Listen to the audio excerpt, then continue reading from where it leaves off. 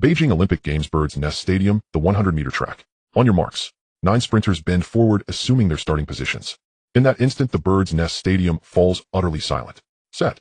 The starters' call echoes through the arena. The 9 sprinters explode forward like caged tigers, breaking loose like dragons surging from the sea, launching themselves the very first moment the race begins.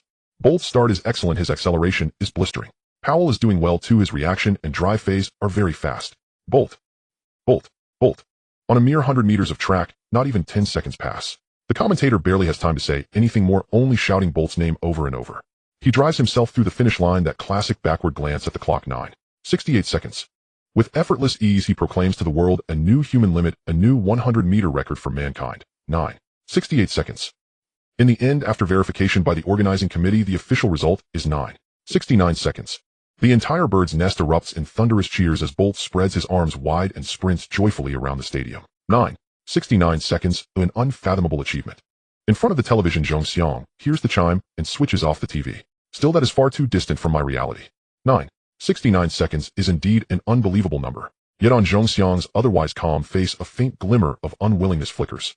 If back then I hadn't been derailed by injury and had kept training hard, could my performance over these years have broken through the 10-second barrier? A look of pain surfaces on Zhong Xiang's face. 2 years ago, he was an athlete, an outstanding sprinter.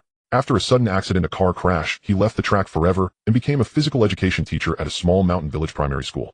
Sprint events belong to black athletes. As of now, no Asian has broken the 10-second barrier. Even if I had never been injured, even if I had stayed on the track, I might not have had the strength to vie with Bolt.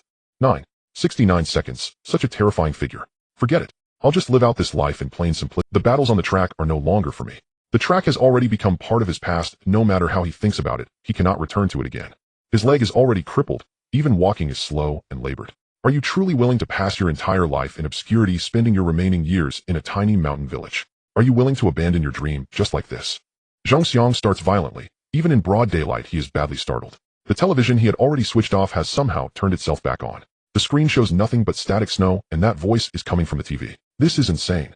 Zhong Xiang's heart pounds as the TV continues to emit its tempting and to him terrifying voice. Do you wish to return to the track? Do you wish to become the king of the sprints? Damn it.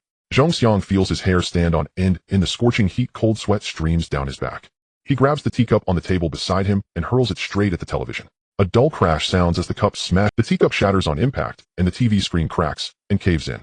Yet the television screen does not go dark. It remains filled with static snow as the voice continues. Return to the track, become the king of the sprints, face the fiercest ovations, transcend the limits of the human body.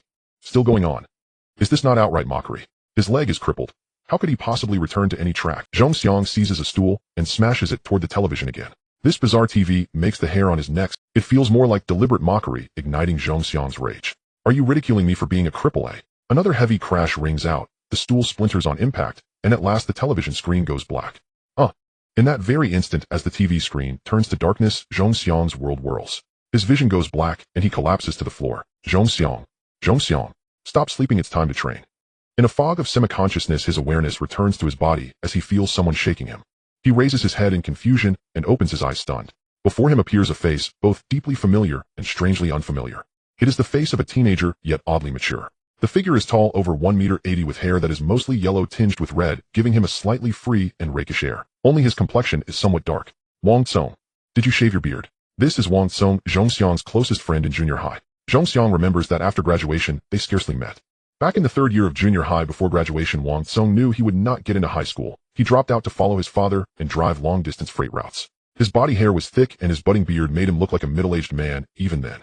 2 years after graduation, Wang Tsung's testosterone surged even more and his beard became more pronounced. He had stopped following his father on long-distance hauls. So when had he come to this small mountain village school? Instinctively, Zhong Xiang looks around, a trace of bewilderment appearing on his face. This is the classroom from my junior high days. Everything is so familiar. The blackboard at the front and the faint traces of chalk still visible. He can still vaguely make out chemical equations. On the rear, blackboard words and doodles cover the surface.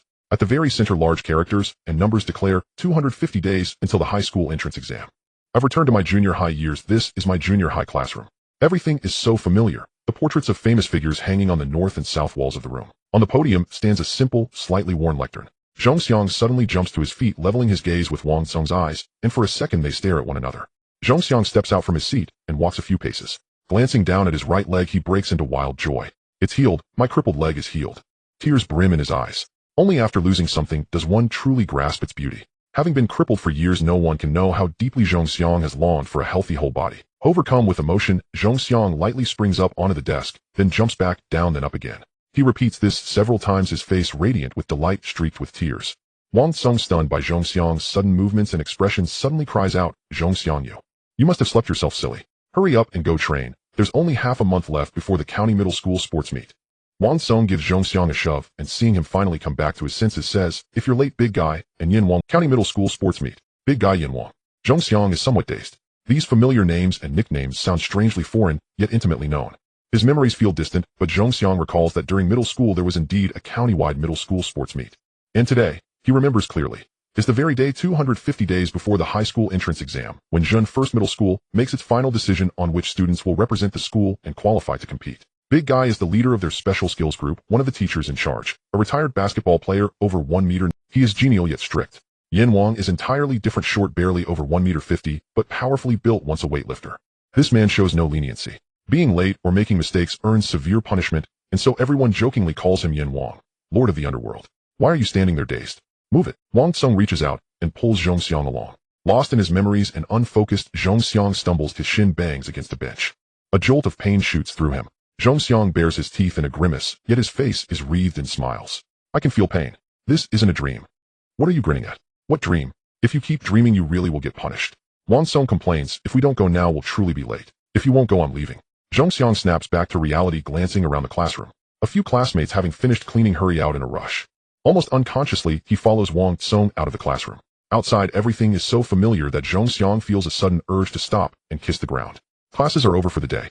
Only a few students remain on campus, the last ones to clean, riding their bicycles away in haste. Seeing Wang Tsung trot toward the sports field, Zhongxiang has no choice but to run after him. In the early 2000s, the rural middle schools lagged behind in facilities. The sports field of Fenghuan Town First Middle School is spacious, but the track is packed hard earth. Within it lie a football pitch and basketball courts. Only the area around the concrete-built grandstand is sandy soil. Even cinders have not been laid down. Fenghuan Town is not particularly backward. It has several coal mines. Yet investment in sports has not been great. In the early 2000s, sports in China had not yet, as they would after the Beijing Olympics, entered the public's consciousness in the same way. Zhongxiang remembers that even up to graduation and before his rebirth, this sports field had scarcely changed at all. Passing through the silver-painted fence gate streaked with rust, they enter the sports field. Several outsiders are inside playing basketball, working out, or kicking a football. The sports talent students have finished their warm-ups and are stretching their legs.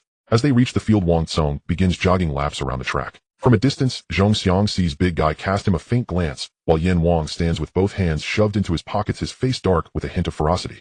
Zhongxiang is here. Before he has even walked over, one of the 20-odd sports talent students calls out gleefully, clearly taking pleasure in the trouble that may befall him. Teacher Ding, Teacher Yang. I'm sorry I'm late. The gloating looks from the classmates around him did not bother Zhongxiang. Walking up to the two teachers, Zhongxiang studied those long unseen faces. Teacher Yang, whose full name was Yang Zhinya, was very tall and had once been a member of the provincial basketball team. After retiring, he became a middle school teacher. From one town, one middle school had no basketball team, so Yang Zhinya taught PE to the 9th graders. With his long legs and round head, his features were mild and good-natured, and the students jokingly called him the Big Guy.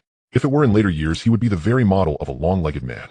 Teacher Ding Qingjin was short, but powerfully built. His muscles defined his complexion dark, and he carried an innate air of authority. Most students were rather afraid of Ding Qingjin, for in his PE class, anyone who arrived late would be punished with extra running, his most reliable method of discipline. In the early 2000s, a delinquent youth culture was rampant. Students often fought, brawled, and skipped classes, making them hard to manage. The sports students in particular relied on their height and strength to swagger around the school, playing the bully instead of training properly. During PE periods, other teachers could hardly gather all their students, yet in Ding Qingjin's class, no one ever arrived late. It had become one of the few points of pride for Fenghuan One middle school. Run 3 laps first, then come back and talk. Ding Qingjin spoke with a stern face, hands in his pockets, chin lifted as he glanced sidelong at Zhongxiang. Zhongxiang paused for a moment, remembering that before his rebirth, when he himself had been a PE teacher, he too had liked to punish late students in exactly this way. Having run into a wall, Zhongxiang did not feel embarrassed. Instead, he mused, inwardly amused. In my previous life, my way of punishing students must have been influenced by this king of hell. He did not resist. As a junior high boy, the king of hell had not set a strict time limit, so he could just run slowly. Squatting down, he tightened his shoelaces, then jogged toward the track. Zhongxiang, that's what you get for oversleeping and being late. The sports students who were warming up assumed he was unwilling to run and was tying his laces on purpose to stall for time. No one knew who started it, but that first gloating shout set off a burst of laughter. The members of the school sports team got along quite well. they trained together often, and while their bonds were not profound, they could at least play and joke with one another. Among the girls on the team, someone even shouted, "Teacher Ding, 3 laps aren't enough. He should run at least 8 or 10. You little brat, stop making a fuss and warm up properly. Don't think I don't see through your little schemes." Today we're finalizing the spots for the county middle school sports meet. If Zhongxiang runs extra laps, his results later will be affected. If Zhongxiang loses his chance, your odds go up. Put away those petty thoughts. I know every one of your results clearly, and I've already decided the roster in my heart. Without the slightest mercy, Ding Qingxin exposed their little calculation.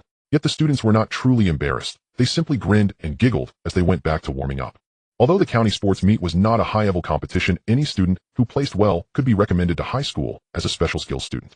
Jogging along the track, Zhongxiang listened to his classmates gloating and even their attempts to trip him up, yet he did not grow angry or ashamed. On the contrary, he felt a kind of nostalgia for this untainted teenage simplicity. Inwardly, however, Zhongxiang was a man of 23 or 24, an odd uncle who had gone through many twists and turns.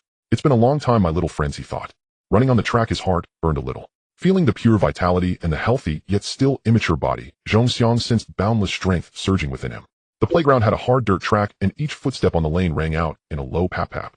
Such fields were common in rural schools. Rubber tracks were nowhere to be seen. Perhaps only urban schools had rubber tracks. In Zhongxiang's memory, even the track at Sihu County No. 1 middle school, which hosted the county sports meet, had once been nothing more than hard-packed dirt. The county schools all had such playgrounds. Rural schools were even more rudimentary. Still, the field at Fenghuan No. 1 middle school at least had a standard 400-meter track. 3 laps added up to 1,200 meters. As he ran, Zhongxiang let his mind drift back over his middle school days. In the 9th grade, Zhongxiang was 16 by traditional counting. Back in the 90s, rural areas did not yet have the ubiquitous kindergartens of the post-2000 era. A preschool education was limited to a single year of preparatory class. Rural children also started school relatively late, most at 7 or 8, some only at 9 or 10, skipping preschool altogether. Having entered the preparatory class at 6, Zhongxiang was considered early. He remembered clearly that the county sports meet, scheduled for half a month later, had been the turning point of his fate. At 16 by traditional age, he was far from short, already 1 meter 83. His body was on the thin side, though, and his strength insufficient. Even so, he recalled that at the county meet, he had broken into 11 seconds in the 100-meter dash. The deputy director of the county sports bureau, Director Su, recommended him to the Rin City municipal team in the prefecture-level city. He represented Rin City in the provincial city sports games and was then admitted into the provincial team. It had been the glorious stage of his life. He was on the verge of joining the national team when, because of a single accident, being hit by a female driver, his path as a competitive athlete was cut short. He had run barely 100 meters now, yet his thoughts had traveled far. As he ran, a symbol suddenly leapt before his eyes: 0.1 growth value. Immediately afterward, a translucent rectangular frame emerged before him, faintly visible in his line of sight. Its shape was uncannily similar to the television set he had smashed in his previous life. Am I seeing things? His steps faltered, and he gradually came to a halt, rubbing his eyes. The 0.1 growth value number vanished, yet the translucent T-shaped frame remained. As he turned his head to look around, the frame stayed floating before his eyes, shifting as his gaze moved. It looks a bit like those high-tech devices from science fiction movies. Indeed, it resembled the virtual status windows seen through futuristic smart glasses in films.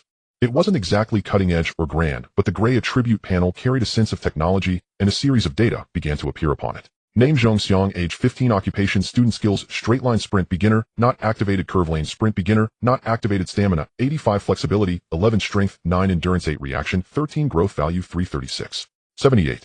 This is a system, the welfare bestowed upon those who cross over. A golden finger. In the early 21st century, web novels were not yet as popular as they would be later. Concepts like transmigration, rebirth, and golden fingers were not widely known.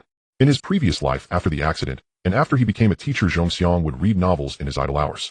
In many of them, the protagonist, upon being reborn, received a golden finger. He had thought that simply being reborn was already the greatest boon, the finest golden finger. He had never expected a system on top of that. As he focused his attention on the virtual panel, the display gradually grew clearer. Each data value reflected the current state of his body. Stamina stood at 85. He had not run far, but it had still consumed some energy. Originally, it must have been at 100. His flexibility allowed him to do side and front splits, and bend backward. It was decent. Strength for an ordinary adult would be around 10. Since he was not yet grown, his strength still had room to develop, and now it was only 9. Endurance was his weak point, only 8, slightly below the average person. Reaction likely measured that split-second response to the starter pistol. Originally, it might not have been as high as 13, but because Zhongxiang had once been a professional athlete in his previous life, far surpassing ordinary people, his reaction had improved in this life. What is this straight-line sprint skill? Just sprinting in a straight lane. How do I activate it? At the moment, both straight-line sprint and curve-lane sprint were gray. Zhongxiang frowned. It must be that my growth value isn't high enough. However, flexibility, strength, and reaction all have plus signs after them. That likely means my current growth value is sufficient to increase those attributes. Let's try it. See if this system actually works. He thought. Strength is only 9. With greater strength my feet will grip the ground more powerfully and my speed will increase. If endurance is sufficient, that phenomenon of dying out after 70 or 80 meters will improve. Flexibility doesn't need boosting for now. As for reaction, none of these junior high students can compare to me anyway. With a thought, he tapped the plus sign behind endurance. The endurance value flickered and rose to 9, while growth value instantly dropped to 236. 78. Zhongxiang frowned slightly. No noticeable change. He tapped endurance again, and growth value flashed once more, falling to 136. 78. He frowned again, hesitating. Could this be some kind of prank? I've added endurance twice in a row, yet my body feels no different. He moved his mind and tapped the plus sign behind strength. Growth value flashed, dropping to 36.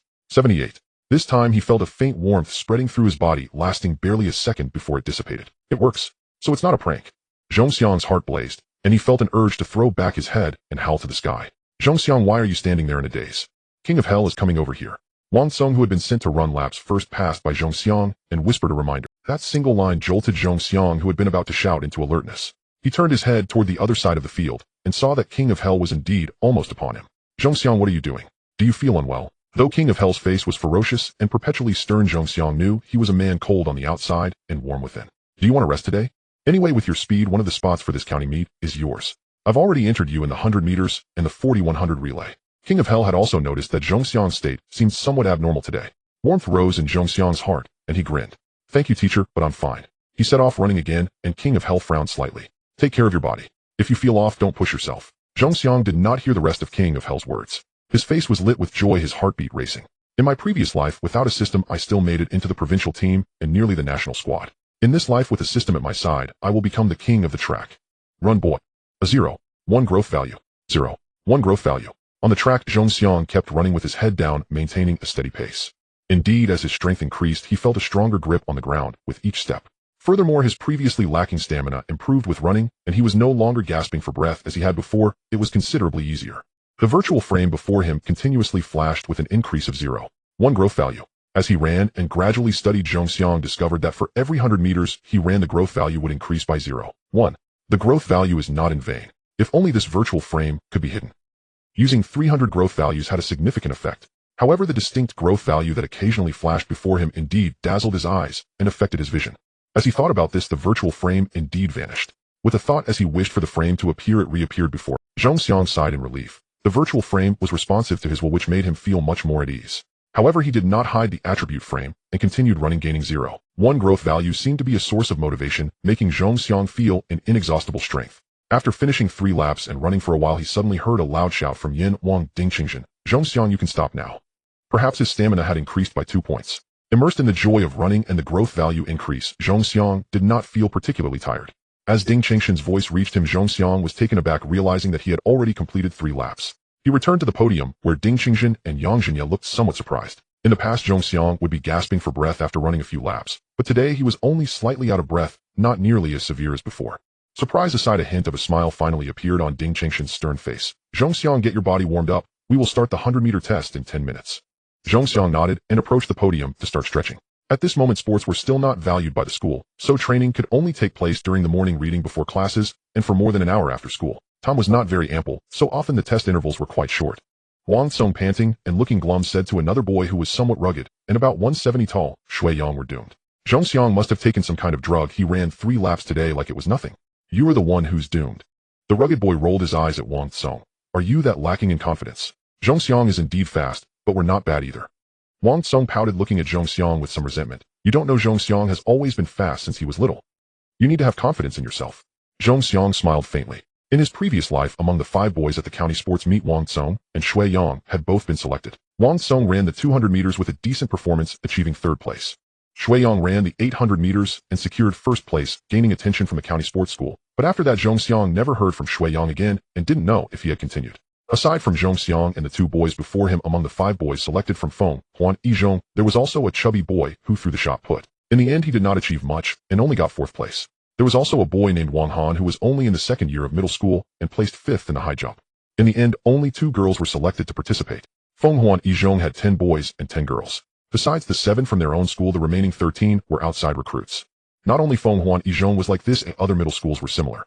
Zhong Xiang remembered clearly that in his previous life at the county sports meet during the finals, the competitor next to him looked to be at least 18 or 19 years old. Middle school students were generally around 15 or 16, with the oldest not exceeding 17. It was obvious that these were outside recruits. After all, it was the county sports meet attracting the attention of every middle school's physical education teachers. In small local sports meets, there are no strict regulations, so many loopholes exist. What confidence can we have? With you here, we are likely not to make it into the 100 meters. We both have been punished, which will somewhat affect our results, but that kid Shui Yang has picked up a bargain. Wang Song was somewhat self-aware, grumbling, seemingly displeased. Haha. In our youth, we have our own pride, Shui Yang retorted somewhat discontentedly. Even if you weren't punished, our results wouldn't be that far apart. Beep. 10 minutes passed quickly, and Yang Jinya blew the whistle. Everyone gather, we will test the 100 meters. In addition to Zhongxiang, Wang Song and Shui Yang, Yang Jinya also arranged for 5 classmates who usually ran fairly well to participate in the 100 meters. Standing on the track, Zhongxiang felt a slight tremor in his body, his heartbeat quickening. This was not fear or nervousness, but a kind of excitement.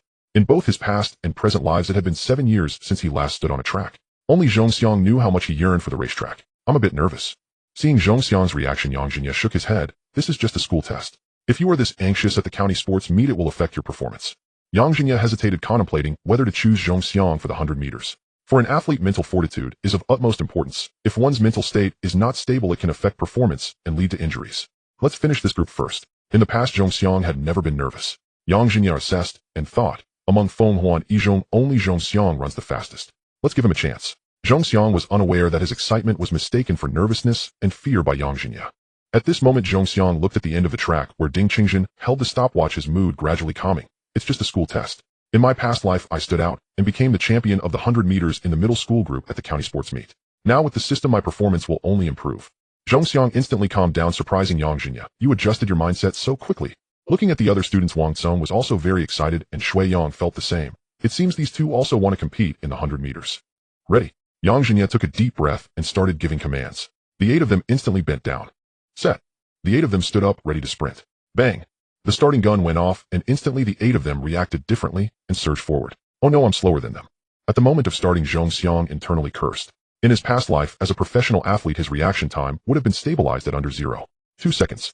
This is a standard that most professional athletes must achieve. Some outstanding international athletes can even control their start time between 0.13 to 0.15 seconds. Anything above 0.16 to 0.2 seconds is considered slow. Now my start is at least above 0.5 seconds, even over 0.6 seconds. This reaction time was only average among the 8. He estimated that Wang Song and Shui Yang were around 0.3 to 0.4 seconds.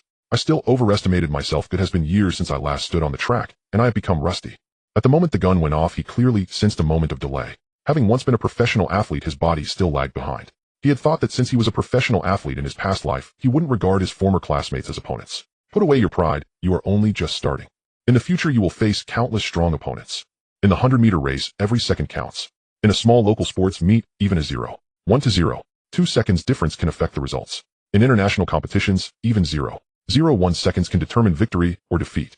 Having distanced himself from the track in his past life, the feeling of competition had just returned, but unfortunately, he could not reach his peak immediately. This was both reasonable and unreasonable. No choice, just run. Zhongxiang looked at the few ahead of him who had already pulled away and began to accelerate. The soles of his feet gripped the ground with immense power.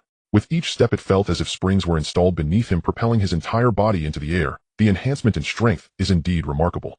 The bell rang as he swung his arms vigorously, increasing his speed. He lifted his knees high and extended his calves forward, making his strides longer.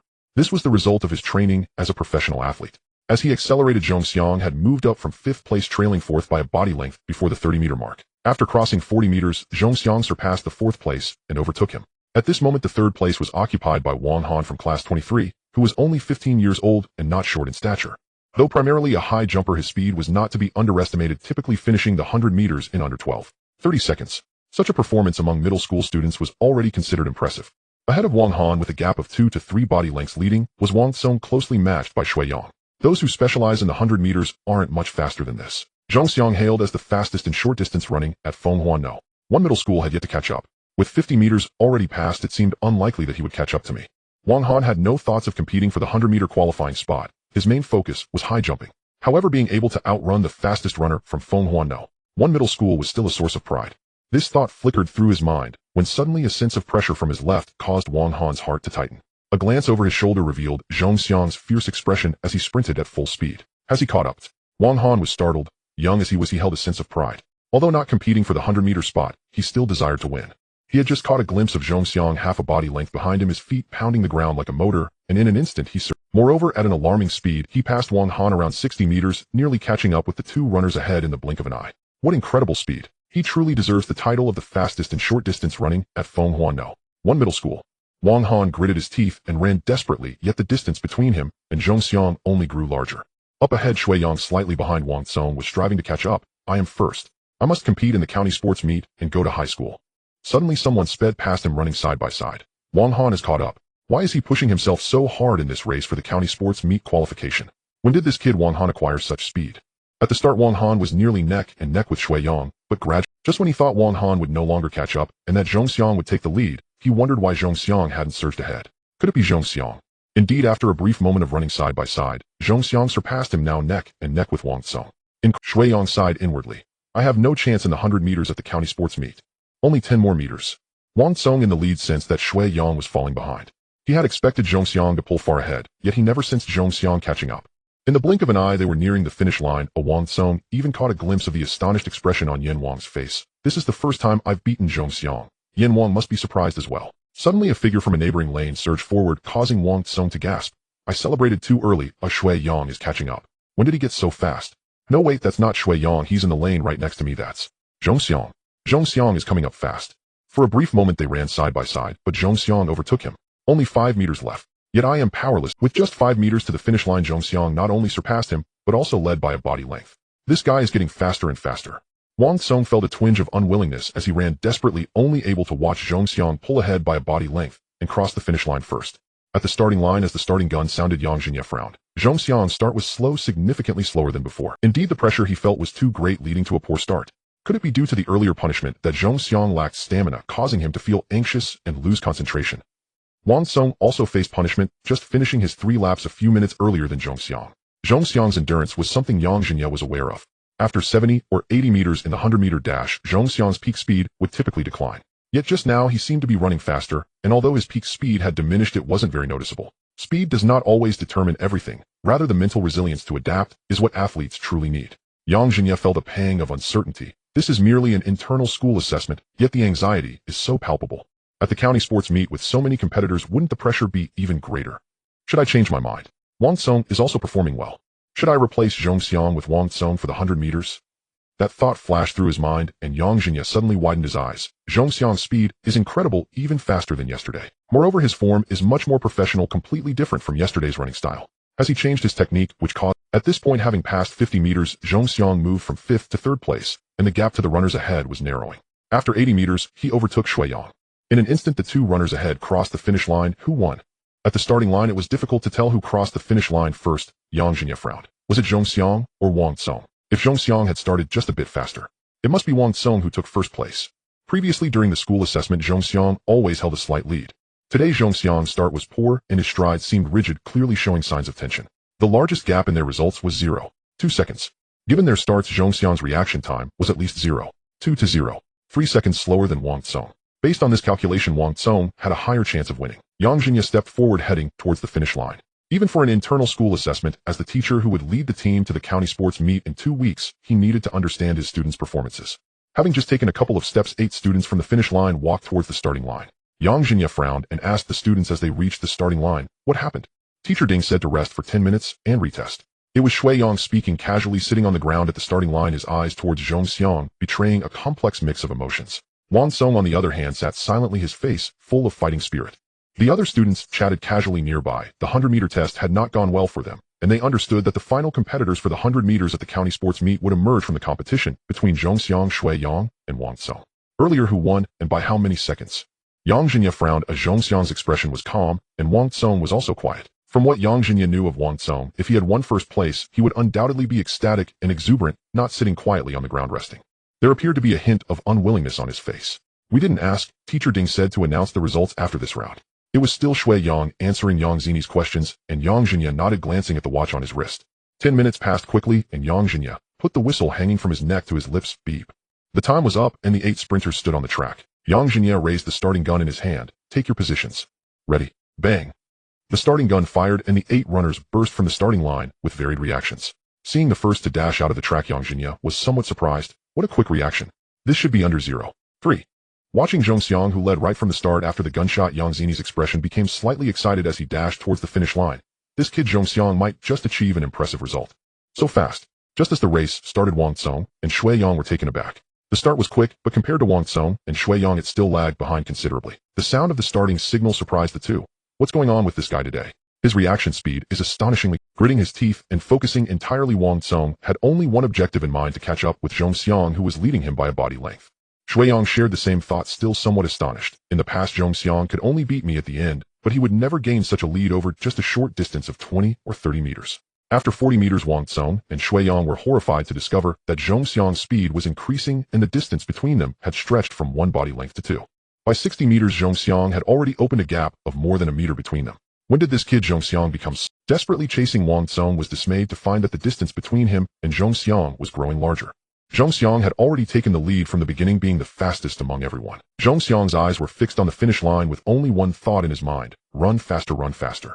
His feet firmly gripped the ground. His speed had reached its peak, yet he could still go even faster.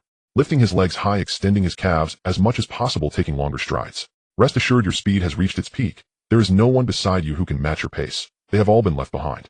After 30 meters, you have established an unshakable lead. After 50 meters, no one can catch up with you. By 70 meters, you have already pulled away from the second place by 2 meters. After 90 meters, the finish line was in sight, and you were already in first place. At the finish line, Zhong Xiang caught a glimpse of Ding Qingshan's face, twitching, his mouth slightly agape. His face reflected a mix of surprise and astonishment. At this moment, a slight ripple stirred within Ding Qingshan. Originally a weightlifter, he wasn't very specialized in sprinting, but that did not hinder his judgment of speed. This kid Zhong Xiang, whether in his start acceleration or running posture today, seems to have improved, showing some traits of professional athletes. From the very beginning, Zhong Xiang had maintained his lead, further widening the gap between him and second place Wang Tsong. Behind the 8 athletes, Yang Jinya, though not fast, was also running towards the finish line. His eyes were always fixed on Zhong. Compared to Ding Qingshan, Yang Jinya had practiced sprinting before. Standing over 195 meters tall, he had previously recorded impressive results. However, due to his height, he eventually transitioned to basketball. Yang Zini's expertise in sprinting far exceeded Ding Qingshan's. The moment Zhong Xiang started, Yang Jinya was certain that Zhong Xiang would definitely finish first. After 30 meters, with Zhong Xiang holding an absolute advantage, Yang Jinya felt a surge of excitement within. Knees high, each stride surpassing 2 meters, calves extending forward, faster cadence, and powerful arm swings. While running, a strange thought crossed Yang Zini's mind. Despite his body still lacking coordination, he shows traits of a professional athlete.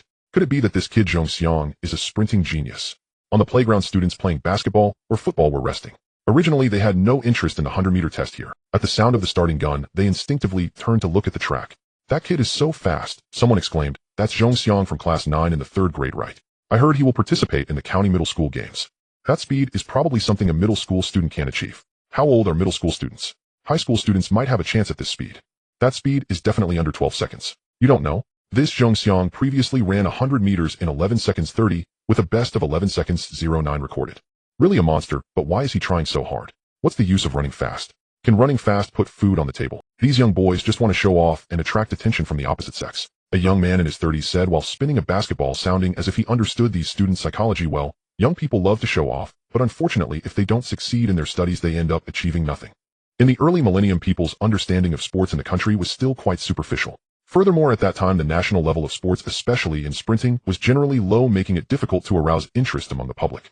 Especially in sprinting events, whether for men or women, it was rare to see Chinese athletes on the international stage. Zhong Xiang was unaware of these people's thoughts, and at this moment the finish line was in sight, and he sprinted towards it. With a powerful inertia, he ran out over 10 meters before gradually slowing down, breathing heavily. At the finish line, Ding Qingshan was astonished by Zhong Xiang's speed. When Zhong Xiang passed the finish line and ran another 2 or 3 meters, he instinctively pressed the stopwatch. When everyone crossed the finish line, Ding Qingshan looked down at the stopwatch, a trace of shock appearing on his face. This result. How did you do? Yang Jinya ran over panting. Looking at the 8 who slowly walked over 10 meters away, he smiled. Zhong Xiang's speed should have surpassed his previous record. Take a look for yourself. He handed the stopwatch to Yang Jinya. Seeing Ding Qingshan's expression, Yang Jinya knew that this group performed well. How is this possible? 11 seconds 19. Frowning at the time on the stopwatch, Yang Jinya remarked, Zhong Xiang's speed is clearly faster than before. His start reaction was also good, so why is the result worse than before?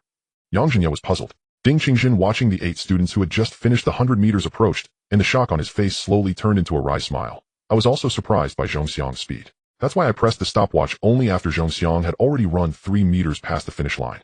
Yang Zini's brow relaxed. That makes sense. Zhong Xiang's previous best time for the 100 meters was 11 seconds 09, with an average speed of over 9 meters per second. After crossing the finish line, the speed would slow down a bit, so accounting for peak speed, there would be a 0.33-second discrepancy.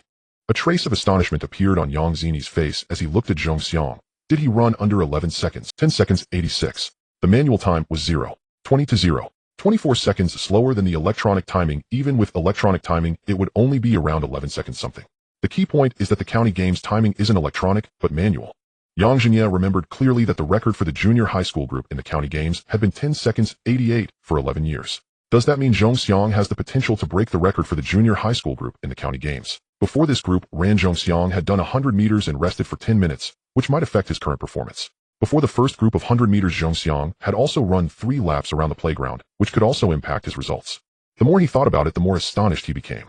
Ding Qingjin and Yang Zhinya exchanged glances, secretly thinking, if Zhong Xiang's stamina were ample, wouldn't his performance be even better than now? At this time, sprinting events in the country were still quite backward. The qualification standard for a national-level athlete is an electronic timing of 10 seconds 93. If Zhong Xiang makes a bit more effort and has enough stamina, could he reach the qualification level of a national-level athlete? It's a pity that ever since he transitioned to basketball and returned to school as a teacher, he has lost contact with his previous coach. This kid Zhong Xiang, with professional training, might become a formidable sprinter. If his speed could improve even further, I would need to find a way to contact the coach he had during his sprint training. In Fenghuan Yizhong, there are 3 practicing short-distance runners. Zhong Xiang can usually run around 11 seconds 30. If Wang Cong and Shui Yang maintain their stable performance, they can also run around 11 seconds 6 to 11 seconds 7. At the age of 16 or 17, they may have some differences compared to peers abroad. Compared to the rarity of running 12 seconds at this age domestically, these 3 have impressive sprinting results. Teacher Ding, what was the result? Zhong Xiang took the lead, finishing first.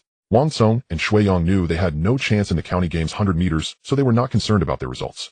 Zhong Xiang, however, was very concerned about his results, wanting to know how much his attributes had improved. Zhong Xiang clearly remembered that in his past life, he won first place in the county games with a manual time of 10 seconds 97, which caught the attention of the deputy director of the sports bureau, leading to his recommendation to the city team. The starting speed just now felt great to Zhong Xiang. While it couldn't compare to the reaction speed he had later as a professional athlete, it was still faster than in his past life. With the system enhancing his physical attributes, Zhong Xiang's speed at this moment was faster than in his past life. Go away if the results aren't ideal, go run a couple of laps, and head home. Come back on Monday for training. Yang Zhinya waved his hand, thinking he couldn't say that Ding Qingjin was so astonished by Zhong Xiang's speed that he miscalculated. Ding Qingjin gratefully glanced at Yang Zhinya, no longer mentioning the earlier 100 meters results. He waved to Wang Cong and Shui Yang.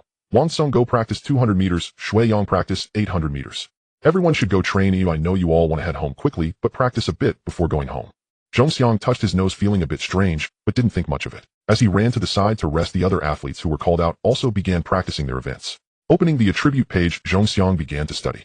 Name Zhong Xiang.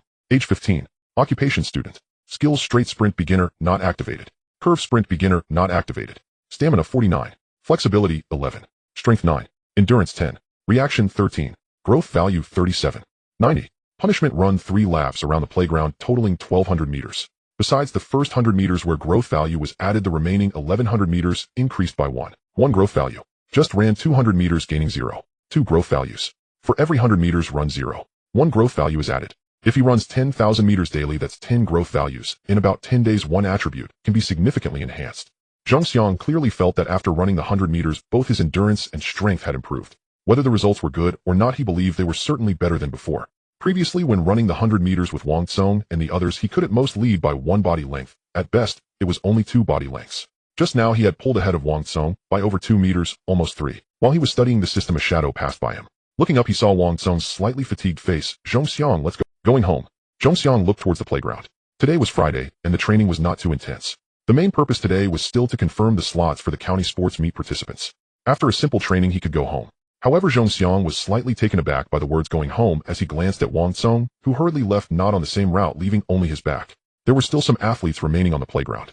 After such a long time, Zhong Xiang struggled to recall the names of some of his classmates. He decided not to greet anyone, stood up, and went back to the classroom, packed his bag, and headed towards the parking lot. Zhong Xiang's home was a good 6 or 7 miles away from school, and there were no accommodation facilities at school, so he had to return home every day. Riding his Phoenix brand bicycle, he rode out of the school.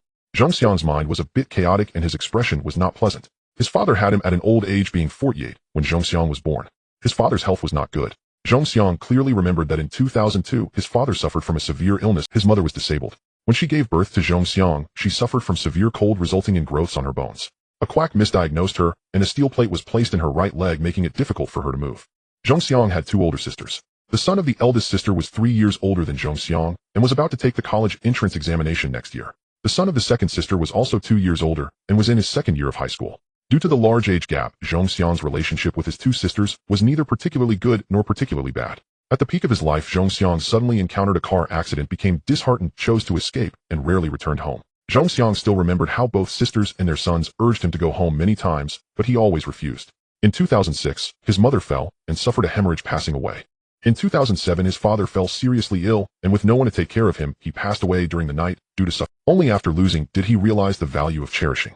Zhongxiang had regretted, felt sorrow, and was in pain, often secretly resenting himself for not being capable enough to spend more time with his parents. Zhongxiang thought to himself, unknowingly accelerating his cycling speed. In this life, many things could have been avoided, and I will no longer leave any regrets. I will make you proud of me. With the system in this life, Zhongxiang believed he would achieve success. 1 growth point. A number flashed before his eyes, and Zhongxiang was momentarily taken aback. I forgot every 100 meters I run, I can gain 0. 1 growth point. Zhongxiang's school was located in the southwestern corner of Fenghuan town, while his home was in the eastern part. Each time he returned home, he needed to pass through Fenghuan town and follow the provincial road directly to the village. Zhongxiang jumped off the bike, no longer riding, but instead running while pushing the bicycle. From school to here it's at least 1,000 meters. Riding 1,000 meters earns me 0. 1 growth point. From here to home, there are still 3,000 meters, and running back home will earn me 3 growth points. He chose to run while pushing the bike. The provincial road was not very busy. In 2001, it was not the period when China's economy was rapidly booming. A few years later, and cycling was still rare. Fenghuan town had quite a few coal mines, and it wasn't until the coal industry flourished in the following years that the town began to prosper. Pushing his bike while running did not attract much attention. Upon reaching the village entrance, he could only see a few figures in the distance, unable to recognize who they were. Zhongxiang ran home in one breath, standing at the door as if in a different world. In his past life, after his parents passed away, Zhongxiang had not returned to this home. Now his home was a simple structure of 4 square rooms with no courtyard walls, held together with corn stalks and a makeshift wooden door. The kitchen was built with a few asbestos tiles, and the stove was not very low. Everything was very simple, but that time the home had not yet laid a cement floor. Mom, I'm back. In the kitchen, there was a brick stove, and his mother Lu Huilan was kneeling in front of it cooking. Due to the steel plate in her lower back, she couldn't bend down or squat, and could only kneel on the ground to cook. In the hot weather, her knees were blistering. In his younger years, he did not understand the hardships of his parents or cherish the difficulties his mother faced. After experiencing his mother's death, seeing her again made Zhongxiang feel very bitter, and tears streamed down his face unknowingly. Before Lu Huilan could react, Zhongxiang directly lifted her from the ground. Mom, I'll cook. Go back and do your homework. The meal will be ready soon. Lu Huilan struggled to get up. Scholars should not approach the stove. As a student, you should just study well. Zhongxiang was in tears, and Lu Huilan found it quite strange. Her son had never helped her cook before and had never been so considerate. Her expression changed slightly. Did you get into... Lu Huilan's words left Zhongxiang both amused and speechless. Wiping his tears, he replied, what trouble could I have caused? I came quickly, and sand got in my eyes. He squatted down to start the fire, seeing that his mother still looked puzzled, and he did not explain further. Who would believe someone who had lived 2 lives and returned? His mother was not from this area. She was from Shaanxi province and had not graduated from high school. She was deceived into coming to Shandong, ruining her bright future. She never enjoyed any comfort and lived each day in hardship. Lu Huilan was now over 60, having experienced many social situations. She did not ask much as long as Zhongxiang did not get into trouble. You can just boil the water. Your dad and sister went to work in the fields. It was only early September by the Gregorian calendar, and according to the lunar calendar it had just passed the 15th day of the 8th month. In his past life, Zhongxiang rarely concerned himself with farm work, and his family did not ask him to help in the fields. After cooking, Zhongxiang did not ride his bike, but jogged out. Mom, I'm going to the fields to see if I can help. He dashed out of the house, not asking about his mother's reaction. From his doorstep to the nearest field, it was also 4 miles away. He passed through the village but saw no one around. In 2001, whether it was a reaper or a corn harvester, they had not yet appeared. Farmers relied on manual labor to harvest, drying the crops in the threshing yard before using a thresher. At this time, every household was busy with farming, and there was no one in the village. Staying home without working would only earn one the label of being lazy. Upon reaching the fields, the corn had already been harvested. Eldest sister and brother-in-law, second sister and brother-in-law were all working in the fields. Everyone was surprised by Zhongxiang's arrival. He had never gone to the fields before, let alone actively helped with the harvest. Dad, eldest sister, eldest brother-in-law, second sister, second brother-in-law. Zhongxiang greeted them, taking the sickle from Zhong Shiming's hands. Dad, take a break. I will cut the cocklebur. Have you finished your homework? Zhong Shiming's eyes were filled with satisfaction, though perhaps his eagerness showed, and he was panting. His father already suffered from bronchitis, which later worsened into emphysema. Bending down to cut the cocklebur, Zhongxiang shook his head. I'll help with some work first before going back to do my homework. Little brother, you need to study hard. I look at Li Ming and Zhongjun. They are both in high school now. As long as you study hard, you might at least get into a university. Now you say you are training in sports. Oh, I've never heard of anyone making a... Eldest brother-in-law Li Cheng gave a serious and earnest lecture. Sigh. Zhong Ximing shook his head and sighed, walking to the side to pile corn cobs on the floor of the cart. Zhong Xiang was wholeheartedly focused on sports, having heard so many times at home that he was determined to pursue this path, not listening to anyone's words. Zhong Ximing, now gray-haired and wrinkled, felt helpless. Training in sports was something Zhong Ximing had never heard of and was unsure if it would lead to success in the future. At this moment, he wanted Li Cheng and others to help persuade Zhong Xiang. Zhong Xiang smiled slightly. Eldest brother-in-law, you know that with my current grades, I can't possibly get into high school, so training in sports is my only choice. Besides, there are many benefits to training in sports you will understand in the future. As he diligently cut the cocklebur, a line of numbers suddenly appeared before his eyes. 1 growth point. Can working also increase growth points? This took Zhong Xiang by surprise, and his face was filled with joy. Li Cheng, Zhong Mei, and Zhong Li also wanted to persuade him, but Zhong Xiang was currently observing the attribute page and did not respond. A few people helplessly bent down to work, no longer trying to persuade him. Zhong Xiang had grown up and had his own thoughts. They had previously tried to persuade him, but he was determined to train in sports. Zhong Xiang's academic performance was not very good, so they decided to let him be. Having been reborn, Zhong Xiang understood that China's sports would flourish in the future. If he could achieve good results, becoming a professional athlete would provide him with a broader future than attending any university. 1 growth point. 1 growth point. Zhong Xiang was immersed in the joy of labor, not expecting that working would also increase growth points, making him work even harder. Before long, Zhong Xiang's speed did not decrease, instead it increased, leaving everyone behind. It was not until nightfall that the corn cobs were transported back home. The next day, Zhong Xiang woke up early despite his parents' advice and went to the fields. Zhong Xiang was young and strong. Although he was tired yesterday, he had fully recovered overnight. His arms and legs were slightly sore, but his strength had returned. With Zhong Xiang's help, the 5 acres of corn, which would have taken 2 days to harvest, were completely collected in just a day and a half. On Monday morning, Zhong Xiang did not ride his bicycle, but instead ran out of the house with his backpack. 1 growth value. 1 growth value. Running along the road, Zhong Xiang summoned his attribute page. Although the flashing numbers obscured his view, they only flickered every 100 meters. As his growth value increased, Zhong Xiang reveled in it and did not bother to hide. In the morning, traffic on the road was not heavy and many elderly people were exercising by the roadside. Unlike in later years, this road was quite calm and one needed to be careful while walking. Name: Zhong Xiang. Age 15. Occupation: student. Skills: straight - beginner not activated. Curve - beginner not activated. Physical ability: 78. Flexibility: 11. Strength: 10. Endurance: 11. Reaction: 13. Growth value: 46. 70. On Friday, Zhong Xiang ran 3,000 meters, gaining 3 growth values. Running from home to the fields, which was 4,000 meters, yielded an additional 1 growth value. In these 2 days of farm work, he only gained 2 growth values. Now, after running another 500 meters, he gained another 5 growth value. While running, Zhong Xiang studied his attribute page. I didn't expect farm work to have such benefits. Both endurance and strength have increased a bit. Converted, that's a 200 growth value. Zhong Xiang had never worked in the fields before. These 2 days marked his first time in over a decade. Not only am I helping my parents share the labor, but I can also improve my attributes. Not bad. Zhong Xiang ran 800 meters, slightly out of breath. Can the system help me increase my physical attributes to the limits of human capability? Strength and endurance, reaction and flexibility should be improved through training. Physical ability should reflect an overall assessment. Below 80 means fatigue, 60 is exhaustion, and below 60 is extreme fatigue, which will affect sprinting performance. So what about straight and curve dashes? How can they be activated?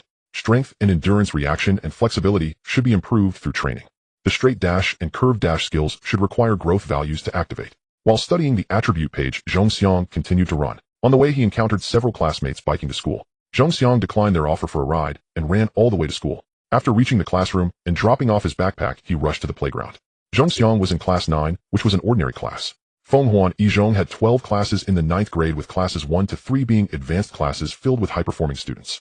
Although the high school entrance exam was approaching, the teachers in the ordinary classes did not pay much attention to those students who had no chance of advancing to high school. Zhong Xiang practiced sports again as the county sports meeting was just over half a month away, so every morning they gathered for training on the playground.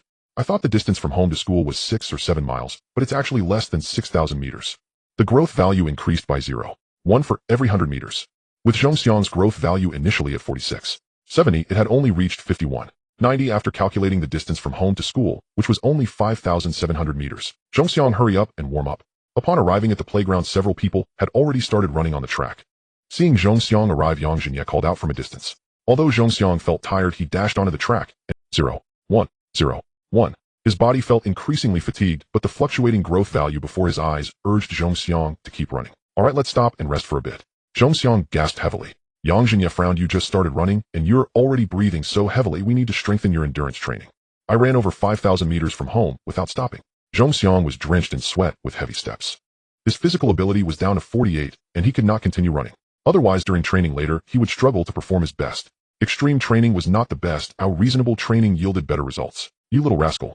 Yang Jinya smiled slightly. Oh, as a PE teacher, he appreciated diligent students, just like academic teachers valued high achievers. Yang Jinya hoped that his students could train diligently and achieve good results in sports. Rest for half an hour before. No need to push yourself so hard. If your body can't take it, you'll risk injury, which is not worth it. Yang Jinya had run 100 meters and was once a provincial basketball athlete, now a professional. Yang Jinya wasn't an expert in the 100 meters, but he understood reasonable training methods. Zhong Xiang nodded. At that moment, stopping felt like his body was ablaze with sweat dripping constantly. He walked slowly around the playground, regulating his breathing rhythm. His physical ability gradually recovered. After walking 1 or 200 meters, it returned to 51. I only ran 1 lap and gained 0. For growth value. Physical training, strength training, endurance training. The training methods for sprinters and long-distance runners differ. Sprinters focus on continuously breaking their speed, while long-distance runners need to enhance their endurance. After half an hour, Zhong Xiang returned to the podium, where Wang Tsong and Shui Yang were about to speak, and Yang Jinya blew his whistle. More than 20 athletes gathered, and Yang Jinya began his pre-training speech. The participants for the county sports meeting have been decided. On Friday, go to the photo studio for a 3-inch color photo, as you'll need it for the competition. The girls' team Pang Wan will run the 800 meters, and Zhang Li will run the 100. Pang Wan was not very tall, barely reaching 1.60 meters, but she had excellent endurance and decent speed. Zhong Xiang remembered that if his little butterfly wings did not stir any changes in the county sports meeting, Pang Wan had finished second in the 800 meters in his past life.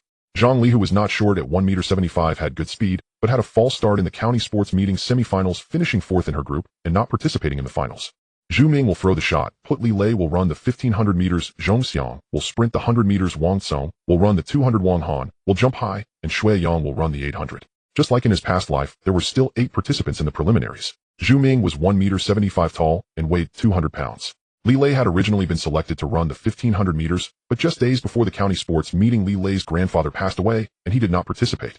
Those not selected should go back to class. The remaining 15 or 16 students looked dejected. They had trained in hopes of performing well enough to enter the special class in high school after the entrance exams. Despite their enthusiasm for training, the county sports meeting was a place that emphasized results, so the PE teachers naturally would not let those who couldn't perform participate. From here, leap forward 3 times as a group, 3 groups in total for training. Feng Huan, Yizhong lacked sports training equipment, and their training methods were quite basic, involving frog jumps, duck walks, and pull-ups. Training lasted a significant amount of time, 2 full hours, before Zhong Xiang and the others returned to the classroom. After one class, it was time to leave, and Zhong Xiang dashed out of the classroom. Zhong Xiang ran to school. Even if he ran back, it was still nearly half an hour without stopping. And during lunchtime, he only had an hour and a half to eat. Zhong Xiang.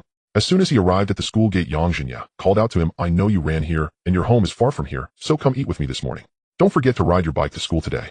Thank you, Teacher Yang, but I've already told my family that I'll eat at home. Zhong Xiang felt a warm sensation in his heart. Yang Jinya was a good teacher, and he was quite tempted to follow. However, thinking about the growth value he could get by running home, Zhong Xiang still declined Yang Zini's kindness. If I don't work hard now, when will I ever? Zhong Xiang wanted to become a professional athlete, one capable of achieving results. Even with the system, he couldn't instantly become a sprint champion. No effort was still required. Only through dedication can one reap rewards. 0. 1 growth value. 0. 1 growth value. Zhong Xiang maintained a steady pace with growth values appearing before him, filling his heart with anticipation. Huff, huff. The steady and heavy breaths escaped from Zhong Xiang's mouth and nose. It had been over 10 minutes since leaving school, and he had covered more than half the distance. Zhong Xiang felt his steps heavy, his lungs burning with pain. Each breath seemed like a torment. 0. 1 growth value. The numbers flashing before his eyes were like a source of motivation, urging Zhong Xiang not to give up on running. This was also the reason Zhong Xiang did not dismiss the attribute panel. He needed these numbers to stimulate himself. This is just the beginning. Compared to the training of professional athletes, this is merely child's play. If I can't endure this little hardship, how can I become a professional athlete? Being a professional athlete is not Zhong Xiang's. Zhong Xiang's ultimate goal is to surpass the world's top professional athletes. Without effort, there is no reward. Even with the system, one must exert efforts beyond what ordinary people can imagine. The system merely converts effort into physical attributes, thereby increasing physical capabilities. Hold on. It's really exhausting. He had already run over 3,000 meters, and Zhong Xiang was drenched in sweat. In the north, although summer had passed, autumn felt like an oppressive heat, each breath a wave of steamy warmth. Zhong Xiang. At that moment, a voice came from beside him. Is your bicycle broken? Turning around, a beautiful face came into view. Zhong Xiang paused for a moment, then a smile appeared on his face. Shui Yun. The girl was riding a bicycle, her height indistinguishable, but her arms and legs were slender, giving the impression of long legs. Especially her face had a unique charm. Compared to girls of her age, she possessed a maturity that was uncommon. In the early millennium, she was less like the girls of later generations who did not wear makeup or go out. Though Shui Yun's school uniform was not expensive and quite ordinary, it did not carry the awkwardness typical of girls in this era. The bike is not broken, or I plan to run to school and back every day. Zhongxiang grinned, his brows furrowing, his once steady and rhythmic breathing disrupted. Running to school? The girl seemed puzzled, then suddenly smiled brightly. You have a spot in the county sports meet, right? Zhongxiang did not answer. Then, Shui Yun's eyes twinkled with a smile. I'll accompany you. Zhongxiang was momentarily taken aback. His memories seemed to travel through the tunnel of time, returning to his past life. Shui Yun's academic performance was neither good nor bad. She was in the same class as Zhongxiang and lived in a neighboring village. As classmates from neighboring villages, they had hardly exchanged a few words. Later, Zhongxiang directly entered the city team. The next time Zhongxiang saw Shui Yun was when she came to watch a match with her classmates and ran into him. Zhongxiang couldn't understand how Shui Yun managed to get into high school as her grades improved, allowing her to enter a prestigious university in the province majoring in journalism. After a match, they reunited as old classmates. Zhongxiang was the province's best sprint champion, while Shui Yun was there with her classmates to watch the competition. Curious about Zhongxiang's training, she followed him into the training center. Zhongxiang clearly remembered that Shui Yun also ran 2 laps around the track. I'll accompany you. Later on, Zhongxiang was supposed to participate in the national championships when an accident occurred. Zhongxiang had to retire due to injury and went to a small village in the south to become a physical education teacher, losing contact with Shui Yun. Yet sometimes waking up at night, the image of that beautiful face would surface in his mind.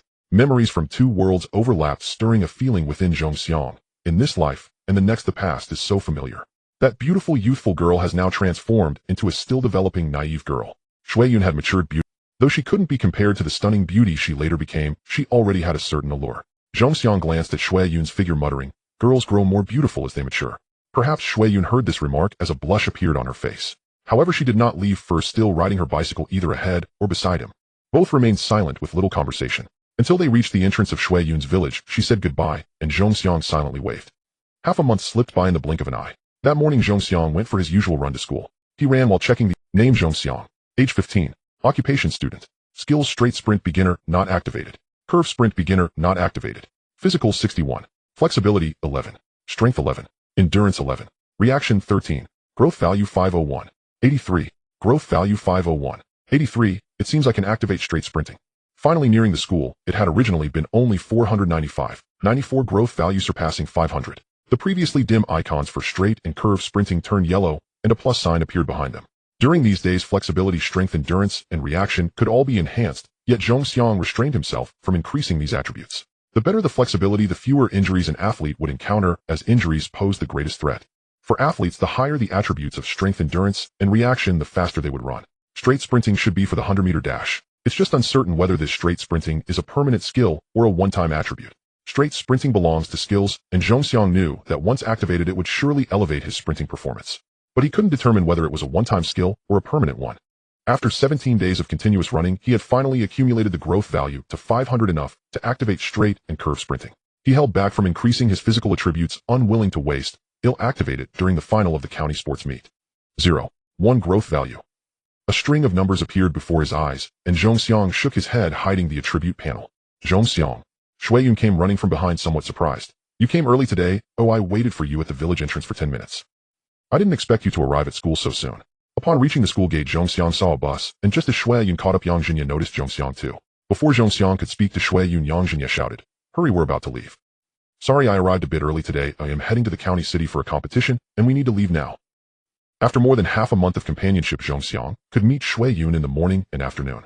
Though he was unsure what Shui Yun thought, Zhongxiang dared not make wild guesses. In his past life, after graduating in 2007, Shui Yun married the son of a wealthy man. He didn't know how she found out about Zhongxiang's teaching school, but she even sent him an invitation. At that time, Zhongxiang felt somewhat inferior and did not attend Shui Yun's wedding. Later he heard that Shui Yun got divorced, but he was unclear about the specifics. With no time for more words, Zhongxiang dashed towards the bus.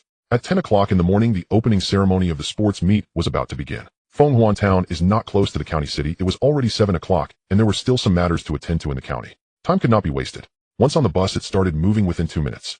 Zhongxiang sat in the last row and seemed to sense something, glancing back. Shui Yun still stood in place, her hands cupped around her mouth, seemingly shouting something. Zhongxiang hesitated to turn back. After this county sports meet, he would be valued by Director Su and recommended to the city team. This would be his last time leaving school, and in his memories he never returned afterward. In other words, this departure means I won't see her again for 4 years. Zhongxiang turned his head, murmuring to himself. During this half-month, Shui Yun waited for Zhongxiang every morning at the entrance of their village, and would also wait for him after school. Though they had little interaction, they seemed to have formed a tacit understanding. The once tranquil heart stirred with ripples. "What did you say?" Wang Song beside him asked curiously, "Why do you seem so distracted?" "It's nothing." Collecting his thoughts, Zhongxiang no longer contemplated the separation. He glanced at the familiar faces on the bus, knowing that after the county sports meet, they would hardly meet again, inevitably feeling a touch of emotion. Looking at Wang Song, Zhongxiang smiled and said, "I meant the ocean allows fish to leap and the sky permits birds to fly." At the playground of Sihu County No. 1 Middle School, Zhongxiang led a group of 7 students holding a flag emblazoned with the name of the school, standing at the forefront. It was just past 9 o'clock in the morning, and the opening ceremony of the county's sports meet was about to begin. There were only 300 to 400 middle school athletes and teachers in the playground. At this moment, Sihu County No. 1 Middle School had just finished class, and the area near the playground entrance was crowded with people. These students were merely curious, watching for a while before heading back to class when the bell rang. As the students went back to class, the school fell silent, and the entrance to the playground connecting to the teaching building also. This was not a large-scale sports meet, nor an international event. Aside from the curious students after class, there were naturally not many spectators. The external assistants invited by Feng Huan No. 1 Middle School had not yet arrived, and Zhongxiang was unsure where they had sourced them from. He had not asked in his past life, and now he was not interested. Zhongxiang looked around and spotted a few familiar figures. "In my past life, I regarded you as my strongest opponents. This life, you must work hard." Sihu County has a vast water area, but a relatively small land area, with only 7 townships and 6 towns. Fenghuan Town has 77 villages, making it the second largest town in Sihu County after Sheyang Town. Xishan Lake has a relatively small population, with only about 7 or 8 villages. The townships vary in size. Some towns have only 1 middle school, while others have 2 or 3.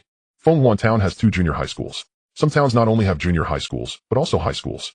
Among the 7 townships and 6 towns, Zhongxiang remembered there were a total of 21 junior high schools, each sending 20 participants, totaling only 220 people. Among these 220 people, Zhongxiang was somewhat familiar with a few. Aside from the students from Fenghuan No. 1 Middle School, he remembered only 3 or 5 individuals. After standing for a while, they began to circle the playground for entrance. They finally came to a halt in front of the podium. On the podium, a familiar figure came into view, the deputy director of the Sihu County Sports Bureau, who in his past life was his mentor and had recommended him to join the city team.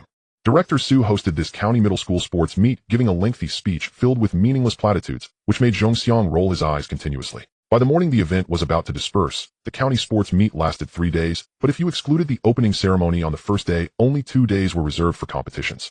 The events in the county sports meet were also quite limited. Men's and women's 100 meters, 200 meters, 800 meters, and 1500 meters, along with long jump, high jump, and shot put, totaling 7 competition events.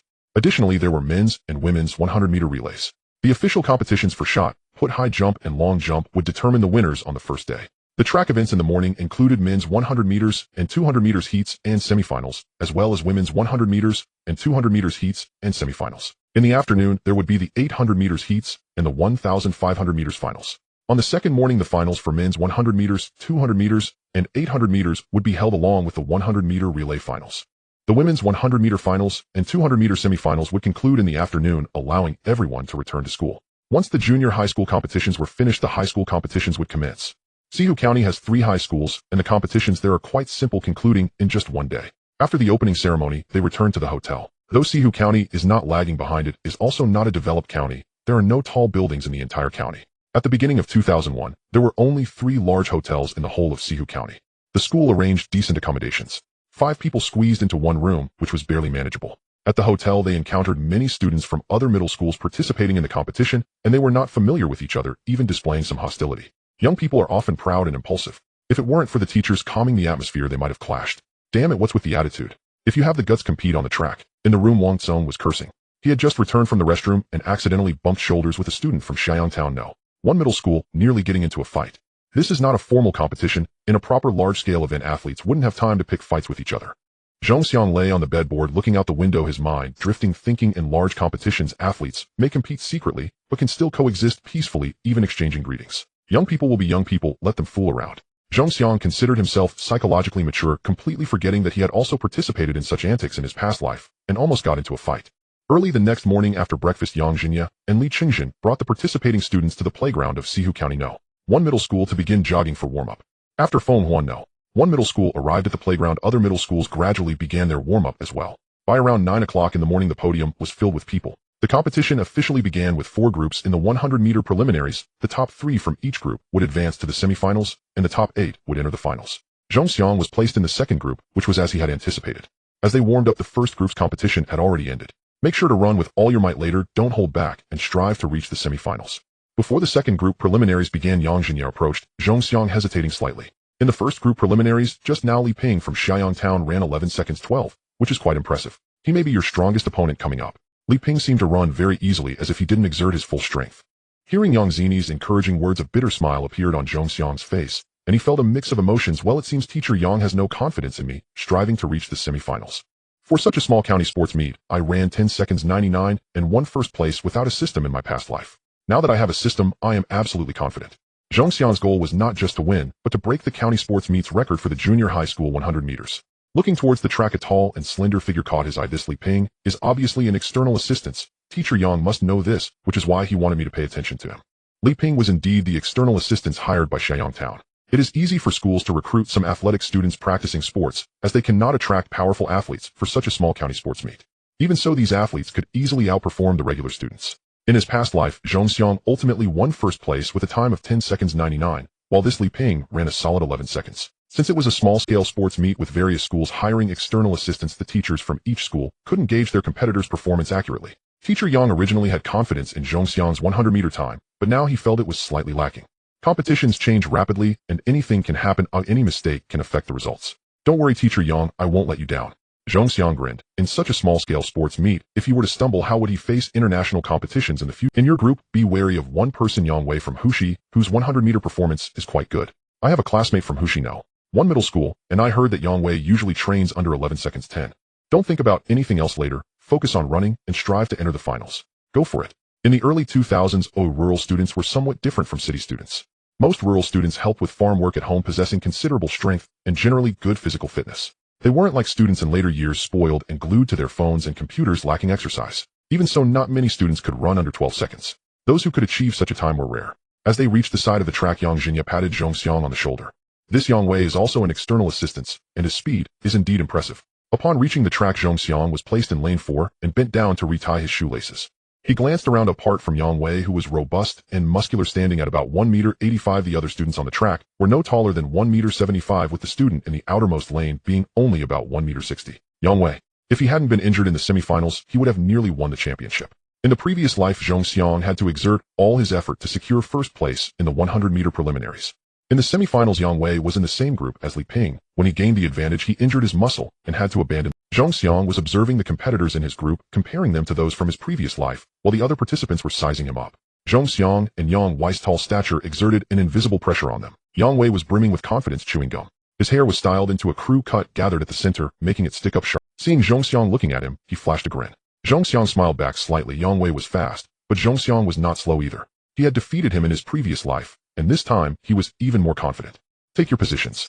As they were sizing each other up, the official had begun to issue commands. The race was about to start. At the starting line, Yang Jinya stood just off the track, his face betraying no emotion, though his fists were clenched. Ding Qingjin waited at the finish, eyes fixed on the final times. Students not competing in this event pressed in along both sides of the 100-meter track. The straightaway ran past the judges' stand, from which the start and finish were plainly visible.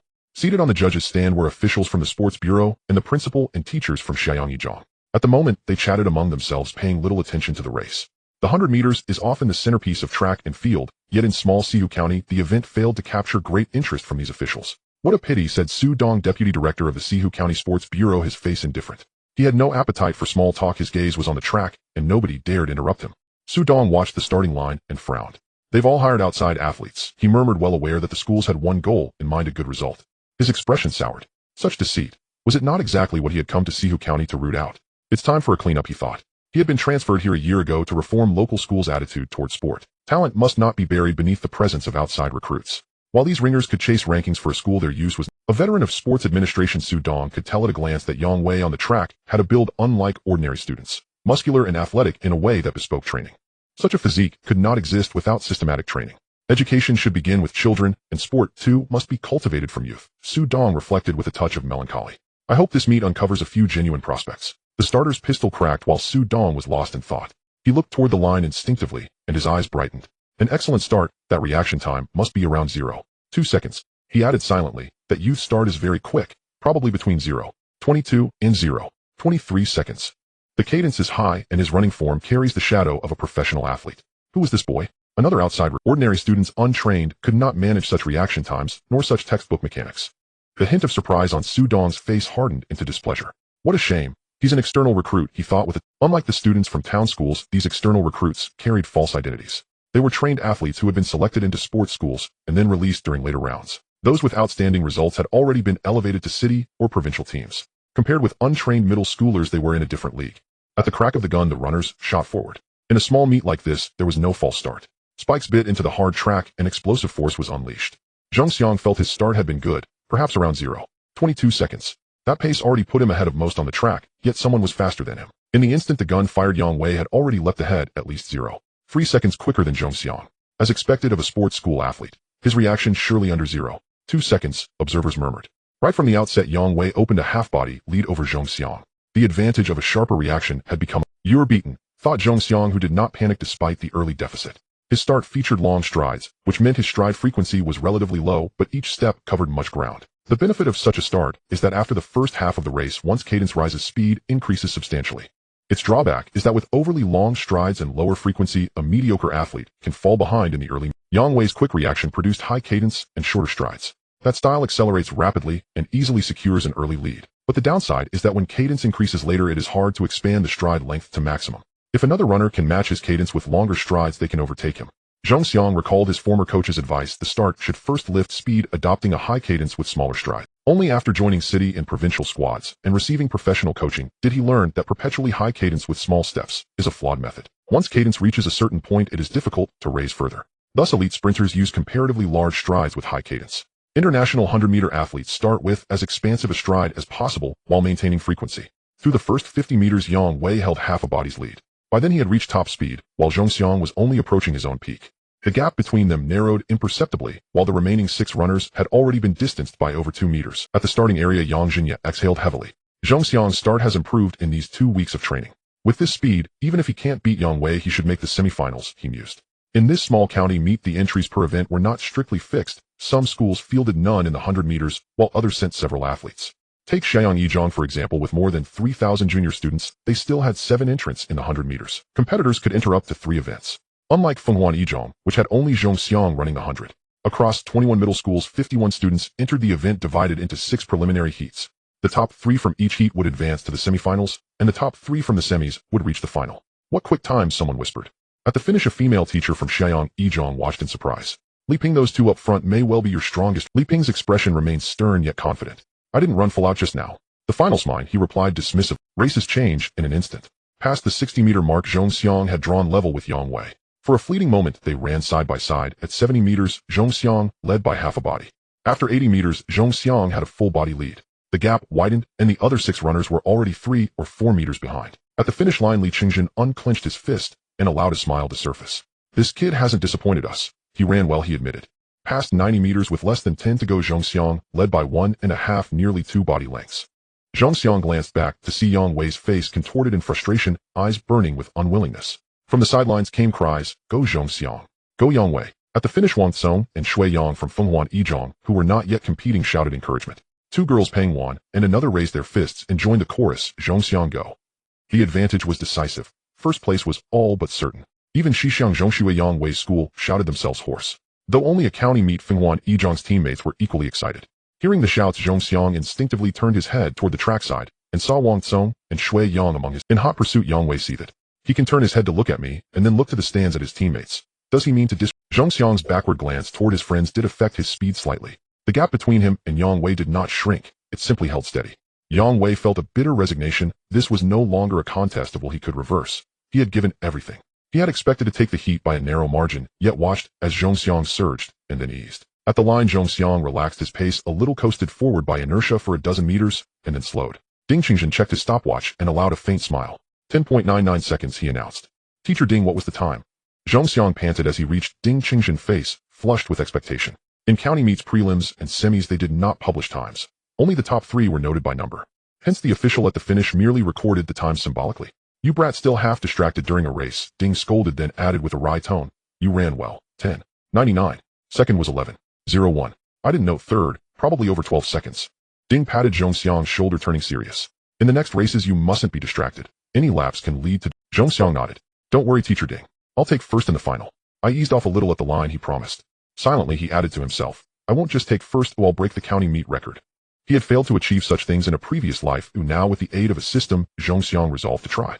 The first to finish was Feng Huan from No. 1 middle school, a student named Zhongxiang. Not far from Zhongxiang and Ding Qingjin, a female teacher from Shaiyang No. 1 middle school, wearing a stopwatch around her neck, had a serious expression. It seems he isn't an outsider.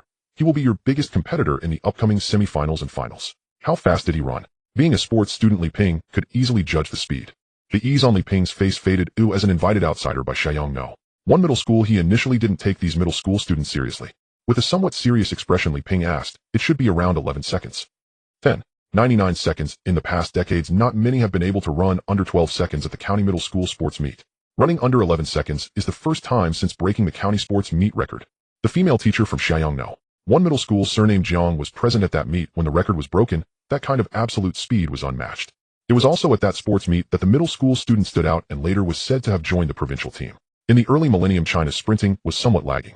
Being able to run under 11 seconds at 15 is a rare feat.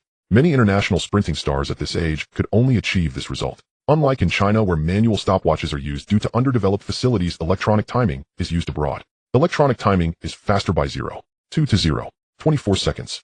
Li Ping looked surprised. He ran under 11 seconds. As a sports student, Li Ping understood what running under 11 seconds meant and how difficult it was. His best time was only 11.2 seconds, still a bit behind Zhongxiang.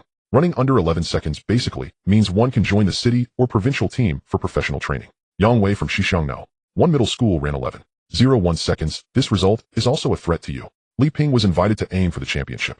Zhongxiang's speed surprised everyone, and Yang Wei's speed was also astonishing. Li Ping's expression darkened instantly as he clenched his fists. "Don't worry, Teacher Jiang, I will do my best to compete." At the finish line, Yang Wei walked somewhat tiredly to the side. 10.99 seconds. Today he had given his all, and 11.01 seconds had already broken his personal best. Compared to Zhongxiang, he was 0.2 seconds slower. This 0.2 seconds can sometimes be an insurmountable chasm. A difference of 0.2 seconds, there is. The teacher leading the Xishan middle school team patted Yang Wei's shoulder. Yang Wei shook his head and said nothing. He had given his all just now and could only see the tail lights of Zhongxiang. That kind of absolute speed he could not match. Zhongxiang glanced back at the moon, distractedly looking at his teammates by the track. This cost him some time.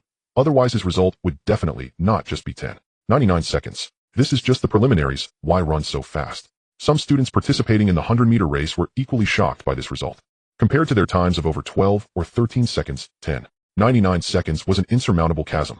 Hearing the complaints of these students, Zhongxiang could only smile helplessly. Watching the track, 8 more contestants began to stand up. The next group of preliminaries was about to start. Zhongxiang smiled faintly. "This is just the beginning. Since breaking the county sports meet record, my life has just begun." Zhongxiang was slowly walking to recover his strength, alleviating the fatigue from the previous anaerobic exercise. Ding Qingjin caught up from behind Zhongxiang. Ding Qingjin's expression was somewhat serious. "You need to go to the podium for something. Follow this, Secretary Yan." "Secretary Yan." Zhongxiang stopped and saw a young figure.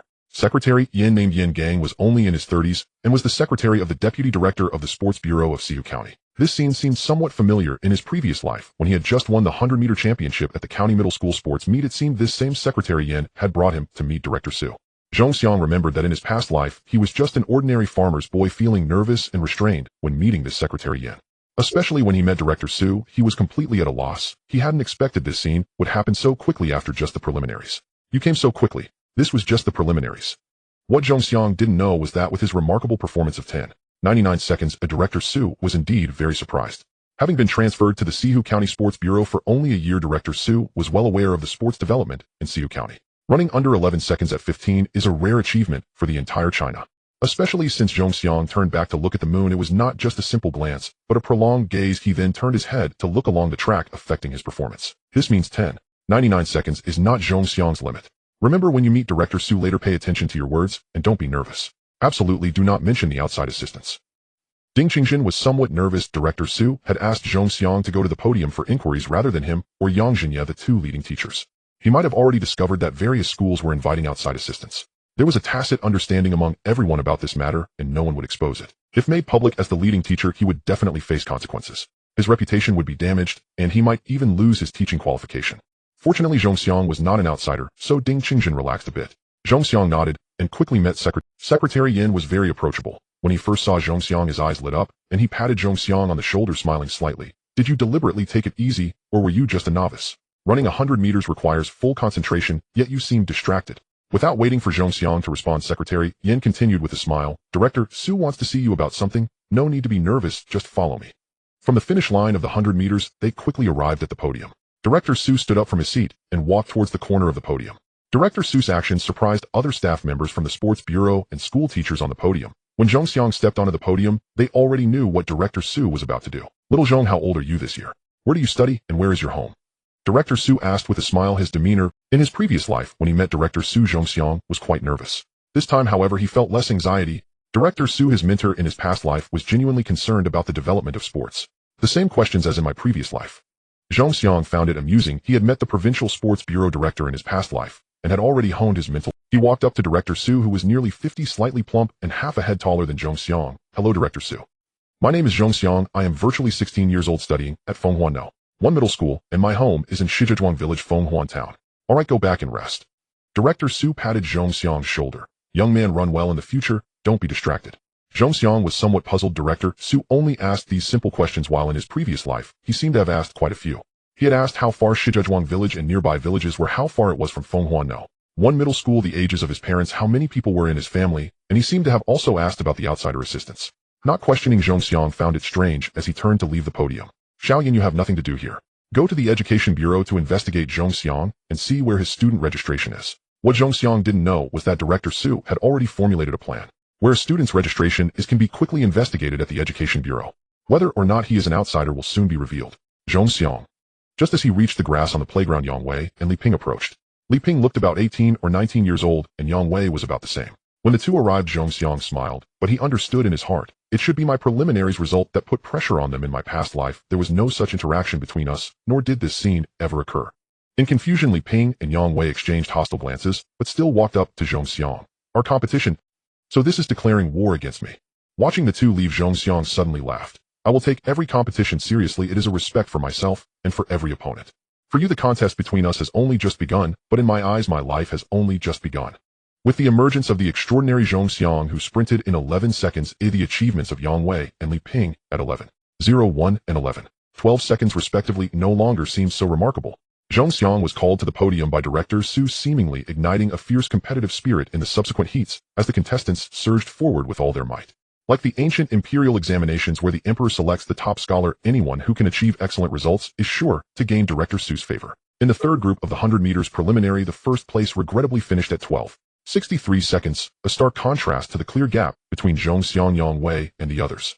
The first place in the fourth group preliminaries clocked in at 13:3 seconds, of a time that was even less impressive than the third place in the third group, comparable to the fourth place. Unfortunately, the competition was not ranked by results, but rather by a system that allowed the top 3 from each group to advance. Both the first place winners of the 5th and 6th groups posted the same time, 12:98 seconds, which was considered decent. Under normal junior high standards, a time of 12:63 seconds would have nearly secured the championship in the previous 2 county sports meets. In his past life, Zhongxiang ran exceptionally fast, earning a recommendation to the city team from Director Su. If it weren't for the system, Zhongxiang clearly remembered that in the 100 meters preliminaries of his past life, he clocked in at 11:13 seconds, while Yang Wei's time was 11:24 seconds. Li Ping actually performed well in the preliminaries and semifinals, only losing to Zhongxiang in the finals.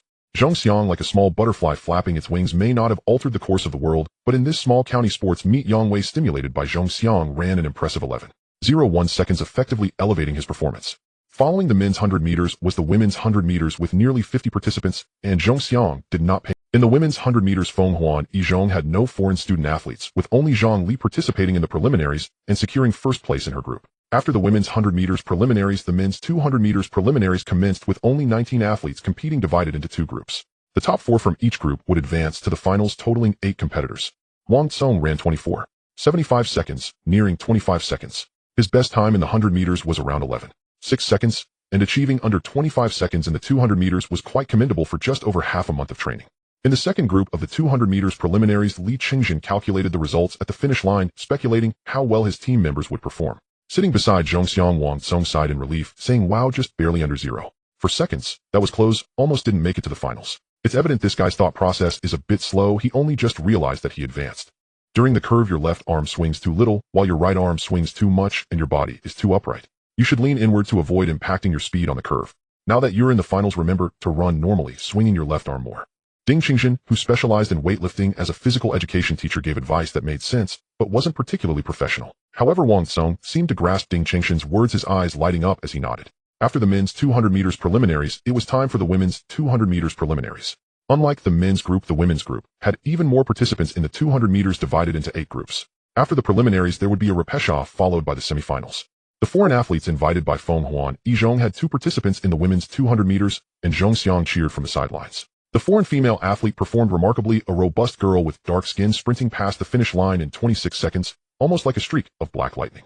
The other foreign female athlete gave her all, finishing 3rd in her group. If all goes well, Zhong Xiang remembered that the eventual champion in the women's group was from Shaoyang First Middle School, while Feng Huan Middle School took the 2nd and 3rd places. After the women's 200 meters preliminaries, it was time for the 100 meters semifinals. Ding Qingjin pulled Zhong Xiang back from the edge of the track, saying, "You're up soon, what are you making noise for here?" Zhong Xiang, feeling a bit aggrieved, rubbed his nose and said, "I'm cheering for our little team." "Is that considered making noise?" However, Zhong Xiang followed Li Qingjin back to the center of the field, lying on a mat that Ding Qingjin had somehow found, assisting Zhong Xiang with a massage to help him relax. The men's 100 meters semifinals will start in 20 minutes. Give it your all to advance to the finals. You have no competition this afternoon. The 100 meters finals are tomorrow, giving you plenty of time to rest. After massaging Zhong Xiang for a while as the competition was about to begin, Ding Qingjin instructed the other competitors time is tight, so the schedule for the first day is packed with very little downtime between events. So now no one should be sitting a walk around the field and loosen up. As the preliminary rounds had just begun, Ding Qingjin was still cautious about allowing the participants to relax. Athletic competitions can change in an instant. Even a minor mistake can result in losing the championship. The 100 meters race lasts just 11 to 12 seconds, or even a little over 10 seconds, and in the blink of an eye the outcome can be determined. A small mistake makes it challenging to catch up with the other competitors. Zhong Xiang got up and moved around the track, occasionally jumping a bit to loosen his body. Not far away, Yang Wei and Li Ping were also preparing for their events. The two of them were placed in the first group. Zhong Xiang looked at Yang Wei and sighed, "I hope you don't repeat past mistakes." In his previous life, Yang Wei fell behind Li Ping the moment the race started, not knowing why. Perhaps it was nerves or impatience. He pulled a muscle in his thigh, and it seemed his ankle was injured, as well, leading to his unfortunate absence from the 100 meters finals. What should I say? Don't rush, and you can still advance a second. If your mind gets chaotic, will you get hurt? Zhong Xiang chuckled self-deprecatingly. What does it matter if I know what happens next? If I say something, Yang Wei will definitely chase me around the track, saying and cursing him. Beep. While warming up, the referee blew the whistle, and the loudspeaker in the field announced the men's 100 meters semifinals are about to start. Please enter the athletes. In the first group of the men's 100 meters semifinals, 083 Li Ping, 091 Yang Wei, 109 Huang Tao. Yang Wei is number 083 and Li Ping is number 109. The grouping was something the supervising teacher was unaware of until just before the competition started. It was unclear whether Yang Wei and Li Ping knew Zhong Xiang. The two had been warming up together, and upon realizing they were in the same group, they exchanged surprised glances. 9 competitors gradually took their positions on the track. Zhong Xiang inadvertently found himself at the starting line. Among the 9, Li Ping and Yang Wei were noticeably tall and robust. Next to them was another athlete barely 6 feet tall, creating an awkward contrast with the approximately 185 centimeters tall Yang Wei. This must be Huang Tao, not tall, yet not slow. Huang Tao, who ran 12:63 seconds, felt a bit nervous as he eyed Yang Wei and Li Ping. On your marks.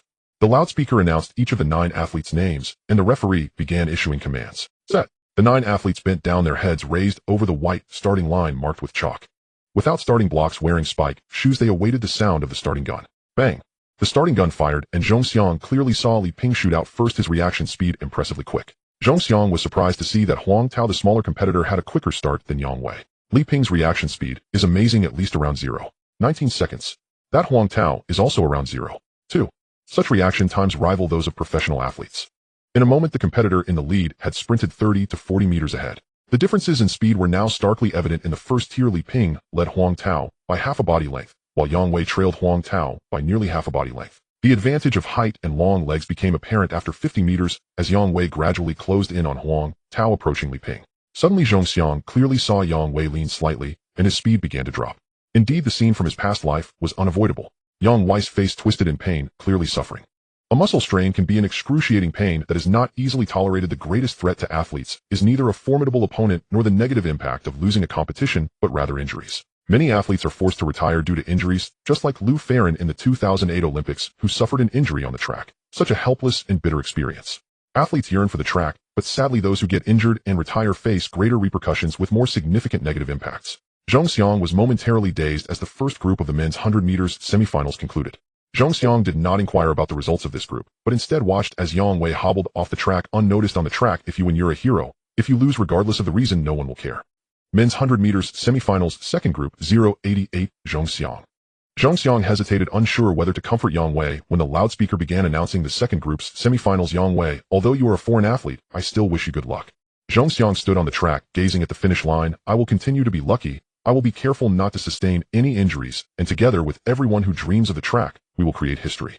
On the playground, the hard clay track lacked a starting device, a simplistic and overly basic racing track, where Zhongxiang, this prodigy, exerted immense pressure on the other 7 competitors. A time of 10:99 seconds loomed like an insurmountable chasm, instilling fear in them. In the early years of the millennium, China's economy was just beginning to take off. The standard of living significantly improved, and nutrition kept pace. During this era, the economy was far less developed compared to just a few years later, when China's economic growth accelerated. Especially in agriculture, in the early millennium, Sihu County had yet to transition to mechanization. Labor in the fields relied heavily on human effort, and most of the students were from rural areas, helping their families with work during weekends or busy farming seasons. Their physical fitness was far superior to that of later generations, who with advanced technology became dependent on their phones and developed a habit of looking down. Yang Wei and Li Ping performed well. They were sports students training professionally and were older than the junior high school students by a few years. Zhongxiang recalled that after the county sports meet, director Su began to make adjustments. Many people's results were disqualified, including those of Yang Wei and Li Ping, 2 top-level participants. Both were already 19 years old, and with their specialized training, they had a significant advantage over this group of junior high school students. Huang Tao's time of 12:63 seconds is quite impressive. Zhongxiang bent down to test the start, jumped twice in place, and glanced at the 2 boys beside him, who were also trying out. A hint of regret flashed in his eyes. This boy, named Yang Ming and Ding Dishing, running 12:98 seconds, is also commendable. In this era, China's sprinting was already lagging internationally. Until the 2008 Beijing Olympics, just before Zhongxiang's rebirth, China's sprinting was not even top tier in Asia, far inferior to Japan. There were few junior high school students capable of running in the 12-second range, qualifying them as exceptional. Those like Wang Tsong and Shui Yang, who could break into the 12-second mark, belonged to a very small group. In an era when sports were not valued, countless individuals lacked the opportunity to showcase their talents. Zhongxiang was an exception. In his past life, he was valued by director Su and was directly admitted to the city team due to his speed, which surpassed that of his peers and even some local professional athletes. Zhongxiang was on the 4th lane, flanked by Yang Ming and Ding Dishing, both appearing somewhat pressured and quite nervous, their eyes fixed on Zhongxiang. Zhongxiang remained calm, while Li Qingjin and Yang Zhinya were also at ease. Given Zhongxiang's current 100-meter time, the 2 no longer worried about whether he could qualify for the finals, but rather how fast he could run in the finals. Yang Zhinya was still at the starting line, while Li Qingjin was timing at the finish line. On your marks. Zhongxiang bent down and squatted on the ground. Other competitors made the same movement simultaneously. Ready. With 3 fingers of one hand pressed to the ground, the spikes of their shoes dug into the hard earth. Legs relaxed, yet containing immense power. At the sound of the starting gun, they could explode into action. Bang! As the gunshot rang out, Zhongxiang was the first to dash forward. Zhongxiang's reaction speed was impressive, and at the starting line, Yang Zini's eyes brightened. This kid Zhongxiang is full of surprises, becoming increasingly adept at competition. This starting speed must be within 0.2 seconds. Yang Zhinya watched as Zhongxiang pulled ahead, leaving the other 7 competitors behind in just 50 meters. The second and third places were neck and neck, trailing Zhongxiang by over 2 meters. First place. Yang Zhinya pumped his fist, a smile appearing on his face. It's fortunate that the right choice was made earlier. If Wang Tsong or Shui Yang had run the 100 meters, the champion would have belonged to someone else. Zhongxiang's ability to adapt to the track exceeded Yang Zini's expectations. In the blink of an eye, Zhongxiang was nearing the finish line. At the finish line, Li Qingjin held a stopwatch, his expression calm. With Zhongxiang in an absolute lead, Li Qingjin was more concerned about Zhongxiang's semifinal time. If he can maintain this performance, the championship in tomorrow's finals is assured. A few familiar cheers filtered into their ears. In a small county sports meet, there was naturally no atmosphere comparable to that of large-scale competitions. Zhongxiang paid no heed to this, focusing entirely on the track. Without the stimulus of strong competitors, he already felt as if he were about to fly. Zhongxiang gave it his all, and with no competition scheduled for the afternoon, he wanted to know just how fast he could run. During his time at Fenghuan One High School, Zhongxiang often felt he was running well. However, when he asked about his results, Li Qingjin and Yang Zhinya would only shake their heads, telling him he needed to be faster. So far, Zhongxiang only knew that he had run an impressive 10:99 seconds in the preliminaries. Without looking back, Zhongxiang sensed that after his start, there were still 2 people slightly trailing him. After 30 meters, he no longer felt the pressure of being chased. After 50 meters, Zhongxiang felt as if he was running alone, like a solo performance. 70 meters. Zhongxiang had no idea how far ahead. He was pushing himself to the limit without relaxing for a moment. Inside the track, the cheers gradually subsided, and for an instant the entire playground seemed to fall silent. Only the heavy footsteps of his spikes striking the ground remained. Zhongxiang found it strange, but did not get distracted by turning to look. His speed had reached its peak. He felt confident that no one could catch up to him. His only goal now was to charge forward, to sprint with all his might. On the podium, director Su stood up astonished. On the inside of the track, the students who had initially been watching widened their eyes. The gap is too obvious. Zhong Xiang was pulling ahead, truly outpacing everyone. He had opened up a distance of 5 to 6 meters from the second place. This gap continued to widen, and those behind struggled to catch up. In his past life, Zhong Xiang was already very fast, otherwise he wouldn't have been valued by Director Su and admitted to the city-level team. Compared to his previous life, Zhong Xiang now possessed a system that slightly enhanced all his attributes, making him even faster than before. On the inside of the track, Li Ping was utterly shocked, a hint of seriousness flashing in his eyes. Beside Li Ping, Yang Wei suddenly laughed. I won't be able to compete in the finals, but Zhong Xiang, you won't be beaten. Unless something unexpected happens, you'll definitely finish in under 11 seconds, even surpassing your previous record. The finish line was in sight, and Zhong Xiang felt his blood boiling. He raised his legs high, forgetting his fatigue, covering greater distances. His speed had ramped up, and his frequency had quickened to the point where the only way to go faster was to take longer strides. He swung his arms wide to maintain balance. 90 meters. 95 meters. 1 step. 2 steps. He crossed the finish line. The powerful inertia caused Zhong Xiang to run several more meters before he gradually slowed down. No one noticed Zhong Xiang at that moment. All eyes were on Li Qingjin and other teachers from various schools at the finish line holding stopwatches. Director Su was no exception, his gaze fixed on the finish line. Ding Qingjin stared at the stopwatch, and a hint of a smile finally appeared on his otherwise calm face. He lifted his head and nodded at the astonished faces of the other physical education teachers. 90 seconds. The record for the junior high school division at the Sihu County Athletic Meet had been maintained for over a decade. On the podium, Director Su was also filled with anticipation, eager to know Zhong Xiang's result. Based on his professional judgment, he felt that Zhong Xiang was faster than in the preliminaries. Just as he sat down, Secretary Yan approached Director Su. Director, I've retrieved the files. Zhong Xiang is indeed a student of Fenghuan No. 1 high school, born in March 1986. His competition certificate photo matches that of his student record. However, the photos of Yang Wei and Li Ping on their competition certificates do not match those in their student records. Not bad. At a restaurant not far from the hotel, Yang Zini's face was filled with joy. The shot put high jump competition has ended and the results are quite satisfactory. The 100 meters bell has rung, entering the finals, while the 200 meters will be the first event, tomorrow's semifinals. Those entering the semifinals need to prepare mentally and rest well tonight. The 800 meters also made it to the finals, and the 1,500 meters results are acceptable. At the dining table, Yang Zhinya summarized. Some were dejected while others were filled with excitement. Regarding the foreign aid, Zhong Xiang was not very familiar with them. They had only spent a maximum of 1 or 2 days together, and there was no willingness to get to know each other. Zhong Xiang kept eating, paying no attention to Yang Zhinya's words. He was confident in securing first place in the 100 meters, and Yang Zhinya and Li Qingjin also did not mind what Zhong Xiang was doing. Instead, he was eating while answering a few questions from Wang Song and Shui Yang, explaining to others the precautions for the competition. During this time, Li Qingjin exchanged a few words with several foreign aides who had not achieved results or had been eliminated. Zhong Xiang knew that these foreign aides would be leaving early the next morning. They had contributed significantly to Feng Huan Yizhong's points. With no more competitions ahead for various reasons, they did not want to stay here any longer. In the county sports meeting, the champion earns 5 points, the runner-up 3 points, and the third place 2 points. In his past life, Feng Huan Yizhong scored first place in total points at the county sports meeting, surpassing the second place, Xiaoyang Yizhong, by a significant margin. Zhong Xiang, the 100 meters final is tomorrow. You must stay focused and not get distracted. So how did you feel about today? Yang Zhinya asked each participant who achieved results about their feelings after the competition. Zhong Xiang did not pay attention to how the others responded. When asked about himself, Zhong Xiang reluctantly glanced at the braised pork elbow. Feng Huan Yizhong had limited funds for the county sports meeting, so they always ate at small restaurants instead of dining at the hotel. This was done to save costs, but the food here was genuinely good. I don't have much feeling, it's alright. Zhong Xiang said, nonchalantly picking up his chopsticks to grab food. Not much feeling. Just alright. Wang Song said with a strange expression, if you feel great, wouldn't you be soaring? Everyone burst into laughter, and Yang Zhinya shot Wang Song a glance, saying with a smile, as long as you stay focused and not distracted, the first place in the 100 meters is guaranteed. First, Zhong Xiang took a sip of tea. I'm not satisfied with just first place. I want to break the county sports meeting. The next day, early in the morning after breakfast, led by Li Qingjin and Yang Zhinya, 13 people walked towards the playground. The county town of Sahochuan is not large, and Xiaoyang Yizhong is not far from the hotel, where Zhong Xiang is staying. Walking takes less than 10 minutes. Upon reaching the playground, there was about an hour left until the competition.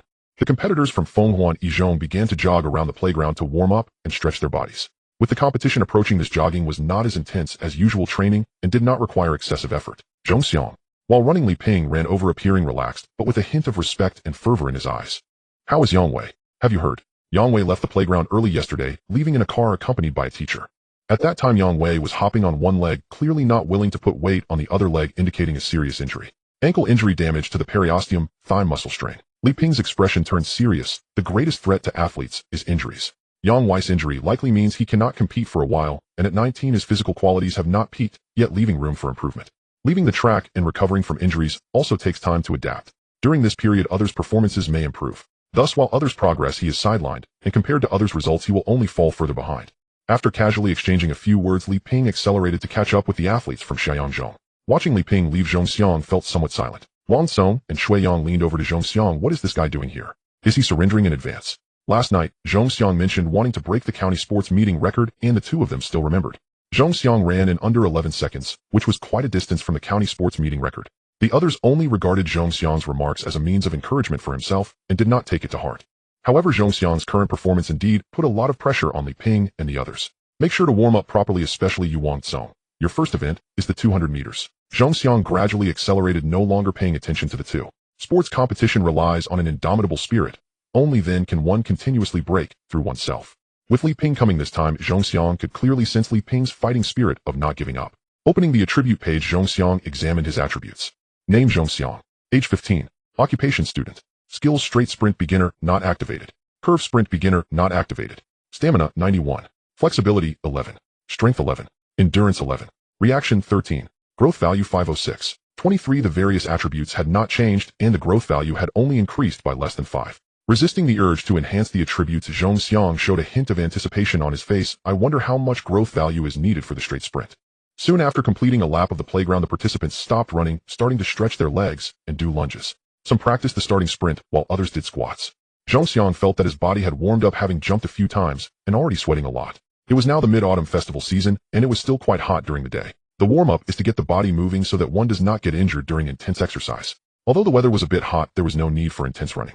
As the competition was about to begin, the podium was filled with people. Li Qingxin stopped Zhongxiang from going to watch and instructed him to keep moving to warm up his body. Zhongxiang felt helpless, but did not go against Li Qingxin's wishes. Today's first event was the women's 200 meters semifinals, and the loudspeaker announced the athletes' competition numbers and names, drawing a considerable crowd around the track. The 100 meters final was placed at the end, followed by the 4x100 meters relay. As the gun fired, Zhongxiang glanced at the track and saw the foreign aide from Feng Huan Yizhong, a slightly darker-skinned female athlete, already gaining a leading advantage. Another foreign athlete was also running while closely following the leader. The playground gate, which had been closed, was opened at some point. Zhongxiang saw Secretary Yan leading 3 people into the playground, heading straight for the podium. Zhongxiang was slightly taken aback. Coach Yang, Coach In, Coach Wang. He was quite familiar with these 3 people, who were coaches from the city team of Renqing. Among them, there was a coach who was not very tall, slightly plump, and seemed to be around 30 years old. This was Coach Yang Gang, who had been Zhongxiang's coach after he joined the city team in his past life. Why are they here? Zhongxiang remembered that in his past life, he did not see Coach Yang until 2 days after the competition at the sports committee. In his past life, only Coach Yang came to Sihuchuan. In this life, 3 had come. Watching the 3 ascend the podium under Secretary Yan's guidance and shake hands with Director Su, Zhongxiang's heart understood. So it is Director Su.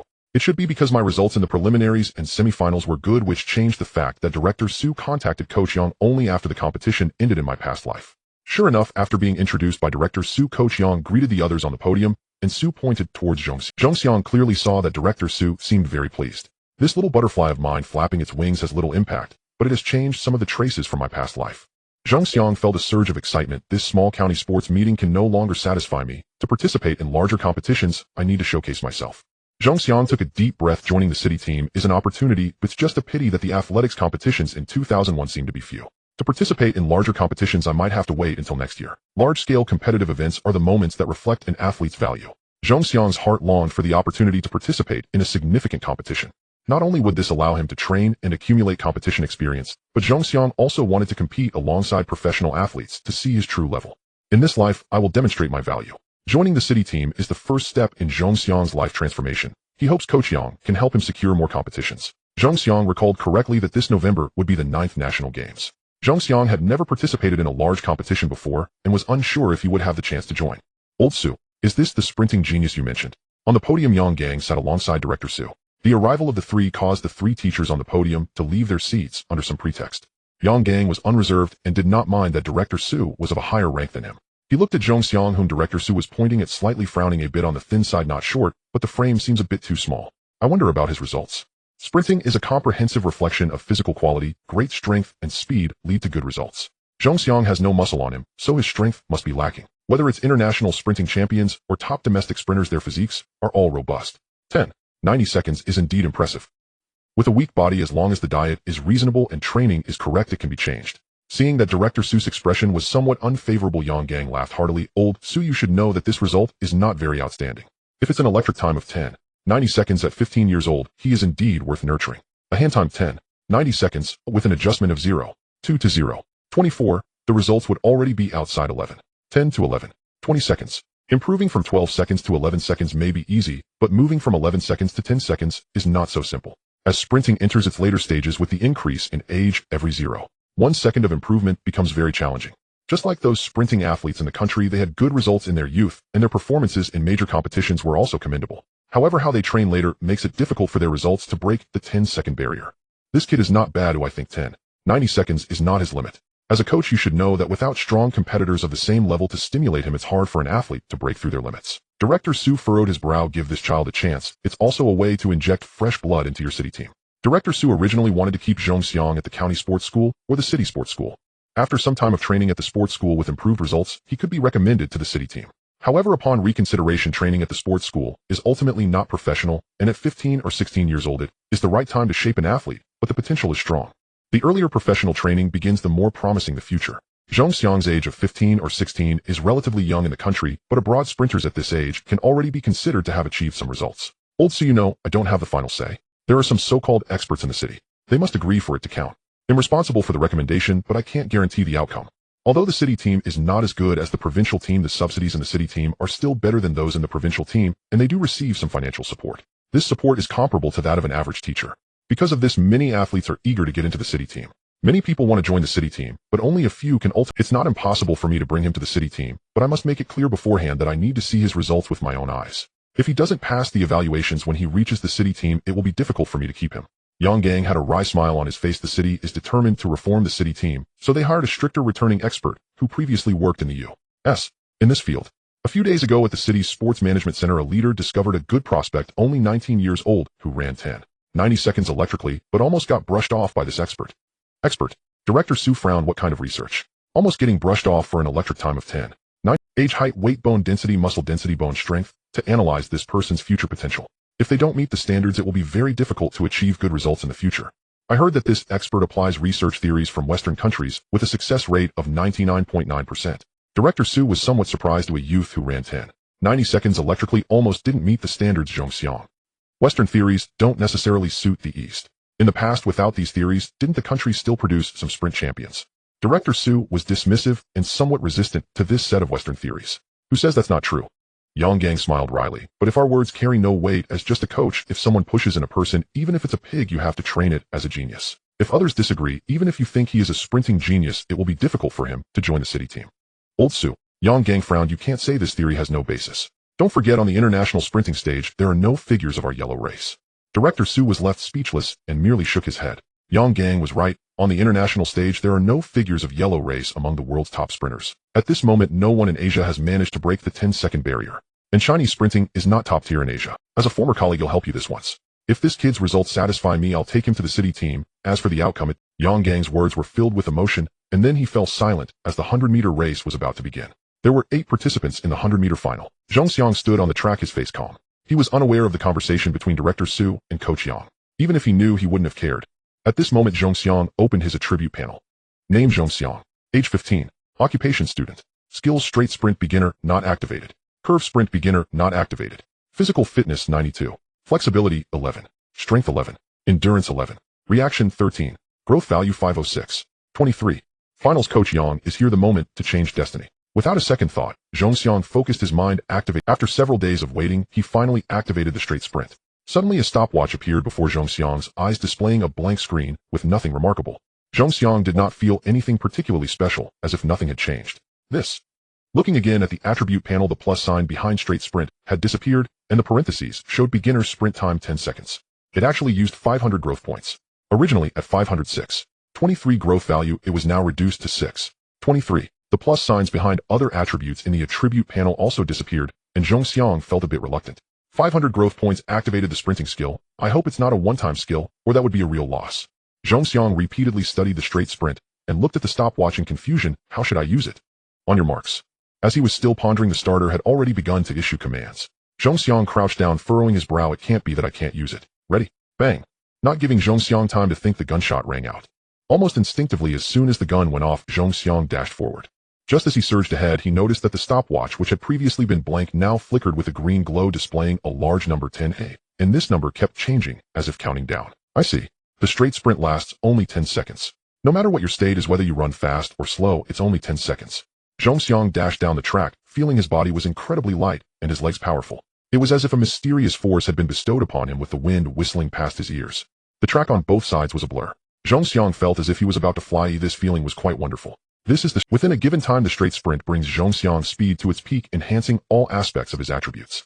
Whether it's in terms of strength reaction or foot frequency, he experienced a whole new elevation. At the starting line, as the gunshot sounded, Zhong Xiang and Li Ping almost rose simultaneously. Zhong Xiang's response was very agile, slightly faster than Li Ping. In an extremely short time, Zhong Xiang pushed his speed to the limit, widening the distance between him and Li Ping. After 30 meters, Zhong Xiang had already opened up a body length lead over Li Ping. This distance kept increasing. After 50 meters, Zhong Xiang had pulled ahead of Li Ping, who was in second place, by 2 bodies. Li Ping gritted his teeth, exerting all his strength, but could only watch helplessly as Zhong Xiang grew faster and farther away. This freak, his speed has increased again. Li Ping felt that his starting speed was fast, and his acceleration was also quick. During the preliminaries, he was still able to lead Zhong Xiang by half a body length. Today, Zhong Xiang seemed to be in better shape, running even faster.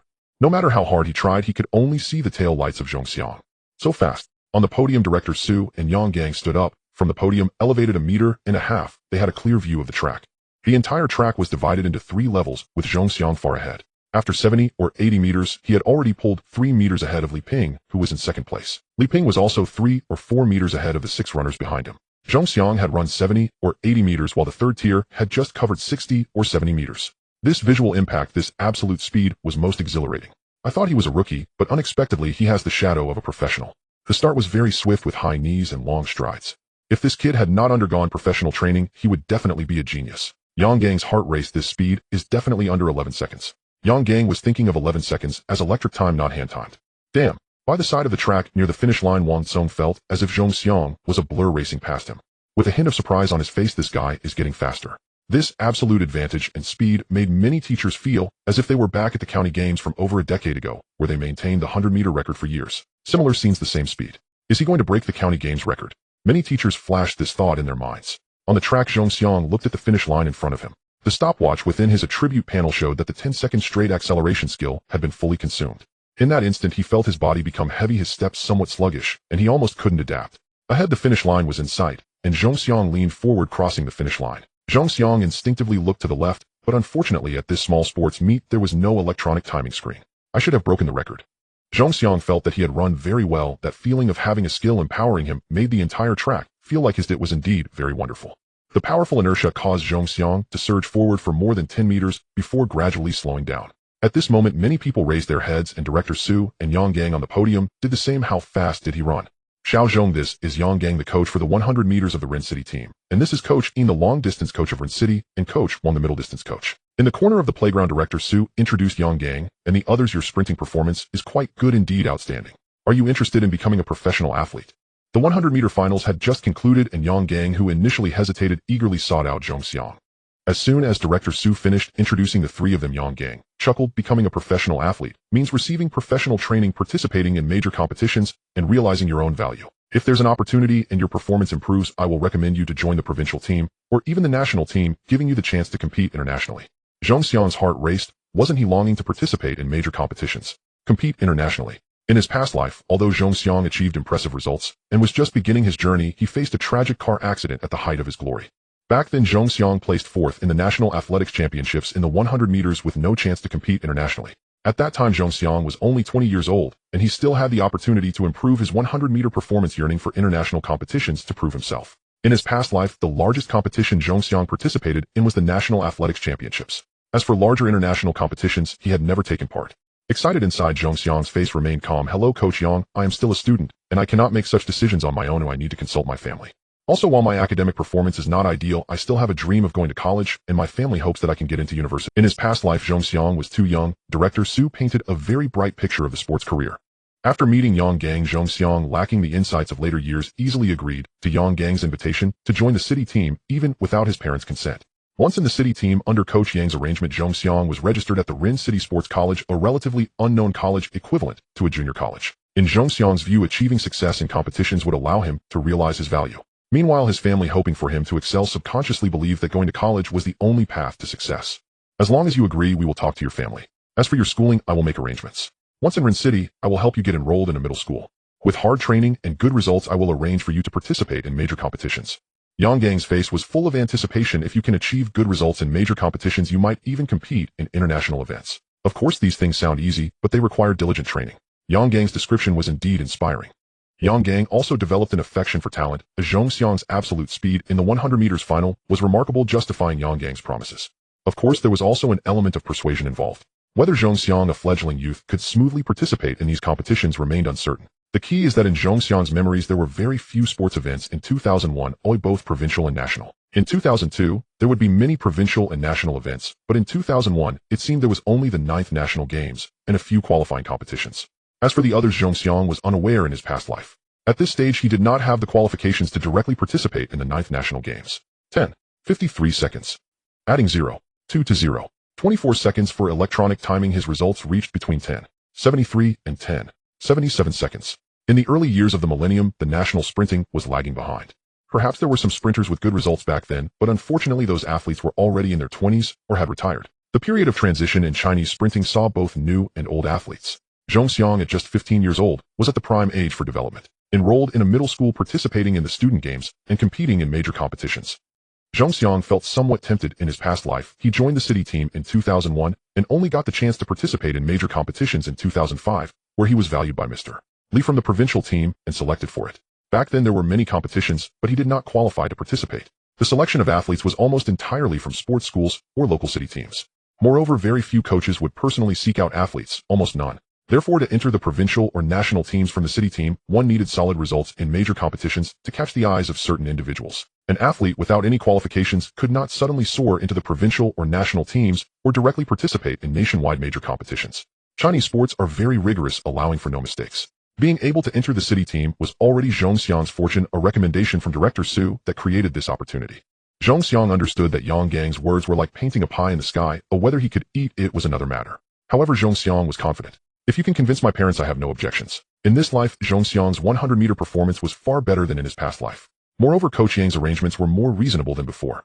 First, go to middle school. If his 100-meter performance keeps breaking through, he could enter the provincial team, which would provide a chance to attend the provincial sports university. Perhaps he might even be specially recruited into a higher institution. Zhongxiang remembered that during his time, many such individuals were specially recruited into higher institutions. Xiang, for instance, was specially recruited into Tsinghua University. Although he practiced sports, entering Tsinghua was still a dream come true. Yang Gang laughed heartily. Clearly pleased. Old Su, I will treat you to a meal in Siu County another day. Turning around, he called to the other two coaches, let's go to Xiaozhong's home right now. Director Su smiled wryly. Are you? Initially, Yang Gang was quite hesitant, but now he was so eager, revealing how much he valued Zhongxiang. Director Su pointed to the playground. At the very least, you should inform Xiaozhong's teacher and let him finish his last relay race. I was being too hasty. Yang Gang patted Zhongxiang's shoulder. Xiaozhong, you should rest. After you finish your last race, we will head to your home. I will speak to your teachers about your school registration. I will help you with that. Zhongxiang nodded and turned to leave. As a coach, there are many areas to worry about. Many everyday matters cannot distract the athletes, and it is the coach's responsibility to take care of them. Therefore, Zhongxiang was not concerned about his school registration. As for the school teachers, Mr. Yang and Mr. Ding would likely be pleased too. You must be thrilled now, right? Director Su had a helpless expression, also feeling a bit uneasy. Xiaozhong is a good prospect. We must help him train well. It won't be in vain that I recommended him. Old buddy, what is there to worry about? Director Su and Yang Gang had known each other since their time at the city sports team. Director Su worked in an administrative role, while Yang Gang was a coach. Although there was quite an age difference between the two, they were good friends. Yang Gang wore a big smile. He is a good prospect, and of course I will train him well. However, before that I still need to get the nod from that returning old scholar before being approved to join the city team. One should know that at this time the national sprinting champions' times were just around 10:60 seconds. Zhongxiang's 100-meter time was already approaching that of a sprinting champion. With professional training, reaching this time would not be difficult. The national first-level athlete's time was 10:93 seconds. Compared to that, Zhongxiang achieving such results at the age of 15 was quite remarkable. I didn't expect Sihu County to have such hidden talents. Old Een, an old one, you better pay attention and see if you can discover the subsequent matters. Zhongxiang did not inquire about as Yang Gang would handle them. Back at the playground, Wang Tsong and others curiously asked who Yang Gang was, and Zhongxiang simply said he was from the sports team without elaborating. Soon after, Yang Gang, accompanied by Director Su, found Yang Jinya and Li Qingzhen. Zhongxiang had no interest in what they were discussing. Yang Jinya and Li Qingzhen appeared very happy, with Director Su accompanying them and the city team coach personally seeking athletes. How could they refuse? Moreover, this was a choice Zhongxiang could freely make. Yang Gang and Yang Jinya chatted for a short while before heading to the podium. That Li Ping is not bad, but unfortunately he is a bit older. Wang Tsong's results in the 200 meters were still insufficient to join the city sports team, As for Shui Yang, if he could enter the sports school for training, he might have a chance to enter the city sports team. As for those with decent results, they seemed to be on the older side. On the podium, Coach Yin and Coach Wang frowned, shaking their heads in disappointment. For those with good results, don't even think about it. They are all foreign recruits. Director Seuss' remark made Coach Yin and Coach Wang even more disappointed. Is there really a need to falsify even a small county sports event? Zhong Xiang's appearance was both an accident and a necessity. With Zhong Xiang as a comparison, the students with barely acceptable results no longer captured Coach Yin and their interest. Next, we have the men's 4x100-meter relay race. Please have the athletes come on stage. In the morning, the final competition for the middle school group, the relay race for boys and girls, began. On your marks. At the starting line, only 7 athletes crouched into position. Sihu County has 21 middle schools in total, yet only 7 sent teams for the 4x100-meter relay. Some schools simply did not have enough students to field a relay team. Those that could only piecemeal a squad saw no hope of a good result and chose not to enter the event. In Fenghuan, Yizhong, the leadoff runner, was Wang Han, clutching a baton whose paint had already begun to flake. He looked slightly nervous. Wang Han trained in the high jump. His 100-meter time hovered around 13 seconds with a personal best of 12.89 seconds. This was Wang Han's first time running the 100 at a sports meet. Anxiety was inevitable. The leadoff runners from the other 6 schools were strangers to Zhong Xiang.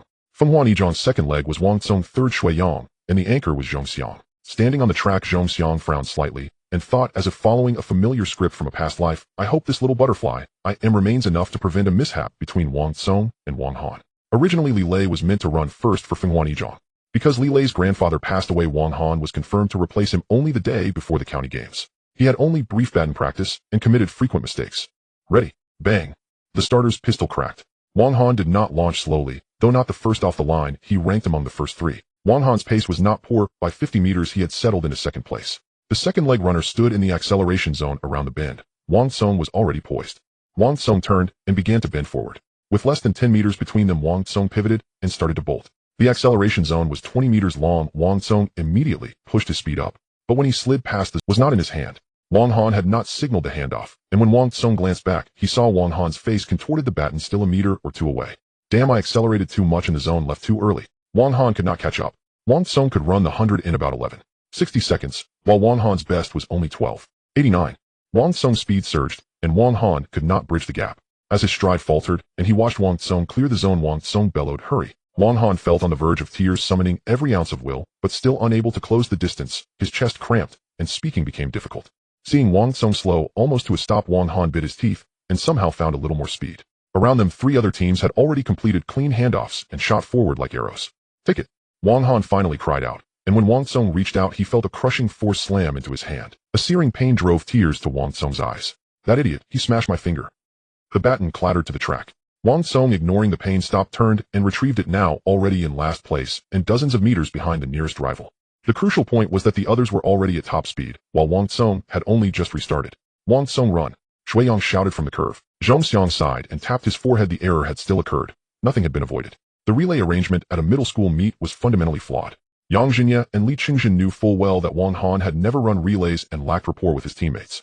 He had only practiced handoffs a few times, and they were not yet in sync, yet he was placed in the leadoff position. Yang Zini's intention had been obvious. The fastest runner should anchor the race. If Wang Han had been assigned the final leg, there might still have been a chance. Yang Zini's misjudgment plainly revealed a lack of professional foresight, making the mistake almost inevitable. Wang Tsong and Shui Yang completed their handoff smoothly, but the gap to the leaders had not meaningfully narrowed. Zhong Xiang and Shui Yang executed their exchanges cleanly. Zhong Xiang gripped the baton and drove forward with every stride, yet the scoreboard read, last place. Wang Tsong, clutching his hand, yelled at Wang Han, you idiot, don't you know how to hand off? You hit my finger on purpose. Even Zhong Xiang, a prodigious sprinter, could not reverse the outcome. The early legs had left an insurmountable deficit between their team and the others. Wang Han, a mere 14-year-old in 8th grade, felt deeply wronged when berated. Tears welled and fell. Why did you start so fast? I couldn't catch up. I panicked, and that's why I hurt your finger. Zhong Xiang shook his head and offered no consolation. He had not expected the county games final race to conclude so imperfectly. A relay demands mutual understanding and unity among teammates. Even national team relay members struggled to fathom another's mistake. Zhong Xiang left the track without announcing that he intended to join the city team. Li Qingjin was already approaching. With Li Qingjin present, the 2 boys could not squabble. After a few brief words with Yang Jinya, Li Qingjin and Yang Jinya patted Zhong Xiang on the shoulder and with hopeful tones advised, work hard. Zhong Xiang nodded and turned away from the field.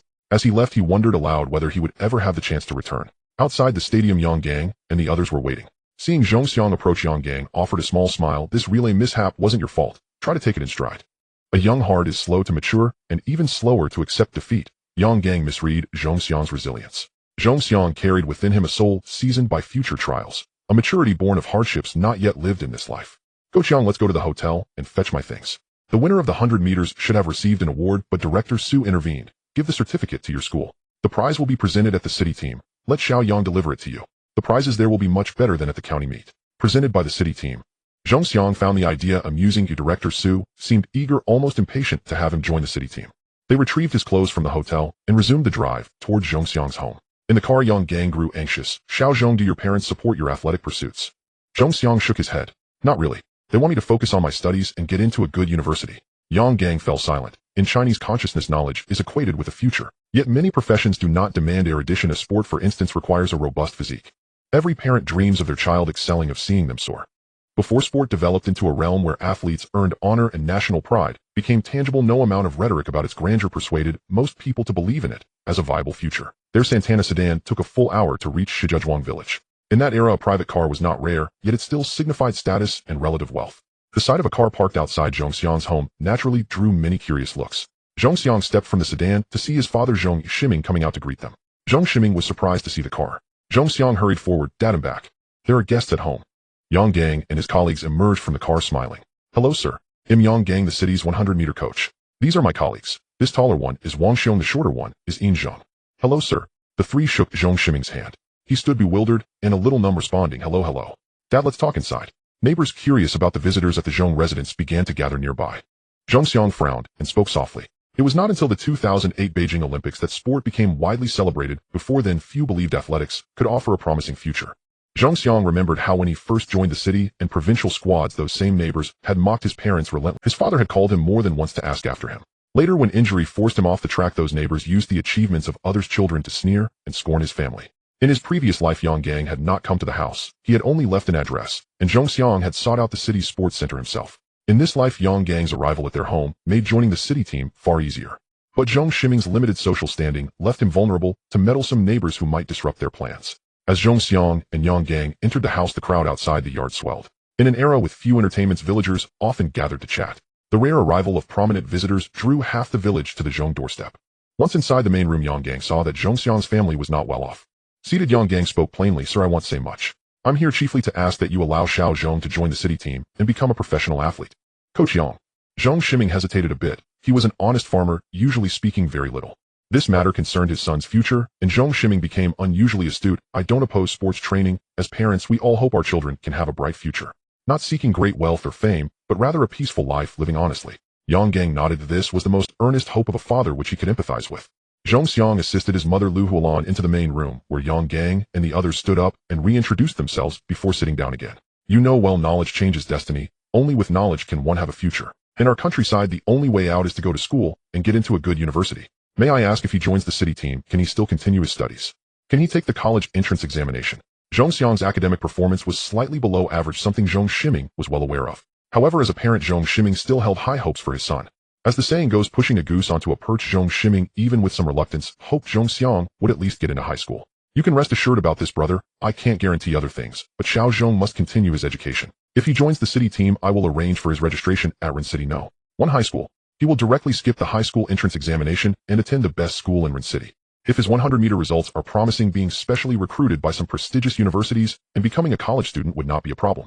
Moreover, joining the city team comes with some living subsidies, which, while perhaps not as much as an average worker, is still considerable.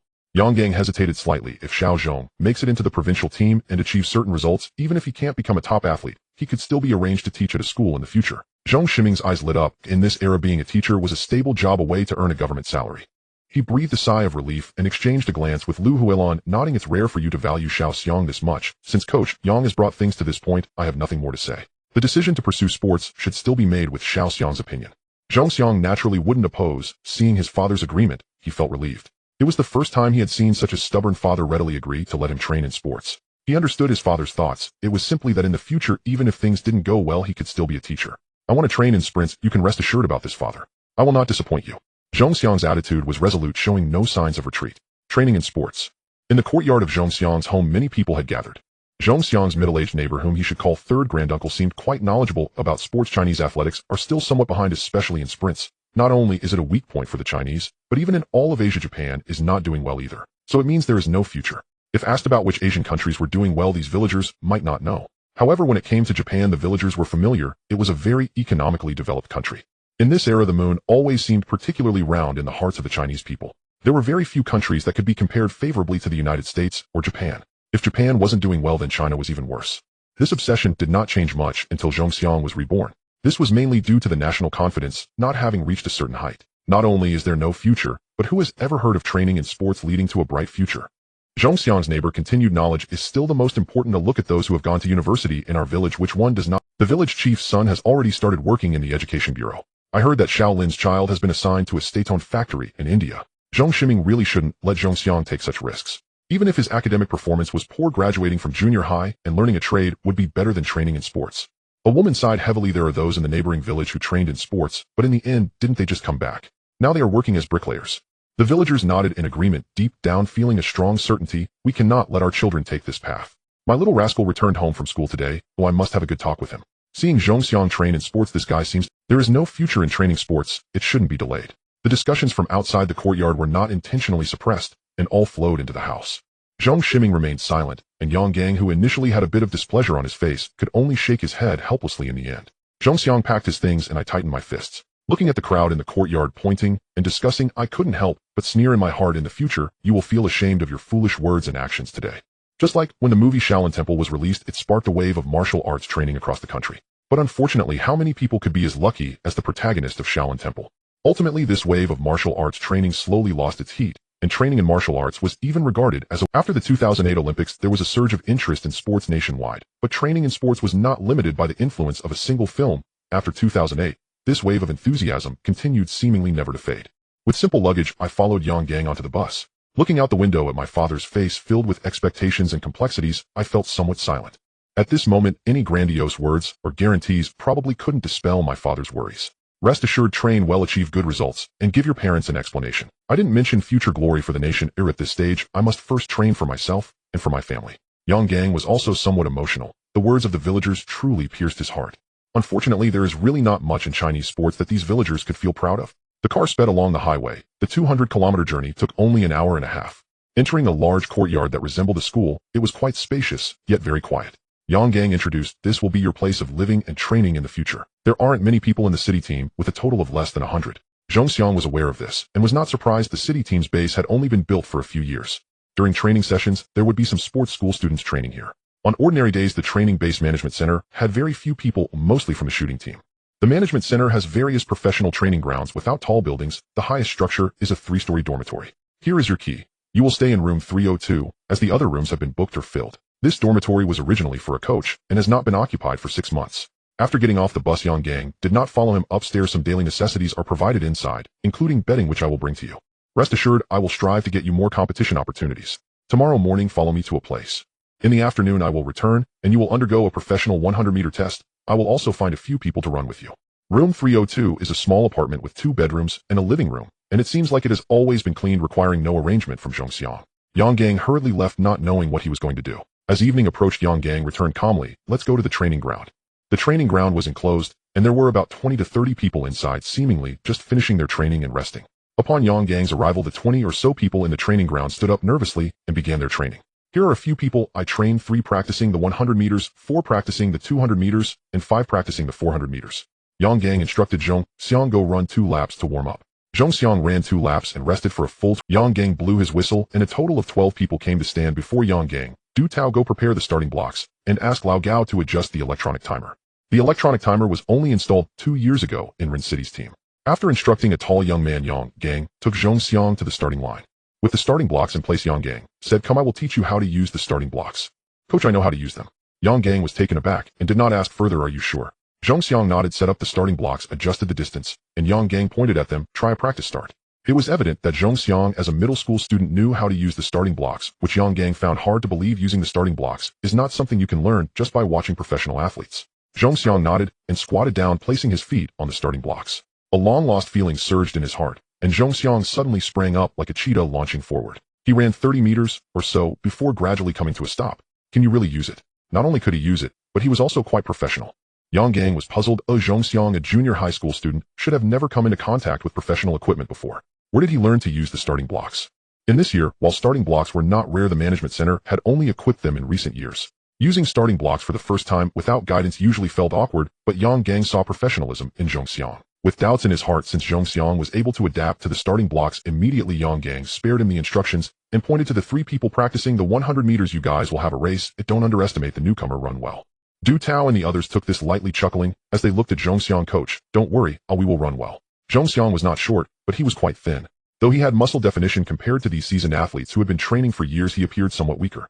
Zhongxiang smiled at the 3 and did not care about their dismissive looks. Du Tao, already 21 years old, stood at 175 meters tall. Zhongxiang remembered that he had a 100-meter time of around 10:90 seconds. To Du Tao's left was a youth of similar height to Zhongxiang, who was quite muscular, especially with thick thighs. This person was Li Ming, who was very fast, capable of running around 10:7 seconds. To Du Tao's right was an 18 or 19-year-old boy, not very tall, and also quite thin, only about 173 meters, named Qian Tu.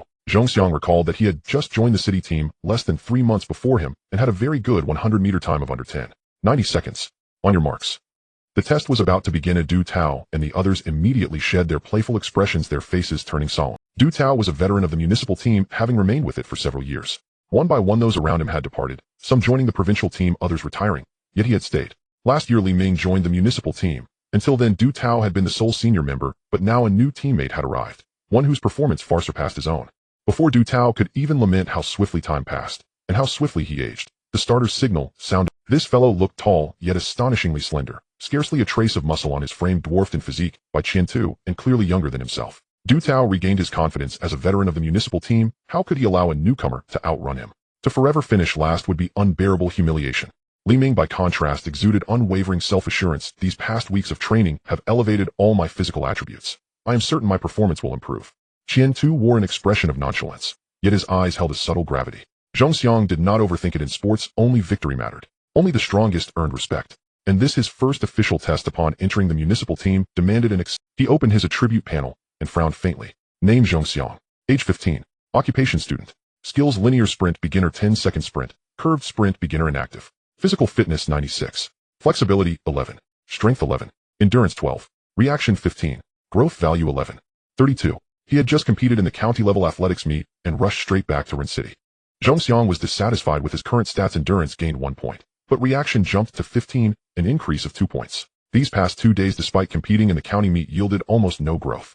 Only through constant movement, sprints, push-ups, sit-ups, pull-ups, had he managed a mere 5 gain in growth value. No temporary stat boost is possible. I must run with everything I have. Securing his place in the municipal team hinged entirely on this test. The county meet lacked elite competition, but now 3 capable sprinters stand before me. My time should improve. On your marks.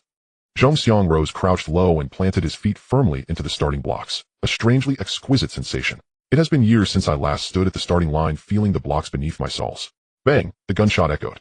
Zhongxiang's legs snapped forward instinctively. Impressive, he's already under 0. His start was outstanding, but someone else was faster. Not Du Tao, the veteran, nor Li Ming, the current fastest sprinter on the municipal team, but Qian Tu, who had joined the team only 3 months ago. That fellow remains as swift as ever. His reaction time must be at least 0.19 seconds. All 4 sprinters rose from the blocks nearly simultaneously, so closely timed that the naked eye could barely discern who moved first.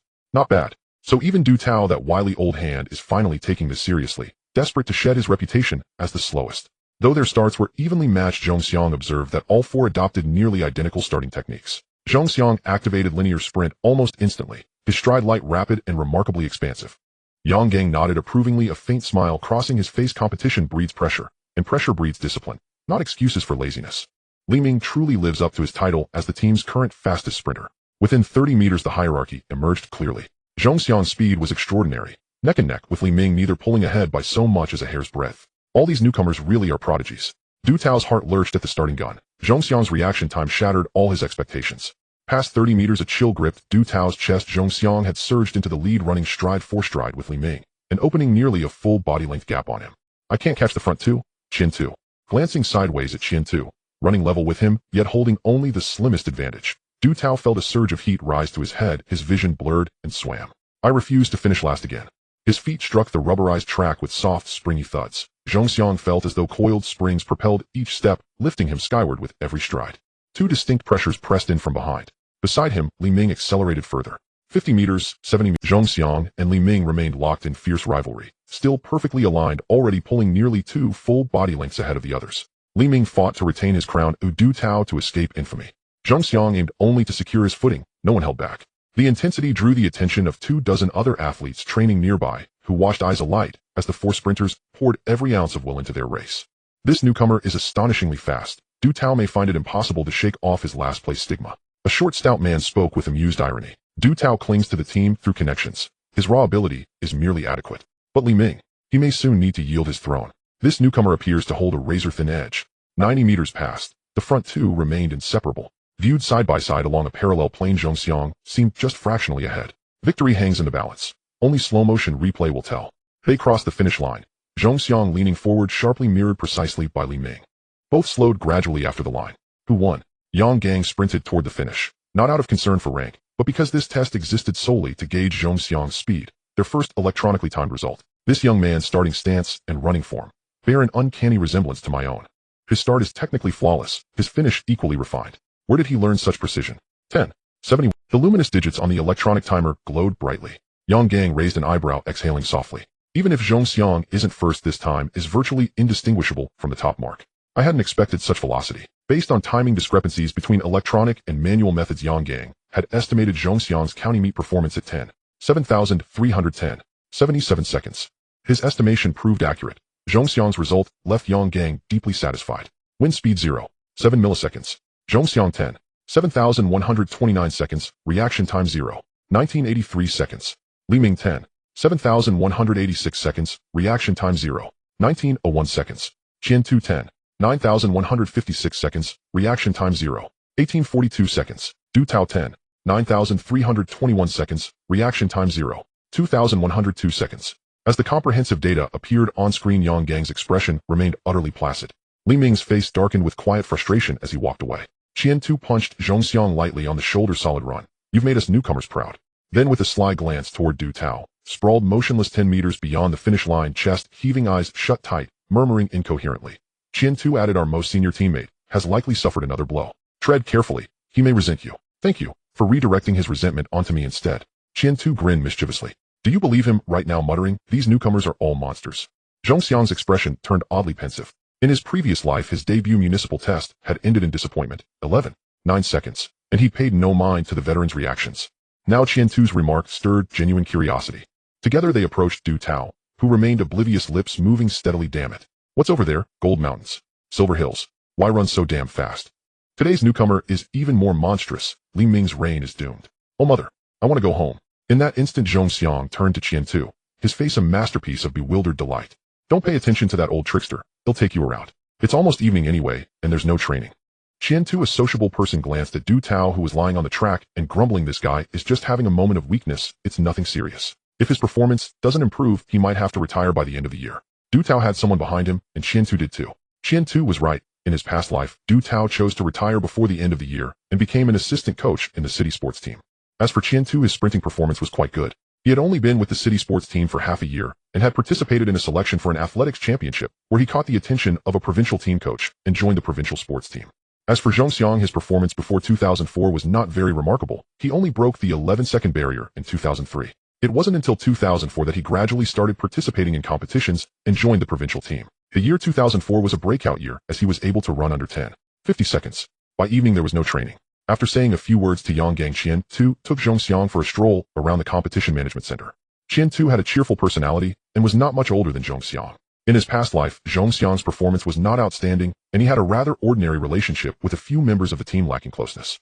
Upon arriving at the competition management center, he successfully established himself in the first battle. In sports, only the strong can earn respect from others. Wow. You have such treatment. Arriving at the dormitory building, Qian Tu was quite surprised. This is the kind of accommodation reserved for coaches. Honestly, what is your relationship with Coach Yang? Are you a relative of Coach Yang? Zhong Xiang smiled wryly. He was somewhat taken aback by this arrangement. The dormitory had 2 bedrooms and a living room, a kitchen, and a bathroom, along with some appliances. In his past life, Zhong Xiang had lived with 4 others at the competition management center. Perhaps this is the prize that Director Su mentioned for coming here to receive awards. Thinking this, Zhong Xiang helplessly said, Coach Yang said the dormitory is already full, so I'm temporarily staying. No way, I want to watch TV here. In the room, there was a television, and Qian Tu was overjoyed. I live alone in my dormitory, but it's not as good as yours. I can only watch TV in the cafeteria, but unfortunately it closes at night. Zhong Xiang could only comply with Qian Tu. After taking a shower and washing his clothes, Zhong Xiang changed into a fresh outfit just in time for dinner. The cafeteria at the competition management center was not very big, and the total number of athletes living there was less than 100. Although the food in the cafeteria might not be the best, it was the most nutritionally balanced. There were both meat and vegetables, no pork, only beef and fish. Having not eaten much all day, Zhongxiang was indeed very hungry. While he was eating, Yang Gang appeared out of nowhere, handed Zhongxiang a meal card, told him to eat whatever he wanted, and hurriedly left. Coach Yang bought a house in the southern suburbs of the city and has a family, so he goes home every day. Qiantu was already serving food. Aren't you going to get your meal? Aren't you hungry? Zhongxiang nodded, took a meal box, and went to get his food. Qiantu's words made Zhongxiang feel a bit worried. Yang Gang's wife was not in good health, and Coach Yang had spent almost all of his money on her medical treatment. This had also led to Yang Gang's 16-year-old daughter, Yang Lihua, being somewhat rebellious. Master, please serve more. Zhongxiang pointed at the beef stew with potatoes and several dishes that looked good. Give me more of this, and a larger portion of rice. Make it enough for 3 people. And give me a bit of this too. The food in the cafeteria was quite good. He had rice with 3 dishes, and a soup, and the rice nearly covered the dishes. The cook serving the meals frowned at Zhongxiang's instructions. Young man, we cannot waste food here. Implicitly asking if he... Zhongxiang dashed away with the meal box, saying as he ran, don't worry, I won't waste it. Are you a pig? Seeing Zhongxiang come back with a meal sufficient for 3 or 4 people, Qiantu was startled. All athletes have a big appetite, and one meal can be 2 to 3 times that of an ordinary person. Therefore, the meal boxes at the competition management center are all large, and the servings given by the cooks are very generous. Usually, Qiantu couldn't even finish his portion. The meal Zhongxiang brought back filled the entire box and was piled high. Zhongxiang just smiled and didn't respond. Perhaps due to the system, Zhongxiang had a big appetite and had been eating a lot lately. Even though he had taken enough food for 3 or 4 people, Zhongxiang still kept his portions conservative. He picked up his chopsticks and began to eat voraciously, too lazy to say a word. The cafeteria food was delicious, and Zhongxiang found it very tasty. Not only was it nutritionally balanced, but there was also meat. In the early 2000s, eating meat was not a luxury, but it was also not possible to eat it at home every day. Heh, even pigs can't eat this much. Du Tao also sat down with his meal beside Zhongxiang, wearing a Today, after losing the competition, Du Tao felt somewhat uncomfortable, and naturally, he wouldn't miss any chance to tease Zhongxiang. It can't be that running fast is directly related to eating a lot, right? Eat slower, don't choke. As an athlete, you shouldn't eat recklessly, nor eat like you do, otherwise it won't be good for digestion. Li Ming also came over and saw Zhongxiang devouring his food like a starving ghost, making him both amused and as an athlete, in order to better absorb and digest food, one should generally chew slowly and savor it. Zhongxiang mumbled a few responses, but his eating actions did not stop. The overflowing food was consumed in no time, to the amazement of the 3 onlookers. Zhongxiang then took a cup of congee and finished it all as well. Qiantu watched wide-eyed and kept muttering, he really is a pig. This is just too much. The next morning before dawn, someone knocked on the door. Zhongxiang groggily got out of bed, opened the door, and saw Yang Gang with a somewhat sullen expression. As an athlete, are you still sleeping in? Sleeping in? Zhongxiang felt speechless. It was only 5:30 in the morning. Coach, what are you shouting for? Hurry up and get dressed, we need to go running. Yang Gang turned and went downstairs. You have 3 minutes to get dressed and come down. You must wake up at 5:30 every morning from now on. Zhongxiang made it downstairs in just 2 minutes and saw a small scooter parked outside. Yang Gang held a small bamboo. Zhongxiang pursed his lips, thinking Yang Gang was going to run with him, but unexpectedly he rode the scooter. Zhongxiang felt a bit strange. In his past life, none of this seemed to happen. Soon they left the competition management center, and it was still dim before dawn. Yang Gang rode the scooter south, sometimes fast, sometimes slow. At first Zhongxiang could keep up, but after running less than a kilometer, he began to gasp heavily, feeling a sharp pain in his lungs and heavy feet. You still have a long way to go to become a professional athlete. You need systematic training. I can see that your endurance is poor. After running 100 meters, you are almost exhausted. You have good speed, but your endurance needs to be strengthened. Yang Gang slowed down on the scooter and rode alongside Zhongxiang every day, 10 kilometers from the competition management center to the Taibai Tower in the southern part of Rincheng and back. If you want to become an excellent athlete, one that is better than others, you must be willing to make sacrifices that ordinary people can't. Du Tao from the competition management center could run 10:80 seconds 3 years ago, and now he is still the same, even worse than 3 years ago. Once an athlete relaxes mentally, they can forget about making progress forever. Yang Gang spoke a lot today. Now that you have become my disciple, I will take responsibility for you. Once we return, I will check your physical condition to see if you can adapt to my training methods. My training methods are somewhat similar to those abroad. Yang Gang's training method was quite unconventional, and most people simply couldn't handle it. This was the first time Zhongxiang was experiencing it, and Zhongxiang didn't know that Yang Gang was treating him like a guinea pig, and his legs were feeling heavier and heavier. It took over 20 minutes for Zhongxiang to reach Taibai Tower. Yang Gang sat on the scooter smoking, while Zhongxiang rested downstairs. Everything has changed. It's completely different from the training methods of my past life were somewhat different from this life. Yang Gang's attitude towards himself had also changed. Zhongxiang was quite satisfied with Yang Gang's training methods, and had no complaints at all. After resting for only 10 minutes, Yang Gang set off again, and Zhongxiang followed him back. It was still dim when they came, but it was already bright on the way back. The roads were somewhat crowded and office workers hurried by. By the time they returned to the competition management center, it was almost 7 in the morning. Yang Gang glanced at his watch, waved his hand, and didn't let Zhong Xiang rest. Let's go to the training room. Stabilize your body, regulate your breathing, and lift the barbell, using the strength of your thighs, your waist, and your entire. At the outset, do not rise too quickly. Maintain control and distribute your force evenly. In the final phase of standing, accelerate sharply. Explosive power is essential. Drive the barbell upward with full force, concentrating all your strength into a single unified point. Excellent, just like that. Initiate the movement with a deliberate hip hinge. Repeat once more, keeping your torso perfectly upright. No lateral tilt. The Competition Management Center houses a professional gymnasium where Zhong Xiang trains with a barbell resting across his. Behind Zhong Xiang, Yang Gang lightly steadies the barbell, correcting his form and guiding him through proper force application and fundamental technique. This stage is purely adaptive training, not yet maximal effort. To ensure safety, Yang Gang stands tightly behind Zhong Xiang, inevitably resulting in physical contact. Honestly, each movement Zhong Xiang performs feels deeply awkward. Two grown men pressed closely together, supporting the barbell, aligning posture, fine-tuning muscular engagement. Leave Zhong Xiang unsettled, his motions stiff and unnatural.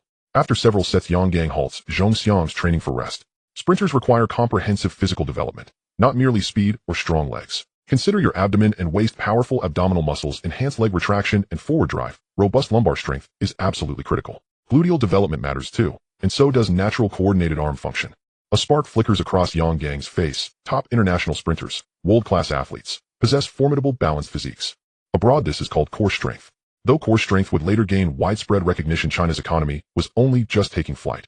Many advanced concepts had yet to emerge domestically. Zhong Xiang had heard of core strength's origins in fitness, but knew little beyond that.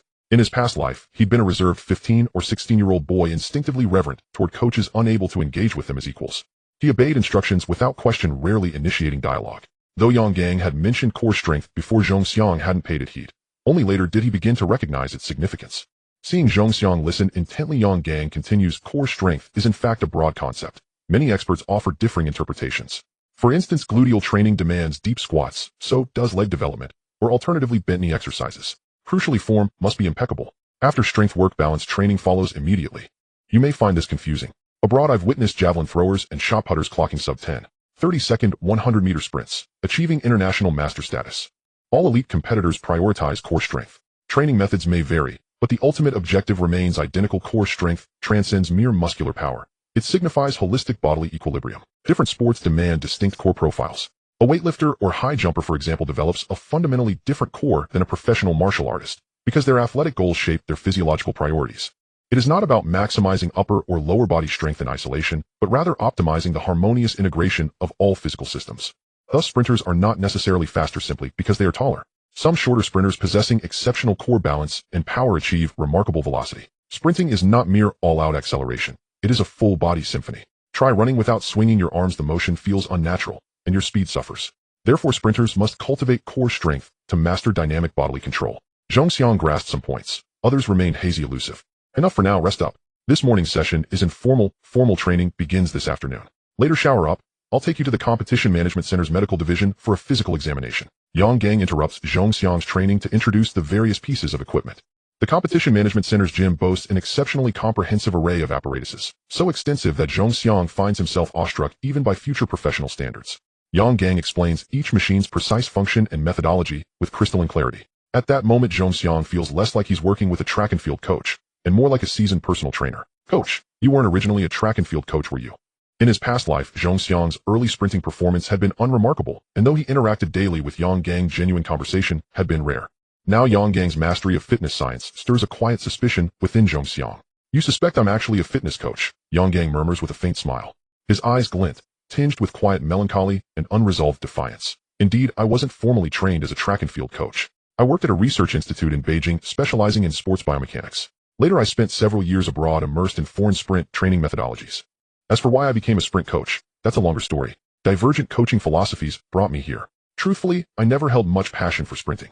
At first, among the 4 sprinters on the team, you were the only one I personally recruited to the municipal squad. Yang Gang strokes his chin. Initially, I approached the role with resigned indifference. When Su Dong recommended you, I was genuinely reluctant. Yet upon witnessing your speed, my perspective shifted entirely. Yang Gang offers no concealment. But Zhong Xiang feels a pang of bitterness. Without Director Su's endorsement, Coach Yang, you likely wouldn't have selected me for the municipal sports team, even after seeing me run. As they converse, a young man in a tailored suit and gold-rimmed glasses enters the gym. Coach Yang, long time no see. Yang Gang's brow furrows slightly. Turning to Zhong Xiang, he says, go to your dormitory, shower, and change into dry clothes. Wait for me there. I have a matter to attend to. I'll escort you to the medical division afterward. Puzzled but obedient, Zhongxiang departs immediately. He finishes showering dresses, and Yang Gang arrives at the dormitory, his expression softened by a quiet smile. Zhongxiang frowns curiously. Coach, is something good happening? Good news. Yang Gang's tone lightens in a sense. From the beginning I intended for you to compete in major events, to acclimate you to the intensity and atmosphere of elite competition. But this year, aside from already concluded domestic meets, only the 9th National Games remains in the latter half, and you're currently ineligible to participate. Zhongxiang knows this well. The 9th National Games, the largest, most prestigious national event, demands proven competitive experience which he lacks entirely. Yang Gang lifts 2 documents. The 9th National Games begins in under 2 months. Before then, a qualifying tournament will be held in Licheng, the provincial capital. Entry requirements are modest, a gateway for newcomers. Our city Rincheng has secured 2 slots. In 1 month, I'll accompany you to Licheng. A surge of joy rises in Zhongxiang's chest. His destiny began shifting the moment he met Yang Gang.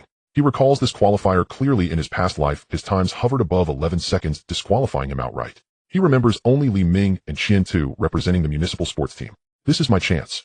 Though modest in scale and invisible to the media, this qualifier represents his sole pathway to the 9th National Games. If he excels, he may truly earn his entry ticket. It seems we'll need to revise the training plan.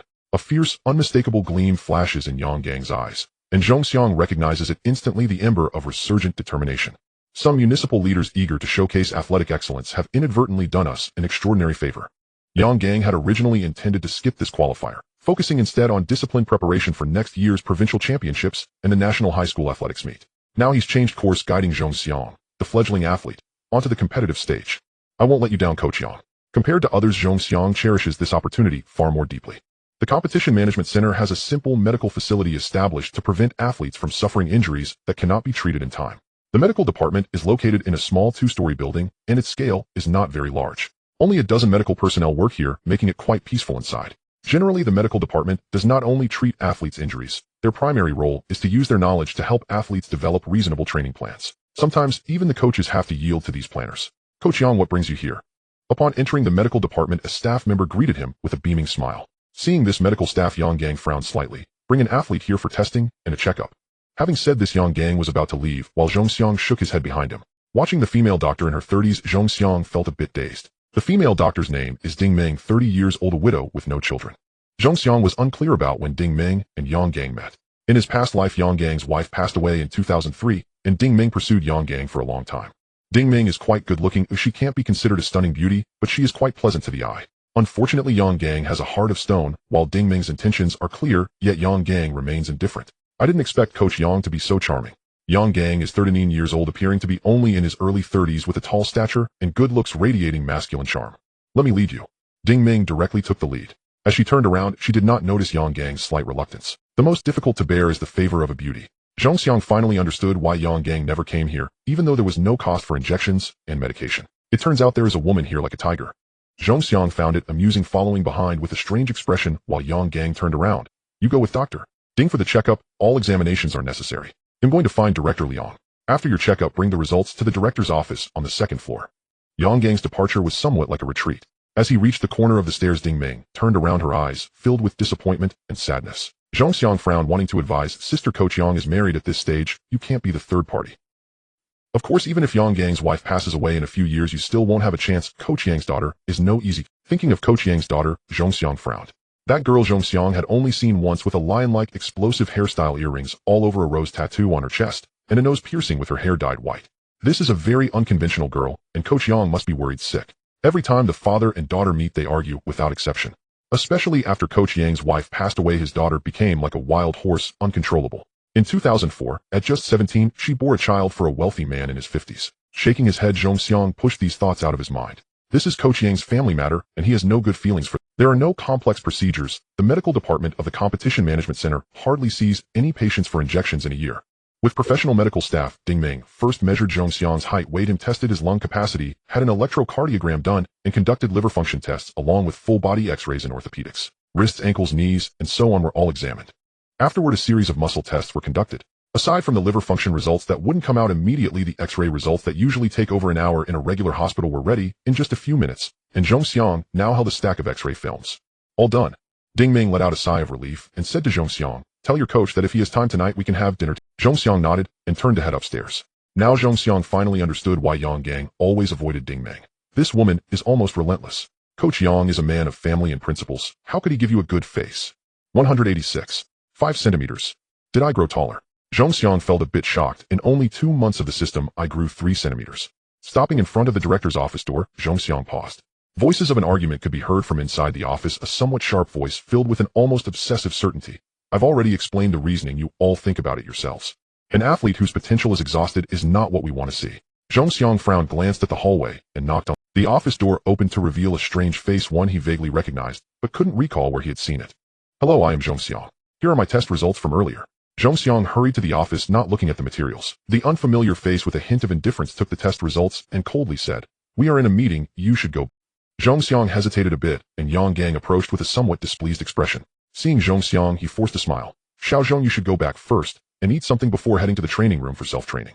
Zhong Xiang had no doubts. In his past life, he had similarly brought the test results after the checkup and quickly left with Yang. Only that director Liang had a strange look back then. After Zhong Xiang left, voices of argument came from the office again. Exhausted potential. Is this what you call exhausted potential?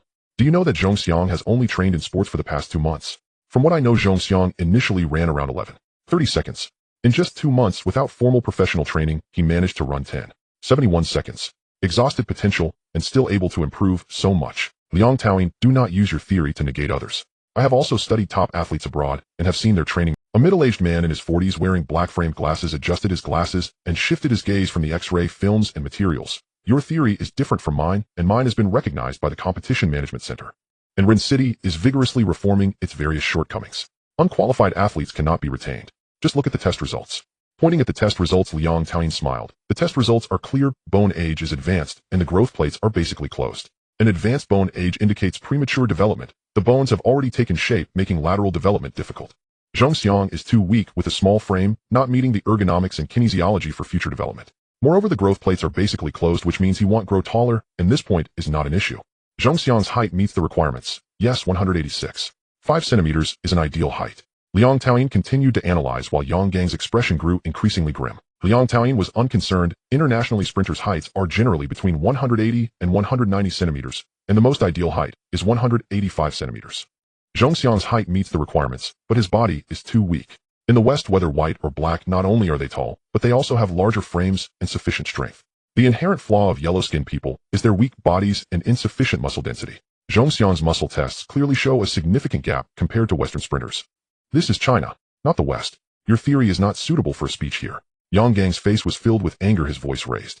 Liang Taoying still wore a smile, seemingly finding that the angrier Yang Gang got, the more reasonable his theory appeared. Moreover, if an athlete's performance improves too quickly in a short time, it indicates that potential has been forced out, making future progress very difficult. Zhong Xiang can currently run 10:71 seconds. It may be very difficult for him to improve further, and even domestic sprinters may not reach that level. Let's not mention distant examples. A look at Du Tao, isn't he like this? He ran under 10:80 seconds at 18. Oh, what about later? Du Tao can now run around 10:90 seconds. Not only has he not improved, but he has regressed. Now the city sports team is undergoing reform, so I am taking over the selection of talents. Our unqualified athletes will definitely not be accepted. An exhausted potential athlete whose performance does not even reach the qualified level, why should I nod to let him join? In foreign countries, being tall does not mean having a low stride frequency. In our country, it is quite the opposite. Chinese people know yellow-skinned people, the taller they are, the clumsier they move, and their actions are somewhat sluggish. Sluggishness is inherent. Efforts afterward are of no use. Liang Taoying's words received unanimous approval, while Yang Gang's expression grew darker. In a month and a half, I will take Zhong Xiang to participate in the leaching selection competition. If Zhong Xiang can reach the standard of an excellent athlete, what will you say? Liang Taoying spoke confidently with assurance on his face. If he can reach the standard of an excellent athlete, it means I misjudged him. At that time, if he wants to stay, he can stay. Returning to the gym, Yang Gang's expression had already returned to normal. Xiao Zhong, let's put your student registration aside for now. After the leaching selection competition, I will help you transfer your registration. Zhong Xiang felt something was strange, vaguely sensing that Yang Gang's words were connected to the leaching selection competition and had a certain relation to the earlier argument in the office. Could it be that something happened? Yang Gang did not explain the situation to Zhong Xiang, but merely smiled and said, the training will be intense, so you need to be mentally prepared. At first you might find it hard to adapt. You may even train to the point of vomiting. Train to the point of vomiting. Zhong Xiang's expression was somewhat peculiar, but he didn't take it to heart.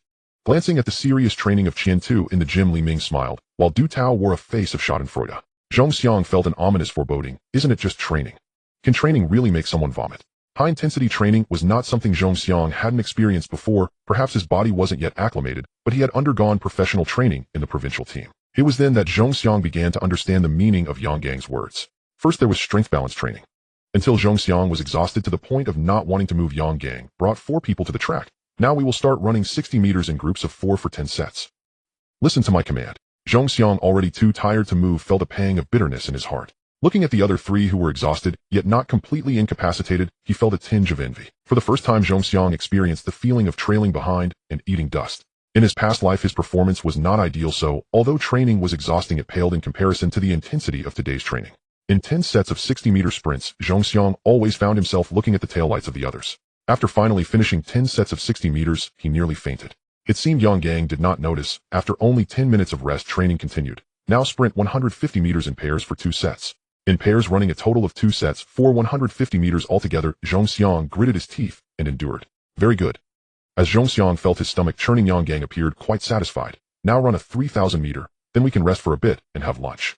Zhong Xiang's face turned a bit pale, his stomach churning more violently. As he stepped onto the track again, he saw the 3 in front of him seemed somewhat relaxed, feeling a bit envious. I guess I haven't trained enough before. Xiaozhong, hang in there. In sports, achieving results requires 10-fold or 100-fold efforts compared to others. Everyone has gone through this stage. Your performance today is quite good, but it's already impressive that you haven't vomited. From the beginning of training, the rest periods lasted at most 10 minutes, and the physical exhaustion had not yet eased before training resumed. The intense training load is indeed hard for a normal person to bear. Li Ming intentionally lagged behind, running alongside Zhong Xiang. This amount of training has already been reduced by the coach to accommodate newcomers. You'll get used to it. Eventually, you'll even get accustomed to vomiting. Zhong Xiang remained silent, gritting his teeth. Suddenly his face flushed, and he urgently said, I can't. Wow. In the morning after the physical examination, Zhong Xiang went to the cafeteria and ate a lot. The breakfast was simple, but Zhong Xiang had a big appetite. This time his vomiting was naturally more than others. Like a torrent with a pungent smell, it made Li Ming pause slightly, instinctively jumping to the side. How about you take a break? Zhong Xiang stopped, trembling hands leaning on his knees, still retching. Li Ming also halted, a hint of concern on his face. Du Tao and Qian Tu in front also stopped. Are you okay? No stopping, the training isn't over yet. Yang Gang approached with a cold expression. If you can't adapt to this little training load, how can you talk about progress in your results? Zhong Xiang shook his head, casting a grateful glance at Li Ming and the others, and continued running. Physiological reactions made Zhong Xiang uncomfortable, but the system's feedback brought him some joy. He opened the attribute panel, deciding not to close it again. The fluctuating numbers made him feel considerably better. Experiencing pain and joy simultaneously described Zhong Xiang's current situation. The fluctuating numbers filled Zhong Xiang with renewed strength. After completing the 3,000 meters with great difficulty, many athletes gradually arrived at the training ground.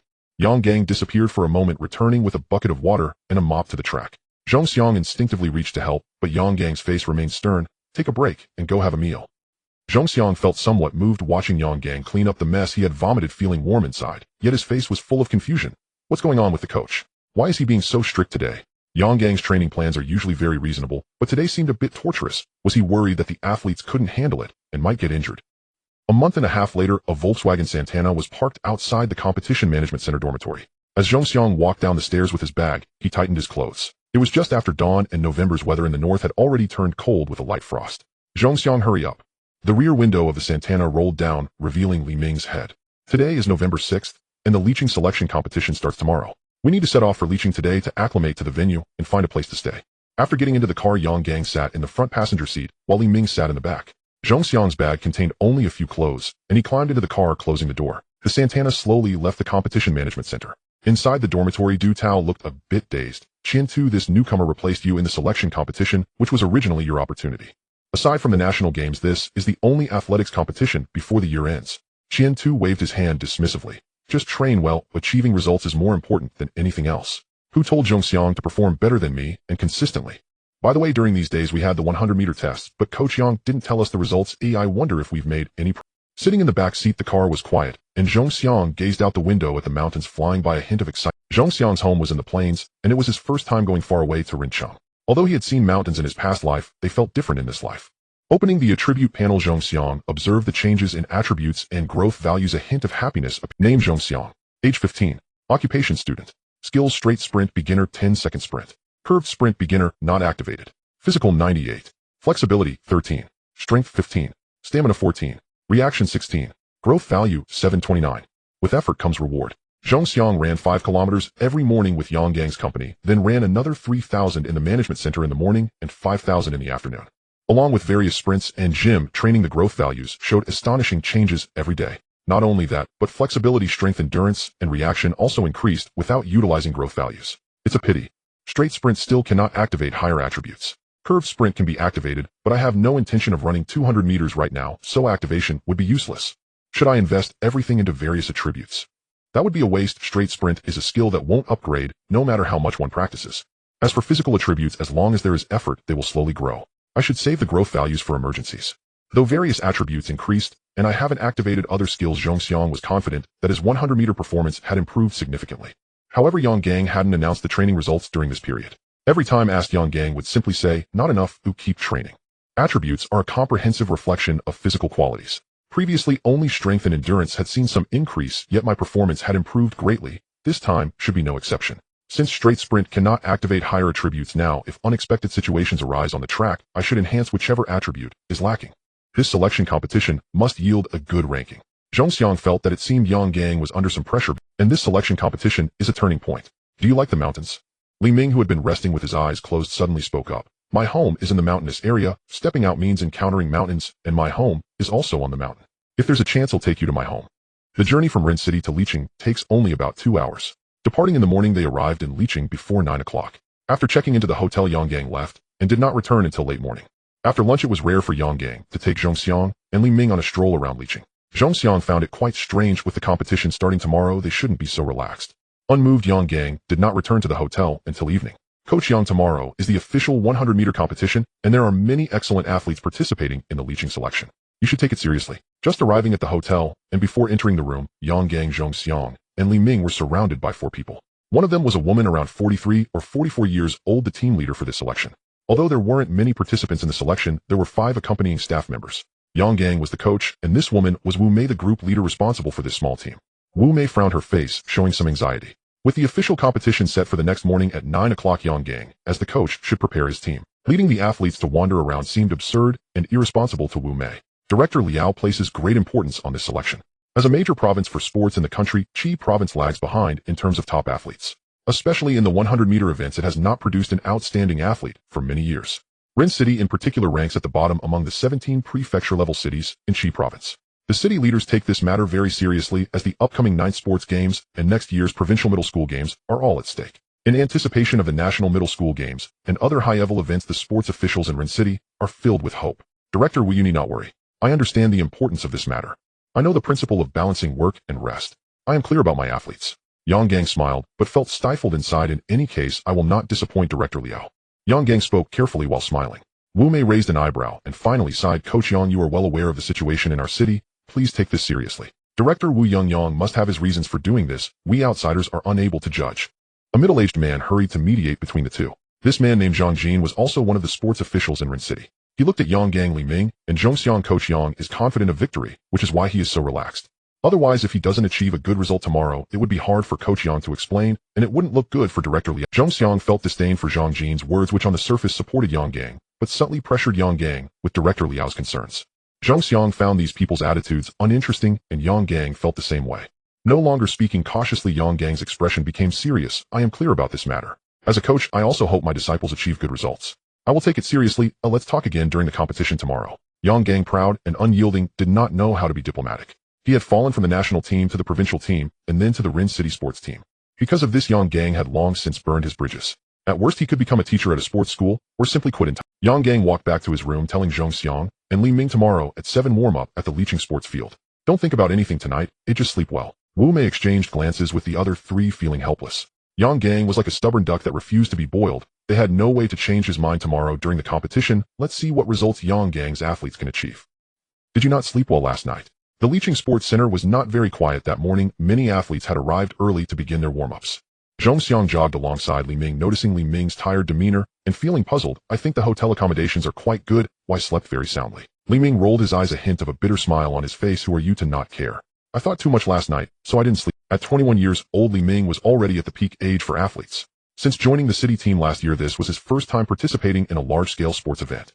If he could achieve a good result, he might enter the provincial team. Without a good result, he would have to stay in the city team until retire. As a retired athlete from the city sports team, without any connections, he could only leave the track forever with no opportunities, even to teach. Zhongxiang seemed to understand Li Ming's thoughts and remained silent. The prime age for sprinters is between 18 and 24. Li Ming was already 21. This competition was an opportunity to achieve good results and enter the provincial team, and even if he retired in the future, he could still become a physical education teacher. Don't worry, you can do it. Zhong Xiang could only offer such consolation. In his previous life, Li Ming might have been like this, and had insomnia which affected his performance, causing him to be eliminated from the selection round and missing the finals. Athletes need an excited mindset for competition, and they also require a strong mentality. Li Ming was not excited now. Instead, he felt fear of the unknown opponents. You're only 15, not yet 16, you still have a bright future ahead. Li Ming smiled. You slept soundly last night while I was having instant noodles making noise, and you didn't wake up. Indeed, Zhong Xiang felt nervous facing his first large competition in this life, but he wasn't afraid. He understood that fear wouldn't yield results, so he had already adjusted his mindset when coming to leeching. After running 2 laps and completing the warm-up, Yang Gang instructed the two to stop. Now loosen up your bodies. Zhong Xiang, you are in the first group, and Li Ming, you are in the third group. Move your bodies and try to run as much as possible. Relax your mindset. The result isn't important. Oh, what's important is participating in this competition. Yang Gang claimed that results weren't important, but Zhong Xiang saw a strange glimmer in Yang Gang's eyes. Feeling somewhat puzzled, he shook his head and began to warm up. Coach Yang is acting strangely today. Could it be that his mindset is too relaxed after wandering around leeching? The competition is about striving for first place. If one does not want to win, then why compete at all? Athletes value their competition results to showcase their worth. Coaches also place great importance on their disciples' results to reflect their own value as coaches. How could they not care about? Look, that's Yin Jintao from Linzi, a formidable 100-meter athlete. I heard he once clocked a time of 10:50. While warming up, Li Ming seemed to spot several acquaintances. That's Luo Jiesin. He has good results in the 200 meters and runs about 10:50 seconds in the 100 meters. That's Li Mingbo from Jiaodong. He placed 4th in the National Athletics Championships 2 years ago. Li Ming pointed out the athletes he recognized or had seen before introducing them to Zhong Xiang. Zhong Xiang found it strange that Li Ming, who had always been in the city team, knew athletes from other prefecture-level cities. I saw them at a previous selection. Oh, I was just there as an observer and didn't compete. Li Ming's face showed a hint of gloom, which he quickly concealed, a complex expression appearing on his face. Zhong Xiang suddenly understood. Of the athletes Li Ming introduced, Zhong Xiang only remembered one, quickly forgetting the others. Only Luo Jiesin, who ran the 200 meters, achieved a commendable 4th place in the 9th Sports Games. Aside from that, Qi province has not produced many notable 100-meter champions. At every major national competition, the number of athletes from Qi province reaching the finals in the 100 meters is minimal, and none have entered the top 3. I have come to witness and leave my footprints, leaving my mark. Zhong Xiang clenched his fists. It's time for Qi province to produce a 100-meter powerhouse. China should also have a sprinting champion. The selection competition was merely a preliminary event and did not attract much attention. Moreover, at this moment, the national sports scene was in a slump, with only a handful of reporters from local leeching channels aimlessly pointing their cameras at the track. The selection competition did not start today. Yang Gang had clearly timed his arrival. Other athletes from Ren City had already begun their competitions 2 days prior under the leadership of Wu Mei. Standing on the track, Zhong Xiang's originally excited heart felt a surge of thrill. At the Leeching Sports Center, there were not many spectators present. Only a few students and some nearby citizens showed interest in coming to watch. No one knew who they were, and no one cheered. Zhong Xiang looked around, noticing that the seats were sparsely filled with a few people. He was assigned to the first lane in the first group. This was a special treatment for him, a newcomer who had never participated in a large competition. The first group is often referred to as the cannon fodder group, typically consisting of athletes with mediocre sprinting results or newcomers making their debut in major competitions. In the first group, the timing, equipment, and the excitement of the crowd did not elevate, which could easily create some inexplicable psychological effects. Moreover, the equipment could inevitably have some deviations. The first group was essentially the test subjects for the equipment, not given much attention. However, the cannon fodder group also had its advantages, namely the athletes' performances were generally weaker. Looking to the right, there were 9 athletes on the track, all unfamiliar faces, not a single one he recognized from the future. The sprinting star from Jiaodong City, known as Eyeglass Hero, was just beginning to emerge at this time, and Zhong Xiang felt a slight regret at not seeing him in this competition. Li Ming pointed out to Zhong Xiang from a distance, introducing a few strong sprinters who were not in this group. Eyeglass Hero might have a chance to go directly into the 100-meter race of the 9th National Games. The 100-meter race has always had the lowest threshold, yet it is also a sport with high technical demands. In Xixing province, there are 17 prefecture-level cities with nearly 100 participants divided into 12 groups, with the top 3 from each group advancing to the next round. The 100-meter race consists of preliminary heats, semifinals, and finals. The athletes in the lanes to the right varied in height. The tallest was nearly 1.90 meters, while the shortest was just 1 meter. They also seemed quite young. The oldest was only in their 20s, while the youngest was likely Zhong Xiang. Everyone get into position. As the broadcast introduced each athlete, Zhong Xiang kept observing the other competitors. After the introductions, the commander's voice came over the broadcast. Zhong Xiang took a deep breath, squatting on the track with his feet on the starting blocks. Zhong Xiang felt his heart racing faster. He was still unsure if there were any strong opponents in this group. In the early years of the millennium, or even before it, sports were not highly regarded by the public and the attention was quite low. Around the turn of the millennium, he was uncertain if there were any hidden sprinting geniuses like himself. This must be Zhong. On the viewing platform, Wu Mei watched the track intently. The city sports team has 4 practicing the 100 meters, and Zhong Xiang is a newcomer. Is his performance stable? Wu Mei frowned. Actually, at first, director Liao dismissed Zhong Xiang's participation in this selection competition. It was Yang Gang's strong insistence that allowed Zhong Xiang to compete. In my opinion, veteran athletes like Du Tao and Qian Tu should participate in this competition. Veteran athletes have stable performances and rich competition experience far beyond what newcomers can compare to. Wu Mei's thoughts were understandable. After all, in competitive sports, stable results and rich competition experience are crucial. Overall, veteran athletes should also be allowed to compete, especially when the performance gap is not very significant. Director Wu Zhongjin shook his head dismissively. Yang Gang may have a bad temper, but there is no denying that he is an excellent. I believe he has his own considerations for allowing Zhong Xiang to compete, and he knows the athletes better than we do. Wu Mei fell silent as Zhongjin made some valid points. Elder Qin, this is just the first preliminary heat of the 100 meters, and the wind is quite strong. Why don't you go back? On the viewing platform midway through the track, a middle-aged man was reassuring an older gentleman who seemed worried. The final of the 100 meters will be the most exciting part. Why don't you come back in the afternoon for the finals? Besides, there are no disciples of yours in this group. The old man stubbornly shook his head. Late October and early November marked the deep autumn season. The northern weather was somewhat chilly with a biting wind. Thankfully, Liqing was surrounded by mountains, and sometimes the weather was warm. He raised his hand to stop the middle-aged man from speaking. Don't talk. The competition is about to begin.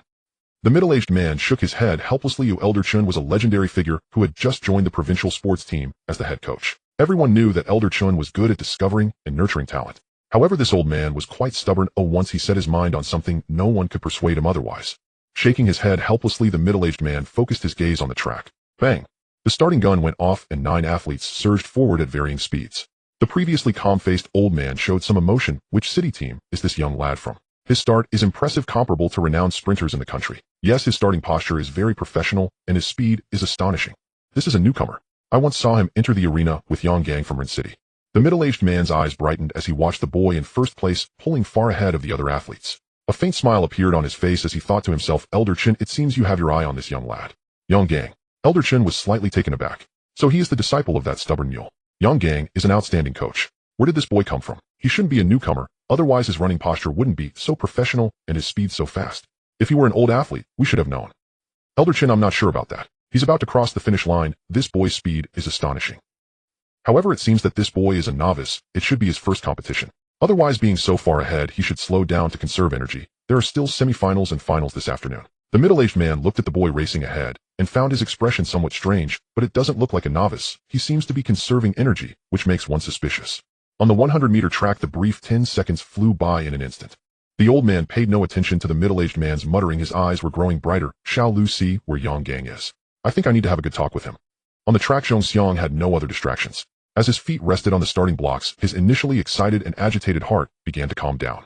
As the gun went off, Zhong Xiang was the first to rise and charge onto the track. He focused his eyes on the finish line, not concerned about whether his group mates were catching up. After passing the 50-meter mark, Zhong Xiang felt the entire world grow quiet with no one catching up to him. He continued to run forward, his speed reaching its peak, each stride extending over 2 meters. He adjusted his breathing and relaxed his mindset. As he passed the 70-meter mark, Zhong Xiang found it strange that there was no pressure around him. It felt as though the track was not a race with 9 competitors, but rather a performance just for him. Upon reaching 90 meters with the finish line in sight, Zhong Xiang finally wondered, where did everyone go?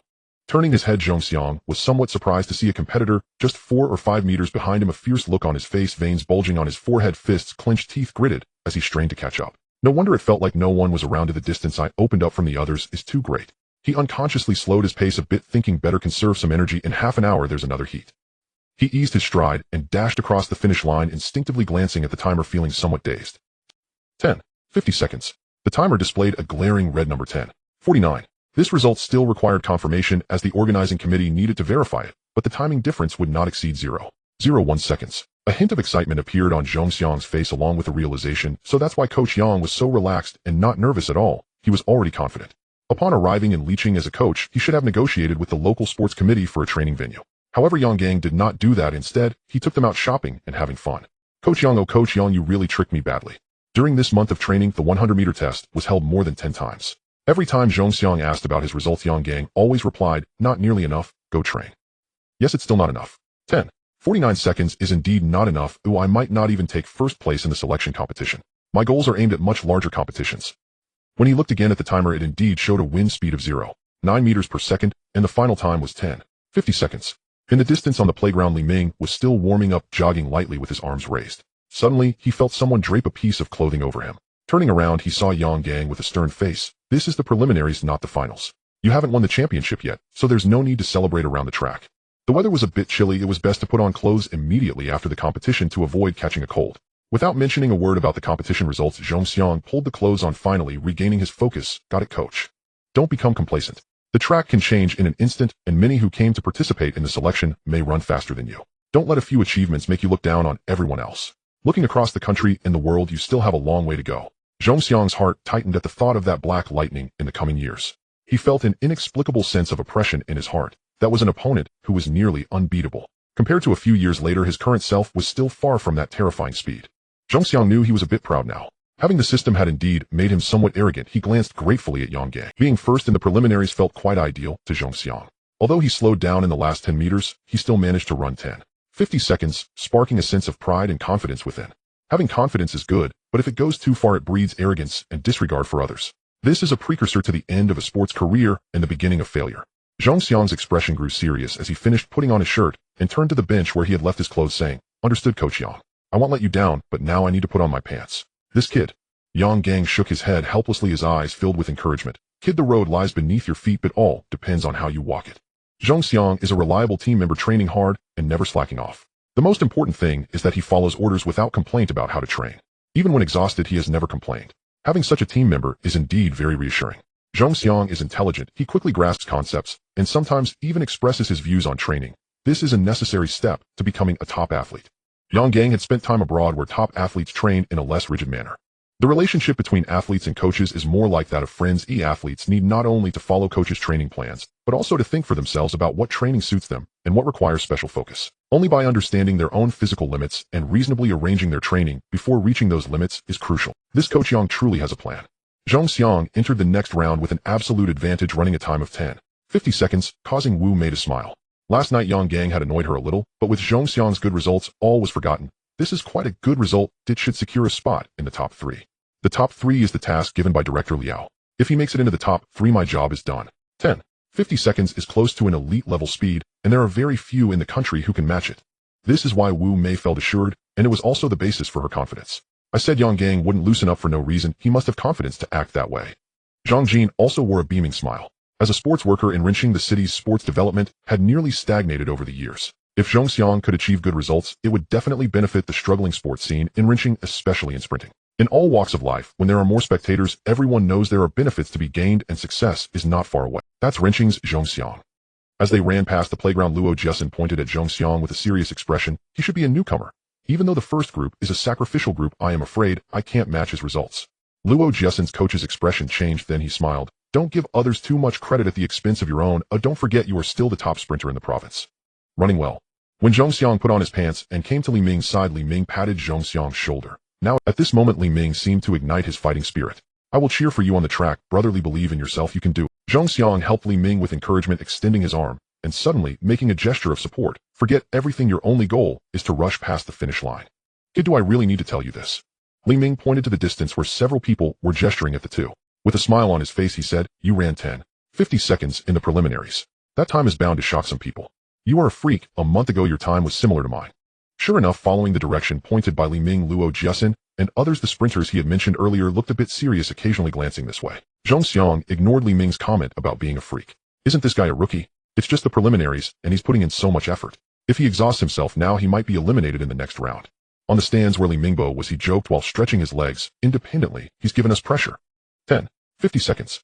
It's just the first group of preliminaries. The results are average. Let's focus on securing a spot in the next round first. Li Mingbo remembered, don't act recklessly. Just aim to finish in the top 3 and make it to the next round. Don't waste too much. Kid, cheer for me. I'm going on stage. The 100-meter race was quick, and in about 10 minutes the second group had already burst onto the track. Li Ming heard his name called over the loudspeaker and walked toward the starting line. He ignored the pointing and murmuring from the crowd. He stood by the track ready to cheer for Li Ming, who was fortunate to be placed in lane 3. Li Ming's luck seemed to take a turn for the worse. To his right was an athlete named Yin Jintao, and to Yin Jintao's right was these two were quite famous in the provincial team. Li Ming was aware of their strength, and his expression grew serious. The starter began issuing commands reminding athletes to focus. Zhong Xiang stood by the track and saw Li Ming crouched on the ground frowning. Li Ming seems a bit nervous. The two beside him, one can run under 10:50 seconds, the other is 10:53 seconds. A month ago, Li Ming's 100-meter time was 10:72 seconds. Lacking a lucky charm like me, Li Ming had to train more aggressively to achieve results. I just don't know if Li Ming's 100-meter time has improved over this month. Under the pressure of both athletes, the confidence Li Ming had just gained now turned into an uncertain expression. This group is tough to run in. Get set. Bang. The gun fired and the 9 athletes, like wild horses breaking free, rushed onto the track at their fastest speed.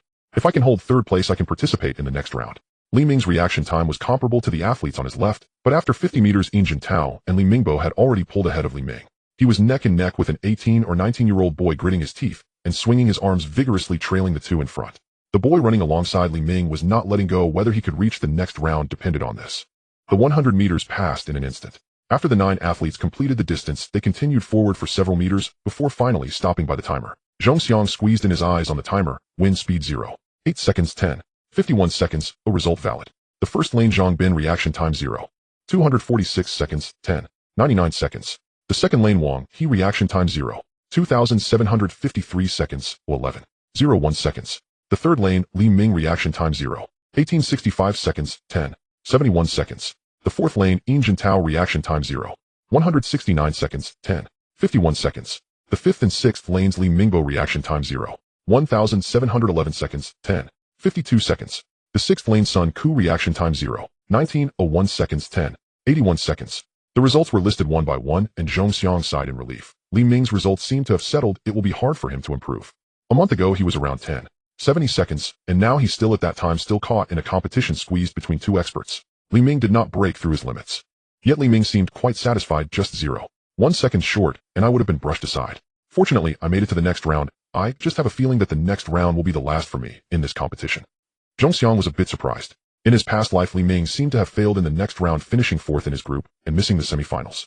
Just as he was about to encourage Li Ming suddenly smiled. But I also have a premonition that you will make it to the finals. As for whether you can win the championship, I wouldn't dare to say.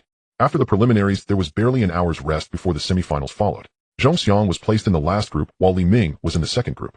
Half of the participants were eliminated in the preliminaries, and the top performers from each group were selected for the semifinals, ultimately leading to 4 groups for the finals. This selection process seemed to convey a message: no talent would be overlooked. Indeed, fate does not easily yield to anyone. Li Ming made a starting error in the semifinals, missing out on the finals. Zhong Xiang's group did not face particularly strong competitors, allowing him to advance to the finals with ease. After the semifinals, it was noon. They returned to the hotel for a meal and some rest. The men's 100-meter semifinals were scheduled for around 3 in the afternoon, with the finals at 4:30. After eating, Yang Gang helped Zhong Xiang with a massage. They rested for nearly 2 hours before heading to the Licheng Sports Center. There were noticeably fewer people at the sports center in the afternoon compared to the morning. Many events had already concluded or eliminated athletes had left. Relax, run at your own pace, and don't let distraction. On the field, Zhong Xiang was stretching, avoiding any intense exercise. Yang Gang was beside him, carefully reminding him, "I'm very confident in your performance. Reaching the finals is not a problem. However, let's just focus on running and don't hold back. Kid, avenge me. You and Li Mingbo are in the same third group. Make sure to take him down." Li Ming was quite unfortunate, as he was still grouped with Li Mingbo in the semifinals along with Luo Jiasen. Perhaps under pressure, Li Ming made a starting error, finishing 4th, just 0.3 seconds behind third place, thus missing the finals.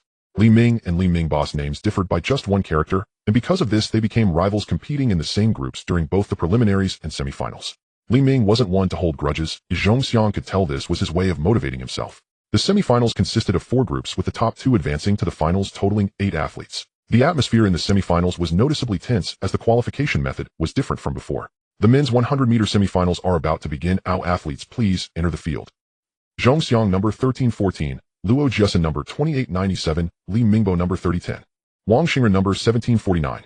Listening to the announcer call out names, Zhong Xiang couldn't help but chuckle. Wang Xingren, in a few years you might feel proud of this name. You will become a celebrity. Zhong Xiang was assigned to lane 5 with Luo Jiasen on his left and Li Mingbo on his right. Standing on the track, Zhong Xiang bounced lightly, twisting his neck and body, casually warming up, while keeping an eye on the 2 competitors beside him. The 2 beside him were also assessing Zhong Xiang. He could feel the pressure from them, and they could sense the threat he posed. They were fortunate to be in a group together, able to compete without the finals looming. Yet it was also unfortunate, as only 2 of the 3 could advance from the semifinals. One of the 3 had to be eliminated. To reach the finals, they had to finish in the top 2. The 3 examined each other, seemingly disregarding the other competitors on the track. The 3 regarded each other as rivals, but remained silent, merely exchanging smiles without speaking. On your marks. The starter began issuing commands, and the 9 competitors crouched down, hands on the ground, feet on the starting blocks. Ready. Zhong Xiang took a deep breath, feeling Li Mingbo and Luo Jiasen beside him also take deep breaths, slowly exhale. They seemed quite nervous. Zhong Xiang's heart raced as he too felt the excitement of nervousness. For some reason the tension he felt towards the two he regarded as the strongest opponents in the selection eased, leaving him calm. Li Mingbo was indeed nervous. This had been apparent from the start. In just over a month the 9th National Games would take place, where each province could only send 3 competitors in each event, and each person could only enter 3 events. In the 100-meter event, besides himself and Luo Jiasen, there was also a runner named Yin Jintao whose performance was... The provincial team had already settled on 2 spots. One was Luo Jiasen competing in both the 100 and 200 meters, and the other was a powerful sprinter training in a Beijing youth training camp rumored to run under 40 seconds in the 100 meters.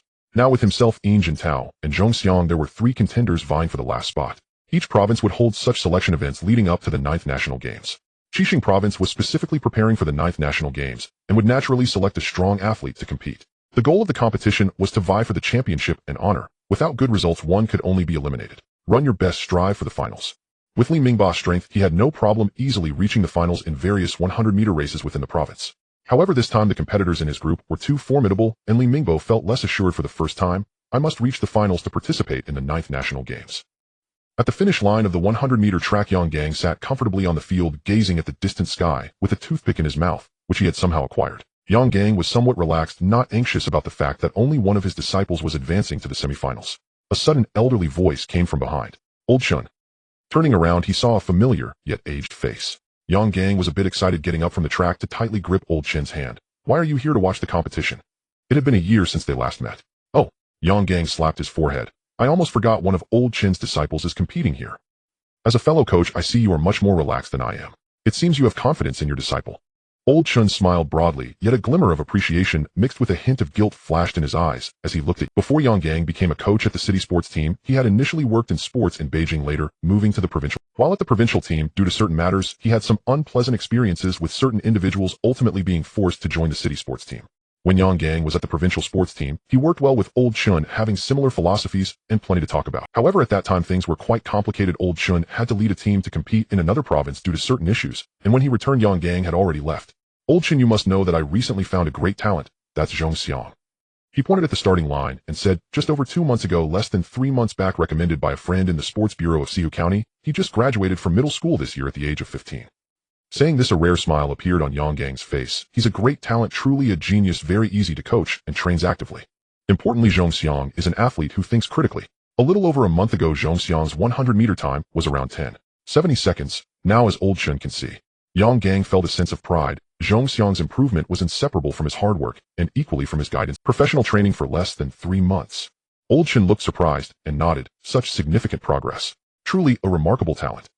Rigid training can be done by anyone. Oh, just follow the coach's instructions. This can lead to a rebellious mindset, and one may not recognize their own shortcomings. However, an athlete who thinks critically is different. They can identify their weaknesses and strengthen their training. This way their performance will undoubtedly improve. The competition has begun.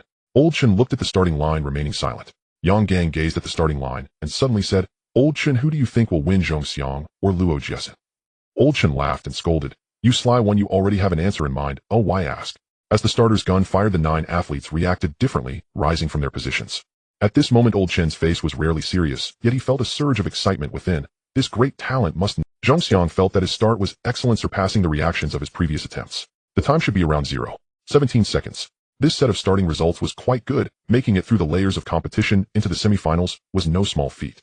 If viewed from above, at the moment the gun went off, all 9 competitors sprang to their feet, almost simultaneously, making it hard to distinguish who was faster. The first step taken was still indistinguishable between them.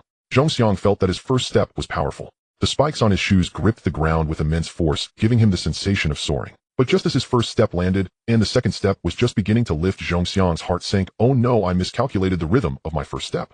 The instant of starting was critical. Zhong Xiang usually trained to take long strides at a high frequency. Even so, it would still be somewhat slower than a small, frequent initial step. Just earlier, with both feet on the starting blocks, his power exploded instantly, and Zhong Xiang felt like an arrow released from a bow, leaping 2 meters with each stride. However, in a typical start, his stride length was only about 1.5 meters. The rhythm was disrupted.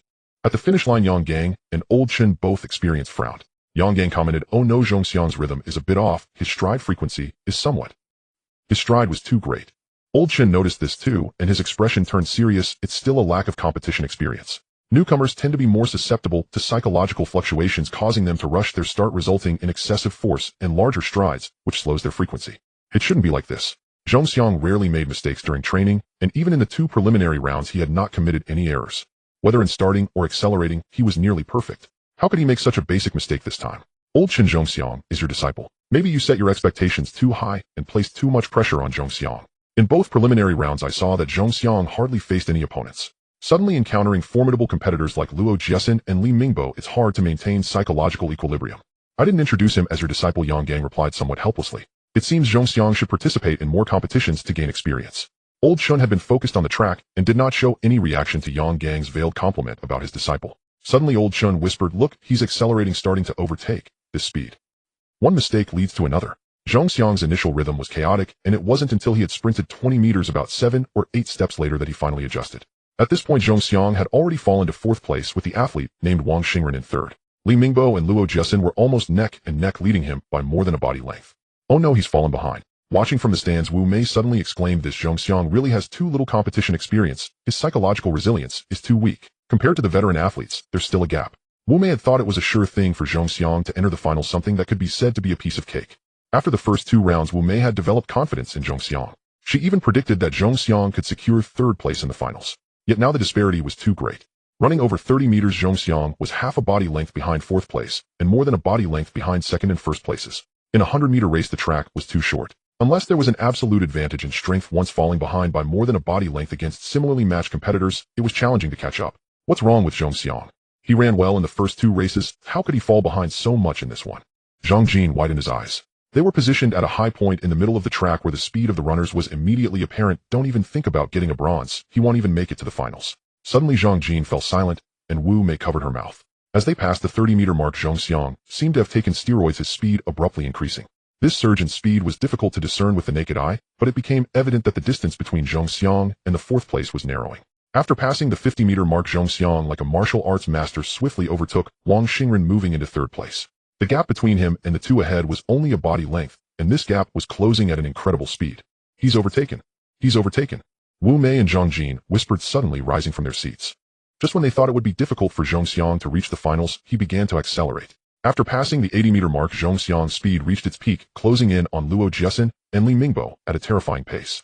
After passing the 90-meter mark, the 3 were inseparable, almost running side by side. The finish line was in sight. On the side of the track at the starting point, Li Ming clenched his fists tightly, biting his lip.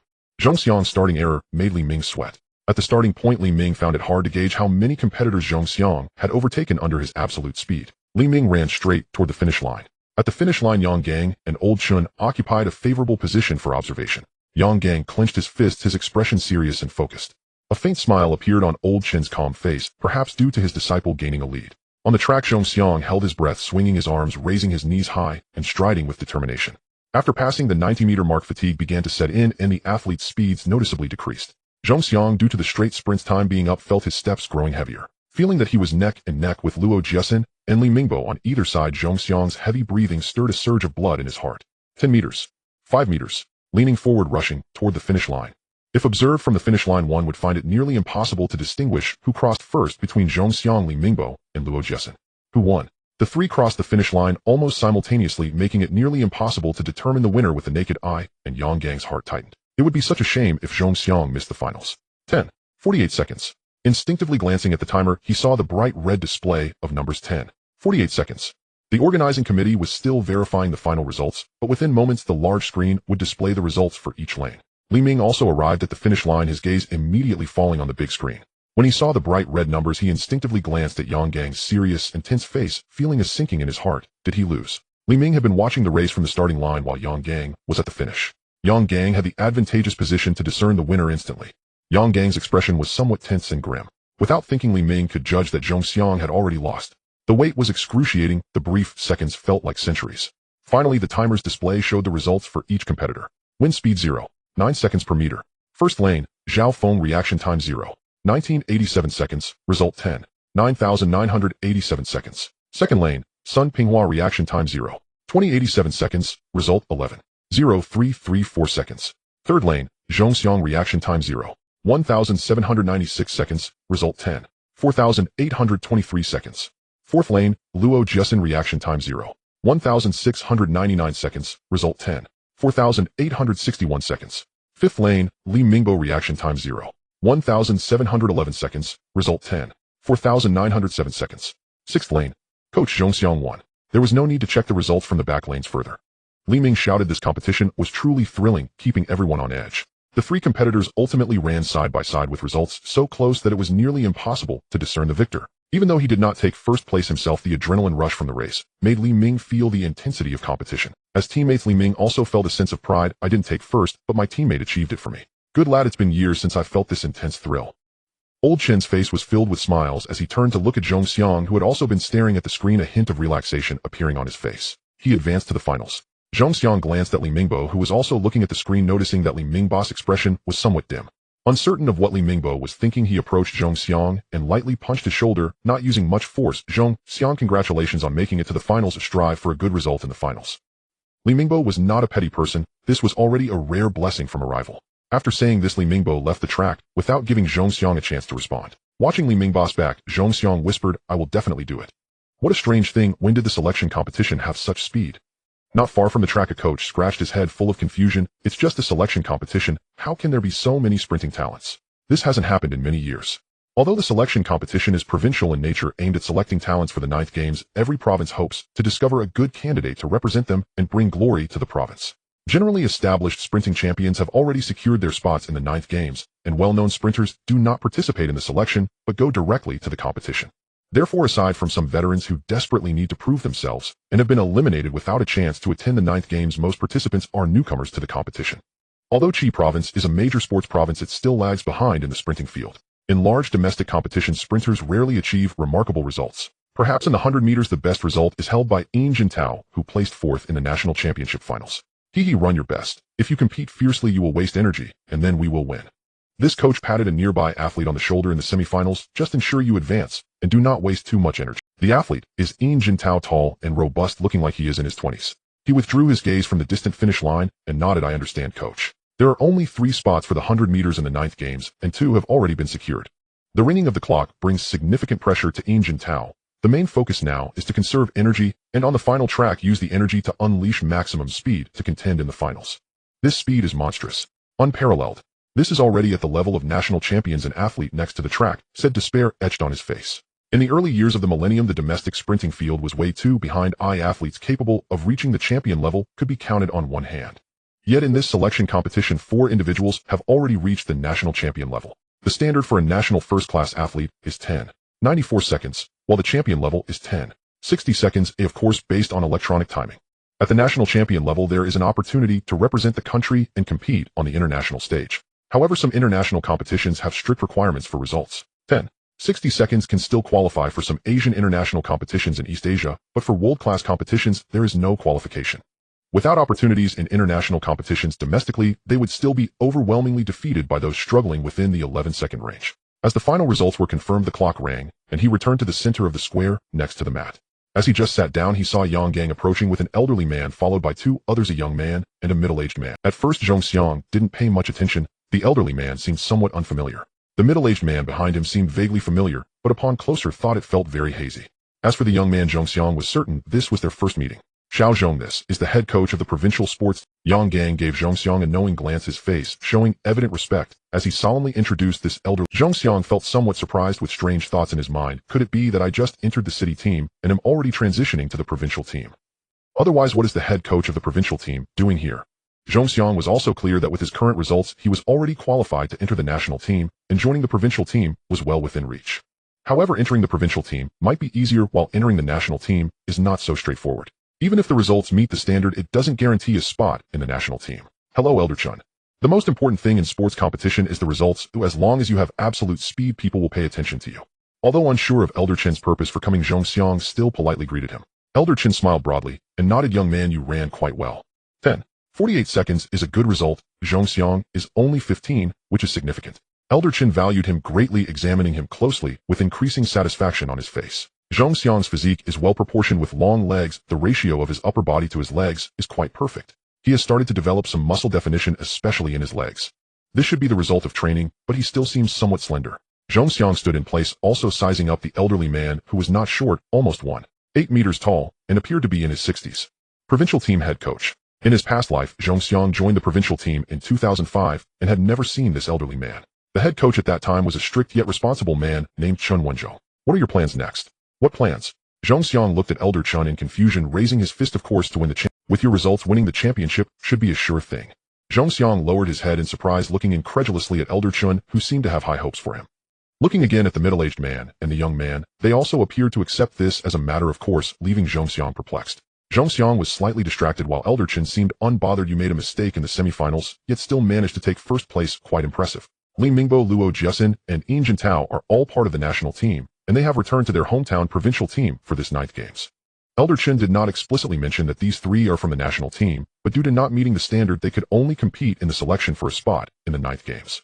With your results, you're already qualified to join the national team. You just lack some capital to enter the national team.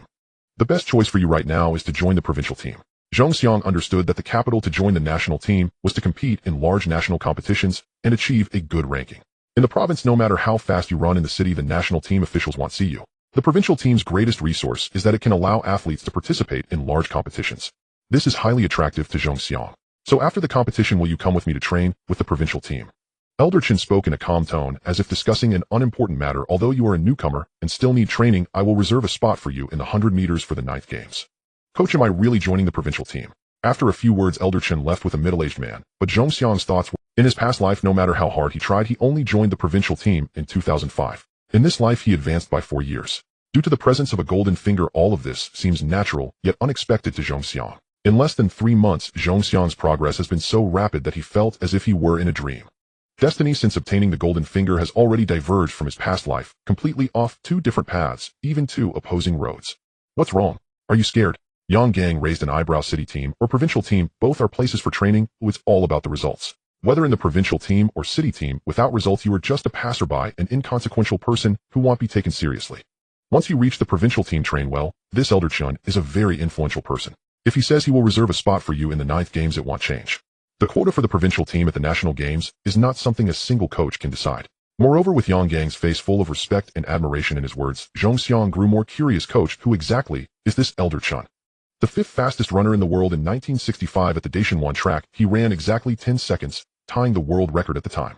Yang Gang spoke with nostalgia, his words filled with admiration. Zhong Xiang was slightly taken aback. A figure appearing as a 100-meter sprinter, Zhong Xiang is very familiar with this name. Elder Chun. Chun Jiaqing, a glorious representative of Chinese sports, a figure representing an era in Chinese sprinting. Elder Chun's life achievements do not need to be elaborated upon. He is indeed a heavyweight figure in the domestic sports community and holds a significant position in the international sports community. Elder Chun said he would secure a spot for himself in the 9th games, and this matter is certain. Elder Chun began coaching the Qi province team at the turn of the millennium and passed away from a heart attack in 2004. When Zhong Xiang entered the provincial team in 2005, Elder Chun had already passed away, so he didn't recognize him. Having such a great figure in athletics personally guide him into the provincial team, Zhong Xiang's heart was still very excited. Alright, I will help you relax. In another hour it will be the 100-meter final. Yang Gang spoke lightly, but with a hint of expectation. Don't be nervous in the final. With your results, winning the championship is quite certain. Just run freely. Lying on the mat, he felt a moderately strong massage on his calves. Suddenly he turned his head and said, Coach, I am used to your training style. I might not adapt to other coaches' rigid training methods in the provincial team. Can you come along to the provincial team? On your marks. 100-meter track in Licheng City, the final of the regional selection race began officially. N8 athletes crouched low, their feet braced against the starting blocks. Zhong Xiang was assigned to lane 4, Luo Jiaxin to his right, Yin Jintao to his left. Zhong Xiang could distinctly sense the heavy, deliberate breaths of both men. For Yin Jintao, and for every competitor on this 100-meter track, the championship was not merely a contest, it was a crucible of destiny. Having advanced through successive qualifying rounds, they now stood on the threshold of the final. At this very moment, fate would pivot toward the national games or back to training, waiting for another chance. Yin Jintao chose the national games without hesitation. This was China's largest and most prestigious multi-sport event, the arena where he would finally realize his worth. And Zhong Xiang is too fast. Yin Jintao had assumed Li Mingbo would be his greatest rival in this selection race, yet Li Mingbo had already been eliminated by Zhong Xiang in the semifinals. Yin Jintao knew his own standing well. My times are nearly identical to Li Mingbo's. Sometimes he edges ahead, but against Zhong Xiang, the gap is narrow. Yet victory feels elusive. And Luo Jiaxin too trembled with excitement, his breathing deep and labored, yet he fought to steady himself. Zhong Xiang, a dark horse who had emerged only in this selection race, had unsettled them both. Though young, his performances commanded their full sober respect. As for the other competitors on the track, Luo Jiaxin and Yin Jintao did not dismiss them out of arrogance, but because they simply existed on another tier rendered invisible by disparity. Set.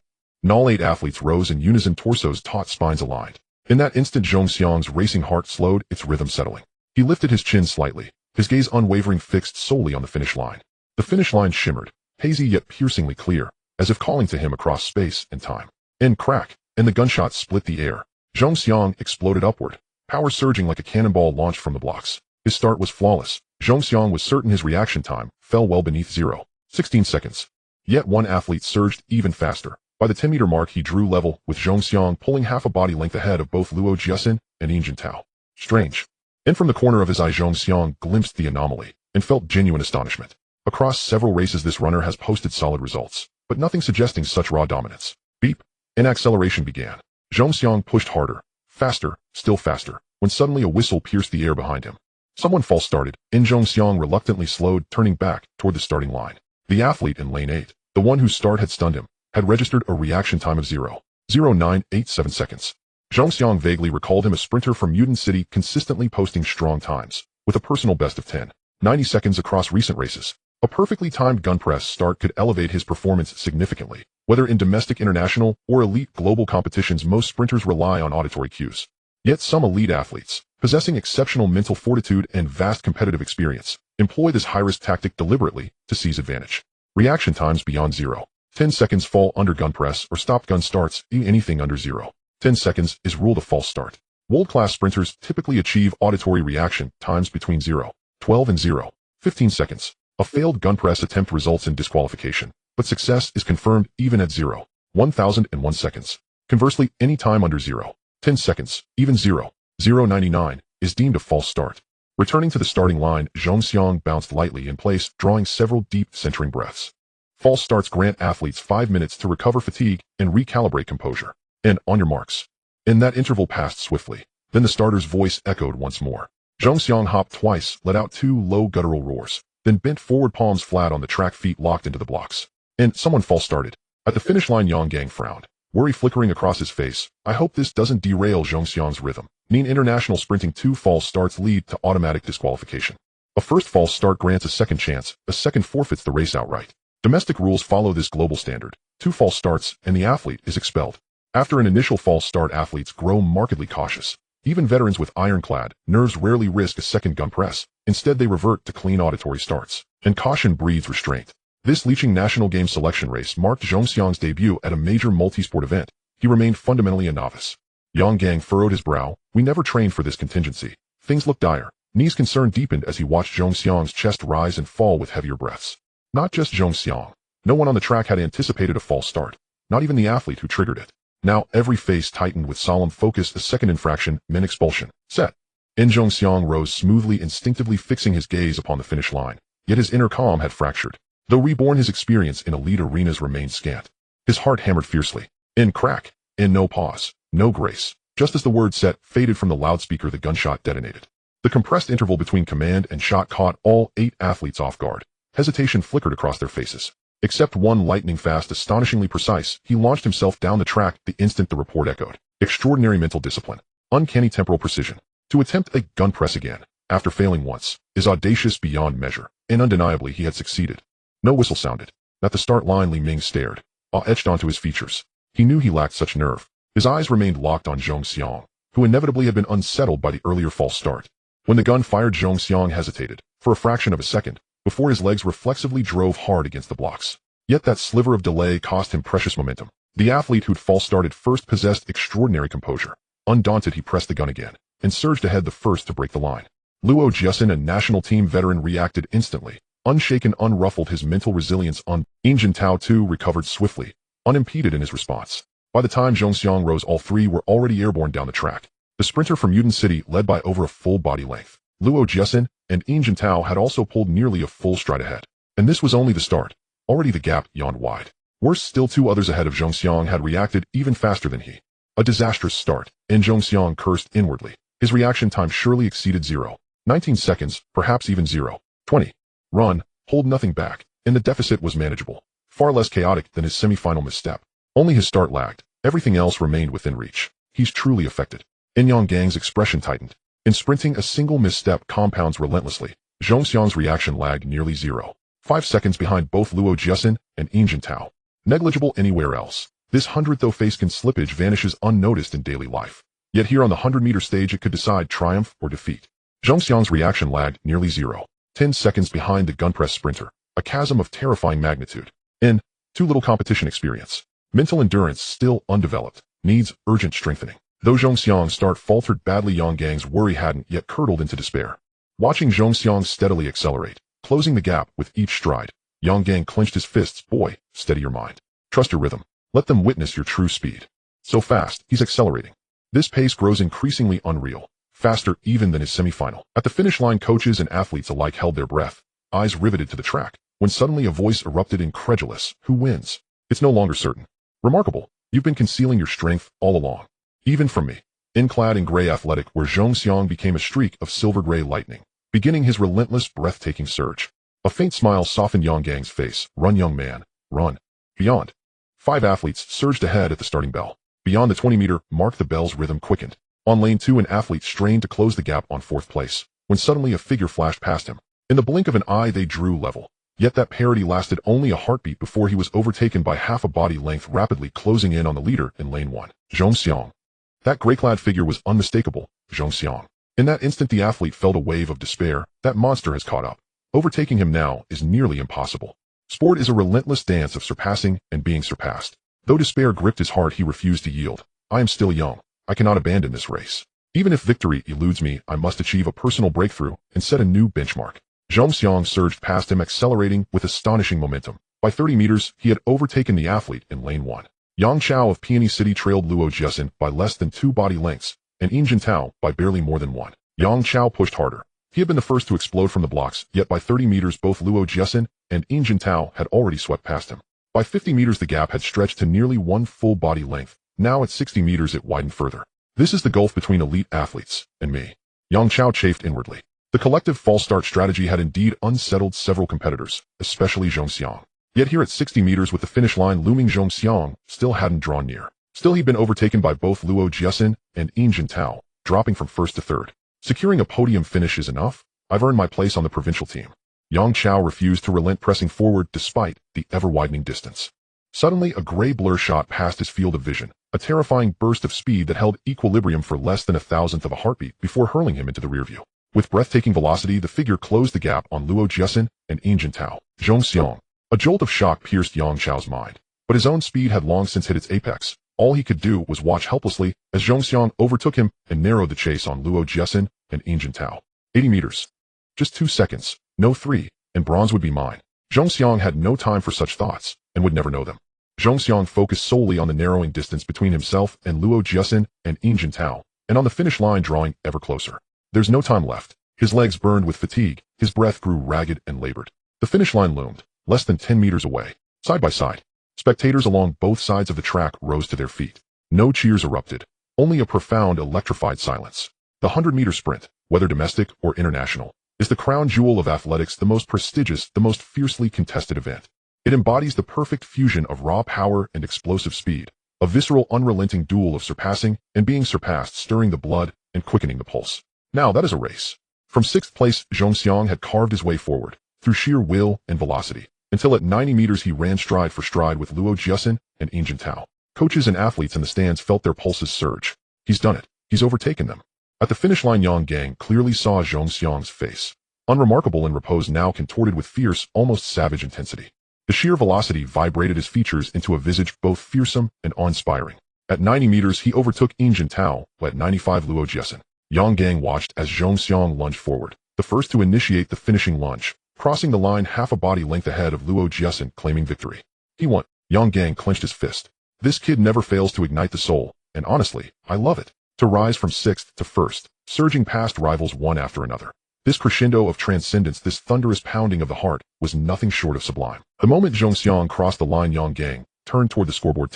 46 seconds. Only 2 seconds faster than his semifinal time, yet infinitely more dazzling. What mattered most was that Zhong Xiang had claimed the title. He won. Zhong Xiang did it. A quiet calm settled over Yang Gang. He earned this. Potential exhausted. Stagnant progress. Hardly. From 71 seconds upon joining the municipal team to today's 46. Surely that foreign-trained pedant upon learning Zhong Xiang's result would feel his cheeks burn with shame. You refused to admit Zhong Xiang into the municipal team, yet Master Chen personally selected him for the provincial squad. This time he won't even return to Ren City. How much sharper that sting must feel for the foreign-trained pedant. To see an athlete rejected by the municipal team personally recruited by the chief coach of the provincial sports work team with a guaranteed berth at the national games. A biting irony indeed. Yes, he joins the provincial team, as of today. In just 3 months, Yang Gang had grown deeply fond of this athlete. Diligent in training, proactive in spirit, sharp-minded, not rigid or mechanical, and progressing at an astonishing. A pang of reluctant parting stirred within Yang Gang. He recalled Zhong Xiang's question before the final. His heart stirred, yet sorrow weighed heavy. I too yearned to ascend, but I was demoted from that very height. To climb higher, that is human nature. Zhong Xiang's future path lies beyond my power to constrain.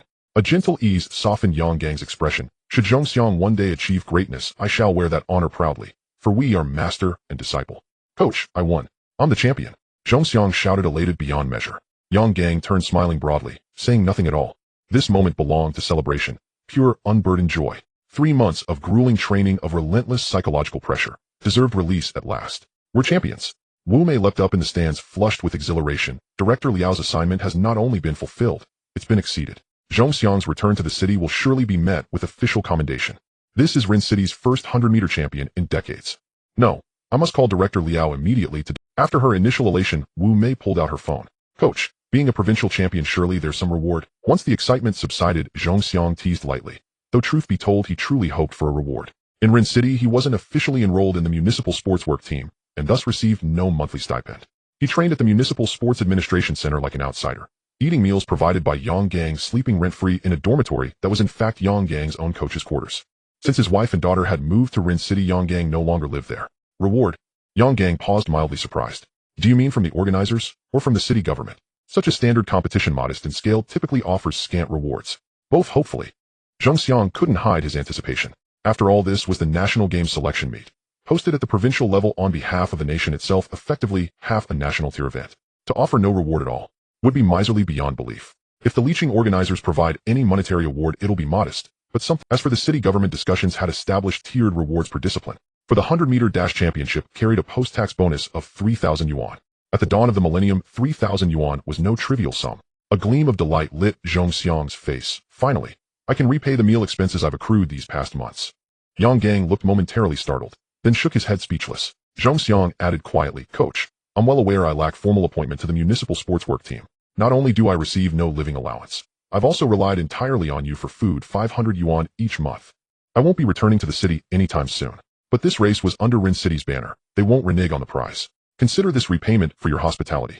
The awards ceremony was brief, 2,000 yuan in cash, a certificate of honor, no trophy, no medal. Yet 2,000 yuan held immense value at the turn of the millennium, its purchasing power dwarfing what it would represent decades later. After the ceremony, Zhong Xiang bade farewell to Yang Gang, reluctant, heartfelt. Recalling Yang Gang's words, that Master Chen's training philosophy closely mirrored his own, Zhong Xiang felt reassured. He climbed into Master Chen's car and headed toward the Provincial Sports Administration Center. Licheng, the capital of Qixing Province, is naturally a city of considerable size. The Competition Management Center was established relatively early. Its initial location may have been remote, but with the expansion of the urban area, it now occupies a prime position, considered central in the provincial capital. It took less than half an hour to travel from the Sports Center Stadium to the Competition Management Center. The Provincial Economic Management Center felt familiar, yet somewhat strange to Zhong Xiang. Having not returned for several years, everything remains unchanged. The area is spacious, filled with trees, and the tallest buildings are just 2 6-story office buildings and dormitories. The Provincial Competition Management Center is well-equipped, offering numerous sports compared to other cities. It serves as the residence of the provincial sports team, which at its peak had over 1,000 members, encompassing various competitive sports. Of course, the Competition Management Center does not currently have that many people. There are only about 500. These 500 individuals are assigned to various training bases according to their training projects. At the Competition Management Center, there are probably fewer than 200 people at this time. Elder Chen assigned a middle-aged man. Go arrange accommodation for Xiao Zhong and take care of the paperwork as well. Elder Chen then asked, do you have any other requests? I have no other requests, but I want to attend school and fulfill my... During his time at the municipal team, due to various reasons, Zhong Xiang's school arrangement was not finalized and his student status remains at Fenghuan No. 1 high school. This can be easily arranged. They'll have someone enroll you at a high school in Licheng, you can rest assured. Do you have any other requests? If not, rest well, and we'll start training tomorrow morning. Elder Chen's face showed satisfaction. I will personally oversee the training, which is fundamentally similar to Yang Gang's training methods. You can have complete confidence in that. Zhong Xiang had asked about training methods when he arrived, so he naturally could not hide anything from Elder Chen. I have no other requests.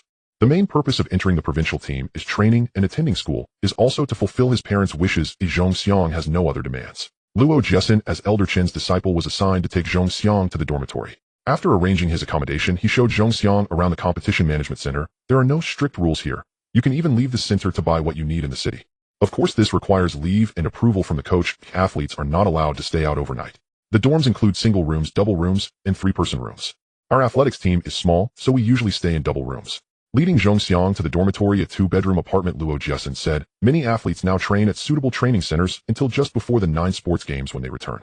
Your roommate is a 14-year-old table tennis player named Zhang, who is about your age. He is currently training with the Luoning team and probably won't be back for a while. He should be nominated for the 9 sports games, but I don't know if he will participate. Luo Jessen, being quite talkative and outgoing, added, put down your luggage, he'll take you for a tour. Athletes are generally quite open, and Zhongxiang felt no restraint as he followed Luo Jessen around the competition man. Luo Jessen not only talked a lot, but also gossiped, sharing some secret news that Zhongxiang was unaware of, all related to the provincial sports team's athletes. Having become familiar with the competition management center, Luo Jessen was not yet done, since you can join the provincial team. Li Mingbo and Yin Jintao have returned to the national team for training. It's clear that Elder Chen wants you to participate in the 9 sports games. We will both be competing in sprints. I also run the 200 meters. If I'm not mistaken, Elder Chen will also enroll you in the 200 meters for the 9 sports games. Luo, good, do you know where the nearest bank is?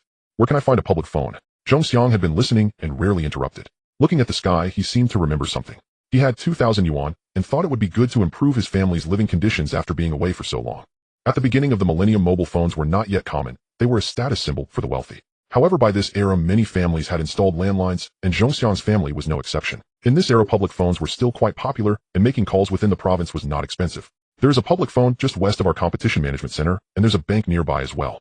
As Luo Jessen was getting into the topic, Zhongxiang's question momentarily stunned him, interrupting his train of thought and causing him slight discomfort.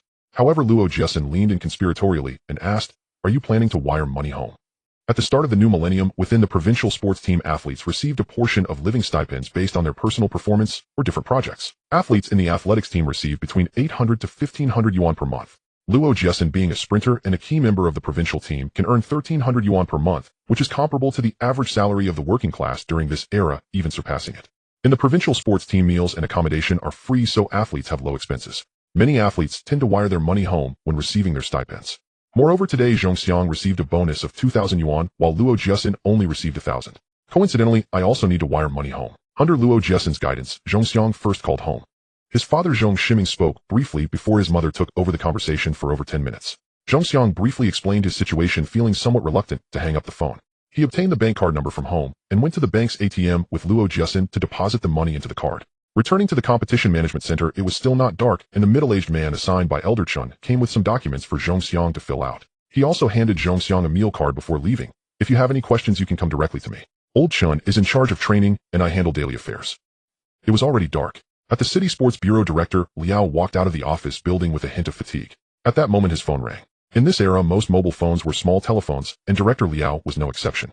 He took the small telephone from his waist pouch, which was connected by a plastic spring line to prevent it from being lost. The call connected, and a smile of relief appeared on Director Liao's weary face. Very good. Tell Zhongxiang that the city will not treat him unfairly. Even if he joins the provincial team, he will still be a member of the Ren City sports team. In the future city sports games, he will need to provide much support. After hanging up, Director Liao seemed a bit more relaxed. Yang Gang really has an eye for talent. At the Ren City Economic Management Center, Liang Taoyin had just finished writing a report and was tidying up to leave. At that moment, the landline on his desk rang. Liang Taoyin answered the phone, and a voice on the other end said, Director Liang, good news. Our competition management center athlete Zhongxiang won the 100 meters championship in the Licheng selection match with a time of 10:46 seconds. The city leaders are preparing to reward some leaders in the sports team. After hanging up, Liang Taoyin calmly returned to his seat. He picked up the report he had written, glanced at it, then crumpled it, and tossed it into the trash can. 10:46 seconds is the standard of a national level athlete. Did I really make a mistake? The next day before dawn, Zhongxiang got up early to wash up. This was a habit formed during his time at the municipal team, establishing a specific biological clock. Going to bed early and rising early was Yang Gang's requirement. The life of an athlete is monotonous. Aside from training, it's just eating and sleeping with little entertainment. Zhongxiang had already grown accustomed to this lifestyle.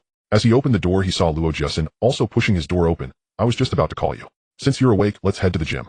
The coach is older and usually arrives around 8, so we need to do our own running training before that. Zhongxiang felt no strangeness. An athlete who wants to achieve good results cannot slack off in training, but must maintain an active training attitude.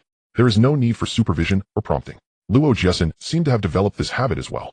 When they arrived at the gym, it had not yet opened. Luo Jessen took out a key from his pocket, unlocked the door, and walked in. The training methods vary among coaches for different events. Currently, our coach is responsible only for the two of us.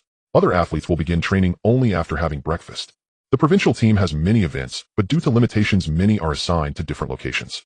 For instance, the rowing team is based in Jiadong City. The table tennis team is with Luoning, while basketball, football, and others are assigned to different places. At the competition management center, there are some athletes for badminton, weightlifting, swimming, and other events. The gym has a standard 400-meter rubber track, and Zhongxiang and Luo Jiasen stopped talking and began to run. There were no fixed laps, nor was there a need for a sprint. They continued until the sky brightened and completed a few sets of simple strength training before Luo Jiasen took Zhongxiang to the cafeteria. Having eaten without resting, Elder Chen arrived at the gym. His arrival marked the official start of training.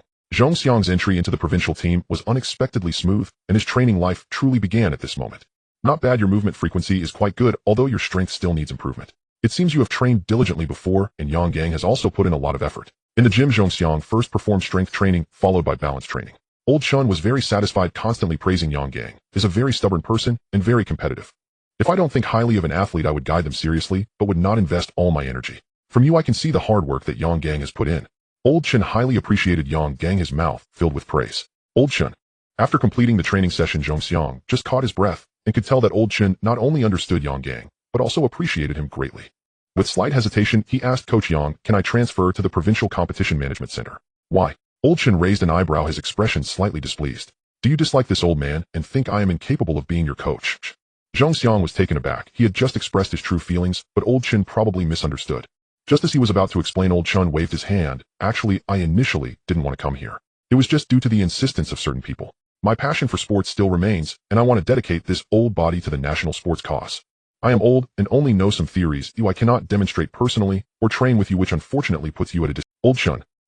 Zhongxiang naturally understood the greatness of this elder, but he was genuinely expressing his feelings and did not mean to criticize Old Chun's training methods. Old Chun's training methods were quite similar to Yang Gang's, and in some details Old Chun did even better and understood. This is the most respectable aspect of someone with an athlete's background compared to Yang Gang, who has only theoretical knowledge without practical experience. Life comes from practice. Only by doing it personally can one understand better and clearer. I know what you're thinking. If Yang Gang knows what you just said, he would surely feel gratified. Go ahead, train on the track. I will. Old Chun sat on the chair, closed his eyes, seemingly unwilling to speak any further. Luo Jiasen gave Zhongxiang a glance and led the way out. However, Zhongxiang did not move. "Old Chun, I have a question I want to ask you." Old Chun opened his eyes. "Speak, I will tell you what I know. As my disciple, don't hold back any questions in your heart, as it is detrimental to your development." Zhongxiang nodded. "Old Chun, could you tell me what I currently lack in terms of starting reaction strength or endurance?" Zhongxiang had an attribute panel and had just begun to understand the attributes. Before Old Chun could answer, he continued, "What determines speed, strength, reaction, or endurance?" This question pertains to core strength issues. If anyone can answer this question, it would be Yang Gang. Old Chun felt a slight interest in Zhongxiang's question. Yang Gang had mentioned that Zhongxiang is an athlete who likes to think, which indeed was true. However, Old Chun answered very cautiously, "For questions I am not certain about, I generally tend to be cautious. In my view, the comprehensive enhancement of physical fitness is fundamental for an athlete to achieve their highest level of performance." Zhongxiang nodded. Old Chun's answer was quite moderate and did not resolve the doubts in Zhongxiang's heart. Now in the attribute panel, he had enough growth points to increase these attributes. He just didn't know which factor was decisive for speed, so he remained indecisive. Name: Zhongxiang. Age 15. Occupation: student. Skills: straight sprint beginner 10-second sprint. Curve sprint beginner not activated. Stamina 81. Flexibility 14. Strength 15. Endurance 14. Reaction 16. Growth points 758. During the past few days of competition, the only attribute that increased was flexibility, which surprised Zhongxiang a bit. The other attributes remained unchanged, and the growth points only increased by a little over 20%. Stamina speaks for the overall quality of the body. Insufficient stamina reflects physical fatigue, which could affect flexibility pertains to bodily elasticity. The higher the flexibility, the better one can perform difficult movements and reduce the occurrence of injuries. Strength is fundamental. With enough strength, one can push off the ground powerfully. Endurance relates to lung capacity. With sufficient endurance, one does not tire easily. Reaction. The higher the reaction, the higher the running frequency, which should also improve speed. These attribute values are all essential, but there must be a focal point. Should I just increase all attributes? Old Chen's words made sense, stemming from his years of experience in sports combined with his background as an athlete. However, Old Chen's words still did not make Zhongxiang firm in his decision. "I guess he'll wait and see." Zhongxiang, filled with doubts, arrived at the gym where Luo Jiasen had already performed several sprints. Seeing Zhongxiang arrive, Luo Jiasen cautiously glanced at the entrance of the gym. "You really dare to say anything? Do you know why Coach Yang left the provincial sports team?" Zhongxiang's eyes lit up. Clearly this gossip-loving guy might give him the answer. "How would I know? I've only interacted with Coach Yang for less than 3 months. Zhongxiang whispered. "So you know the reason Coach Yang left the provincial team?" Luo Jiasen nodded. "Of course." Coach Yang had offended a certain old Chun who was hard to please due to differing coaching philosophies and conflicts often arise. Don't be deceived by old Chun being just a coach. He actually holds significant influence. The certain old Chun I mentioned, I don't need to elaborate on, right? Luo Jessen's eyes rolled. Actually, you don't need to think too much. Coach Yang has places where he can realize his value. Right now you are just a small athlete. If you want to change Coach Yang's fate, train hard. If you become the #1 sprinter in the country, wouldn't it be easy to help Coach Yang? Thank you, brother Luo. In that moment, Zhong Xiang felt as if a door had opened in his heart. Only by becoming stronger can he have more freedom in the future. Zhong Xiang began practicing sprints, remaining silent. Luo Jessen felt surprised looking at Zhong Xiang, scratching his head. I was just speaking casually, and you took it seriously. It seems I have a talent for being a speaker. Casually saying a few words can convince others. He practiced the starting stance, sprinting 60 meters, 100 meters, and 150 meters. This continued until 10:30 in the morning. Old Chun, who had been at the gym for an unknown amount of time, suddenly clapped his hands to stop the training of the two. Zhong Xiang run a set of 200 meters. Oh, Jessen, you accompany him. Old Chun seemed to be lost in thought, pausing slightly. Let's take a 20-minute break first. Coach, do you want Zhong Xiang to also run 200 meters? With a 20-minute break, Luo Jessen's eyes lit up as he stared at Old Chun without blinking, asking. Old Chun did not answer directly, but looked at Zhong Xiang and said whether domestically or internationally short-distance sprinters focus primarily on the 100 meters while running the 200 will yield good results. There are those who run 200 meters and those who also run 400 meters. In short, very few practice single events exclusively. Zhong Xiang felt somewhat intrigued. In his past life, he had just improved his 100-meter performance. Zhong Xiang only practiced 100 meters, aiming for some improvement, and had not yet practiced 200 meters. Running 200 meters would scatter focus before achieving a certain result. In 100 meters, coaches generally do not recommend athletes to run more events. Old Chun was correct. Those who run 100 meters often also run 200 meters, which has almost become a norm. Old Chun's suggestion indicated that he believed Zhong Xiang's 100-meter performance had met his expectations. Later, when Zhong Xiang runs, I want to see how you perform in the 200 meters. If you have talent, you can compete in the 200, if not just run the 100 and participate in the relay. Old Chun's words ignited a spark of stubbornness in Zhong Xiang. In the attribute panel, he had the curve sprint skill. Even if his talent was not strong with the system in place, as long as he trained hard, he could change and become a genius. Old Chun, rest assured, I will not disappoint you. 20 minutes passed quickly. Old Chun clapped his hands. All right, let's begin. Although this round is to test Zhong Xiang's 200-meter speed, you should treat it as a competition and run seriously. Take your positions. Old Chun personally issued the command, his voice resonating throughout the gymnasium. Zhong Xiang stood on the starting block, feeling an unparalleled calm within. Though he had never run the 200 meters, Zhong Xiang had watched others run it. He understood some theoretical knowledge. As long as he mastered a few techniques, he could perform well. Luo Jessen felt a wave of unease creeping and turning his head to look at Zhong Xiang, a bitter smile forming in his heart. Running 200 meters against this freak, who knows if he has ever run it before. I lack endurance in the second half of the 200 meters. If this guy surpasses me, it would be humiliating.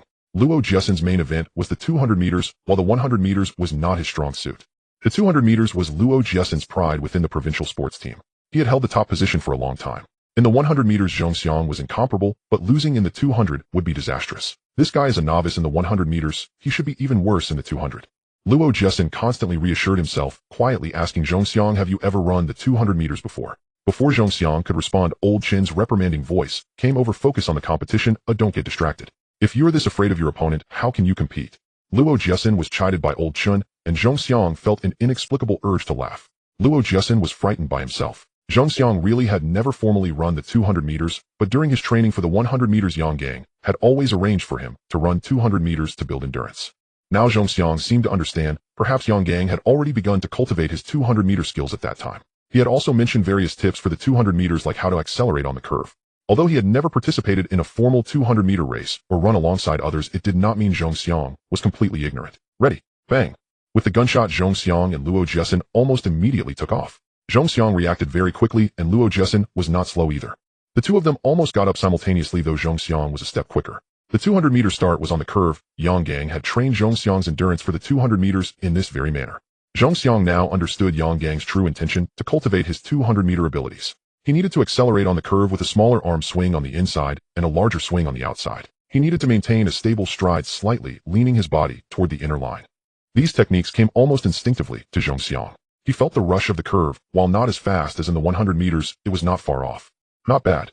Zhong Xiang sprinted on the curve, his movements not perfect, somewhat amateurish compared to professionals, yet his speed was not slow. Zhong Xiang ran on the outer lane while Luo Jessen was on the inner lane. The two of them were almost neck and neck. However, as they reached the straight, the inner lane athlete would quickly fall behind. Luo Jessen felt a great deal of pressure. He was specialized in the 200 meters. He understood what it meant to be matched with Zhong Xiang on the outer curve, but once they hit the straight, if Zhong Xiang had enough endurance, given his speed, Luo Jiasin would have no chance of winning. This freak, is he going to leave me any room? He's threatening my livelihood. How will I stand a chance in the future? Luo Jiasin continuously increased his speed, trying to overtake Zhong Xiang. The curve quickly passed, and they were about to enter the straight track. Luo Jiasin felt a sudden panic. Zhong Xiang had already surpassed him by half a body length. Entering the straight. The 200 meters is not the 100 meters, it's about endurance. Luo Jiasin reassured himself. Typically 100-meter sprinters without professional training would clearly lack endurance in the latter half, causing their speed to drop and negatively impacting their overall 100-meter results. If Zhong Xiang slowed down, it would be his opportunity. Sprint on the straight. Zhong Xiang forgot everything and directly activated his straight sprint skill, running with all his might without any concerns. In this moment, there was no thought of winning or losing. He just wanted to make this 200-meter run perfect, achieving the flawless conclusion he envisioned. After the curve sprint, Zhong Xiang had exhausted quite a bit of energy. His legs felt somewhat sore and numb, especially the leg on the inner curve, which felt heavy with strain. Sprinting the curve consumed more energy than running the 100 meters. Zhong Xiang had only the straight sprint skill and had nearly exhausted all his strength to keep up with Luo Jiasin. As he entered the 100-meter straight track, Zhong Xiang felt a sense of relief. Once you hit the straight, you've lost.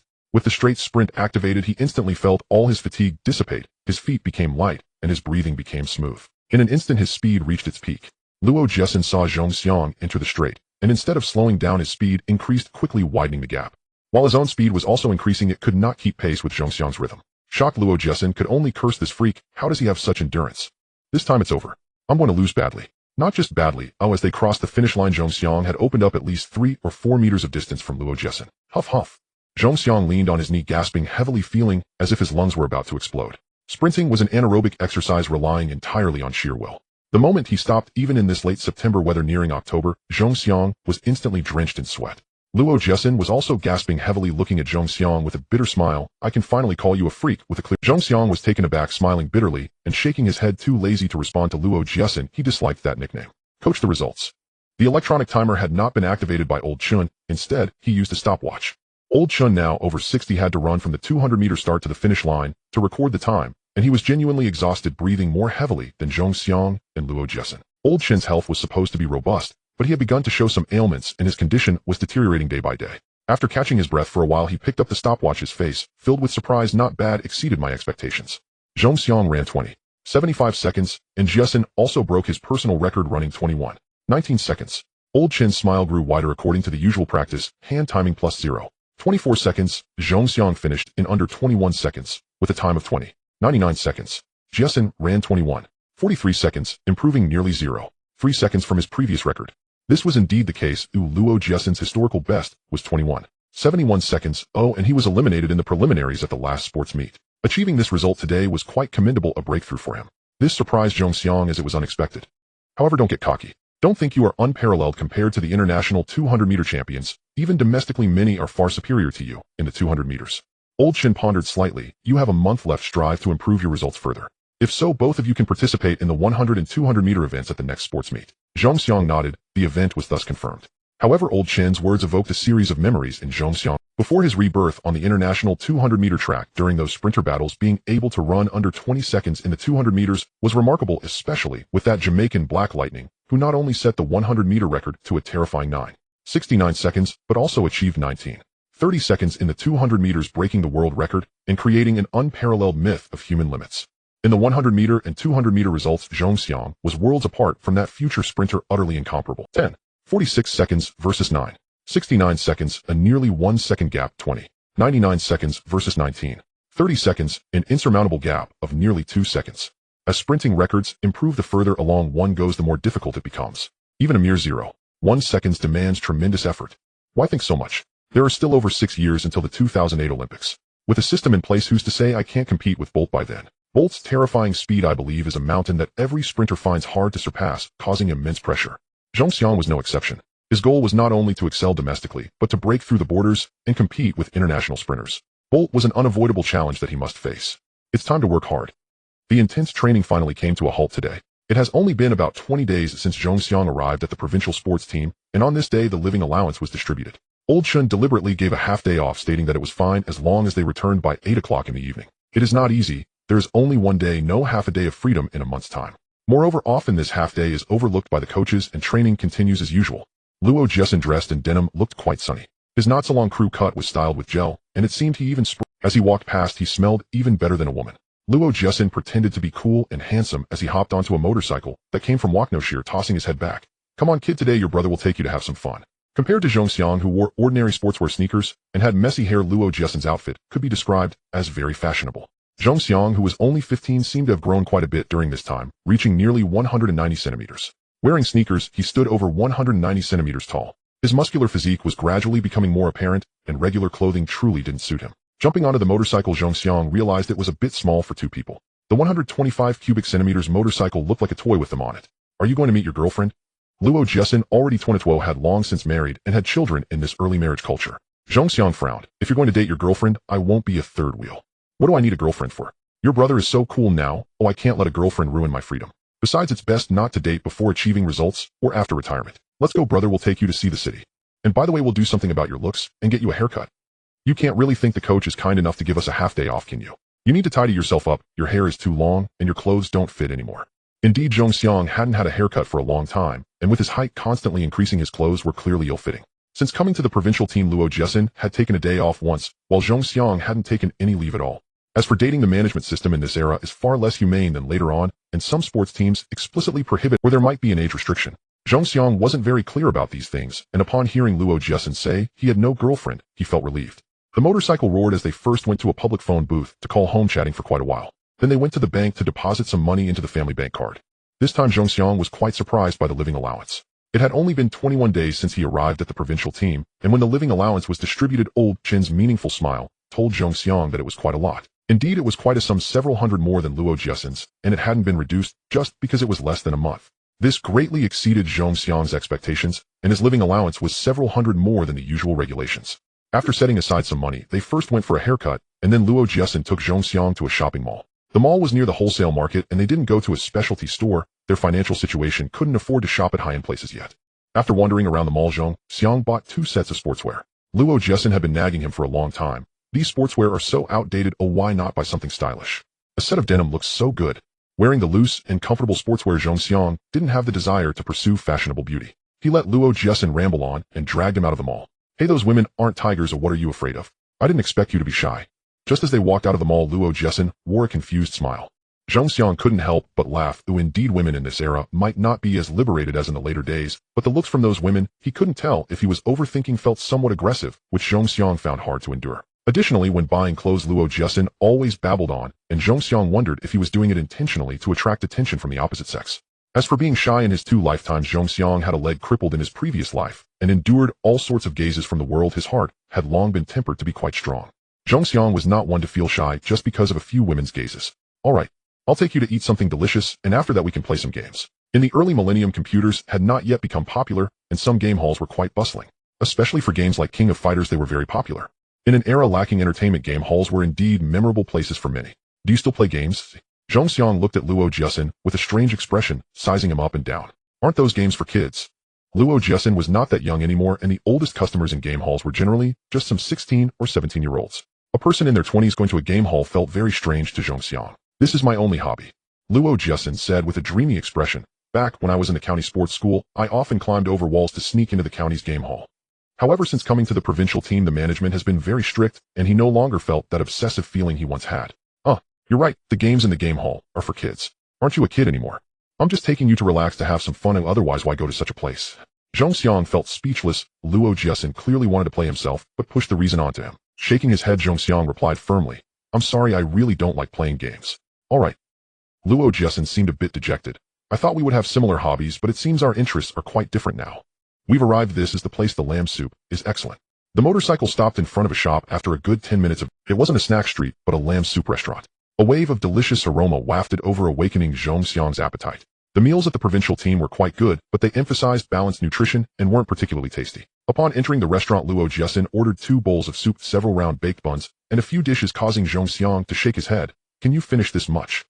Luo Jessen remained silent, just staring at Zhongxiang, until Zhongxiang became somewhat angry, at which point Luo Jessen replied with dissatisfaction, Can you finish it? You alone can eat as much as 3 or 4 people. What I ordered isn't even much. Forget it, I'll treat you this time. Eat as. When it comes to eating, Zhongxiang fell silent. He indeed had a huge appetite. Since obtaining the system, his consumption had increased several times, and in a regular meal, he could eat as much as 3 or 4 meals for others. And those 3 or 4 meals were still based on the standards of an athlete. Seeing you unwilling, then I'll pay. Zhongxiang felt helpless. Neither Luo Jessen nor he was stingy. You might as well give up. I've only left 300. This meal money isn't enough. Luo Jessen rolled his eyes. My family is not doing poorly. The living allowance is unnecessary at home. Zhongxiang fell silent. His family conditions were not very good. This time he saved money, leaving only 300. After spending some on clothes and a little on the haircut, he had less than 100 left. It seemed that the money for this meal was indeed insufficient. Not long after, the 2 bowls of lamb soup were served first, and Luo Jessen eagerly added condiments to the soup and started eating. Zhongxiang didn't hold back, either eating even faster than Luo Jessen. The 2 of them were completely unconcerned about their image wolfing down their food. After all, restaurants are places to eat, as long as one can fill their stomach, who cares about image? They weren't young ladies who had to care about their grace. The restaurant seemed quite busy, with only 2 or 3 tables empty among the 10 or so tables. People came and went, and the boss looked very busy. After ordering 4 dishes, they were brought out one after another. Zhongxiang and Luo Jessen remained silent, heads down, eating rapidly. Hey, Zhongxiang. As the 2 of them shoved food into their mouths without concern, a crisp voice suddenly rang out beside them. With their mouths full of food, the 2 looked up, and Luo Jessen was puzzled to see a young beauty. He did not recognize her, eyes scanning him from head to toe. Zhongxiang, however, felt the figure was quite familiar. Upon raising his head, he was met with a familiar face. Swallowing the food in his mouth, he exclaimed in surprise, Shuiyun. Seeing the bell chime here, Shuiyun seemed quite surprised. Zhongxiang was also astonished to see Shuiyun. Luo Jessen was unsure of what to say, but suddenly changed his tone, stood up, pulled out a chair, and said gracefully, Please sit, little beauty. Shuiyun smiled slightly. Thank you. She sat down beside Zhongxiang, not in the chair Luo Jessen had pulled out, which made Luo Jessen feel a bit awkward. Shuiyun studied Zhongxiang with her eyes, while Luo Jessen looked at her with a strange expression. Zhongxiang also glanced. At this moment, Shuiyun seemed to have transformed from an ugly duckling into a swan, with her wavy hair styled in loose curls, wearing tight jeans, a dark green jacket, and casual leather shoes. This outfit was quite fashionable, contrasting sharply with her previous style during her time at Fenghuan No. 1 middle school. The change was significant, radiating a maturity not typical for her age. Shuiyun was already beautiful, and this outfit, which didn't match her age, caught Luo Jessen's attention. He murmured to himself, How does Zhongxiang know this little beauty? Luo Jessen was indeed puzzled, though Zhongxiang had only just transferred to the provincial team after 21 days with the city team. Moreover, in these 21 days, he had never stepped outside the competition management center. As teammates under Old Chun, there were only the 2 of them, and they were already quite familiar with each other. Luo Jessen knew Zhongxiang's family situation well. So this guy has been keeping many things from me, knowing this little beauty, and he never mentioned it. Could she be his girlfriend? Luo Jessen grumbled, and Zhongxiang shot him a fierce glare, a hint of embarrassment on his face as he pointed to Luo Jessen and introduced him. This is my teammate Luo Jessen. Hello. My name is Shuiyun, and I am a good friend of Zhongxiang's. Before Zhongxiang could introduce her, Shuiyun graciously introduced herself. We used to attend the same middle school. Wasn't Zhongxiang from Fenghuan No. 1 middle school? Luo Jessen was a bit confused and surprised. Since Zhongxiang was from Fenghuan No. 1 middle school, his classmates shouldn't be here. Shuiyun's dressing style made it clear she was a city girl, and she shouldn't be here during school hours. Zhongxiang was also puzzled. He wasn't very familiar with Shuiyun. In their previous life, they hadn't interacted much, only shared the same class. In this life, due to the system, he had been running to school every day while Shuiyun rode her bike alongside him, and they had only a few days of interaction with little conversation. For Shuiyun, Zhongxiang could be considered familiar, but not well acquainted. He even felt a bit unfamiliar. He only knew that her father was a businessman, and that her family was quite wealthy. Besides that, Shuiyun was very low-key, her academic performance was not good, and besides her beauty attracting attention, she had little presence among her male classmates who were overly eager during their teenage years. Yes, we are alumni from Fenghuan No. 1 middle school, and we're in the same class if our villages are close together, so we used to go to and from school together every day. Shuiyun turned to Zhongxiang and said, I heard you joined the Rin City sports team. I came here 2 months ago. My uncle and aunt brought me here and arranged for me to attend a school. I thought I would never see you again. Knowing that Zhongxiang was puzzled, Shuiyun continued, My uncle and aunt were dining here with a friend, and after school they brought me along. After I finished eating, I went outside for some fresh air, and I didn't expect to run into you here. By the way, you should be at the city sports team. How did you end up here? Shuiyun's face was still lit with the joy of reunion mixed with confusion. This guy is a freak. He joined the city team for less than 3 months, participated in a selection competition, won the championship, and caught the attention of the provincial team's head coach Old Chun. Over 20 days ago, he joined the provincial team. You won the championship. Luo Jessen, feeling ignored, interjected as he saw Zhongxiang chatting with Shuiyun. Shuiyun said with delight, Congratulations, Zhongxiang. Zhongxiang, however, wore a bitter smile. It was just a selection competition, essentially a segment championship. It's nothing special. Back then, the internet hadn't developed as rapidly as in later years, and even if one was a national champion in sports, not many people paid attention in those days. Just like Zhongxiang having won the championship in the leeching selection competition, he still appeared as an ordinary passerby on the street, and no one recognized him. You have to speak with some integrity. If your championship is nothing, then what does that make my runner-up? Luo Jessen lamented dramatically, clutching his heart. You've hit me hard here. Little beauty, you don't know this guy is very fast, a total freak, always improving. I could compete with him before, but now I can only run behind him and eat dust. This time at the 9th Sports Games, he is sure to win the championship. By then this guy will be a national champion. The restaurant was noisy, surrounded by people drinking. Others couldn't hear what Luo Jiesin was saying, but Shui Yun at the same table heard clearly, her little face filled with surprise. You're going to participate in the 9th Sports Games. Zhong Xiang nodded, yes, just lucky. Zhong Xiang was quite modest while Luo Jiesin looked even more strange. Zhong Xiang directly waved his hand, interrupting what Luo Jiesin was about to say. You can stop talking now. Luo Jiesin opened his mouth, pretending to be scared, and taking a step back. You really are inconsiderate. After winning the national championship, you must treat me and the little beauty to a meal. Shui Yun nodded, acknowledging Luo Jiesin's words. It was unclear whether she understood Luo Jiesin's teasing or was Finally Luo Jiesin felt a bit more balanced. Since he met Zhong Xiang, Shui Yun's eyes had never left Zhong Xiang's. Even when he acted silly, it was hard to catch her attention. Now that Shui Yun glanced at him and agreed with his words, Luo Jiesin felt excited again. Xiaoyi, who are these two? Unfortunately, someone interrupted Luo Jiesin's next words. Throughout, Zhong Xiang seemed to have said very little, and some misunderstandings were left unresolved. Turning towards the source of the voice, he saw several people walking out from a private room. These individuals were well-dressed, 2 men and 2 women, seemingly 2 couples. Behind them was a 17 or 18-year-old boy. The speaker was a middle-aged man in his 40s, very refined. Not tall, yet he gave off an imposing presence even without anger. Uncle, this is Zhong Xiang, my classmate, currently training at the provincial sports team. This is Luo Jiesin, Zhong Xiang's teammate. Zhong Xiang, this is my third uncle, Shui Mingshan. Hello, Uncle Shui. Zhong Xiang greeted politely. Shui Mingshan's eyes lit up. You're Zhong Xiang. Great, I didn't expect you to be classmates with Uncle Shui knows me. Zhong Xiang was puzzled, but Shui Mingshan smiled. I work at the provincial sports committee, and in a few days I will be leading the team at the 9th Sports Games. Zhong Xiang understood. Since Shui Mingshan worked at the provincial sports committee, it made sense he would know about him. The competition management center was indeed under the provincial sports committee. This is my wife Zhengying, you should call her aunt.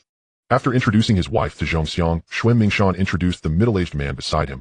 This is my colleague Feng Yang. He will be leading the team along with me. This is Feng Yang's wife, a high school teacher.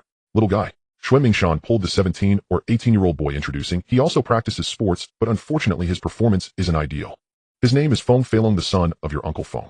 Zhong Xiang felt surprised. Shui Mingshan seemed to value him highly, introducing all his companions and family. Zhong Xiang greeted each of them, and Feng Yang's wife, Sun Lu, smiled. I also know this Zhong Xiang. I should say I'm somewhat familiar with him, as his student record was arranged through my hands. Thank you, teacher Sun. Zhong Xiang was even more astonished. This was arranged by old Chun. I was just following orders from above. Sun Lu waved her hand with a smile. The little restaurant drew a lot of attention after encountering these officials. Fearing any negative influence, Shui Mingshan laughed. Let's not say more. Xiaoyi's tutor is about to arrive home. We should head back. Zhong Xiang, let's meet and chat again in a few days. After bidding farewell to a few people and watching Shui Mingshan and the others leave, Zhong Xiang began to eat ravenously amidst the strange gazes of Luo Jiesin. After all, he hadn't eaten enough yet. You glutton, I didn't expect your classmate to be connected with such figures. Kid, once I retire, I might have to find you to help me get a connection to stay in the provincial team. In response to Luo Jiesin's words, Zhong Xiang could only remain silent. He had only just gotten to know these members of the sports committee through Shui Yuner and wasn't very familiar with them. The sports committee and the competition management center are different units, yet the competition management center is under the jurisdiction of the provincial sports committee, differing only in function. Zhong Xiang also knew that aside from the 9th sports games, he likely wouldn't have much interaction with Shui Mingshan. Doing favors for others.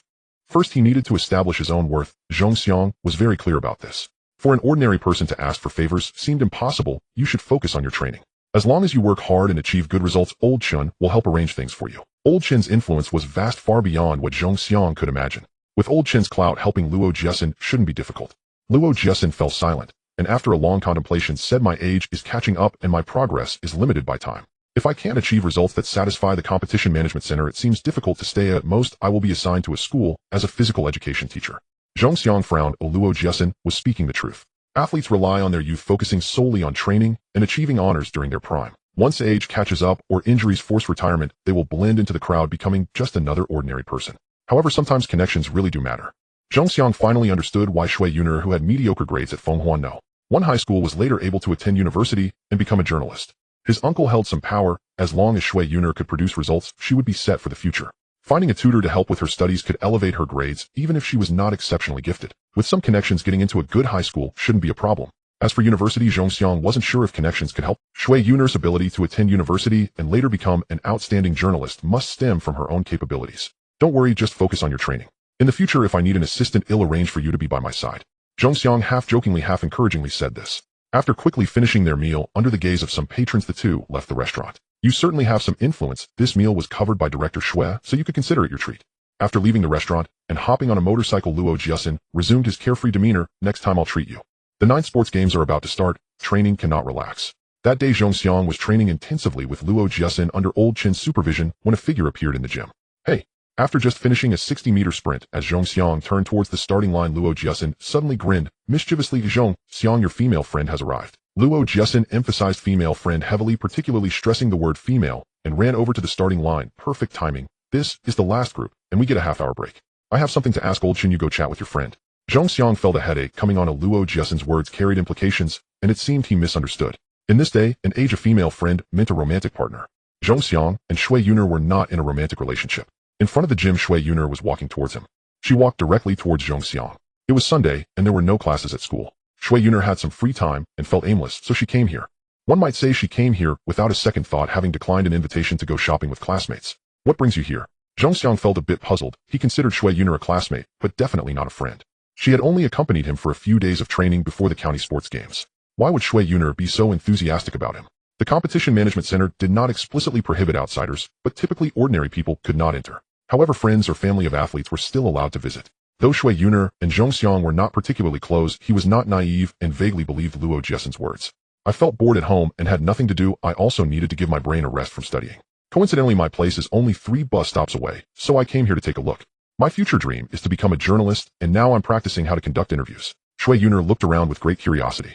Zhong Xiang stood at 1.9 meters tall, while Shui Yuner was just over 1.6 meters, making her look like a child standing in front of him. Zhong Xiang had been training intensely, and at that moment he had taken off his shirt, wearing only tight sprinting shorts. His now muscular physique radiated a strong masculine aura. Shui Yuner's face flushed slightly, but her eyes remained fixed on Zhong Xiang's face. Is training very hard? Zhong Xiang nodded. Training was indeed very tough, with a heavy daily training load and a tightly packed schedule. It's not particularly hard. For the sake of my dreams, I must persist. Moreover, the training schedule is very reasonable. The coach does not allow athletes to get injured. Athletes, especially outstanding ones, are a valuable asset to the team.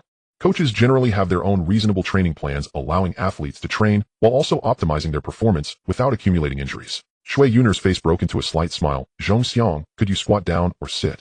It's a bit tiring to talk like that. Indeed, with a height difference of over 30 centimeters, even if they were a meter apart, Shui Yuner had to tilt her head to look at. Zhong Xiang shook his head. I'm sorry, my schedule is very tight. After a short rest, I need to train again.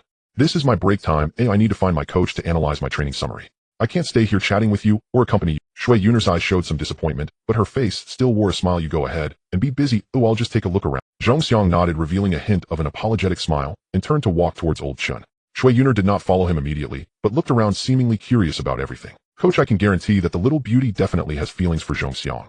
Young boys and girls experiencing love for the first time easily express their affections. Before reaching Old Chun, Luo Jiasin, with his back to Zhong Xiang, spoke with a slightly suppressed tone, yet it was still clear. Zhong Xiang couldn't see Luo Jiasin's expression, but Old Chin wore a half-smile, uncertain of how to view the situation. Luo Jiasin fully embraced his gossiping potential, talking non-stop. Zhong Xiang may not have any intentions, but there's a mountain between boys chasing girls, while girls chasing boys only have a thin sheet of paper in between. Ouch! Who hit me? As Luo Jiasin was enthusiastically speaking, Zhong Xiang approached and kicked him gently. Zhong Xiang's kick was not powerful, yet it caused Luo Jiasin to stumble. Shui Yuner is my classmate. Now that we are far from home, it's not easy to see a fellow townsman, which is why she seems so friendly. Don't talk nonsense, otherwise you'll find out why the flowers are so red. Zhong Xiang made a fierce expression. Luo Jiasin looked aggrieved. Kid.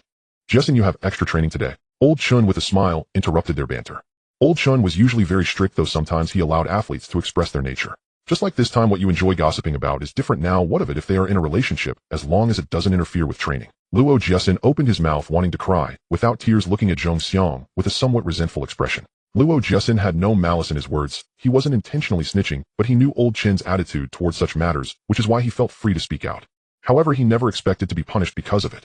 Zhong Xiang also felt surprised. In his past life, a teammate had been in a relationship and was forcefully separated by their coach. Old Chin's mindset was quite open, yet he held a supportive attitude. Coach, the training load is already quite heavy. Increasing it will surely overwhelm him.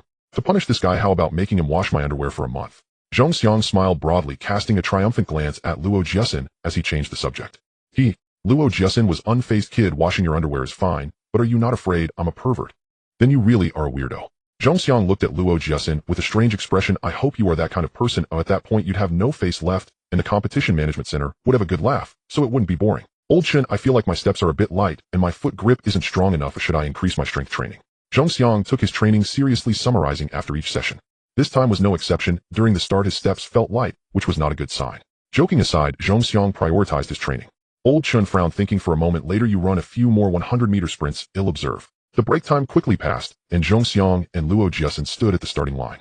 As they squatted down, Luo Jiasen said, Zhongxiang, you need to believe me. With my experience and status, as someone who's been there, I can say with 100% certainty, this little beauty really has feelings for you. Zhongxiang glanced at Shui Yuner not far away, frowned, his heart feeling a bit complicated. The time for training passed quickly, and in the blink of an eye several days had gone by. On this day the weather was not very good, the sky was gloomy, and a light drizzle fell. The originally chilly day felt somewhat biting with the cold wind. Zhongxiang had put on a wool sweater and thermal pants, wrapped himself in a woolen coat gifted by Old Chun, which fit him perfectly. Not only Zhongxiang but Luo Jiasen also received a woolen coat from Old Chun and wore a beaming smile. The 9 sports games were set to begin in just a few days, and today Zhongxiang and the others were heading to Guangzhou in advance. However, Old Chun, as the coach, did not accompany the team to Guangzhou, but stayed at the competition management center. The sudden change in weather caused him to catch a cold, leading to a persistent cough and a slight fever. At that time, he had already been hospitalized for 3 days, and during these days Zhongxiang and Luo Jiasen trained under Director Luo from the management center. Reluctantly, Old Chun had to cancel his participation in the competition. Let's go, Old Chun probably won't come to see us off. His illness has triggered some other problems, and he will need to stay in the hospital for at least half a month, if not longer. In the gym of the competition management center, Luo Jiasen, after packing his things, patted Zhongxiang's shoulder, comforting him with words, perhaps when we return from this competition Old Chun will have been discharged from the hospital. Zhongxiang nodded and turned to walk out of the gym. As a later generation, he was well aware that it was almost 2002 and Old Chun's health was deteriorating. He would pass away in 2004. From Zhongxiang's understanding of his past life, it was either in 2002 or 2003 when Old Chun suffered paralysis due to a cerebral thrombosis. In just over a month of interaction, Zhongxiang genuinely respected this elder. Old Chun had a noble character, dedicating his life to the sports cause. He should have been enjoying his retirement, living a leisurely life, yet he was still coaching. Zhongxiang could empathize with Old Chun's feelings. The domestic sprinting competitions were far behind, and Old Chun wanted to discover and nurture talent to the best of his ability. Thinking of an elder who devoted his life to sports only to meet such an end made Zhongxiang feel a heaviness in his heart, making him quite distressed. As Zhongxiang stepped out of the competition management center, several buses were parked in front of the entrance. This time the first batch of athletes numbered about 400 to 500. A total of 8608 athletes participated in the entire 9 sports games. As a major sports province, Qi province also sent a contingent of nearly 600 people. In addition to the 400 to 500 athletes, there were accompanying coaches and some leaders among others. However, due to the different schedules, some people left for Guangzhou earlier, while others had to wait a few more days. Only less than 300 people were heading to Guangzhou first. Zhongxiang and the others needed to arrive early to prepare some arrangements. Some coaches and leaders had already left to arrange food, lodging, and transportation. Among those taking the bus to Guangzhou, there were fewer than 30 coaches. In front of the competition management center, athletes were boarding the bus one after another, most of whom Zhongxiang did not recognize. During this month, Zhongxiang trained at the management center, where the training facility was secured by Old Chun specifically for sprints and was run by Old Chun's own team. Thus, during this month, Zhongxiang could only see other athletes during mealtime. Hey. Just as he was about to board the bus, Zhongxiang was pulled back by Luo Jiasen, who pointed to a spot not far from the eastern gate of the management center. Your little girlfriend came to see you off. In the light drizzle, a girl dressed in red, holding an umbrella with a bright smile, was watching from a distance. Not wishing to disturb those nearby, she stood several dozen meters away. Don't talk nonsense, what little girlfriend? Zhongxiang handed his backpack to Luo Jiasen. Help me take this onto the bus. Zhongxiang turned to walk toward the girl, and Luo Jiasen rolled his eyes, still not admitting it. She's certainly not a little girlfriend, but a girlfriend. Why are you here? Amidst the light rain with falling leaves and a chilling breeze, the girl dressed somewhat lightly. I just wanted to see you off, but since you noticed me, Zhongxiang, I wish you victory and success, and may you win the championship on the Shui Yun looked at him with a face full of blessings and seriousness. Go back. It's a bit cold, don't catch a cold. Zhongxiang took off his wool coat and draped it over Shui Yun. The coat, originally reaching Zhongxiang's thighs, became a long dress, nearly touching the ground on Shui Yun, and was quite over. Zhongxiang helped Shui Yun fasten the buttons. Thank you for your wishes, I will definitely bring back the championship. The rain fell harder, soaking Zhongxiang's hair, the droplets running down. Shui Yun looked worried. As an athlete, you should take care of your health. You should board the bus now, and he'll leave. Zhongxiang, let's talk when you come back. We have to leave now. On the bus, Luo Jiasen shouted loudly. Zhongxiang called out to Shui Yun. If I win the championship, I'll give you a gold. Turning around and rushing to the bus, Zhongxiang got on the bus, and in less than half a minute the bus slowly drove away from the entrance of the management center. Through the bus window, Zhongxiang saw Shui Yun waving at the bus. In that instant, a scene from months ago flashed in Zhongxiang's mind. A few months earlier, at the gate of Fenghuan First Middle School, Zhongxiang boarded a bus, and Shui Yun had sent him off similarly. What? Can't bear to leave. Luo Jiasen beside Zhongxiang suddenly asked. Don't worry, you're still young. There will be plenty of time for romance in this life, not just in this moment. Zhongxiang remained silent, not answering, but lost in his own thoughts. Zhongxiang's family was not very wealthy. In fact, during a time of rapid economic development, the people in the village gradually became prosperous. Yet Zhongxiang's family showed no signs of improvement, gradually becoming one of the least affluent families in the village. Shuiyun's family was quite wealthy with her father in business, but keeping a low profile. Shuiyun exhibited beauty even in middle school, which attracted many admirers or secret crushes. Zhongxiang was one of those who harbored a secret crush on her. However, due to his slightly timid and introverted nature in his previous life, Zhongxiang never managed to speak a word to Shuiyun despite his feelings. That girl reminiscent of a swan, although quite low profile, rejected all her suitors. Among them were those from business families and others with government jobs. All of them were rejected. Once Zhongxiang mustered the courage to write a love letter, but never delivered it. After Zhongxiang left Fenghuan First Middle School and joined the city team, it wasn't until 2005 that they met again. Zhongxiang, who was on the verge of a glorious life phase, encountered an accident and became a teacher in a mountain village. It was only when he accidentally heard about Shuiyun's marriage that he buried this unrequited love deep in his heart. Now, just having been reborn, Zhongxiang unexpectedly met Shuiyun on the road. He thought that with his 20-something mindset he would no longer be moved by such a youthful girl, but just moments ago, he felt a flutter in his heart. Was Shuiyun visiting him out of hometown affection as a classmate or as a friend? Zhongxiang's heart was a bit chaotic. Over the past 2 weeks, Shuiyun had been coming to the management center, sitting not far from the track, quietly watching him train, and then saying goodbye. Could it be that Shuiyun likes me too? Zhongxiang felt his heart racing, as if something significant was about to explode. Old Luo. Zhongxiang turned to look at Luo Jiasin. Who is old Luo? Am I that old? Call me brother Luo. Luo Jiasin tossed his head, his hair slicked with gel, nearly poking Zhongxiang. In an instant, the question Zhongxiang had just wanted to ask vanished from his mind. You're such a narcissistic guy. Qi province is thousands of miles away from the capital of Yu province. The bus was on the highway and would take over 30 hours. Throughout the journey, Zhongxiang did not miss the scenery, keeping his eyes fixed outside the window. As they passed through Zhejiang province and entered Fujian province, he gradually shed layers of clothing. While some northern areas had already seen snowfall, the south still basked in nearly 30 degrees Celsius. After more than 30 hours aside from eating something at a highway rest stop, Zhongxiang's body felt a bit sore from sitting on the bus. Finally, they departed from Qi province in the afternoon and arrived in Guangzhou province just as night fell. At a hotel, Xuanmingshan and the first batch of arriving personnel were already waiting at the entrance to greet them. Xuanmingshan understood that the athletes were very tired and led the way, saying, "There's not much to say, drop off your luggage, eat quickly, and then head back to the hotel to rest." After hearing this, Zhongxiang sighed in relief. Finally, I can eat and rest. China boasts 8 culinary traditions, among which Cantonese cuisine holds a reputation that can rival French cuisine worldwide. Many restaurants around the globe primarily feature Cantonese dishes.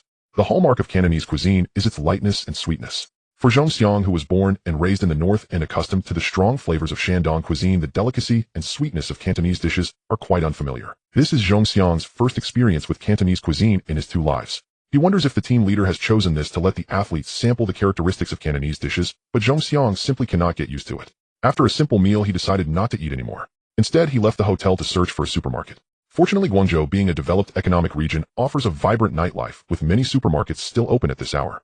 Zhongxiang entered the supermarket and spent a long time selecting items, eventually buying a few packs of spicy instant noodles before returning to the hotel. Upon arriving, he only had time to drop off his luggage and did not check the hotel conditions before heading out to eat. Upon his return, Zhongxiang discovered that the hotel room was a double occupancy with 2 beds. The competition management center is quite generous, allowing an athlete to have a double room. He wondered if it was due to a lack of available rooms or a desire to minimize noise for the athlete's rest. Zhongxiang sighed, placing the instant noodles on the table to find hot water. There was hot water in the hotel, and Zhongxiang tore open the noodle cup and poured in the hot water. After a few minutes, the delectable aroma that made Zhongxiang's mouth water wafted into his nose. With a slurp, the plastic fork grabbed the noodles and pulled them into his mouth, making Zhongxiang's eyes light up. Tonight's meal is quite abundant, but for me, instant noodles are still the most delicious. Indeed, China is vast, and the 8 major cuisines are merely a broad categorization. Across the land, different customs prevail. Therefore, if one travels far in China, many people may suffer from discomfort due to the unfamiliar environment. Cantonese cuisine is well known, but having been accustomed to Shandong cuisine, Zhongxiang truly struggles with the lightness and sweetness of the food. With enthusiasm, Zhongxiang quickly finished 1 cup of instant noodles. He tore open another cup, poured in hot water, and waited in anticipation. There is a technique to eating instant noodles, and Zhongxiang seemed quite experienced. In less than 3 minutes, the noodles were best eaten when slightly firm yet soft. If they were oversoaked, they would lose their. Just as the second cup of instant noodles was ready before Zhongxiang could eat, there was a knock at the hotel door. Opening it, he first saw a thin boy around 1.70 meters and a female coach in her 30s. Zhongxiang recognized this coach as the long-distance running coach, Coach Zhou. Originally, Luo Jiasin was supposed to share a room with you. Due to some scheduling confusion, Luo Jiasin encountered a teammate and insisted on sharing a room with him. So Xiao Zhang will stay with you. Coach Zhou, named Zhou Min, was only 35 years old and had been a well-known long-distance runner in the country a few years ago. At this moment, Zhou Min wore a hint of apology and awkwardness. Xiao Zhang is a table tennis player, still young, so please take care of him. Zhongxiang nodded. For him, it didn't matter who he shared a room with. Don't worry, Coach Zhou. Zhong Xiang entered the room, and Coach Zhou led the boy and Xiao Zhang. You need to be disciplined. We're here for a competition and need to rest well to perform at our best. Xiao Zhang appeared a bit shy and nodded. Coach Zhou noticed the instant noodles on the table, looking somewhat puzzled. Xiao Zhang, didn't you eat enough? It's our responsibility to let everyone try Cantonese cuisine, but we didn't anticipate this deeper issue. Athletes from Qi province have grown up eating strong flavored dishes, so Zhoumin also finds it hard to adapt to such light and sweet food. He'll report this to the higher-ups. We can't let inadequate meals affect the athlete's performance. Xiao Zhang, can you step out for a moment? Coach Zhou walked out of the room. Zhong Xiang reluctantly glanced at the instant noodles on the table, smiled at Xiao Zhang, and followed Coach Zhou out. After walking a bit further, Coach Zhou finally stopped Xiao Zhang. This Xiao Zhang has a bit of a strange temper and can be unruly, so please be understanding. Zhong Xiang was somewhat taken aback, as if he suddenly understood. Could it be that Xiao Zhang's odd temperament makes him hard to get along with, and no one wants to share a room with him? Unfortunately, Coach Zhou had already left, and no one could provide Zhong Xiang with an answer to this question. He could only turn back toward the room. Upon opening the door, he saw Xiao Zhang sitting on the bed, his eyes fixated on the instant noodles, seemingly filled with longing. Xiao Zhang, barely 13 or 14 years old, showed little cunning, and his thoughts were clearly expressed. What's wrong? Didn't you eat enough? Zhong Xiang wanted to laugh, relieved that he was not the only one who hadn't had enough to eat. The boy nodded. Today's meal was really not great. I took a few bites and couldn't eat anymore. It was a bit greasy. Speaking with a dialect from Jiaodong, Zhong Xiang was slightly surprised. I have a few more cups of instant noodles, which I was saving for tomorrow if I didn't eat enough. Since you haven't eaten enough, there's hot water, so you can make some yourself. Is that okay? The boy seemed a bit tempted yet shy. Food is meant to be eaten. If you finish it, you can just buy more tomorrow. Zhong Xiang didn't mind. Although he didn't have much money and couldn't eat many instant noodles, he was still generous. Thanks, Zhong Go. The boy's eyes lit up as he got up from the bed, tore open a cup of noodles, and poured in hot water, taking the opportunity to fill a kettle with hot water. Zhong Xiang quickly finished the second cup and opened another, pouring in hot water while the boy's noodles were still soaking. My name is Zhong Xiang. I'm 15 years old and run sprints. What's your name? The boy didn't seem to be the unruly type Coach Zhou mentioned, but rather a bit reserved and shy. Since they were sharing a room, it was only natural to know each other's names.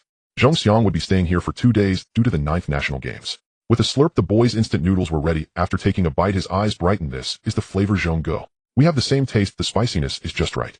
My name is Zhang Jike, and I'm 14 years old and play table tennis. As he ate, Zhang Jike introduced himself briefly, and Zhong Xiang's hand trembled as he looked at Zhang Jike in surprise. He had sensed something familiar about him from the start, but had not expected to meet the future table tennis champion who would win 7 Grand Slam titles. A table tennis genius. The boy before him appeared a bit naive and innocent, but in the future, he would win countless awards and honors. He never imagined that during the 9th National Games, he would share a room with Zhang Jike. Zhong Xiang habitually reached into his pocket only to realize he didn't have a mobile phone. In this era, the small communication device was the most popular, but it lacked a camera function. What a pity I can't take a picture together at this moment. Zhong Xiang shook his head, thinking that he might not fare worse than Zhang Jike in the future, feeling at ease. Zhong Xiang's reaction puzzled Zhang Jike, but he didn't ask further. As they both slurped their noodles, Zhong Xiang and Zhang Jike leaned over the small table, battling with their instant noodles. Zhang Jike never anticipated that his first encounter with Zhong Xiang would be while eating instant noodles. Meanwhile, Zhong Xiang found it curious that the unruly Zhang Jike was actually a shy and somewhat reserved boy.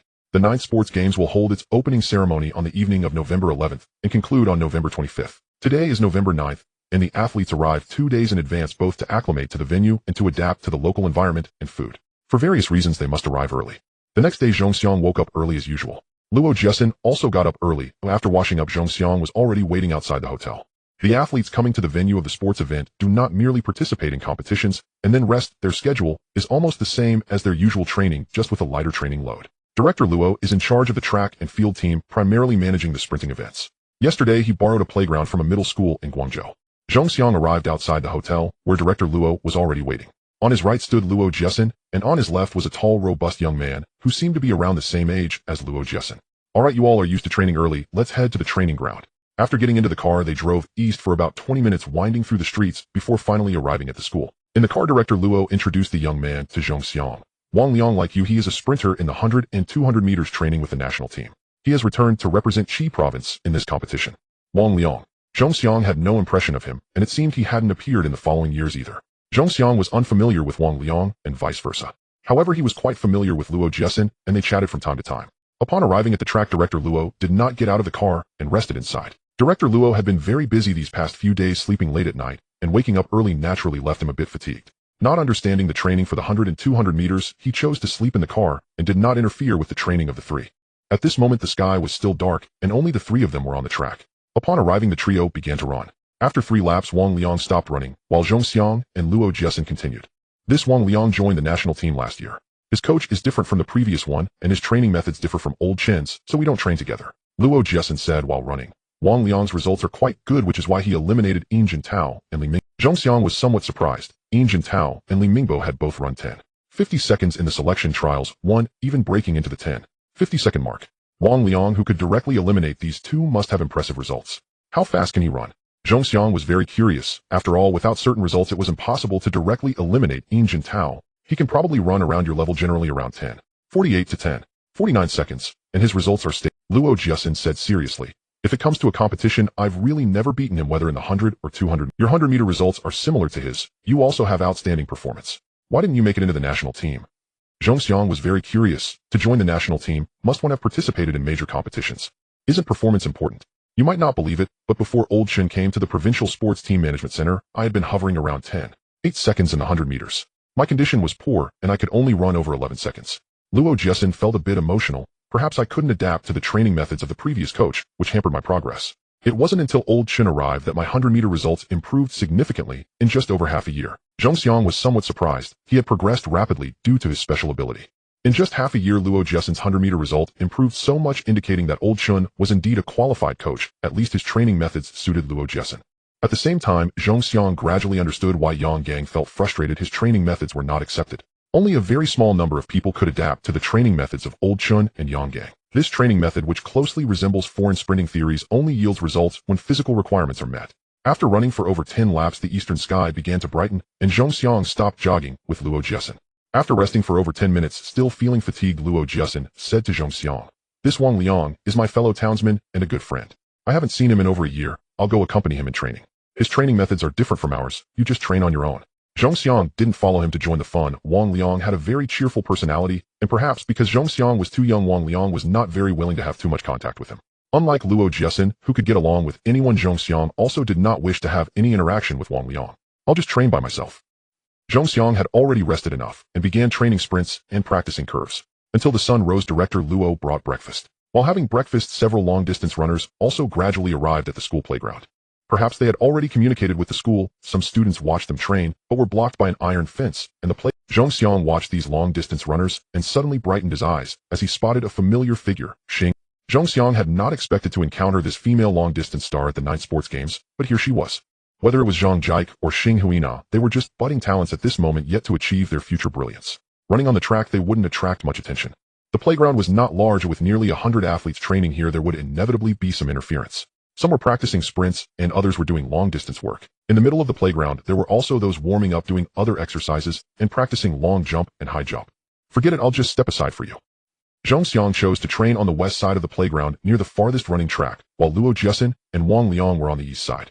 Luo Jiesin and Wang Liang took turns timing each other for practice or sprinting together. Zhong Xiang felt a bit lonely here. After the 9th Sports Games, if I achieve good results, you won't avoid me, just because I'm younger, right? In sports, it's all about performance. Wang Liang, though proud, was indeed backed by his results and strength. Sprinting, starting whether it was 60 meters, 100 meters, or 200 and 300 meters. When Zhong Xiang got tired, he stopped to do duck walks and frog jumps, stretching his legs, or slowly walking a lap around the playground. Training alone felt a bit lonely, but Zhong Xiang actually felt quite at ease. "Make way in front. Make way." Zhong Xiang was walking slowly, unknowingly having walked to the inner side. At this moment, a sound and footsteps came from behind, and Zhong Xiang quickly came to his senses and hurriedly stepped aside. 7 or 8 long-distance runners panting heavily passed by. At this moment, Zhong Xiang felt like a bystander. Without fame, no one recognized him, and no one spoke to him. Shaking his head, Zhong Xiang walked slowly near the outer perimeter of the playground and opened the attribute panel. Name: Zhong Xiang. Age: 15. Occupation: student. Skills: straight sprint beginner 10-second sprint. Curve sprint beginner not activated. Physical ability: 73. Flexibility: 16. Strength: 17. Endurance: 18. Reaction: 19. Growth value: 987. With the training system from Old Chen, Zhong Xiang's attributes have all increased, especially his reaction, which has seen the greatest increase. His endurance is also outstanding. Due to practicing for the 200 meters and frequent endurance training, it has improved significantly. With my current attributes, my results should have progressed considerably. My strength has increased, my endurance has improved, especially my reaction, my stride frequency has become faster. The attribute values are continuously increasing, but my results haven't dramatically improved due to the increase. I just don't know how many seconds I can run now. Similar to Yang Gang, Old Chen also played mysterious. After several tests, he didn't disclose the current results to Zhong Xiang and Luo Jiesin. As a result, Zhong Xiang now feels uncertain. With the increase in attributes, even if I can't improve much, it should be considerable. Zhong Xiang looked at the attribute panel, hesitating at this moment. The growth value is not enough to upgrade the straight sprint again. I have a 200-meter race coming up and my curve speed is somewhat slow, or should I upgrade the curve sprint to beginner? Strive for even better results and achieve a good ranking. Then should the remaining growth value be added to the attributes? Which attribute should I enhance? I had thought that before the opening of the 9th sports games the growth value could reach the 1000 mark. I wonder if it could enable another upgrade for the straight sprint. Unfortunately, up to now the growth value has not surpassed the 1000 mark, and Zhongxiang currently does not know how much growth value is needed to upgrade the straight sprint. Old Chun has fallen ill. I fear that even if he recovers this time he will need rest. I wonder if he can return to the track and continue coaching. I really miss you, Coach Yang. Huff, huff. The sound of relentless sprinting echoed on the track, sweat pouring down. The southern weather this morning not only maintained a high temperature of over 30 degrees Celsius, but was also humid. Athletes of both genders were training on the field, even though their sportswear was soaked with sweat. Zhongxiang did not take. Keep going. Keep going. I've increased my growth value by 0.1. Zhongxiang was training hard, pushing his physical limits, all for those growth points. Looking at the attribute panel, the increase in speed growth value was painfully slow, filling Zhongxiang with both hope. Name Zhongxiang. Age 15. Occupation student. Skill straight sprint beginner 10 seconds sprint. Curved sprint beginner not activated. Stamina 51. Flexibility 16. Strength 17. Endurance 18. Reaction 19. Growth value 990. 83. With less than 10 growth value left I can surpass 1000 and very likely activate an upgrade for the straight sprint. I wonder what changes will come to the straight sprint then. If the straight sprint upgrades, my 100-meter time will surely improve drastically and I would have a 90 chance of winning the 100-meter championship. Attributes in various aspects can also be increased through growth value, but unfortunately the increase in growth value now does not significantly improve performance as it did before. If I activate curved sprint, it will cost a large portion of my growth value, and the remaining growth value won't increase my attributes by much. Upgrading the straight sprint guarantees at least a 100 chance of winning the 100 meters with a 90 certainty.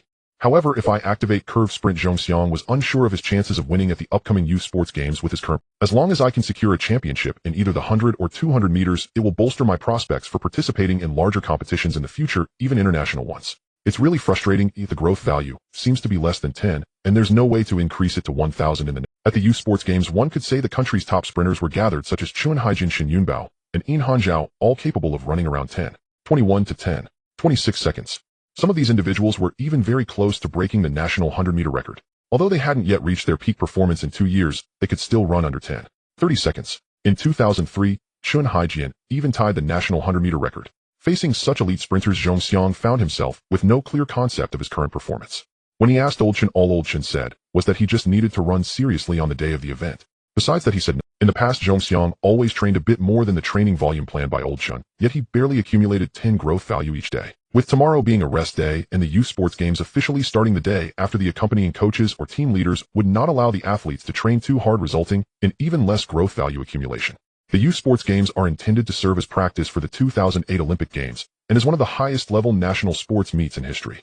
A total of 24 individuals have surpassed 7 world records, 35 times 6 individuals in one team have set 6 Asian records, 7 times 28 individuals have surpassed 9 Asian records 41 times, and 32 individuals in 4 teams have created 37 national records 52 times. However, in the field of sprinting, the domestic sprinters still lag behind. Even so, there are many top sprinters at the youth sports games, and many athletes are Zhongxiang's strongest opponents at this stage. No, I must continue training and accumulate growth value. Zhongxiang kept sprinting, disregarding his physical weight. The men's 100-meter preliminaries are on the 17th. The 100-meter preliminaries are in the morning and the semifinals in the afternoon. Zhongxiang's eyes brightened. That means there's still time. Today is only November 9th. Zhongxiang. He had been caught up in a misunderstanding that the opening of the youth sports games meant the competitions would begin, forgetting that different events have different schedules. Zhongxiang.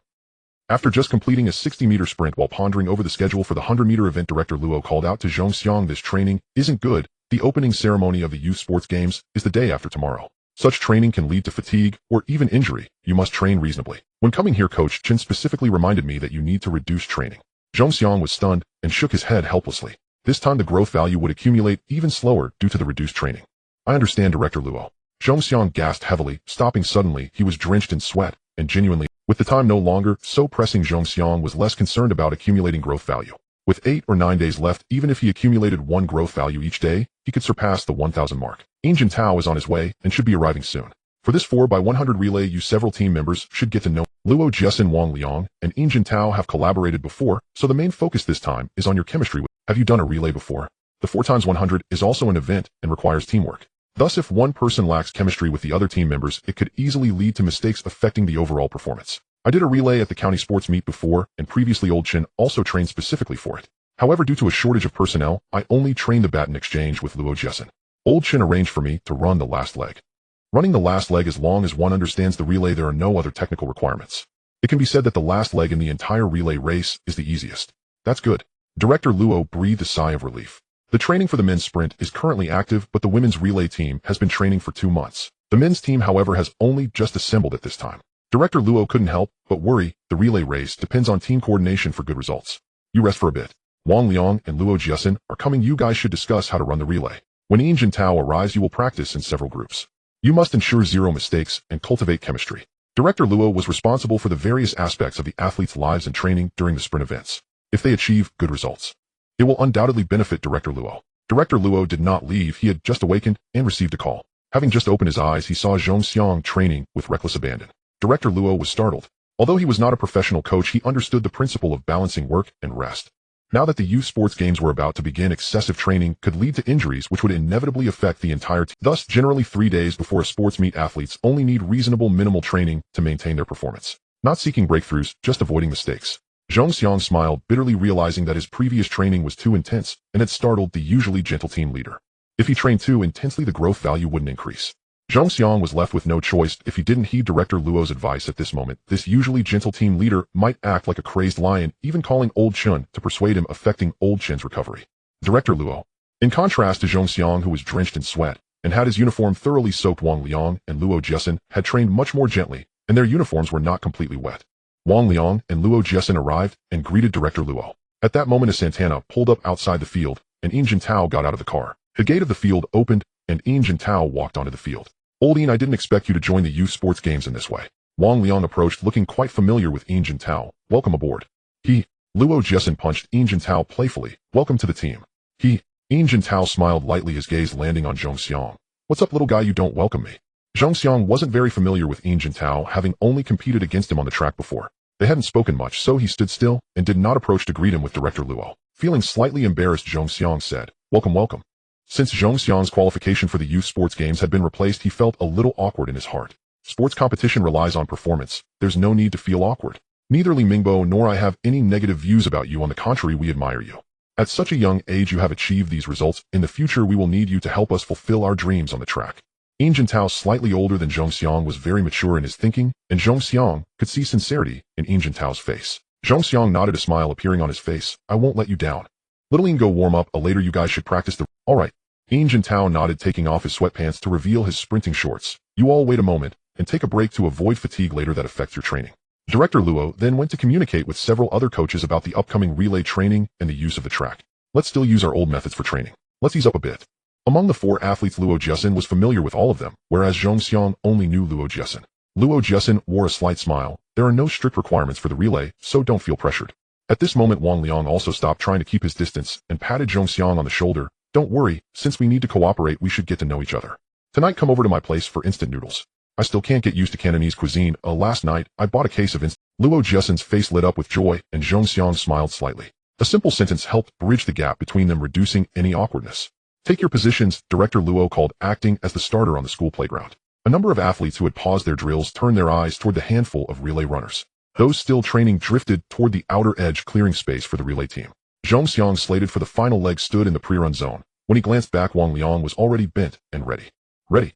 Director Luo lifted his hand and brought it down with force. Run. Classes were in session and students continued their lessons. The starter pistol might have disturbed the lessons, so Director Luo, thoughtful and pragmatic, tucked it away and switched to vocal. Wang Liang sprang up as if by reflex, gripping the baton in his right hand. Like a leopard, he burst instantly to peak speed. From the final leg pre-run zone, Zhong Xiang's eyes brightened. Excellent start reaction, and the speed is impressive. Wang Liang became a streak of gray lightning flashing past athletes watching from the sidelines. The first leg ran through a curve and was under 100 meters. Once the 20-meter pre-run zone was excluded, the effective distance shrank even further. In less than 10 seconds, Yin Jintao had already received the baton, his pace every bit as swift as Wang Liang's. So fast, someone breathed. Those watching seemed to taste the apex of a 100-meter sprint, perfect, explosive power, hearts pounding, faces flushing with an inexplicable thrill. Such is the allure of the 100, an easy bridge to shared exhilaration. There were no shouts of encouragement, yet Yin Jintao pressed on, accelerating all the same. He had missed the chance to represent Qi province at the 9th games, a lingering regret for any athlete. Now the 4x100 offered opportunity. If Qi province could secure a respectable placing, it might finally fulfill. Run. Yin Jintao surged forward. As he neared the pre-run zone, Luo Jiasin bent low and glanced back to judge the distance between them. Luo Jiasin could even see the contortion of Yin Jintao's face as he ran, skin trembling with exertion.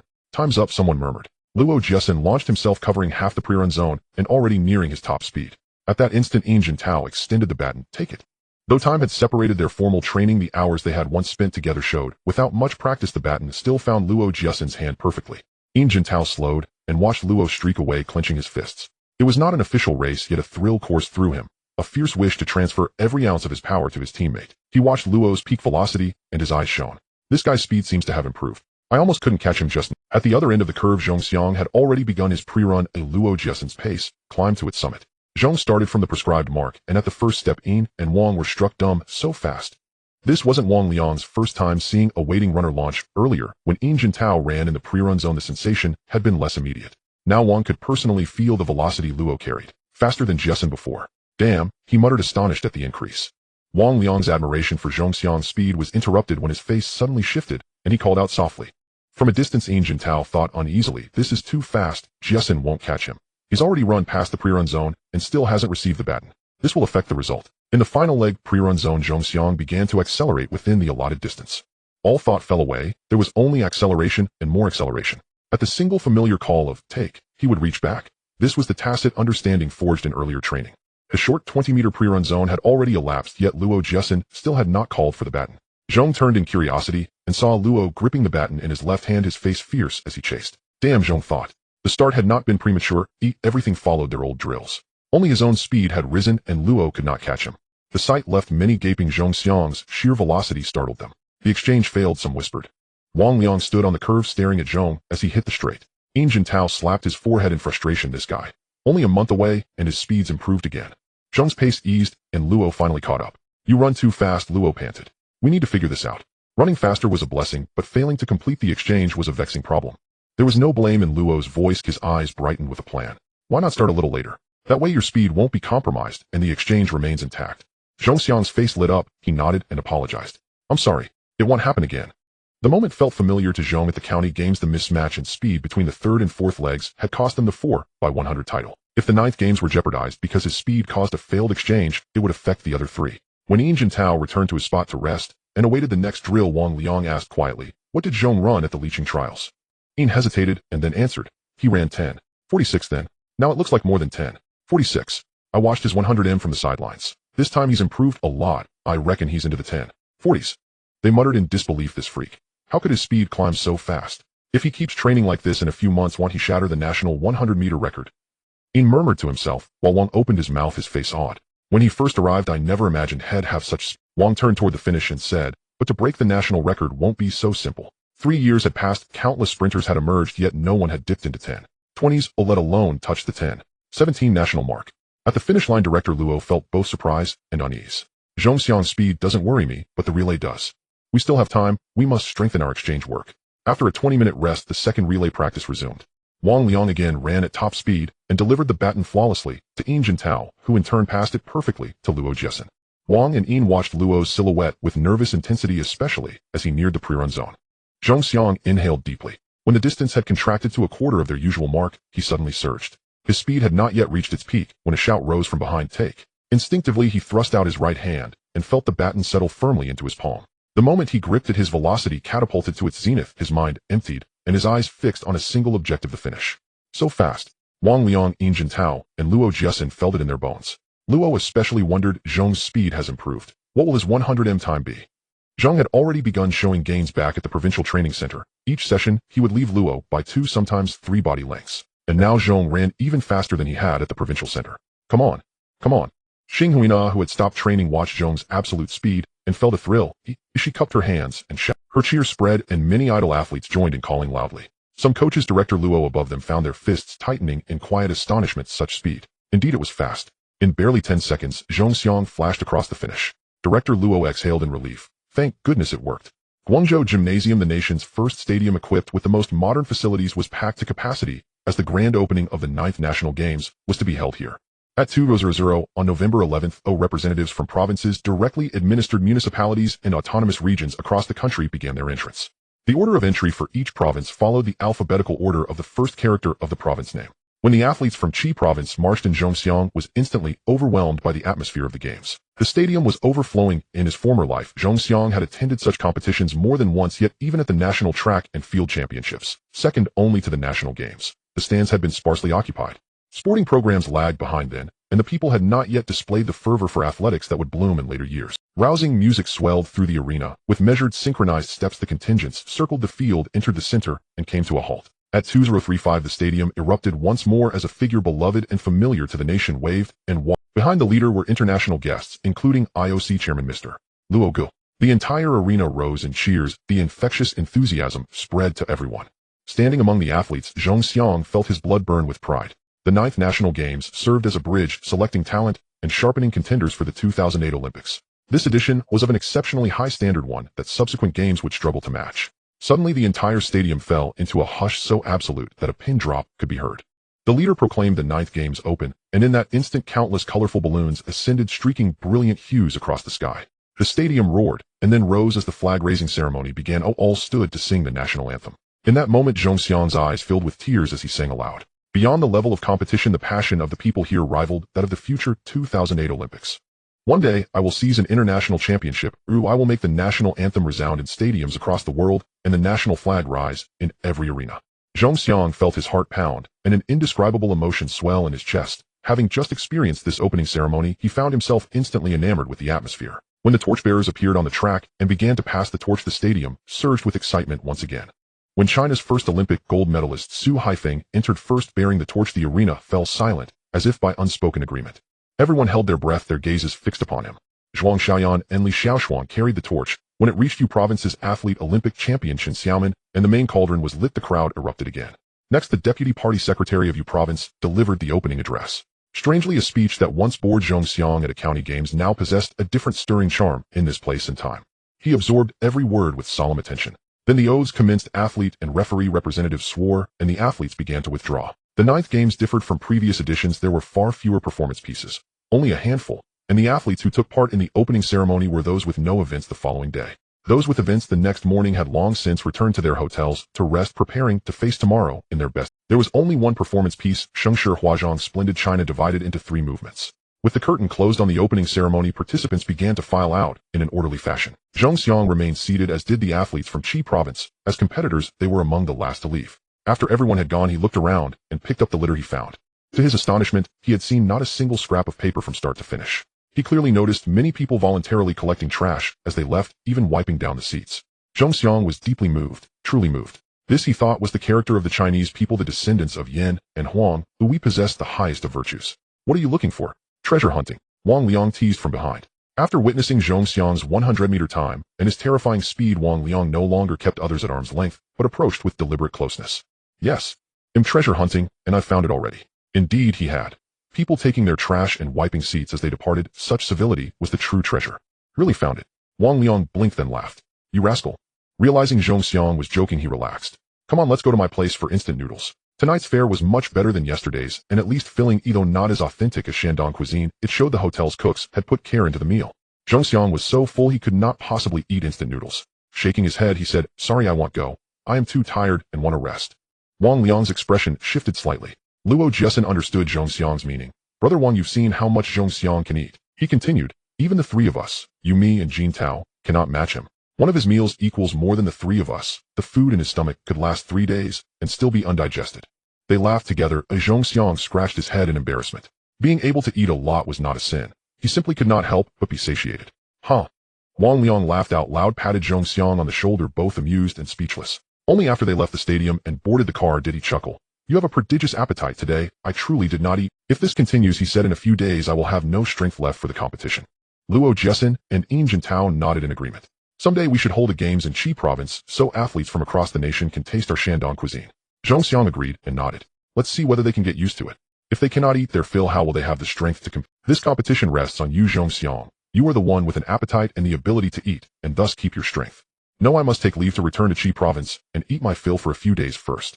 Jin Tao joked. I don't understand. There's no competition until the 17th. Oh, why come so early? The relay events are later still. Had they known, they would not have come so early. At least at home, they could eat their fill.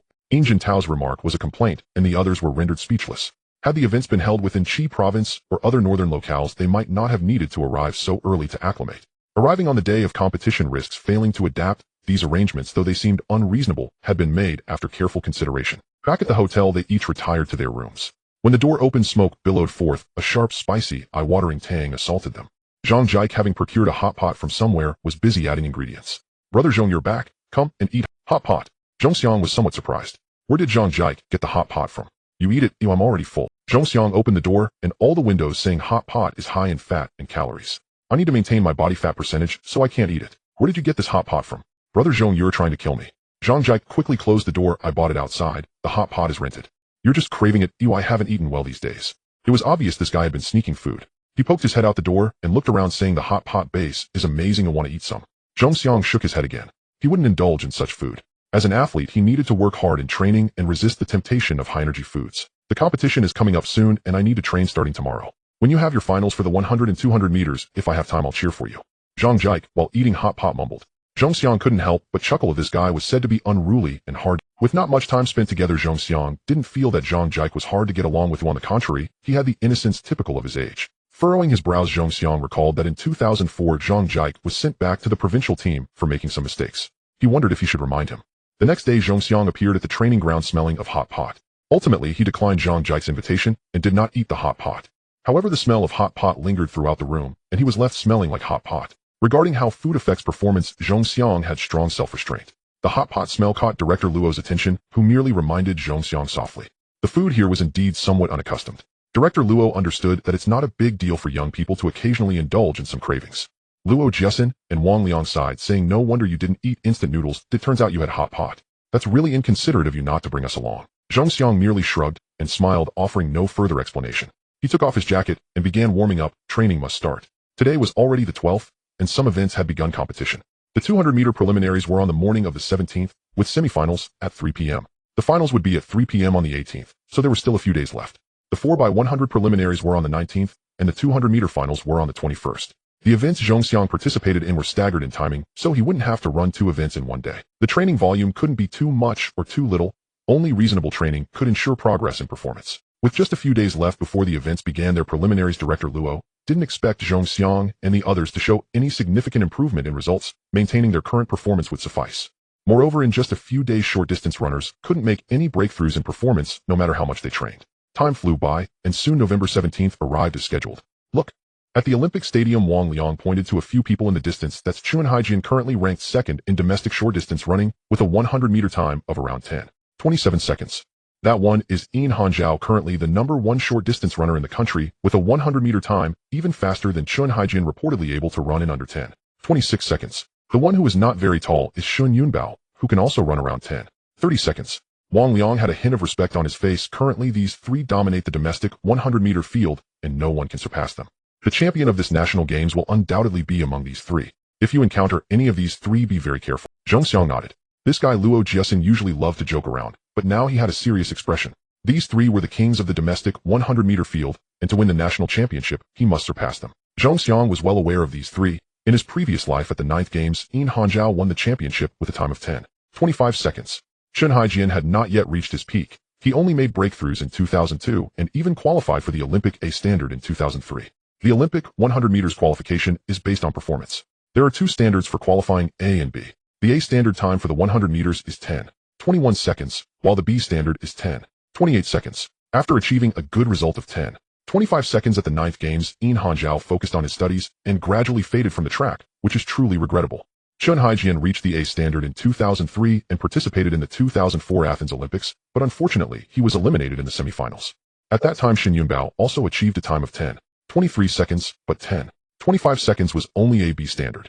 For Olympic entries, each country is limited to 3 athletes who have reached the A standard for each event, and if one B standard athlete enters, only one A standard athlete can participate. This means that if there are 10 athletes in the country who meet the Olympic B standard and one signs up for the Olympics, then the A standard athlete cannot participate in the Olympics. Only one B standard athlete can enter.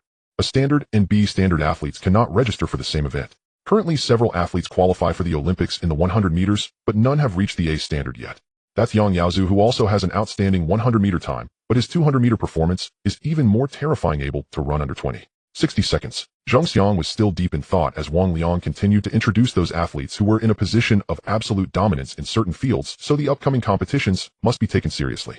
Facing these strong opponents qualified for the Olympics, the athletes, whose 100-meter times hovered around 10:50 seconds, felt tremendous pressure. Zheng Xiang also felt a slight pressure. So far he had no clear understanding of his own performance. The presence of a powerhouse like Yin Hanzhao indeed brought considerable pressure. Zheng Xiang, it's time to warm up, you're in the first group. A few people were chatting when Director Luo approached, saying you all need to hurry up and warm up. Jiasin is in the second group and Wang Liang is in the 8th group. In total there were 80 participants in the 100 meters at the 9th games, divided into 9 groups for the preliminaries. The top 3 from each group would advance to the semifinals, and the top 9 would enter the finals. Hearing he was placed in the first group, Zheng Xiang shook his head helplessly, as expected newcomers without fame are always assigned to the cannon fodder group. The first group of the 100-meter race often faces various unforeseen equipment issues since the devices have just been calibrated, which can affect athletes' performances. Thus the first group is referred to as the cannon fodder group, consisting of less known or new athletes. However, the cannon fodder group has its advantages since the athletes' performances are generally not strong. It's relatively easy to achieve a time that allows them to advance to the next round. Name Zheng Xiang. Age 15. Occupation student. Skills straight sprint beginner 10-second sprint. Curve sprint beginner not activated. Physical 98. Flexibility 16. Strength 17. Endurance 18. Reaction 19. Growth value 1013. Zheng Xiang warmed up while looking at his attributes. The growth value has broken the 1000 mark, yet I still haven't met the conditions for my straight sprint to upgrade. The competition is about to start. Should I increase some attributes? Curve sprint must be activated, and since straight sprint cannot be upgraded, it's better to use the growth value wisely. Frowning, Zheng Xiang moved around on the field, gradually breaking a sweat. Biting the bullet, he activated the curve sprint, saying there will be more growth value in the future. I can't just be a miser. Activating the curve sprint didn't give him any special feeling, it just decreased his growth value. The curve sprint skill was also activated, appearing as beginner sprint for 10 seconds. The growth value decreased from 1013.73 to 513.73, having it, and like the straight sprint it required 500 growth value. Trying to run a curve, Zheng Xiang felt more agile and faster than before with the curve sprint and straight sprint. The 20 seconds boost should secure the 200-meter championship.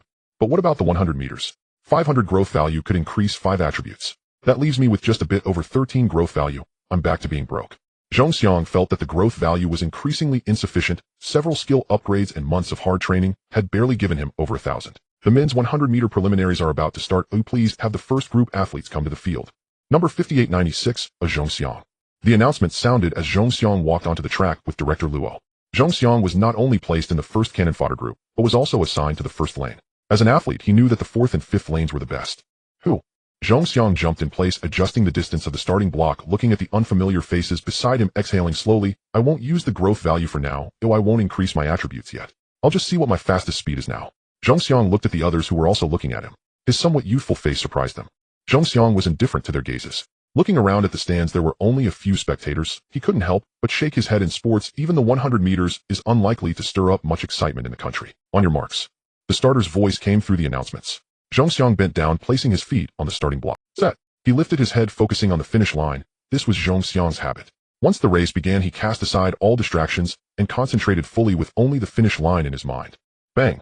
Xiao Chun, I just received some news. Rushing to the open space on the inner side of the track field, Chun Haijian saw his coach, Zhou Ping, approaching with a grave expression. While he was warming up, Yin Hanzhao ran 10:01 seconds in the hand time test 2 days ago. Hand time 10:01 seconds, accounting for the typical 0.24-second discrepancy between manual and electronic timing. His official result is 10:25 seconds. Shen Jian paused his warm-up, his expression turning solemn. That's 0.2 seconds faster than me. Yin Hanzhao is a formidable rival, but so are you, the nation's finest sprinter. Believe in yourself. You will claim the championship. I shared this news not to unsettle you, but to remind you true rivals ignite your spirit and awaken your latent power. Yin Hanzhao is not invincible. The crux lies in your mindset. If your times differed by 0.2 seconds, I'd scarcely entertain thoughts of gold. But now with only a 0.2-second gap, infinitesimal in the realm of sprinting, you two racing side by side may well catalyze each other's breakthroughs, perhaps even crown you champion. I will.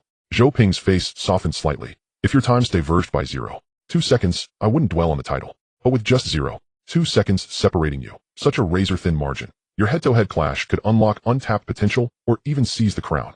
I will. Chun Haijian's gaze hardened with unyielding resolve. I will defeat Yin Hanzhao to prove I am China's fastest man, the undisputed 100-meter sovereign. Currently, only 2 athletes in China have met the Olympic B qualifying standard, you and Yin Hanzhao. Yet Olympic qualification is fiercely selective. Only by defeating In Hanzhao can you secure that coveted ticket and step onto the world stage. But your injury. A fierce yearning flickered across Zhou Ping's face. Even with China's current sprinting standards, advancing beyond the heats at the Olympics remains an arduous feat. Simply appearing on the Olympic track would be a monumental honor for Chinese sprinting, glory for the athlete, for the coach, and for one's very life purpose. Yet Chen Haijian had recently suffered a thigh muscle strain. His presence at the national games was itself a gamble. Zhou Ping voiced quiet concern. Unhealed injuries compound. Think carefully before competing. The world stage, the Olympics. Chen Haijian resumed his warm-up. Then let the national games be our first. His coach's counsel seemed to fade into silence. The first heat holds no interest, merely cannon fodder. On the opposite side of the field, Shen Yunbao's eyes locked onto the track. The first round of the 100-meter preliminaries was his blood surged, a primal urge rising within him to explode onto the track and run with unrestrained abandon. Shen Yunbao warmed up absently, while his coach Feng Yunshan glanced only briefly at the first heat runners. Feng Yunshan's focus remained fixed on Chen Haijian and In Hanzhao, both deep in warm-up. Your greatest rivals are these two, men you know well. With your current form, surpassing them won't be difficult. This time the battle for gold, silver, and bronze will unfold among them. Yang Yaozu's 100-meter time is impressive, but on this distance he poses no real threat to you. On the 200 meters, however, he becomes your most dangerous adversary. The cannon fodder heat yields modest results, either obscure newcomers or untested talents. Feng Yunshan dismissed them outright as contenders for Yang Yaozu. An athlete must set sights on ever greater rivals to evolve. Rumors suggest Chen Haijian sustained an injury recently. I wonder if he'll even compete. He appears fit now, but residual effects of injury are inevitable. Feng Yunshan furrowed his brow, then relaxed. Nonetheless, never lower your guard. I'd welcome facing Chen Haijian at his peak, uninjured, unburdened. Only then would the contest be truly. Perhaps it's a strategic ploy, leaking news of his injury to divert attention from him and shift focus elsewhere. Then striking unexpectedly during the race. A fierce hunger blazed in Shen Yunbao's eyes. The hunger for an athlete fears no opponent, only the void of rivalry. Only when matched against supreme adversaries on equal ground does true potential ignite. Only grand competitions test one's mettle, and only through such trials may one transcend the self. At the field's center, In Hanzhao lay stretched on a mat, while coach Lu Ping massaged his legs. Within China, those worthy of calling themselves your rivals are few indeed. Don't carry pressure. Run freely at your own rhythm. Trust your stride, and the title shall be yours. Coach, I'm not. In Hanzhao lay relaxed on the mat, utterly unruffled. When the moment comes, I'll run flawlessly and present you with it. Haha. I await that moment, national champion. Go on. Give it your all. As they spoke, scattered cheers drifted over from the track. Instinctively turning, Lu Ping's eyes widened. Incredible. In Hanzhao sprang upright, stunned. That velocity. Astonishing. On the track, a gray blur shot ahead, leaping 3 to 4 meters clear of second place, like a streak of gray lightning tearing across the lane. Such sheer velocity left spectators breathless. Who is this? Why do I draw no memory of him? He looked strikingly young and utterly unfamiliar. Across the field, Chen Haijian and Shen Yunbao, drawn by the cheers, stared in disbelief. So fast. Moments earlier, their entire focus had narrowed to just two rivals, the only names that mattered nationally. Now an unexpected dark horse emerged. That pace, definitely under 30 seconds. Another formidable. Nearby, Wang Liang and Luo Jiasin continued warming up, unmoved by the cheers, until the sound seized their attention and their gazes snapped toward the track. Incredible speed. Is that Zhong Xiang? Wang Liang gaped incredulous. His top recorded time was 10:46 seconds. How has he surged forward like this? That was then. Luo Jiasin, equally awestruck, murmured almost reflexively, Zhong Xiang is no ordinary athlete. He defies conventional measure. At this pace, he's unquestionably broken 10:30. How did his performance accelerate so dramatically? Just over a month ago, our times were nearly identical. At the finish line, director Luo stood electrified, fists clenched, shouting along with the sparse cheers, Zhong Xiang. Zhong Xiang crossed the line with absolute dominance, leaving the field behind in staggering fashion, like a gray bolt vanishing past the tape in a blink. Director Luo immediately scanned the scoreboard, his face contorting in shock and disbelief. So fast. No wonder Elder Chen once declared the crown belongs to Zhong Xiang. Zhong Xiang's thunderous finish froze In Hanzhao, Chen Haijian, and Shen Yunbao where they stood, staring speechless at the distant scoreboard. Huff, huff. Without hesitation, all three resumed warming up. Yet their faces held a terrifying stillness. This is the ultimate rival, the strongest of all, the common nemesis of every sprinter. Each generation births its masters. Feng Yunshan watched the digits flash on the screen, a wry smile touching his lips. Never imagined a dark horse like this at the national games. Hanzhao, your greatest rival has arrived. This is Zhong Xiang's time. Wang Liang, Luo Jiasin, and In Jintao exchanged stunned glances, unable to shake their disbelief. Has he been concealing his strength all along? That's hardly sporting. At the finish line, Zhong Xiang also gazed at the scoreboard, pleasure flickering across his face, but deeper still, profound satisfaction. All this effort, finally bearing fruit. 10:21. The stark numeral seared into every mind. In that instant, Zhong Xiang's name rose, not as a footnote, but as the undisputed apex rival. Congratulations, Zhongxiang. You've earned your Olympic ticket. Director Luo approached, eyes alight, voice thick with a ticket. Zhongxiang blinked, then instantly understood. The Olympic A standard precisely 10:21. Does this mean I could compete in the 2004 Athens Olympics? The Olympics, the pinnacle of all athletic competitions, draws participation from nations across the globe. Competing in the Olympics is both an honor and the ultimate aspiration for any athlete. Though not necessarily the most technically demanding sporting event, it remains the most prestigious. An Olympic champion's title carries more weight than any other accolade. To date, only Zhongxiang has achieved the Olympic A standard domestically. Barring unforeseen circumstances, he will represent the nation in Athens. Not necessarily. Director Luo's expression flickered with evasiveness. Seeing Zhongxiang's puzzled gaze, he suddenly added, "Go rest now. I'll massage your legs. You've got the semifinal this afternoon." Zhongxiang frowned in confusion. Then his face softened into quiet realization. He shook his head slightly, choosing not to voice what he understood. I must grow stronger, to command my own destiny. Like Lu Farron, only he decides which races to enter, not others on his behalf. A time of 10:21 seconds secured his Olympic qualification, yet even the A standard fails to command serious attention. Domestic selection is fraught with complexity. As a newcomer, even with an A standard, certain interests or risk-averse considerations may still favor sending an B standard athlete instead. Less than 3 years remain. I will prove myself. Zhongxiang was confident. With his unique advantage, disciplined training, and the ability to exchange growth points for skills or attribute enhancements, his performance would steadily ascend. Speaking of Lu Farron, Zhongxiang recalled he was only 18 this year and had just debuted at the 9th National Games, drawing early acclaim. Yet Zhongxiang hadn't actually seen Lu Farron compete there, leaving him uncertain whether the debut truly occurred. He furrowed his brow. Should I break the national 100-meter record?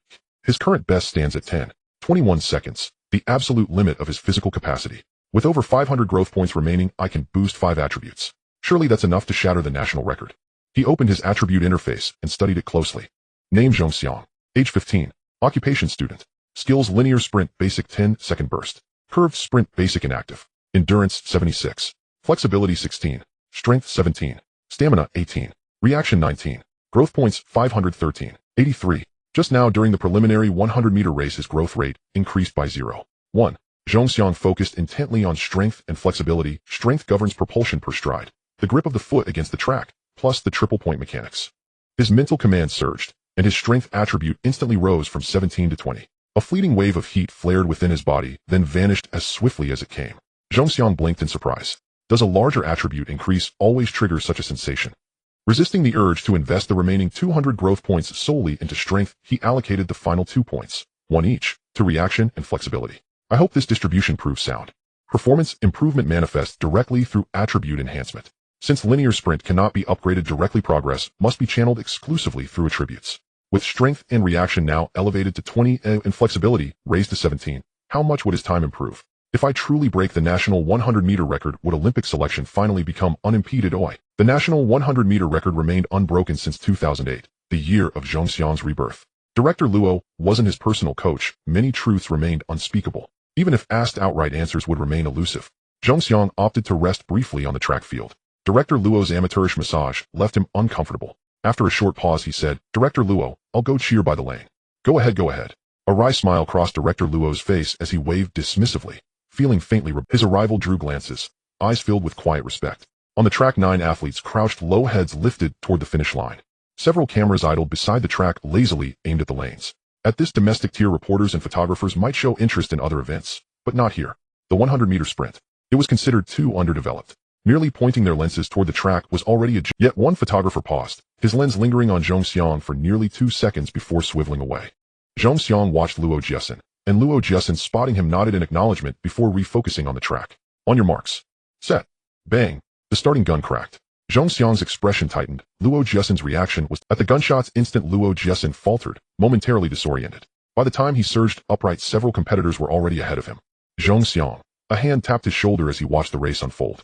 He turned to see Director Luo, whispering, his expression complex. Chun Haijian suffered a relapse during warm-up, likely withdrawing from the competition. Zhongxiang froze, then remembered in his past life, Chun Haijian had missed the 9th National Games due to injury. This time he'd overlooked it, until Director Luo's remark revived the memory. History resists alteration. Chun Haijian once again would miss the 9th National Games. With the preliminaries not yet begun, a full recovery demanded prolonged rehabilitation. After this recovery, Chun Haijian's performance soared. At the 2002 Busan Asian Games, he claimed bronze, perhaps his triumphant return's first major victory. A subtle thought stirred in Zhongxiang's mind. I wonder, will Elder Chen consider selecting me instead? When Zhong Xiang looked up, Luo Jiesin stood beside him, stunned by my peerless presence. From 6th place, surpassing everyone ahead, to claim first in the heat and advance to the semifinals. Naturally, Luo Jiesin tossed his gelled crew cut, perhaps less flamboyant than you, but still dazzling. Zhong Xiang rolled his eyes and ignored him outright. Wang Liang, competing in Heat 8, was still warming up, visibly tense. I'm drawn in the same heat as Yin Hanzhao. No matter, if I fail, Zhong Xiang will clean up after him. Luo Jiesin blurted, utterly unprovoked. Once I thought Yin Hanzhao was absurdly gifted, but now, Zhong Xiang is the real anomaly. I'll never surpass him. He's only 15, and already achieving feats beyond imagination. Zhong Xiang and Wang Liang exchanged identical eye rolls. Wang Liang's expressed exasperation at Luo Jiesin's sheer lack of sense, of Zhong Xiang's weary resignation at how every sentence dripped with veiled insult. Shut that foul mouth. Yin Jintao sighed helplessly. Your tongue reeks like a sewage pit, truly foul. Heat 8's preliminaries arrived swiftly, and predictably Luo Jiesin's mouth proved as unreliable as ever. Wang Liang delivered a strong performance, yet still trailed Yin Hanzhao, finishing third in 10:53 seconds. A young dark horse overtook him, edging him out by a mere 0.1 second, nearly missing the semifinals. Yin Hanzhao performed solidly, easing off near the end to clock 10:31 seconds, claiming first in the heat. That foul mouth of yours. Gasping heavily, Wang Liang stormed onto the field and glared murderously at Luo. Luo Jiesin shrugged helplessly. I only spoke offhand. Did you really think qualifying for the semifinals changes anything? Only Zhong Xiang, the true anomaly, can reign in Yin Hanzhao. Mid-sentence, he noticed Zhong Xiang and the others turning away, ignoring him entirely. Frowning, he muttered, I'm speaking truth. Why won't anyone listen? Truth tastes bitter, good counsel sounds harsh. Shaking his head, he followed Zhong Xiang and the others out of their next race. Wasn't until 3 p.m. Lingering here served no purpose. Better to return to the hotel, rest deeply, restore strength, and sharpen focus. Hey. Luo Jiesin, feeling ignored, lit up mischievously. Hey, doesn't Zhong Xiang have hot pot in his room? Let's head up and feast. Alas, the trio ahead continued walking, ignoring him completely. Fine, I'll treat you all. Suddenly the three wheeled around, grinning slyly. Wang Liang burst into laughter. We choose the venue, and we order the dishes ourselves. No backing out. Damn. Luo Jiesin's eyes widened. Then his hand instinctively clutched his pocket, his face twisting with sudden acute financial anguish. You bunch. I've been tricked. Really? On the playground that afternoon, Wang Liang and Yin Jintao, faces full of gossip, surrounded Luo Jiesin. Zhong Xiang is so young. He already has a girlfriend.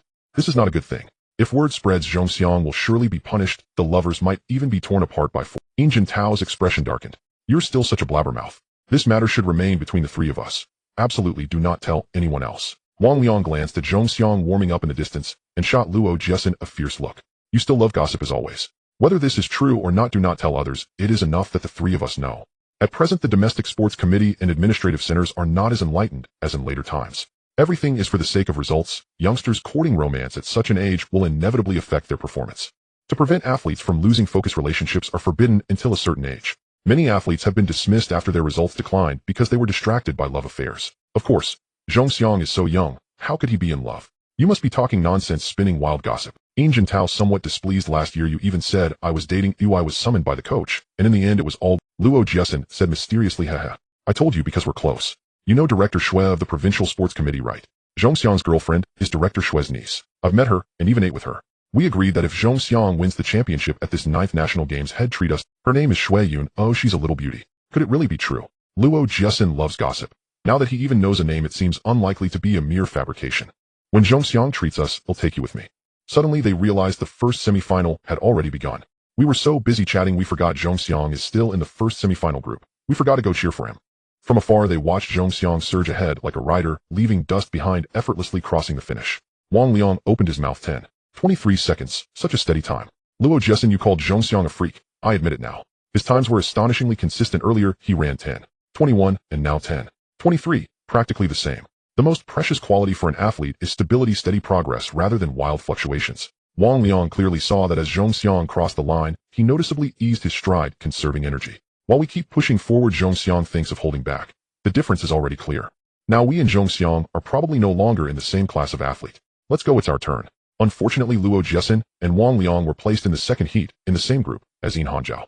More misfortune, they were drawn together with Zhang Tao, the athlete from Long Province. This is a death heat. Every competitor here has respectable marks. Luo Jiesin stifled his smile and, unusually serious, said, even if we cannot take the championship, we must at least earn a chance to enter the final. A moment later the second semifinal began. The second semifinal had already started. Standing by the track, Zhong Xiang watched Zhang Tao of Long Province with some surprise. Good reaction. He doesn't look very young. From later records, he does not seem to have achieved particularly dazzling results. Even so, Yin Hanjiao firmly occupied first place with Zhang Tao close behind by barely a body length. Luo Jiesin followed closely. To everyone's surprise, Wang Liang, whose best marks exceed Luo's, had nearly missed qualifying in the first round and now inexplicably finished behind Luo in this semifinal. Could it really be acclimatization? He hasn't eaten enough these days and has no strength. Or did instant noodles upset him? These past nights Wang Liang had eaten instant noodles every evening, sometimes even inviting Zhong Xiang. So now the mere thought of instant noodles made Zhong Xiang feel queasy. Instant noodles may taste good, but they cannot compare to the hotel chef's meals, which are more nutritionally balanced. To maintain his physical condition, Zhong Xiang did not want those high-calorie noodles anymore. He shook his head to banish the thought. When he focused on the race again, Yin Hanjiao had already crossed the line. A Zhang Tao of Long Province was second, Luo Jiesin third, and Wang Liang fifth. Oh no. Who has paper? Bring it to the bathroom. Last night the instant noodles and iced tea really upset my stomach. Wang Liang sprinted toward the restroom at a speed even faster than his earlier 100-meter dash. Zhong Xiang, Luo Jiesin, and Yin Jintao looked at one another. Zhong Xiang opened his mouth. Since when did I inherit Luo Jiesin's uncanny jinx? Luo Jiesin rolled his eyes. This has nothing to do with a jinx, it is directly related to his digestive system. The fellow likes iced herbal tea. No wonder his stomach is upset. They all asked in unison, who has paper? Zhong Xiang. Someone called. Luo Jiesin took it upon himself to find tissue, borrowing some from a female athlete from the same province, and dashed toward the restroom. A few steps later, as he was about to leave the Olympic Center, someone called after him. Yin Hanjiao? Seeing the man behind him, Zhong Xiang was surprised. Yin Hanjiao is a native athlete from Yu Province, the authentic hometown contender. Zhong Xiang and Yin Hanjiao had no prior connection, so it was unexpected that Yin Hanjiao would approach him. Hello, he said, extending his hand. Zhong Xiang took it with a puzzled expression. At first, Yin Hanjiao had been Zhong Xiang's greatest competitor, the strongest challenger for the title. Now oddly, Zhong Xiang felt a confidence before Yin Hanjiao that he could beat him easily. That confidence arose from his results, not from his temperament.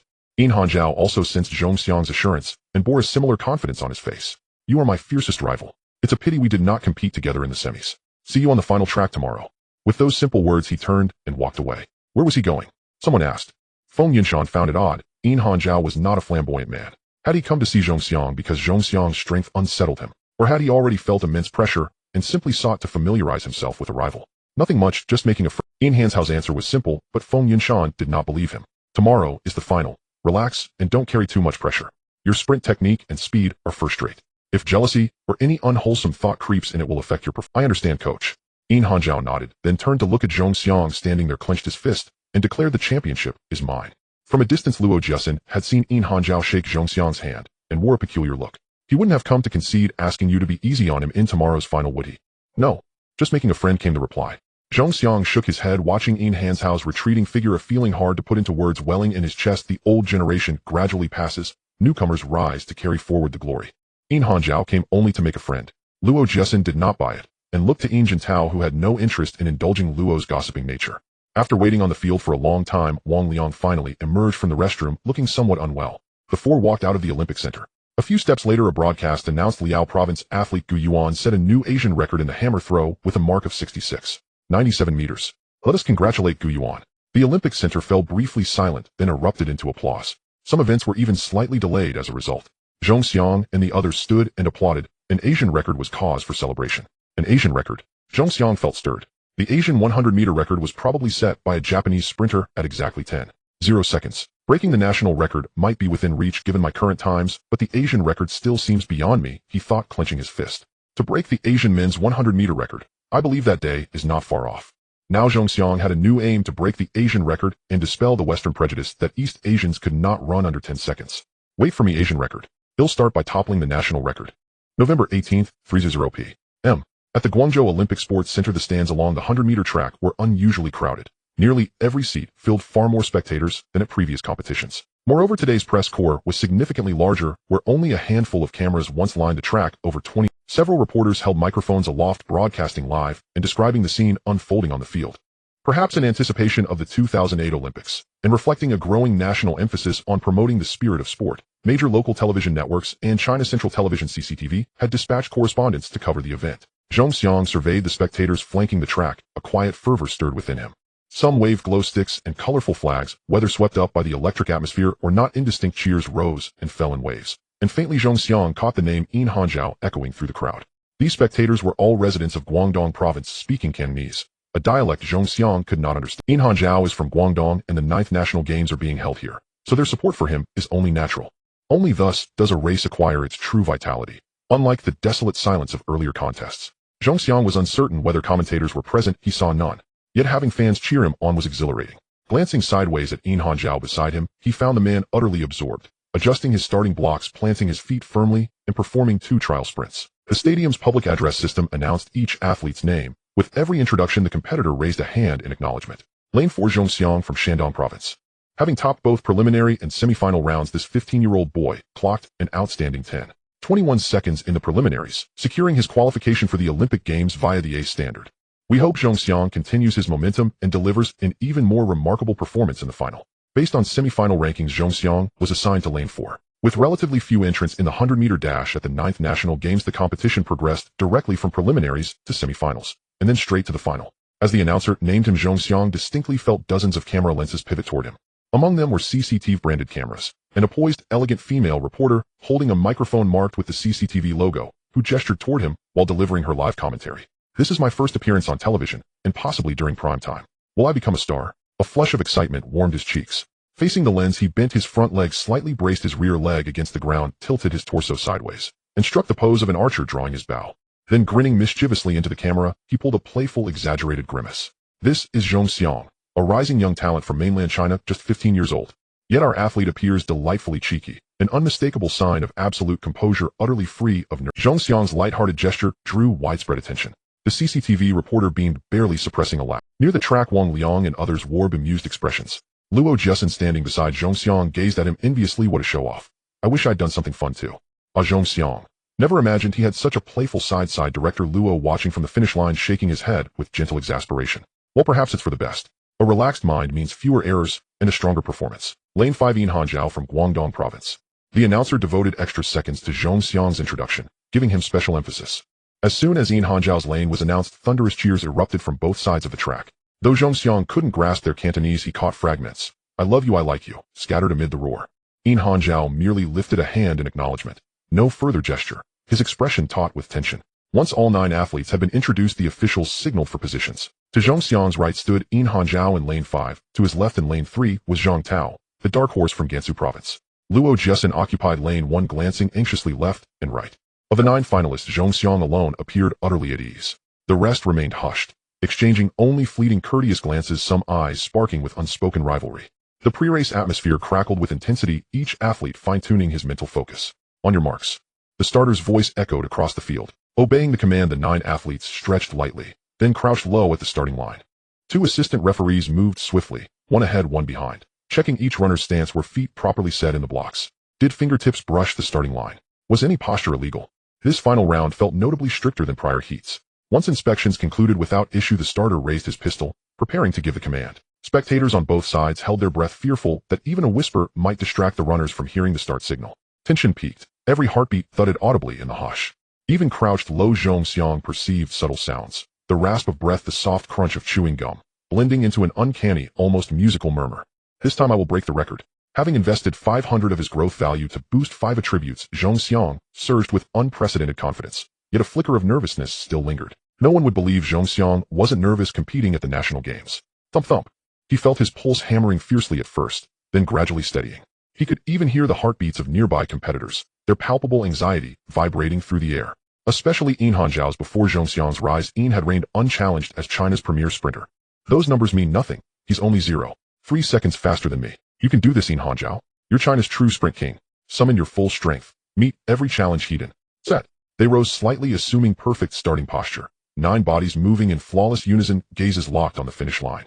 Every face bore the fierce, burning hunger for victory, the sacred dream of gold. Bang! 2 seconds of profound silence followed the command. Then the sharp report of the starting pistol reverberated across the Olympic Sports Center. Instinctively, Zhong Xiang exploded forward. Feet driving hard against the blocks, torso lunging forward like a panther, unleashed legs churning in powerful strides. Zhong Xiang surged ahead, first across the line. From high above, one would see him carve the track with a slender, but at the pistol's crack, Yin Hanzhao launched himself with equal immediacy, his reaction nearly identical to Zhong Xiang's. Incredible speed. My own reaction time hovers near 0.16 seconds. Zhong Xiang's must be under 0.15. Such a reaction time is exceptional, on par with elite international sprinters. Barring false starts, world-class sprinters typically register reactions between 0.15 and 0.17 seconds. Yin Hanzhao was not only superb, but seasoned, battle-tested, profoundly experienced. Among the 9 finalists, In Hangzhou possessed one of the sharpest reaction times, yet Zhong Xiang's was swifter still. This was instinct, deep-rooted, unshakable. In his past life, Zhong Xiang's reaction time had already been extraordinary. In this life, layered with prior experience, and amplified by his system's enhanced reaction attribute, he ranked among the world's finest even on the global stage. High knees, long strides. That was Zhong Xiang's signature. In Hangzhou opted for moderate stride length, maximizing cadence early on. Within 30 meters, he matched Zhong Xiang's stride for stride. Neck and neck, inseparable. But In Hangzhou's heart sank. My greatest strength lies in reaction time and acceleration over the first half. I've studied every one of Zhong Xiang's races. He accelerates slowly in the first half. Yet now his reaction is lightning fast. His stride frequency rivals mine. I'm going to lose. This was the swift, silent verdict of an elite athlete, forged by intuition, honed by relentless experience. True enough, before 50 meters, Zhong Xiang's velocity escalated dramatically, pulling clear of In Hangzhou in an instant, gaining half a body length. And that gap continued widening relentlessly. Puff, puff. Cleats struck the synthetic track, barely audible amid the roaring fervor of the Olympic. Along both sides of the 100-meter track stood athletes and coaches positioned just inside the lanes. At the 50-meter mark, Zhong Xiang unleashed terrifying speed. Within a blink, he surged half a body length ahead of In Hangzhou, who strained every sinew, yet could only watch helplessly as the gap widened. This speed. In Hangzhou's coach clenched his fists, aching to channel his own strength into his protege. He clocked 10:21 seconds in the prelims. Zhong Xiang's triumph is no fluke, but sheer unassailable mastery. Go, go. Hundreds of spectators rose to their feet in the stands, waving colorful flags and fluorescent batons, cheering though none could say for whom. Was it for In Hangzhou, their province's homegrown sprinting prodigy, now falling behind? Or for Zhong Xiang, the outsider, whose blistering velocity seemed to electrify the very air? Inside the track, Wang Liang and In Jintao flushed with exhilaration, punching the air. Brilliant Zhong Xiang. As for Luo Jiasin, already lagging in 4th place, they had already dismissed him entirely. At this moment, every eye in the arena was fixed on one man alone, Zhong Xiang, surging far ahead. Director Luo nearly leapt from his seat, face alight with ecstatic disbelief. He waved his fists wildly, shouting words drowned instantly beneath the deafening roar. The feverish intensity of the 100-meter race drew glances from athletes, referees, and even coaches competing. Blocked from clear view along the inner edge of the track, onlookers caught only a fleeting, indistinct blur, a gray figure hurtling forward with absolute commanding velocity. Somewhere along the sidelines, television cameras pivoted toward the track, poised to capture the defining instant. Even the CCTV reporter, swept up by the electric atmosphere, raised her microphone with practiced poise and a professional smile. This year's 100-meter showdown has been fiercely contested, and yet utterly decisive. A young sprinter from Qixing province has delivered a breathtaking spectacle, not just for those present, but for the entire. And now, the race concludes. Good heavens. The race moved so swiftly that before we could even finish our commentary, Zhong Xiang had already crossed the finish line. The youngest National Games sprint champion in Chinese history. Let us see whether his final time shatters his preliminary. Truly astonishing, dear viewers at home. This moment defies belief. Zhong Xiang has made history, shattering the national 100-meter record. Let us immortalize this transcendent instant. Camera operators, follow my cue, pan to the scoreboard so the entire nation may etch this moment into memory. 10:16 seconds. New national 100-meter record. Well done, young man. At the finish line, Wang Liang and In Jintao embraced Zhong Xiang. You absolute phenomenon. You've rewritten the record books. This record had long been deemed unbreakable for at least a decade. Yet Zhong Xiang shattered it in just 3 years. New national record. I broke it. Zhong Xiang gazed calmly at the timing board, his expression serene, unmarked by exultation. Once he had imagined countless times how he would leap and shout, overcome with euphoria upon breaking the national record. Now he felt only quiet certainty that this achievement was not extraordinary but inevitable. When what once seemed impossible arrives with such ease, so naturally, it is because every drop of sweat, every ounce of sacrifice has earned its due. My efforts have finally borne fruit. This is mine, not by gift nor grace, but by right. Even with extraordinary advantages at his disposal, Zhong Xiang knew this victory belonged solely to his unwavering discipline and relentless toil. Every day drenched in sweat, every effort exceeding that of ordinary athletes. This was the sole source of his triumph. Congratulations, Zhong Xiang. In Hangzhou, crossing the finish line moments later, stared blankly at the scoreboard, stunned into silence. After a brief pause to steady himself, he approached with a genuine, open smile. This is your rightful triumph. Congratulations on breaking the national 100-meter record. In Hangzhou's final time stood at 10:24 seconds, 0.01 seconds faster than his previous life, yet it remained insufficient against Zhong Xiang's 10:16. That record had endured for over 3 years, an enduring testament to its staggering difficulty. Thank you. You ran magnificently too. Zhong Xiang returned the smile. In Hangzhou was an extraordinary athlete. Earning silver was itself a monumental feat. I'm still far behind you. I lost. His voice held calm resignation, and beneath it a quiet, lingering ache. With athletes like you rising in China, perhaps it's time I stepped aside. A simple exchange, and In Hangzhou turned away. Zhong Xiang understood his future lay not on the track, but in academia, his focus would gradually shift, fading then vanishing entirely into the annals of domestic sprinting history. That Yin Hanzhao would abandon athletics for scholarship felt to Zhongxiang a profound loss for Chinese sport. Remarkable young man. Director Luo beamed mouth stretched ear. No wonder Elder Chen predicted your victory. I never imagined you'd deliver such a cascade of surprises shattering the national 100-meter record. Congratulations to Zhongxiang of Qixing province who, with a time of 10:16 seconds, has broken the 10:17 record set by Zhou Wei in 1998. We extend our warmest wishes to this gifted young sprinter. May his future hold ever greater glory. Just as Director Luo reached Zhongxiang's side, the stadium's public address system crackled to life. Then after a hushed pause, erupted in thunderous applause. Clap, clap. Wang Liang applauded heartily, his face radiant with sincere admiration. When first meeting Zhongxiang in Yu province, he had scarcely deigned to acknowledge him. In Wang Liang's mind, he alone reigned supreme as Qixing's premier sprinter, until Zhongxiang's staggering performance compelled even his proud gaze to bow. Luo Jessen clapped too, a wry knowing smile playing across his lips. Now that Zhongxiang's back and leeching dinner's absolutely unavoidable. Yin Tao remained quietly reflective, clapping softly as he murmured to himself, fortunate indeed that the provincial team chose Zhongxiang, not me. Otherwise, who knows when this record might have fallen. A journalist over there requests an exclusive interview.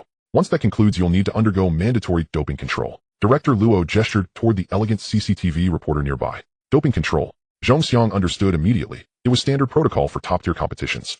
Had he placed 4th or 5th, he'd have been exempt. But breaking the national record meant scrutiny. Different stakes demanded different procedures. Zhongxiang, it's an honor to speak with you. What are your thoughts on shattering the national 100-meter record? The reporter's question followed convention, standard fare for any post-race interview. Zhongxiang responded with relaxed composure, almost nostalgic. Every finalist today performed superbly. Their presence, their challenge, spurred me to this performance. And yes, I believe it is my due. Every grueling day of training exists for precisely this moment. The reporter blinked, clearly unprepared. Most athletes, when interviewed, tearfully thanked coaches' parents and the mother. Zhongxiang, however, began by honoring his rivals, then affirmed his own rigor. His answer was refreshingly unconventional, leaving her momentarily unsettled. She moistened her lips, thoughts unreadable, then quickly recovered. And what lies ahead for you? I've already achieved the Olympic A qualifying standard, securing my berth. The games are still over 2 years away, but major international meets begin next year. My aim is clear: to compete globally, to plant China's flag on world tracks, and to break the Asian record.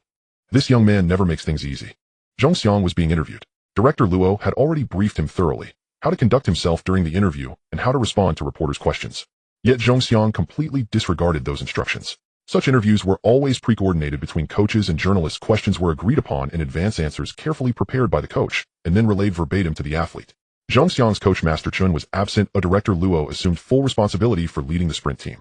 Thus the burden fell squarely on Director Luo, and he had not anticipated Zhongxiang's unscripted reply. This will undoubtedly place us at the eye of a storm. Public scrutiny is inevitable, and international media attention is likely to follow. This young man has just outmaneuvered the Olympic management group itself. Director Luo was no naive novice like Zhongxiang. He understood nuance and weighed consequences carefully. The Olympics are still 2 years away. Zhongxiang is young. He still has ample room to grow. Over the next 2.5 years, perhaps even 3, Zhongxiang might well achieve even greater results. Moreover, this interview might never air at all. Breaking the Asian record is an admirable aspiration for a youth. If one dares not even dream of such a feat, how can true breakthrough ever occur? Though foreign media attention is unavoidable, once Zhongxiang truly breaks the Asian record, all controversy will subside. Yet the timing of that opportunity remains uncertain, and Zhongxiang may bear some repercussions in the interim. Director Luo reflected. Zhongxiang's bold response upon closer consideration raised no real issue. Ultimately, it hinges on Zhongxiang himself how much his performance improves over the next 2 years. Still, those 2 years would bring added pressure upon Zhongxiang. It was also high time to train these promising athletes, and Director Luo pondered deeply. But Zhongxiang, the subject of all this speculation, paid it no mind whatsoever. His future progress was certain. Breaking the Asian record was in fact his next concrete goal. Regarding athletic competitions, Zhongxiang was no child. Within his body resided the soul of a 23-year-old, fully aware of the unspoken rules and hidden currents beneath the surface. His deliberate candor was strategic. In an era before ubiquitous multimedia, he leveraged CCTV's national platform to broadcast his Olympic A standard achievement. Once the nation knew, how could the Olympic delegation omit the fastest runner in China, the very athlete with the strongest qualifying result? Even informed insiders would find such exclusion inexplicable.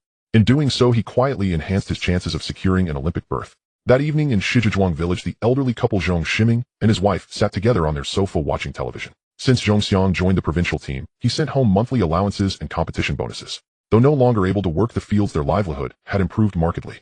They had acquired several new pieces of furniture, including a 24-inch color television placed atop a small wooden. After dinner, in an era scarce in entertainment options, many elders cherished watching the CCTV news broadcast at 7 o'clock on Channel 1. The broadcast offered insight into national affairs and developmental progress, serving as the most direct window for citizens to grasp both domestic advancement and global events. Zhang Ximing washed dishes in the kitchen, while his wife Lu Huolian, whose mobility was limited, watched television in the main hall. Old man, come quickly, Lu Huolian called loudly from the main hall. The kitchen stood separately in the courtyard near the gate constructed from asbestos cement roofing. Hearing her urgent cry, Zhang Ximing dropped the bowl he held and rushed into the main hall. What is it? What's wrong? Are you unwell? Look, quickly. Xiao Xiang is on television. It says he's broken the national record. Meanwhile, at Fenghuan One middle school, the veteran coaching duo Yang Jinya and Ding Qingjin dined together, while Ding Qingjin and Yang Jinya were married and owned a home in the county seat. Yet they often stayed in the teacher's dormitory. As winter deepened and dusk fell earlier, riding motorcycles grew increasingly uncomfortable. The biting wind numbed them, and the third-eye journey left them nearly frozen solid. 2 bottles of beer, 2 simple side dishes. They passed idle hours in easy conversation, debating training methodologies for the school's special talent program. Yang Jinya paused mid-sip, his expression flickering with disbelief. Ding Qingjin sensed something amiss, his gaze shifting to the screen, and his own hand froze, wine glass suspended in air. On-screen, Zhong Xiang surged forward with absolute velocity, leaving all rivals far behind as he crossed the finish line alone. A large bold numeral filled the screen. Highlighted in close-up, lingering for 2 or 3 seconds, Zhong Xiang has broken the national 100-meter record. Zhong Xiang, the student who graduated from our Fenghuan One middle school. A spark of exhilaration lit Yang Jinya's face. I'll call Principal Chun immediately. This is monumental for our school. As the alma mater of a national champion, we must hang a banner, celebrate proudly and widely. For years, students had flocked to urban schools and neighboring counties. Enrollment had dwindled steadily. Now, with a national champion bearing their school's name, Fenghuan One would surely attract new students. Zhong Xiang's national record-breaking performance will almost certainly be featured in a special program like a Champions Day. Journalists will likely visit soon. After all, this is where his athletic journey began. In Rin City at Yang Gang's home, the family sat down to dinner. Yang Gang ate swiftly. His expression was grim. He cast sharp, disapproving glances toward the girl seated across from him, a rebellious teenager with a voluminous ash-gray afro streaked with white. Her naturally round face appeared smaller, almost delicate beneath that dramatic hairstyle. Her ears bristled with multiple piercings, a tiny silver ring adorned her nose. This was Yang Gang's only daughter, Yang Hui. Evidently having just endured another lecture, she now stared silently at her plate, eating sullenly. Yang Gang sighed, shaking his head in weary resignation.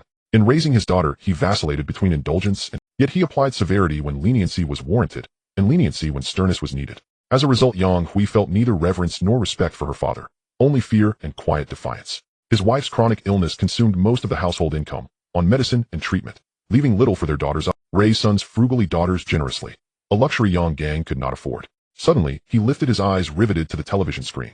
His haggard, frustrated face softened, then brightened with a slow, proud smile. Good lad. Strong start. Yes, my coaching principles were faithfully applied.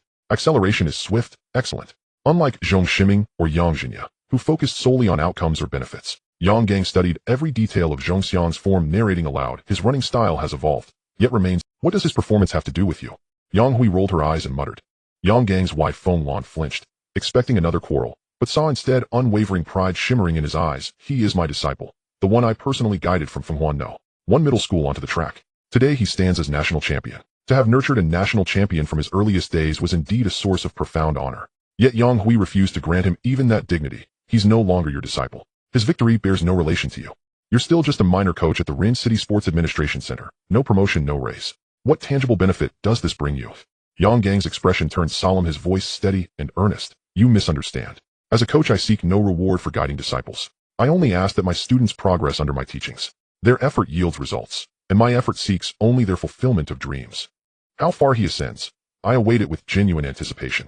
Even if one day he forgets the coach who first believed. Yang Hui blinked stunned, then stirred her rice absently and whispered, fool. In leeching within an upscale residential complex, Shui Yuni switched on the television precisely at 7. Her uncle had phoned earlier hinting Zhong Xiang might appear on screen. Anticipation flickered across her face. Every time I call uncle to ask about Zhong Xiang, he brushes me off, claiming ignorance. Now he tells me to watch TV. Sports rarely feature on the news broadcast. Could it be that Zhong Xiang achieved something extraordinary today? CCTV began with domestic news, major and minor, until nearly 7:30 when the screen shifted abruptly to live race footage. CCTV delivered impressively coverage of the 100-meter race commenced even before the starting gun. Our young national prodigy Zhong Xiang has shattered the national 100-meter record at today's 9th National Games. Shui Yuni ignored the anchor's narration entirely. Her eyes locked on the screen, heart pounding with nervous excitement. Zhong Xiang begins his sprint. He surges ahead. He crosses the line. Zhong Xiang wins. She kicked off her slippers, leapt onto the sofa, and bounced wildly. Pumping her fists, shouting exultantly, utterly. Zheng Ying emerged from her bedroom, book in hand, curiosity lighting her features. Shout, what's got you so worked up? From another bedroom, a 10-year-old boy peered out. Sister, please lower your voice. I haven't finished my homework yet. Shui Yuni, lost in elation, paid them no heed. Xiao Chong auntie. Zhong Xiang is the national champion. He's broken the national 100-meter record. Meanwhile, in a neighborhood of Rin City, Liang Taoyin returned home, briefcase in hand. Opening the door, he found his wife and son watching television. At this hour, provincial and local stations alike rebroadcast CCTV's news broadcast, offering little else. Liang Taoyin shook his head, intending to shower and unwind after a grueling day, until his gaze accidentally swept across the screen and froze riveted. There on the screen was the very youth he'd once judged incapable of further growth, the same young man whose domestic rivals too had failed to reach such heights, now bursting across the finish line. The camera lingered on that enormous luminous numeral. A sudden searing heat flushed Liang Taoyin's cheeks, his thoughts scattered, disoriented. Could it be that the most advanced foreign theories I've devoted my life to studying are fundamentally flawed? The following afternoon, Zhong Xiang entered the Olympic Center with a faint weariness etched across his face. Zhong Xiang had no scheduled event that day. He had come solely to watch Liu Feren's race, and after witnessing it, he would return to the men's 200-meter preliminary heats were scheduled for the 21st, 2 days away. This afternoon, however, marked the final of the men's 110-meter hurdles. Liu Feren's breakthrough moment, one Zhong Xiang refused to miss. It was precisely this race that cemented Liu Feren's dominance in China's hurdle events, a supremacy unchallenged until his eventual retirement due to injury. Training had been light that day, so Director Luo granted them a brief respite, on the condition they remain within bounds and refrain from wandering off, before permitting their visit to the Olympic Center. Director Luo led the way while Zhong Xiang and the others followed behind. Among them were several male sprinters. The female sprinters, however, had returned to the hotel. Wang Liang and Luo Jiasin gazed at Zhong Xiang with undisguised envy. Zhong Xiang, yesterday, we were too elated to remember, but today's training brought it all back. Don't think a few packets of instant noodles will appease us. You've just claimed the men's 100-meter title and shattered the national record. There'll be substantial prize money. The provincial, municipal, and county governments will each award you. The province may even assign you a dedicated residence. Or perhaps advertising agencies will approach you for endorsements. Another lucrative opportunity. Luo Jiasin counted on his fingers. Never mind the exact sum. The reward won't be trivial. Do you truly believe a few packets of instant noodles could satisfy us? Zhong Xiang blinked in surprise. Having clinched the championship and broken the national men's 100-meter record the previous day, he hadn't given any of this a second thought. Only now, prompted by Luo Jiasin, did it dawn on him upon returning home he would likely become a man of modest means. In this era, China's sprinting discipline remained markedly underdeveloped. Yet the nation was investing heavily in athletes across all disciplines, offering generous rewards for domestic, continental, or world championships. China never stinted on athlete incentives, never failed its competitors, so long as tangible achievements justify. A faint smile touched Zhong Xiang's lips as he waved his hand grandly. Fine. Once we're back, I'll treat you all to a lavish feast at an upscale restaurant. Luo Jiasin and the others exchanged amused glances and shook their heads. No need for fine dining. We'd only embarrass ourselves. They're clumsy and ignorant of elite etiquette, inviting ridicule. Let's stick to our old haunt, the most authentic lamb soup house in Liqing. And of course we must invite our lovely Xiao. At Liqing People's Hospital, Elder Chen sat silently in his wheelchair, gazing out the window, lost in thought. Outside his room, a young couple and an elderly woman stood anxiously clutching medical reports, too hesitant to step. Elder Chen's condition had deteriorated severely. Cerebral vascular lesions and advanced cerebral infarction had left him barely able to stand. Surgery, craniotomy, was the physician's recommendation. Yet Elder Chen refused. Success is uncertain, he said, and I still have much left to accomplish. Though gentle in temperament, Elder Chen commanded profound authority within his family. Rarely did anyone dare oppose him. Even the surgical consent form, which legally required only familial signatures, remained unsigned, without his explicit approval. What do we do? If father refuses surgery, his condition will worsen. Chen Xiangjuan's face darkened with anguish. Mother, please persuade him. Elder Chen's wife shook her head. After half a lifetime beside him, how could she not understand his nature?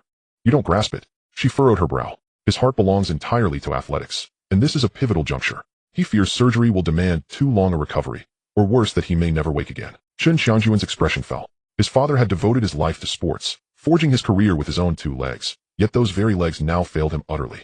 What unimaginable blow was this? Brother, mother, a fashionably dressed young woman, around 30, her high heels striking a restless rhythm against the floor, approached from behind. Her hurried gait betrayed inner agitation. The woman was Elder Chen's daughter, Chen Saifeng.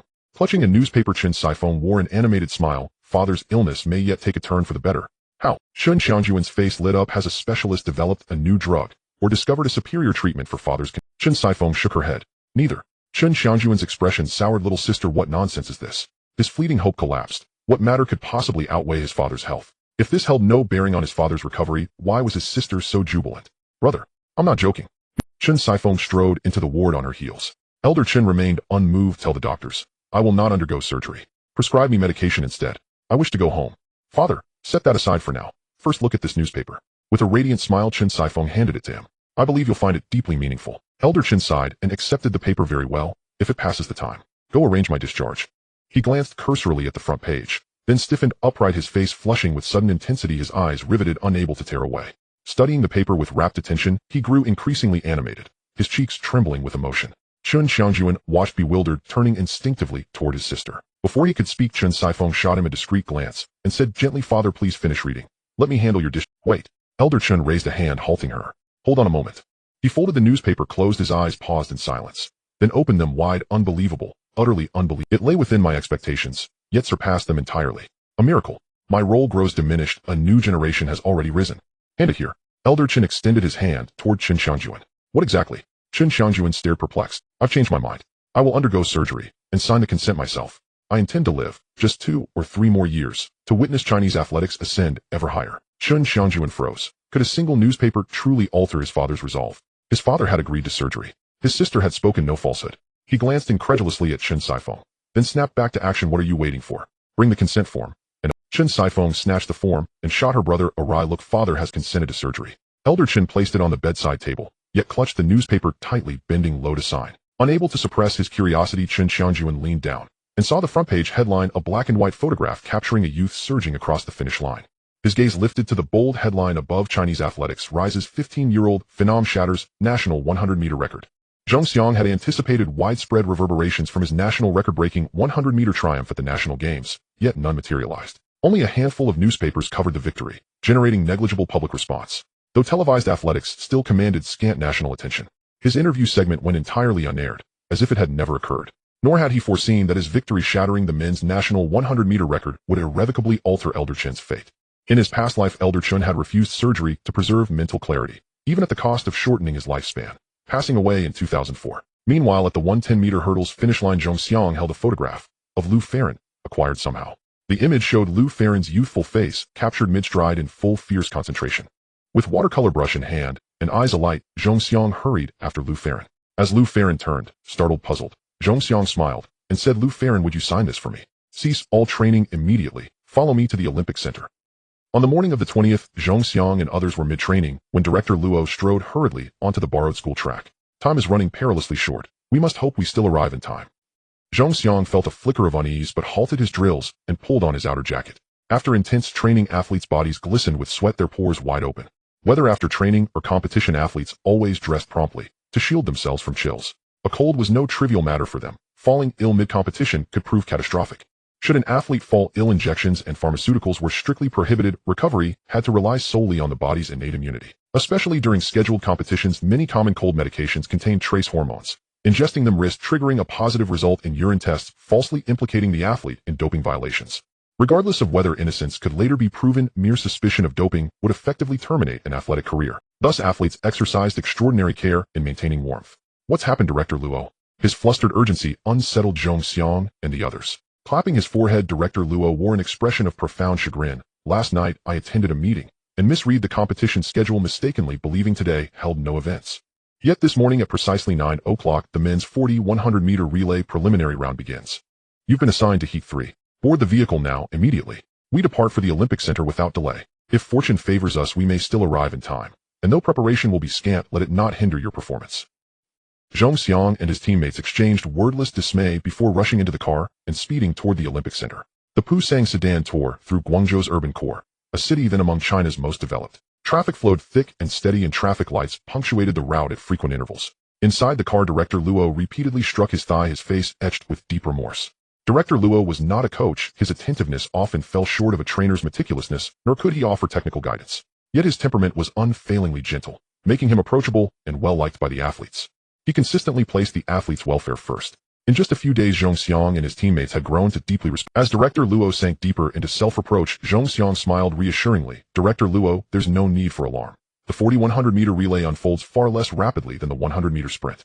With 2 heats, we'll have nearly 30 minutes leeway. Zheng Xiang's words trailed off. He glanced at his watch. Less than 5 minutes remained until 9 o'clock.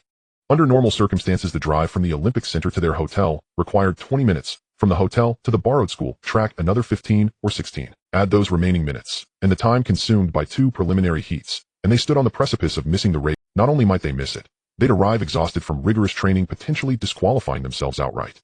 The men's 4,100-meter relay drew entries from every province progressing through preliminaries, semifinals, and finals. Only the top 2 teams in each heat advanced. To compete for advancement, while physically drained against fresh, vigorous rivals, posed a formidable challenge.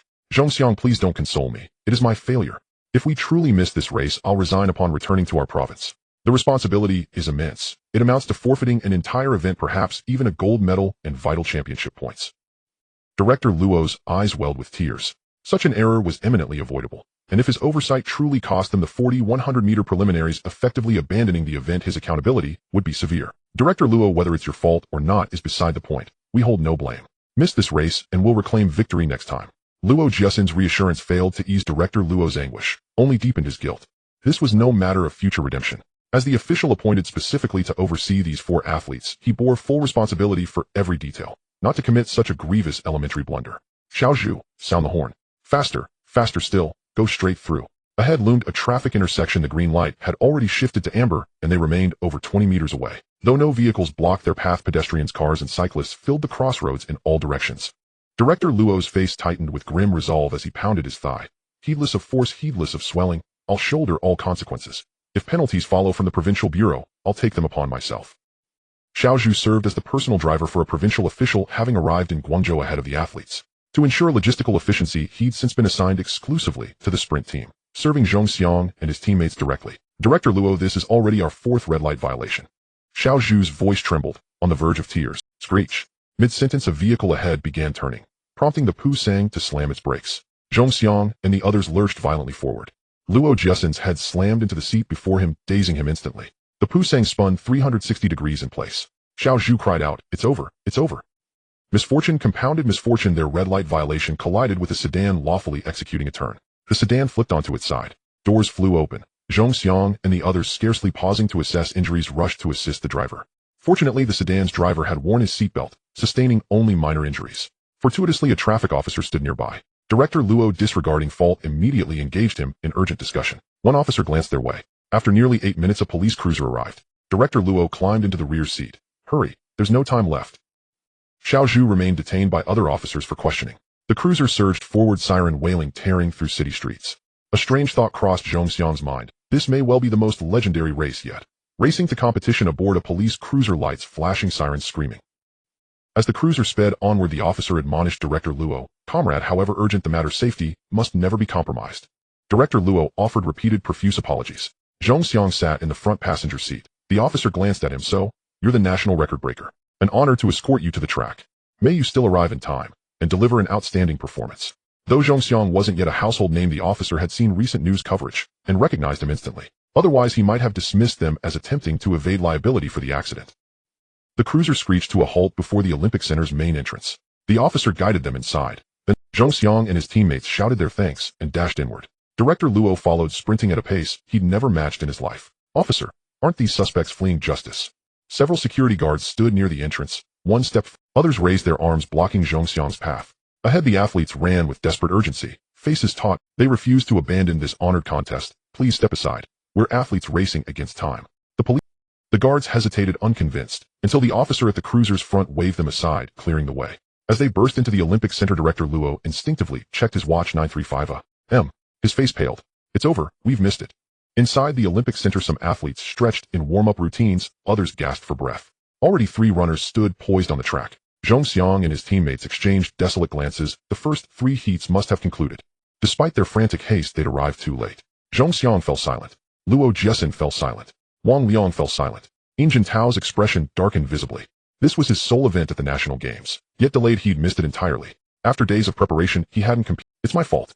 Director Luo placed a hand on Yin Jintao's shoulder. "Entirely my fault. I'll submit a formal self-critique. But alas, I cannot restore the chance to compete." Athletes cherished every opportunity to compete, each one hard-won and irreplaceable.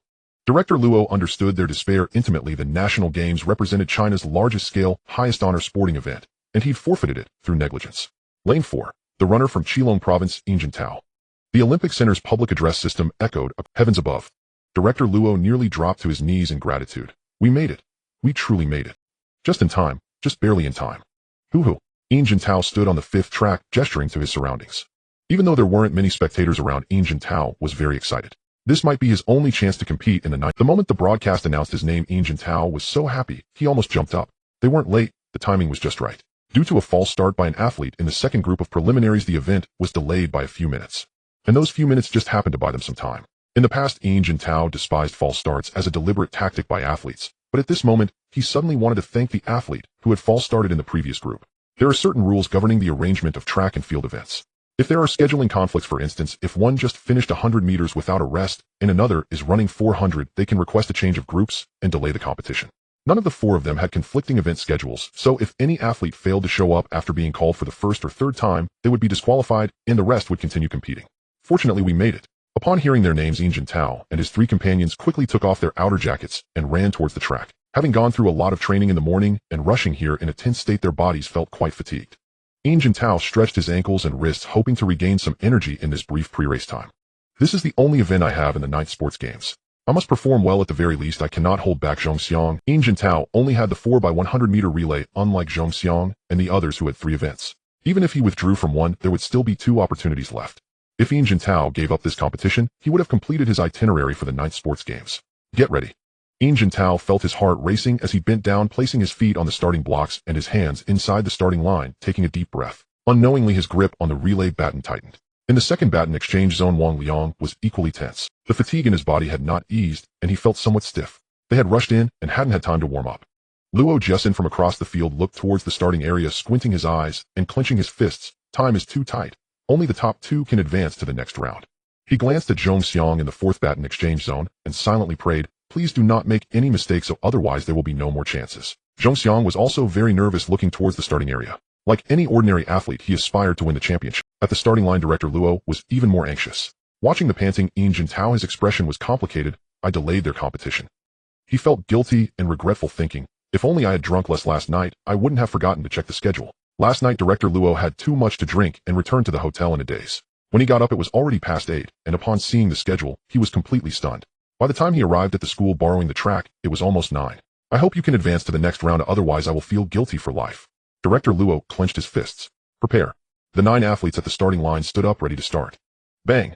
Tao was the first to burst out. His speed was remarkable. The start had always been Tao's strength, far surpassing Wang Liang and Luo Jiasin. In this heat, Tao's reaction speed stood out even more. In the second and third baton exchange zones, Luo Jiasin and Wang Liang's eyes lit up, and they instinctively clenched their fists. Not bad, great start.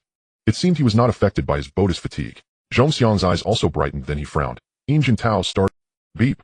Sure enough, after running nearly 20 meters, the referee blew the whistle. The start, Tao false started. Xiao Jin is nervous. Director Luo, though not a professional coach, knew clearly that an athlete who false starts is either lacking confidence in their strength, attempting to gain some time for themselves.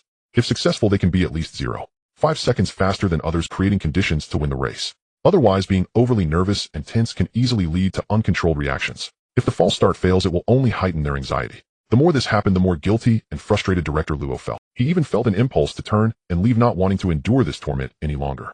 This false start will certainly affect Xiao Jin's subsequent reaction at the start. If his reaction slows down, it will further impact the results.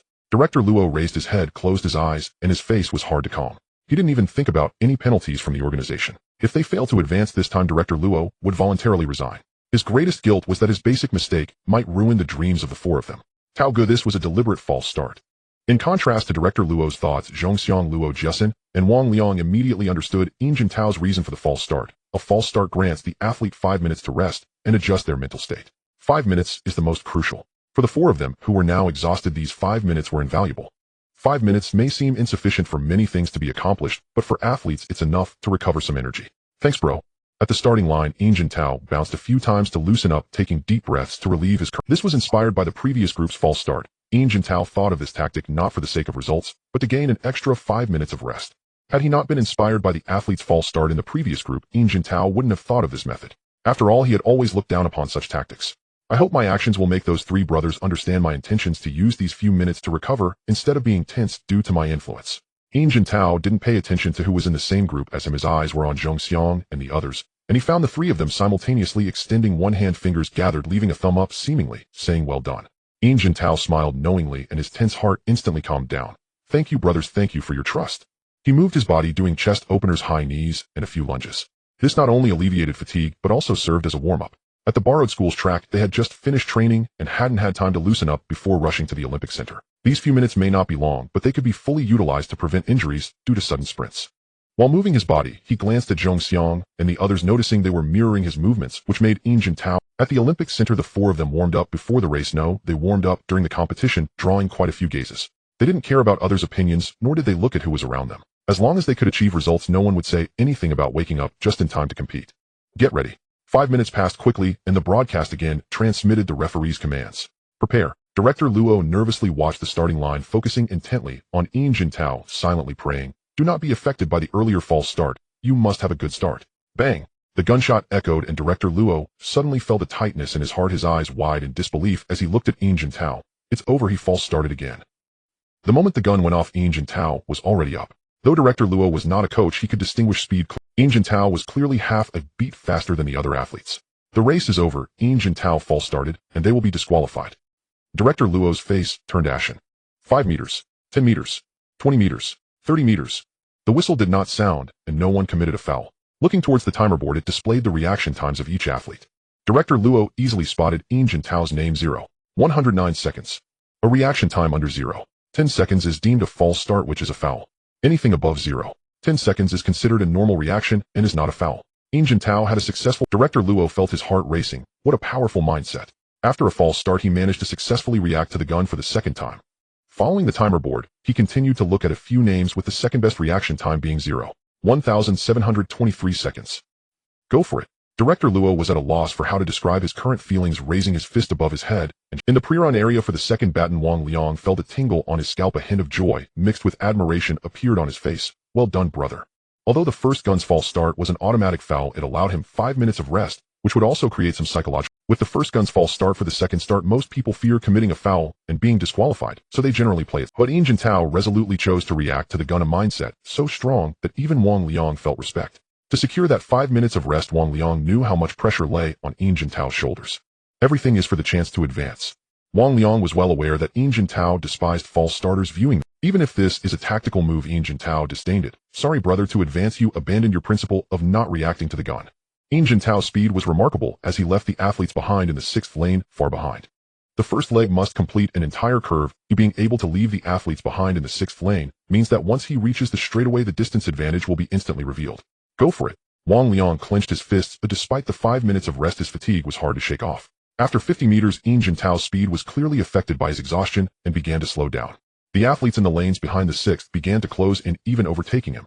Meanwhile, in lanes 1 to 4, the 4 athletes had already opened up a significant distance from Yin Jintao. Give it your all. Yin Jintao felt the widening gap. When it came to the 100 meters, there were definitely no more than 10 athletes in the whole country who could outrun him. Yin Jintao's speed may have been lacking in front of the athlete setting a new 100-meter record, but he still held a significant advantage over many others. His lungs felt as if they were about to explode. Each breath burned in his chest. The air he inhaled felt like sand, making it hard to swallow, causing his throat to ache. It felt like the air he inhaled wasn't enough to sustain him, and his vision blurred slightly. His legs felt heavy as if. Yin Jintao clenched his fists tightly, gripping the baton. In that moment, all sounds around him faded away, leaving only the rush of wind. Accelerate. Push harder. Yin Jintao, you can do it. He continuously cheered for himself in his heart. Just 20 more meters, and I can pass the baton. Hang in there. No, I must be faster.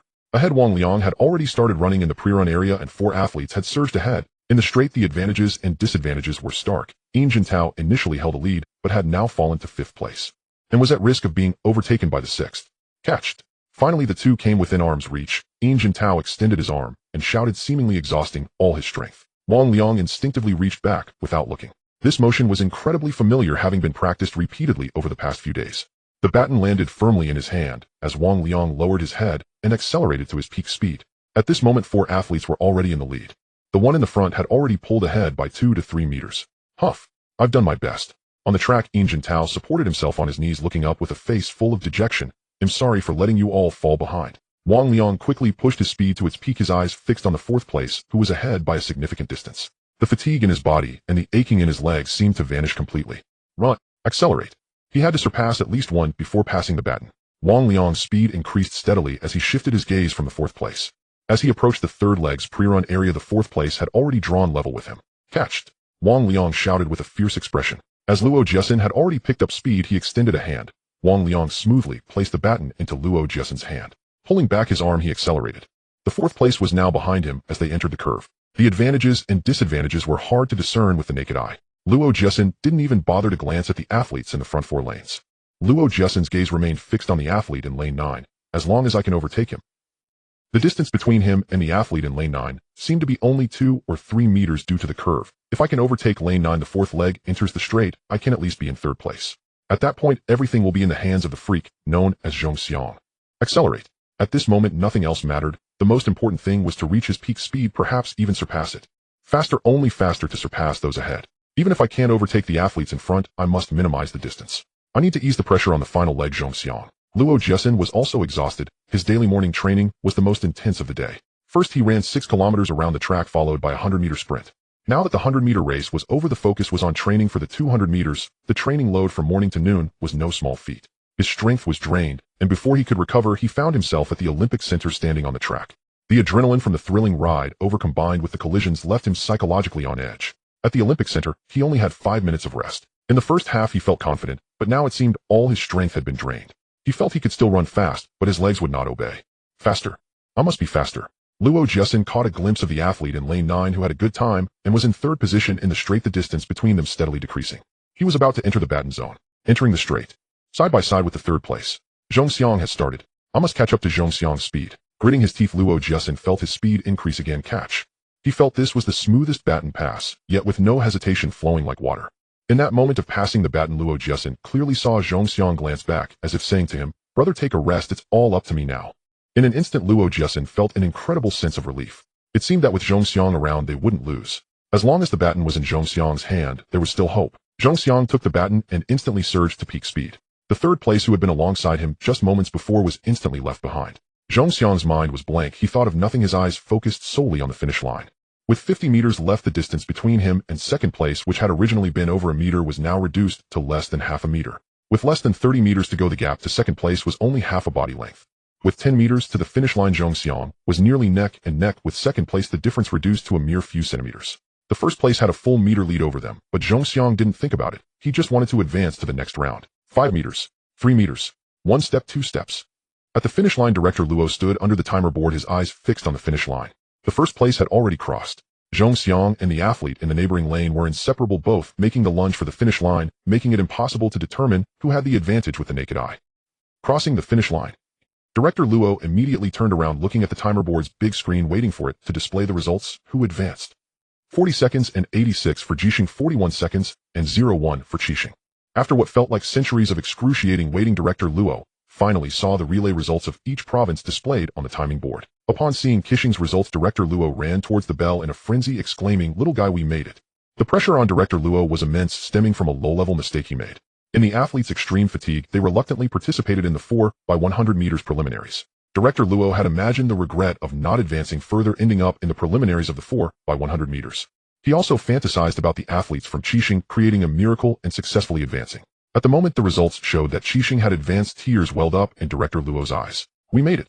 Wang Liang and Luo Jiesin ran madly towards the finish line. Yin Jintao collapsed on the track, kissing it, exclaiming, "We made it." Around them, the few spectators, some athletes, and a few reporters felt a bit puzzled. Isn't it just advancing? Is it really worth such excitement?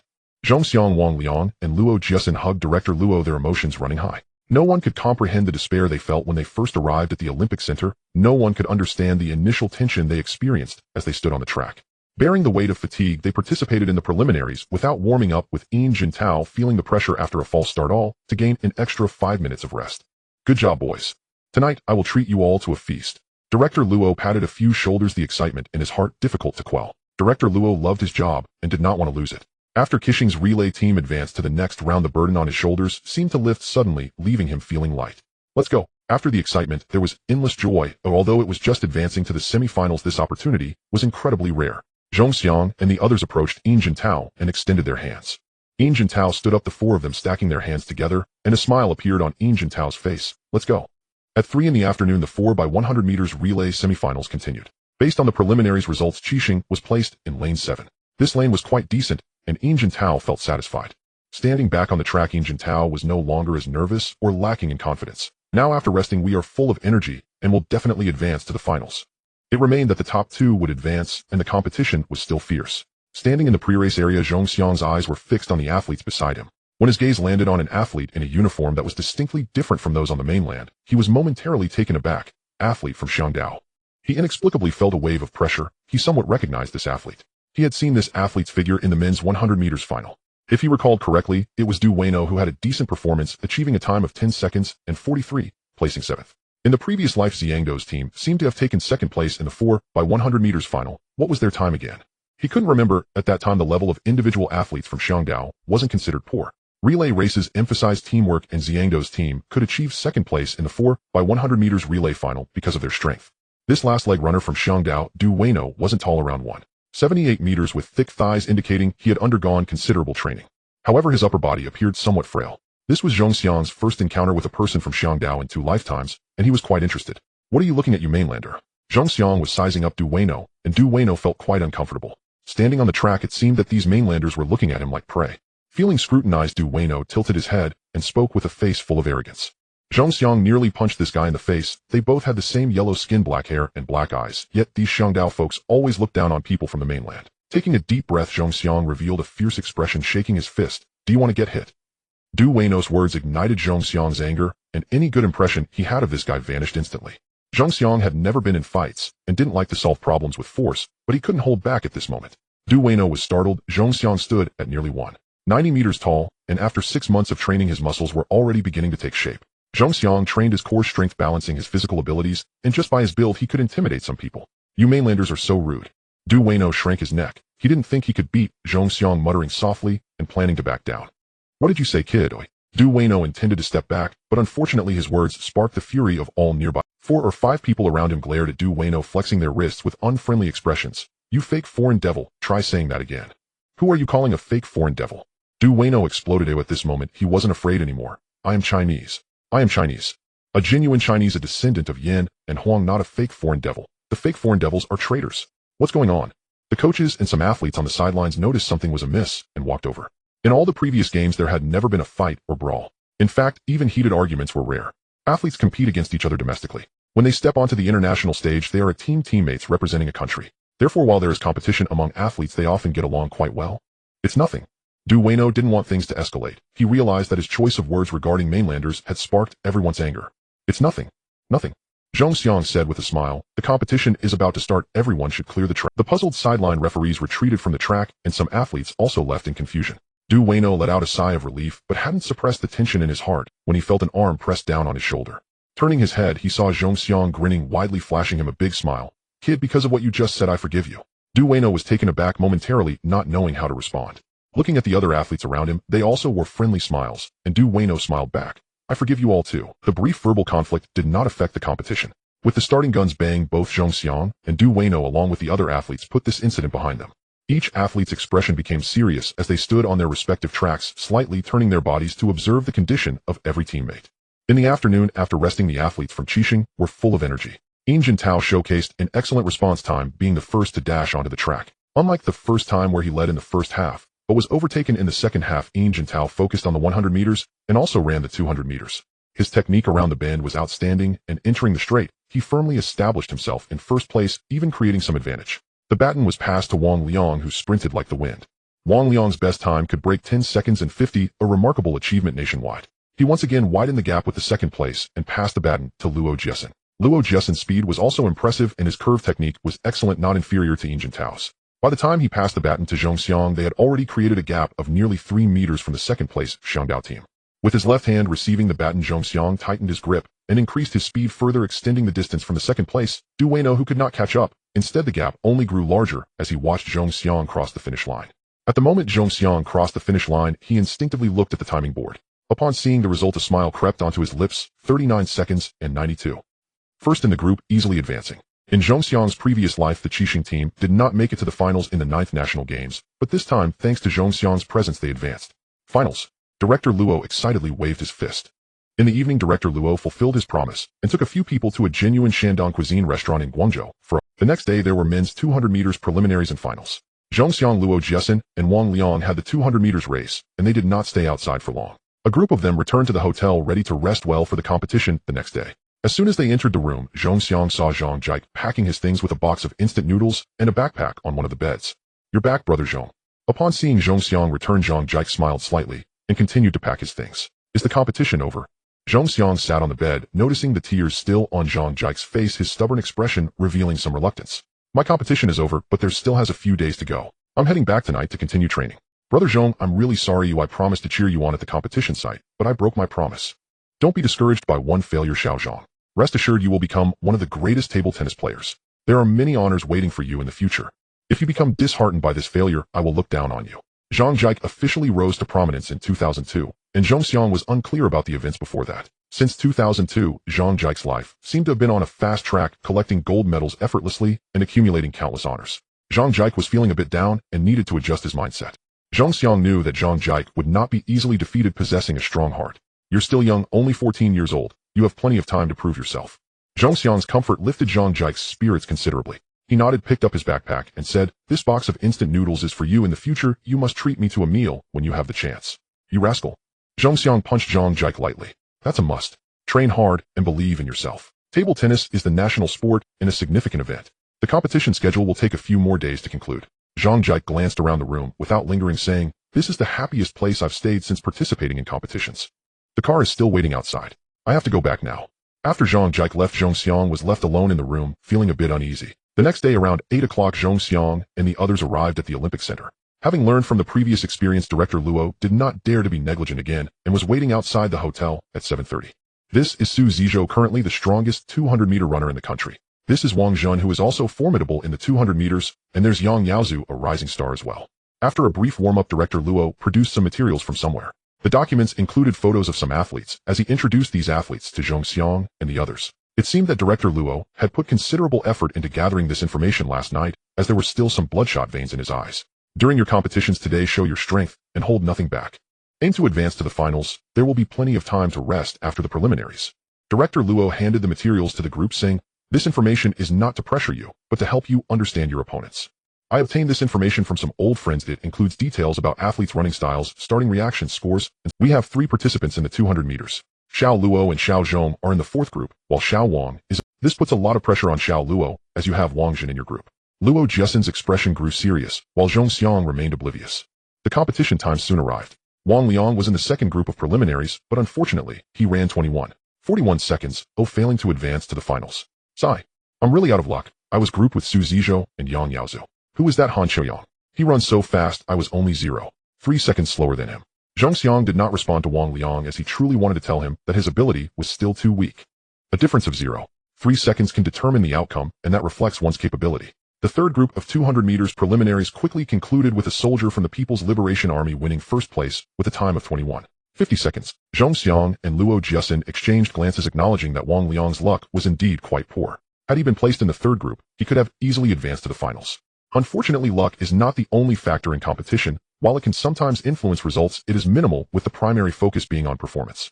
Don't be nervous, run at your own pace, and believe in yourself. Just stick close to me at the time. Zhong Xiang and Luo Jiesen headed towards the track as their preliminaries in the 4th group were about to start. "I'm not nervous at all. Even if I don't advance to the finals, you the freak will be there." Luo Jiesen seemed genuinely unfazed, provoking Zhong Xiang with the urge to kick him. In lane 3, the athlete from Qixing, Luo Jiesen.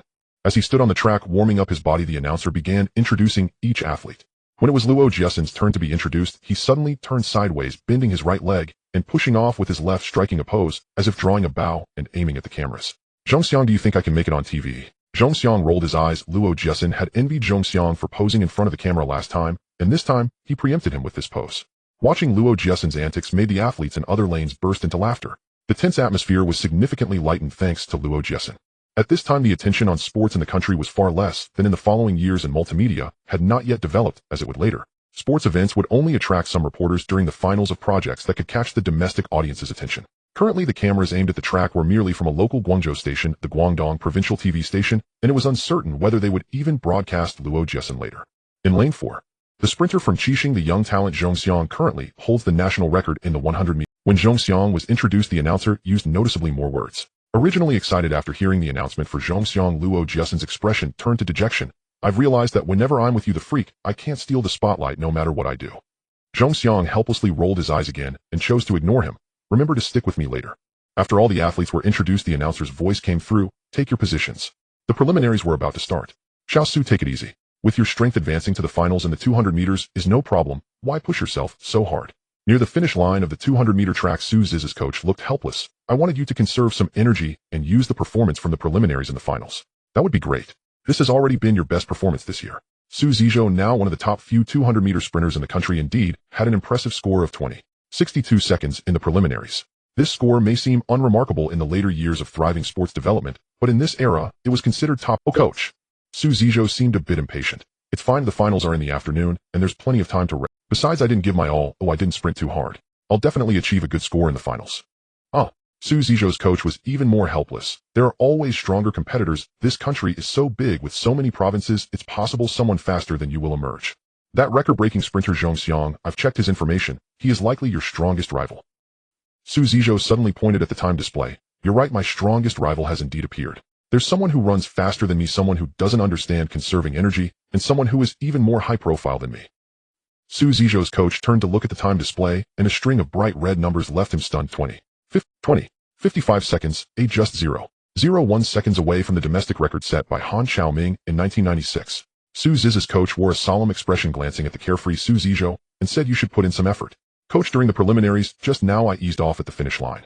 I believe I can achieve this result too." Su Zizhou put away his carefree demeanor and became very serious. The clock rang at 20.55 seconds during the preliminaries, placing a great deal of pressure on him. The national record for the 200 meters had stood for 5 years, and countless athletes had tried to break it, yet none had come so close. Su Zizhou initially thought he would rewrite history at this sports meet, but now his goal had shifted. "I want to win the championship." 20.55 seconds. Director Luo seemed accustomed to standing at the finish line each time an athlete competed. Upon seeing the time of 20.55 seconds on the scoreboard, he clenched his fist tightly. Perhaps in the finals, Zhong Xiang can break the second record. In the past, when discussing the national record, Director Luo held a sense of reverence as a sports worker. However, since Zhong Xiang broke the men's 100-meter national record, Director Luo now believed that breaking records was a matter of course. "Zhong Xiang, you freak. I told you, as long as you're around, even if I stop at the preliminaries, it's fine." Luo Jiasin, panting heavily, approached Zhong Xiang, not feeling dejected despite finishing fourth and being eliminated in the preliminaries. "You asked me to follow you, but I just can't keep up. Zhong Xiang is like a rabbit, and you being a dog are just a household pet. How can you catch up to a rabbit?" Wang Liang and others joked. So far, among the 3 who participated in the 200 meters, only Zhong Xiang had advanced to the semifinals, achieving a time very close to the national record. This made them envious, but also felt it was only natural. The 100-meter record is held. If the 200 meters doesn't produce results, that wouldn't make sense. "Zhong Xiang, what's wrong with you?" Luo Jiasin suddenly sensed something was off. Unlike Wang Liang and Yin Jintao, Luo Jiasin had trained and shared meals with Zhong Xiang for a long time. He understood Zhong Xiang to some extent, and though Zhong Xiang had just achieved a time of 20.55 seconds, which was so close to the national record, he seemed preoccupied and not very happy. "What's wrong? Are you unhappy because you didn't break the national record?" Luo Jiasin immediately thought of this possibility. Perhaps Zhong Xiang was unhappy because he ran the preliminaries with the aim of breaking the national record but failed to achieve his goal. Wang Liang and Yin Jintao also noticed Zhong Xiang seemed troubled and comforted him. "You didn't break the record this time. You can do it in the semifinals or finals." Zhong Xiang shook his head. "You make it sound easy. The national record isn't that simple." As Zhong Xiang spoke, Luo Jiasin and the others felt relieved. This was the normal reaction from Zhong Xiang. After the 200 meters preliminaries, the semifinals wouldn't start until 3 p.m. that afternoon. Generally, athletes would choose to return where a designated physician would check their bodies and help relax their muscles. This ensures they have enough rest time to face the upcoming competitions in their best condition. Before leaving, Zhong Xiang went with Director Luo for a urine test, and when he returned, he appeared somewhat dazed. "Xiaozhong, are you okay? You look a bit off. Are you catching a cold?" Director Luo was very concerned about Zhong Xiang's condition, as if an athlete caught a cold or fever, it would undoubtedly affect their performance in the upcoming competitions. Zhong Xiang seemed preoccupied, his expression somewhat dazed, and his mental state poor. "I'm fine, Director Luo. Just thinking about some things." Zhong Xiang shook his head with a wry smile. Director Luo was not convinced. Upon returning to the hotel, he immediately had the accompanying team physician check Zhong Xiang's temperature and examine his condition. When everything was normal, Director Luo finally relaxed. "Fortunately, nothing is wrong." Lao Wu helped Zhong Xiang relax his muscles. He still has a match in the afternoon. Dr. Wu, in his 40s, was the accompanying team physician and also the massage therapist for the athletes. Dr. Wu led the way to Zhong Xiang's room, asking him to lie on the bed to begin relaxing his leg muscles. Lying on the bed, Zhong Xiang opened his attribute panel. Name: Zhong Xiang. Age: 15. Occupation: student. Skills: straight sprint beginner 10-second sprint. Curve sprint beginner 10-second sprint. Stamina: 72. Condition: 69. Flexibility: 16. Strength: 17. Endurance: 18. Reaction: 19. Skill growth value: 4. Experience growth value: 27. 6. The system attribute page had changed significantly from before. When Zhongxiang activated curve sprint, he hadn't paid much attention to the attribute panel. When he broke the national record, he had closed the attribute panel and had not noticed the changes on the panel. During the past few days of training, knowing that growth values could not be accumulated quickly to enhance attributes or upgrade skills, Zhongxiang hadn't opened the attribute panel at all. Just earlier in the 200 meters match, after activating curve sprint and straight sprint, he noticed the abnormality in the attribute panel. After the preliminaries, when he opened the attribute panel, there were indeed changes. At the Olympic Center, Zhongxiang had been studying the changing attribute panel, which led Luo Jiasin and others to misinterpret his state as poor and preoccupied. Other changes are minimal. The growth values have split into skill growth values and experience growth values. What are these for? And why is there a new condition value? As this thought just emerged, the system provided an explanation. The appearance of these two different growth values in the attribute panel meant that skill growth values are obtained by winning championships and breaking records. For instance, winning a national championship grants 1 skill growth value, while breaking a national record grants 3 skill. Winning an Asian championship grants 2 skill growth values, while breaking an Asian record grants 5 skill growth values. A world champion earns 3, while breaking a world record earns 6. Now Zhongxiang's 4 skill growth values came from winning the national championship and breaking the national 100 meters. The acquisition of skill growth values decreases as the level increases. This seems unreasonable. Zhongxiang frowned. I wonder if breaking both the world record and the domestic record at the same time will stack. The attribute system seemed to understand Zhongxiang's doubts and provided an answer. If in a world-class competition one breaks the domestic record first and then the world record, they can stack skill growth values. Otherwise, only the skill growth value from breaking the world record is obtained. Has my strength increased? Zhongxiang frowned, and Dr. Wu, thinking that he hadn't controlled his strength properly, quietly. Zhongxiang shook his head. The strength is just right. Dr. Will you continue? I'm just contemplating some things. Continuing to observe the system, Zhongxiang still had many doubts. This stacking method is too unfavorable. When the world record and the domestic record are the same, I'll only be able to obtain one type of skill growth value. So what is experience growth value? Experience growth value is obtained through training. Now Zhongxiang's physical fitness has reached a level far stronger than that of an average person, rendering the original accumulation method of growth value ineffective. From now on, based on the changes in Zhongxiang's body and the intensity of training, experience growth values would be awarded accordingly, which may be very slow. Very slow. Zhongxiang glanced at the experience growth value, and indeed, if following the previous growth value increase, he should have accumulated at least nearly 100 by now, but he was only just over 27. If you take away the original, just over 13, that's nearly a 90 decrease. Feeling a heaviness in his heart, Zhongxiang's frown deepened. The system was Zhongxiang's reliance on his path to success, and the constantly soaring growth values could make him stronger. Now with the emergence of differentiated growth values, there are two different types. Skill growth values seem clear for skill upgrades, while experience values increase physical attributes. Moreover, the differentiation of experience values somewhat restrained Zhongxiang's rapid growth in results. The condition value must be the competition condition. The system also provided an answer. A condition value below 60 will affect competition results. Between 60 to 80 is considered normal and will perform normally. Above 90, one can exceed their limits. Just as I'm about to step onto the international stage, this happens on the morning of the 22nd, just before the 200-meter final. Zhongxiang was doing light drills on a borrowed track. Just as he sat down to rest, Director Luo approached with his mobile phone. Xiaozhong, it's Elder Chen calling. Find a quiet spot to speak with him for a moment. Director Luo's expression remained calm, betraying no sign of concern. Yet Zhongxiang's heart lurched. He seized the phone swiftly. Elder Chen, this is Zhongxiang. In his previous life, Zhongxiang had followed Elder Chen, a legendary sprinter who once equaled the world record in the hand-timed era. His knowledge of the man extended no further than that singular towering achievement. Elder Chen had joined the Qixing provincial team as a coach in 2001 and passed away in 2004. He would never call without urgent cause. Zhongxiang's first thought was grim. Had this tiny butterfly, himself, altered fate so drastically that Elder Chen's decline had begun prematurely? Zhongxiang. The voice on the other end bore none of the frailty Zhongxiang had feared. Instead, it rang with robust vitality. You shattered the world record in the 100 meters and claimed the national title. Now give your all in the 200 meters. Aim for a podium finish. I understand, Elder Chen. The gold medal from the 100 meters, I've already gifted it to someone else. But the 200-meter gold, I will place it into your hands myself. Elder Chen was not experiencing a fleeting resurgence before death. No final instructions weighed upon this call. Relief washed over Zhongxiang. Heh, good. This old man will wait for that medal. Elder Chen sounded genuinely pleased. In the background, Zhongxiang heard a gentle voice reminding him, lift your feet, mind the steps. Elder Chen, you've regained mobility. A sincere, trembling joy lit Zhongxiang's face. When he'd left for Guangdong province, Elder Chen had been bedridden, paralyzed. A severe cerebral infarction had robbed him of sensation and control below the waist. Thanks to you, this old man is nearly recovered. Zhongxiang felt torn between belief and disbelief. He knew recovery from stroke-induced paralysis was possible, but arduous, demanding relentless daily rehabilitation. How could such progress occur in so short a time? That he'd regained basic mobility, that Zhongxiang could accept. When might you return to the provincial team? This was Zhong Xiang's deepest concern. Coach Yang Gang and Elder Chen shared a training philosophy and methodology perfectly suited to him. With Coach Yang unable to return to the provincial team, Zhong Xiang worried, if Elder Chen remained absent, would his next coach's methods align with his needs, or hinder his growth? A long silence followed on the line. Then slowly, that question need not trouble you now. After the national games, barring unforeseen circumstances, you'll be assigned to the youth training camp for winter training. Next year brings numerous Asian competitions, but whether you'll participate remains uncertain even to me. You've been named to the Outstanding Talent Program. Word has it you've been allocated an apartment in a prime district of Liqing.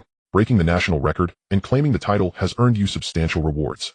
Zhong Xiang listened in silence, indifferent to accolades and material gains. What truly mattered was competing at major events, especially internationally.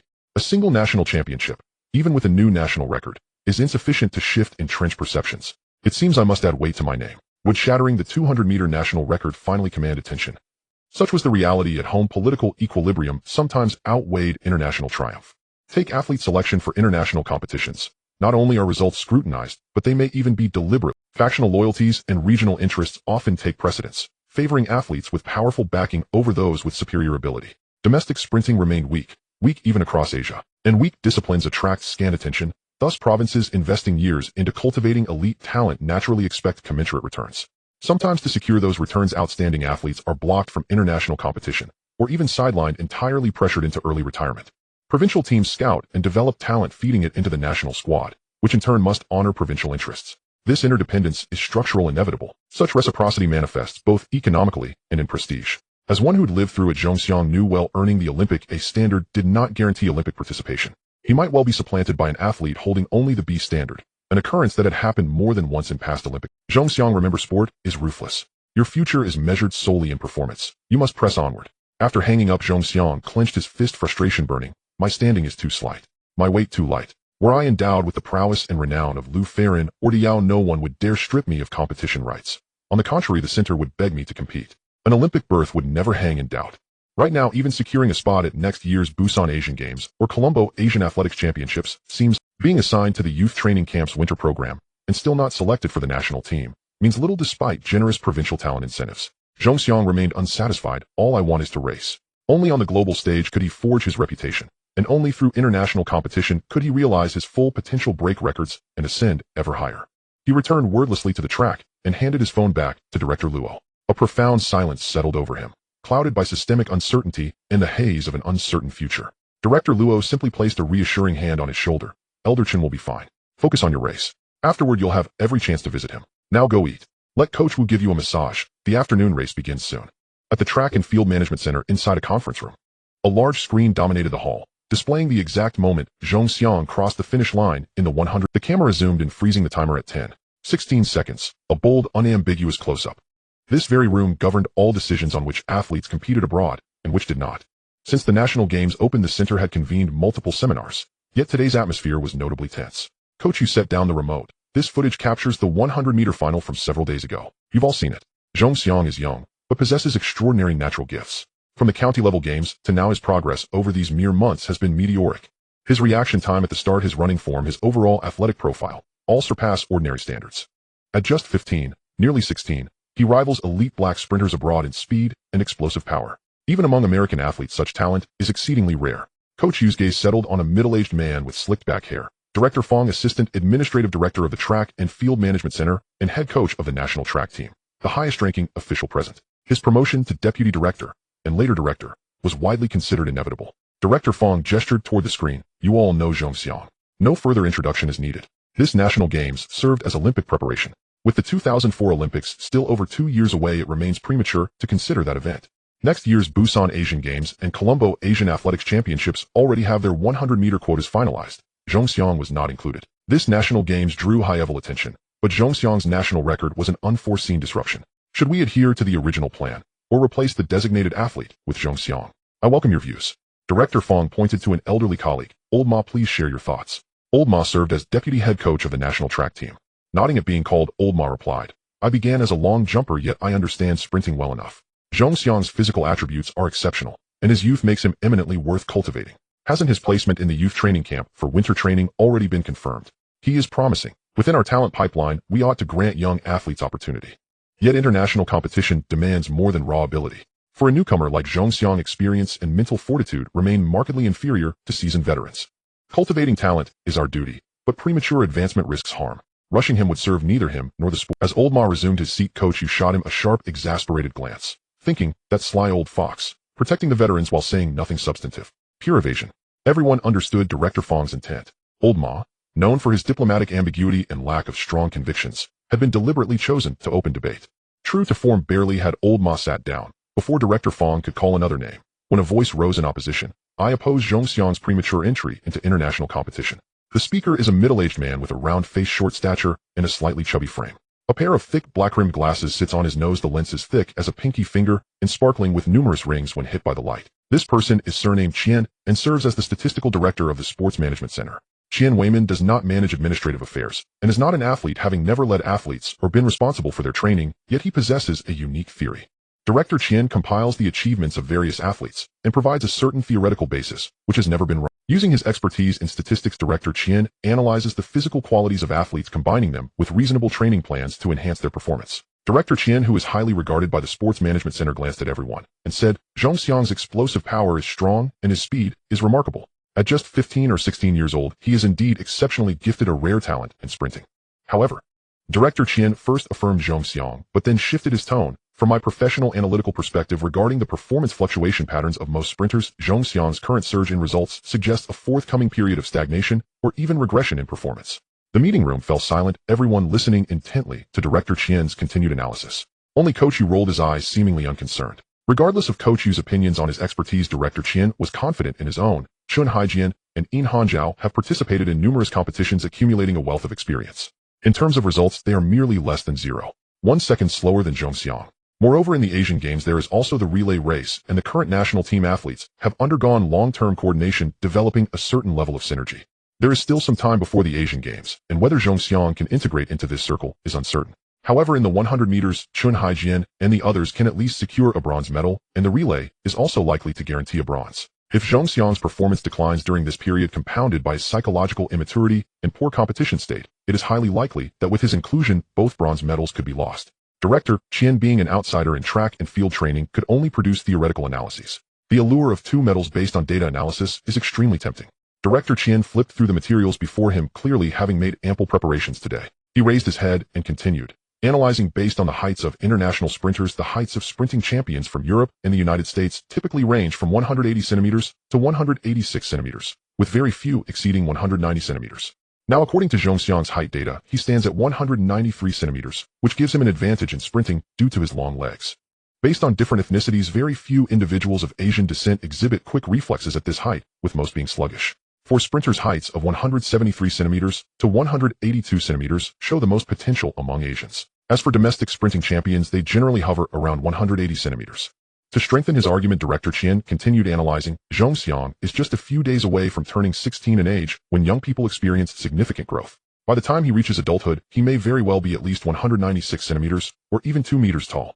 Such height is theoretically unsuitable for sprinting, which is why I not only do not recommend Zhong Xiang participate in the Asian Games or the Asian Championships, but I also suggest he switch events.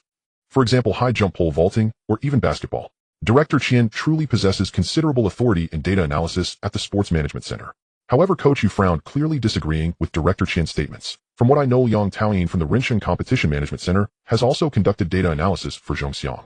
Initially, the analysis suggested that Zhong Xiang would not grow taller and his performance would not improve. Yet in less than 3 months, Zhong Xiang's height increased to 193 centimeters, and his results improved from 10.72 seconds to the current 10.16 seconds.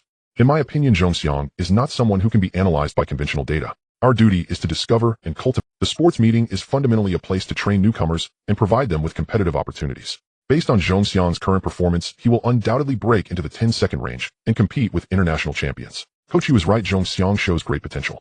Director Qian was the first to express agreement, then quickly shifted his tone again. Firstly, Liang Taiyin's theory is directly inherited from Western models, which are not suitable for Asians. My analytical data is based on years of experience and the insights of 2 generations with no mistakes made thus far. Take Liu Farren, for example. He joined the national team in 1999, and only in 2001 did he begin participating in international competitions, achieving certain results. We spent over 2 years training him to get Liu Farren onto the international track. To achieve results on the international stage, it will take at least another 2 years, if not longer. As for Zhong Xiang, with his decent talent and great potential, he cannot simply enter the youth training camp and participate in international competitions right away. Director Qian disregarded Coach Yes glare and continued, I not only do not recommend Zhong Xiang participate in next year's Asian international competitions, in the 2004 Athens Olympics, there are already a few athletes who have reached the Olympic B standard in our country. In my view, for such world-class competitions, it's better to send some experienced, stable athletes rather than inexperienced newcomers who might panic on the track and create a spectacle. Director Qian's intention was clear: sending Zhong Xiang to compete carries too much risk. Zhong Xiang is still too young. He has only been training in athletics since July or August, totaling less than half a year. In terms of official competitions, he has only participated in the Licheng selection competition and this upcoming national games. Both in competition experience and psychological stability, he is still immature. Compared to veteran athletes like Chun Haijin, Zhong Xiang, a newcomer who emerged from the Licheng selection competition and the national games despite breaking the national 100-meter record. Everyone worries that this new star might dim like a shooting star, fading quickly and making little progress. With 2 years until the Olympics, some people are starting to feel anxious. I agree with Director Qian's perspective. It is indeed more prudent to send seasoned athletes to the Olympics. Veteran competitors like Yin Hanzhao, Chen Haijin, and Shen Yunbao are consistently improving, and they might just make it to the semifinals. In the domestic sprinting field, we are significantly lagging behind. Making it to the semifinals has become a dream for the Sports Management Center. Moreover, in recent years, the Guangdong province has introduced some training methods from Hong Kong, cultivating a large number of athletic talents for the country and making outstanding contributions. Coach Yuan's methods for training athletes are indeed worth learning and promoting. In recent years, most of the sprinting talents have indeed come from these two provinces. Coach Yuan has his own theories and training methods. Except for Coach Yu, who looked displeased, the others nodded in agreement. Now interests are already being divided. It is always like this domestically. Whoever cultivates more talents in athletics has. Guangdong province has excellent connections in the Athletics Association and the Sports Bureau. Director Qian's data analysis indeed holds strong persuasive power, and except for Coach Yu, everyone at the meeting recognizes this theory. It's settled then. Director Fong made a definitive statement. Zhong Xiang is still under 16 this year. Even if he cannot participate in international competitions for the next few years or the Athens Olympics, by the time of the 2008 Beijing Olympics, Zhong Xiang will be 23, which is the prime age for an athlete. Moreover, whether Zhong Xiang can achieve results upon entering the youth training camp remains uncertain. It is also difficult to conclude whether he will stay in the athletics team in the future. Of course, to compensate Zhong Xiang, since he broke the national record, he still deserves a reward. I have already submitted a report to the Athletics Association requesting a reward of 150 yuan for Zhong Xiang, along with an additional 200 yuan for special training subsidies. Furthermore, I believe that athletes like Zhong Xiang, if they continue in athletics over the next few years, should be prioritized for consideration in the Beijing Olympics. Coach Yu nodded, acknowledging Director Fang's words. He clearly understands the importance of the 2008 Olympics. Being able to participate is an honor. Director Fong has not yet been promoted to the director of the Sports Management Center. According to the planning from the Sports Bureau, the position of director is already nailed down, and in the coming years, Director Fong will handle all domestic and international competition matters, with the athletes' participation rights resting in his hands. For the 2008 Olympics, Director Fang's mention of prioritizing consideration means that Zhong Xiang's name is likely to be confirmed for the future list, providing him with an alternative form of compensation. Would you please sort out the list and submit it to the Sports Bureau? Zhong Xiang, unaware of the Sports Management Center's conclusions regarding his future participation in international competitions, was currently sitting in a car heading to the Olympic Center, preparing to challenge the national record in the 200 meters. It's time to add some leverage for myself. Take your positions. At the Guangzhou Olympic Center on the track, Zhong Xiang bent down, his feet planted on the starting blocks, looking up at the finish line. This time I must break the national record. The call from Old Chun weighed heavily on Zhong Xiang's heart. He wasn't foolish. As a traveler from the future, he was well aware of the issues within some organizations in the country. Old Chen's call to Zhong Xiang was quite clear: only by achieving results that the Athletics Management Center could not ignore would he have a chance to participate in various competitions, stepping out of the country to compete internationally. Initially, he was assigned housing as part of a provincial talent cultivation plan, receiving rewards. Clearly, Zhong Xiang was not yet eligible for the national team and needed to remain with the provincial team for a while, perhaps. I wonder if breaking the national record in the 200 meters this time can add some leverage for me. Zhong Xiang was unsure if he could break the 200-meter national record, but he had to try. Yesterday in the semifinals, I held back a little and ran 20:56 seconds. Today I will give it my all. Even if I can't break the record, I won't have any regrets. Ready? Zhong Xiang cleared his mind, becoming alert, his focus heightened. With a single-mindedness, there was only the competition, only the finish line. It didn't matter who was around him or their strength. All he saw was the finish line. Bang! The starter's gun went off, and Zhong Xiang's legs reacted instinctively, propelling him forward. His quick reaction surprised the other athletes on the track. However, someone was faster than Zhong Xiang. Su Zizhou. Zhong Xiang was secretly shocked. What a fast reaction speed. Could it be a false start? This was a pressure start. Zhong Xiang's starting reaction should be around 0.16 seconds, while Su Zizhou's reaction was clearly faster. Zhong Xiang's semifinal performance put considerable pressure on Su Zizhou. A pressure start was a tactic, a means to win the race. But with no whistle sounding, Zhongxiang dared not slow down. 10 meters. 20 meters. Zhongxiang's speed increased, and he quickly surpassed the athletes in the 5th and 6th. Beep. The whistle sounded, and indeed Su Zizhou had jumped the gun. 0.0986 seconds. So close to a successful pressure start. Zhongxiang glanced at Su Zizhou in lane 3, feeling a bit of admiration. Daring to jump the gun shows absolute confidence, but it also comes with significant pressure. Returning to the starting line, Su Zizhou was not disheartened by his false start. In fact, he wore a strange expression. 5 minutes passed, and the 8 athletes stood at the starting line again. Take your positions. Zhongxiang bent down feet on the starting blocks, taking a deep breath. Many athletes around him appeared somewhat nervous. At this moment, the domestic and international sprint competitions enforced a rule of disqualification after 2 false starts. Su Ziz's false start had put some pressure on the other competitors. Ready? The starter raised the starting gun in his handbag. Almost as soon as the preparatory command was given, the starting gun went off. Zhongxiang instinctively pushed off from the starting blocks like a cheetah, instantly racing onto the track. Pressure start. Just as Zhongxiang surged onto the track, he noticed Su Zizhou outpacing him, already leading by half a body length. What a strong mental fortitude. This was the result of an old athlete's rich competition experience. After numerous races, their psychological resilience was immensely strong. After the first pressure start failed, he attempted again. 10 meters. 20 meters. 30 meters. Su Zizhou succeeded with the pressure start. At the sports committee, Director Zhao was organizing some materials. Director Zhao, Secretary Han Mei entered the office with a stack of documents. Here are the participant lists for next year's Busan Asian Games and Colombo Asian Championships submitted by the Athletics Management Center, along with next year's athletes' training plans. Just put it on the desk. This year there weren't many domestic or international competitions. Starting next year, the number would gradually increase, so Director Zhao was very busy. Some training plans, talent cultivation plans, and international competition lists all needed Director Zhao's approval and review. Most of the time, Director Zhao would just glance at these competition arrangements and rarely intervene. The Athletics Management Center has its own methods for selecting athletes, knowing their athletes best. While making some notes, Director Zhao did not look up as the Athletics Management Center symposium concluded. Han Mei served a cup of tea. It just ended, and Coach Yu delivered the materials and list right away. Tell Coach Yu to wait a bit. I have some questions for him. Han Mei nodded and quietly left the office. After an unknown period, Director Zhao lifted his head and stretched. He picked up the documents to take a look, casually flipping through them, laughing. This old Fong, the athlete list, is all old athletes. None of the newcomers who emerged this year, still too cautious, lacking a spirit of adventure. Putting down the materials from the Athletics Management Center, he picked up another file on his desk. Have Xiaoan bring old Yu in. Shortly after, footsteps sounded outside the office, and Coach Yu entered. Director Zhao. This is the information that old Chun provided. This Zhongxiang is quite extraordinary. He broke the national record in the 100 meters at the 9th National Games, right? Director Zhao frowned. The National Games are meant to cultivate and discover talents to step onto the international stage and bring glory to the country. Why wasn't Zhongxiang's information submitted by your Athletics Management Center? This. Coach Yu gave a wry smile. Director Zhao, you may not know, but Zhongxiang only started competing a few months ago. He stood out at the Licheng selection competition, and the National Games were only his second large-scale competition. Some of his information hasn't been compiled and submitted yet. Coach Yu took out a file from his bag. This is Zhongxiang's detailed information, but it's not complete yet. Director Zhao took it. Born in 1986, 3 years younger than Liu Farren, achieving such results at just 16 years old is a... The Athletics Management Center should abandon old concepts and actively train newcomers, allowing them to participate more in international competitions to accumulate experience. Though Zhongxiang is young, I have watched his competition videos, and he performs well in all aspects. Currently, our domestic sprinting is in a slump. Only by allowing some successful newcomers to gain more exposure can we stimulate public enthusiasm for sports.